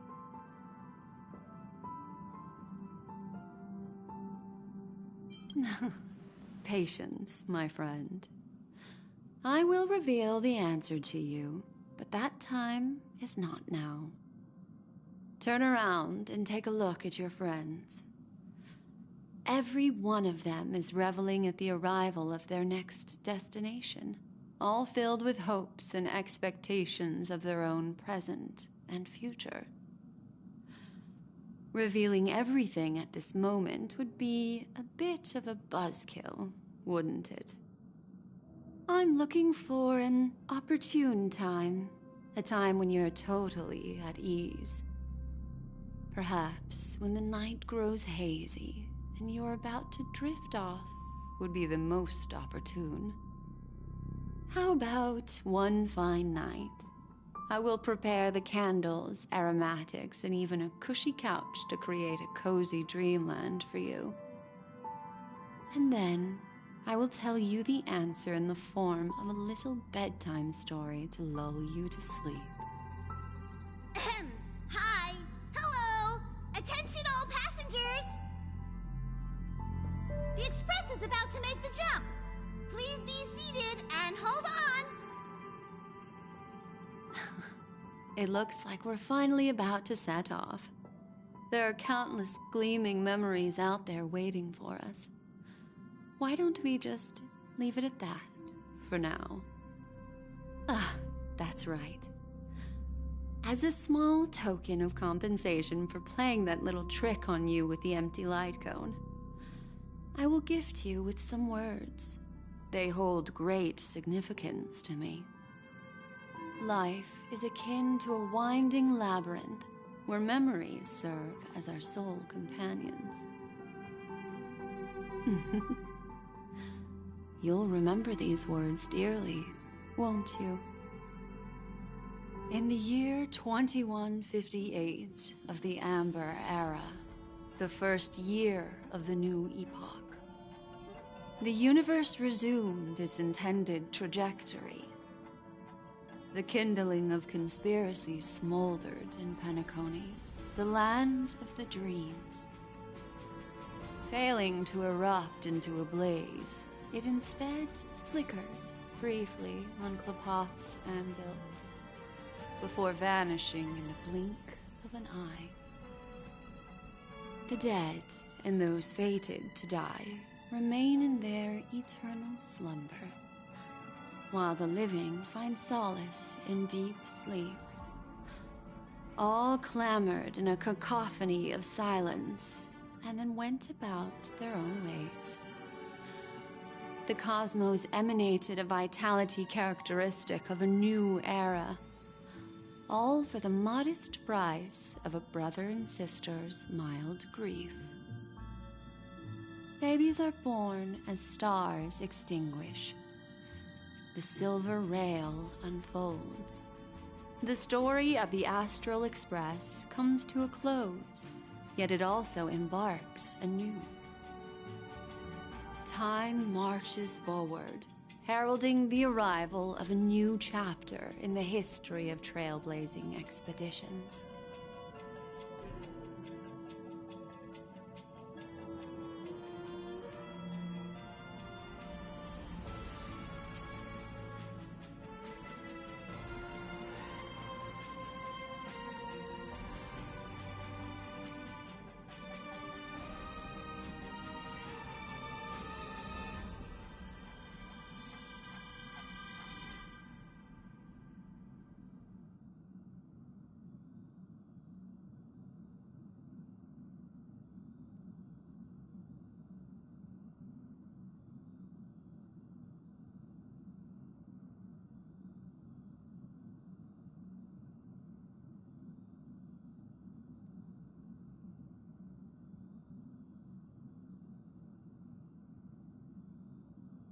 countless shooting stars streak the sky tonight. If you can pick the right one, it will carry your wish to thousands of distant worlds. You're feeling very relaxed now, aren't you? So, then, it's time to tell you a little bedtime story. Well, let's start with a conclusion. The crew was defeated in the battle against Sunday. Everyone in Penacony failed, and no one survived. But don't panic. The truth, as horrifying as it may be, is not yet irreversible. There's still a glimmer of hope, and that's why I'm here. Next, I'll use this empty light cone that carries all your memories to relive everything that happened before. And when this story reaches its end, I'm sure someone as clever as you will notice that. There's a major flaw in the story you have experienced, yet within that flaw lies a glimmer of hope. Are you ready for it? Do you remember everything? When the clock turned back, the Express started a warp jump, sending you to a strange dream. You were bewildered back then, and then a Galaxy Ranger named Acheron showed you a way out. When you arrived at the Reverie Hotel, you met the doorman Misha and had a confrontation with Aventurine, an IPC representative. Thankfully, Acheron appeared again and helped you. After that, you saved Firefly and explored Penacony together. During the tour, you ran into Sparkle disguised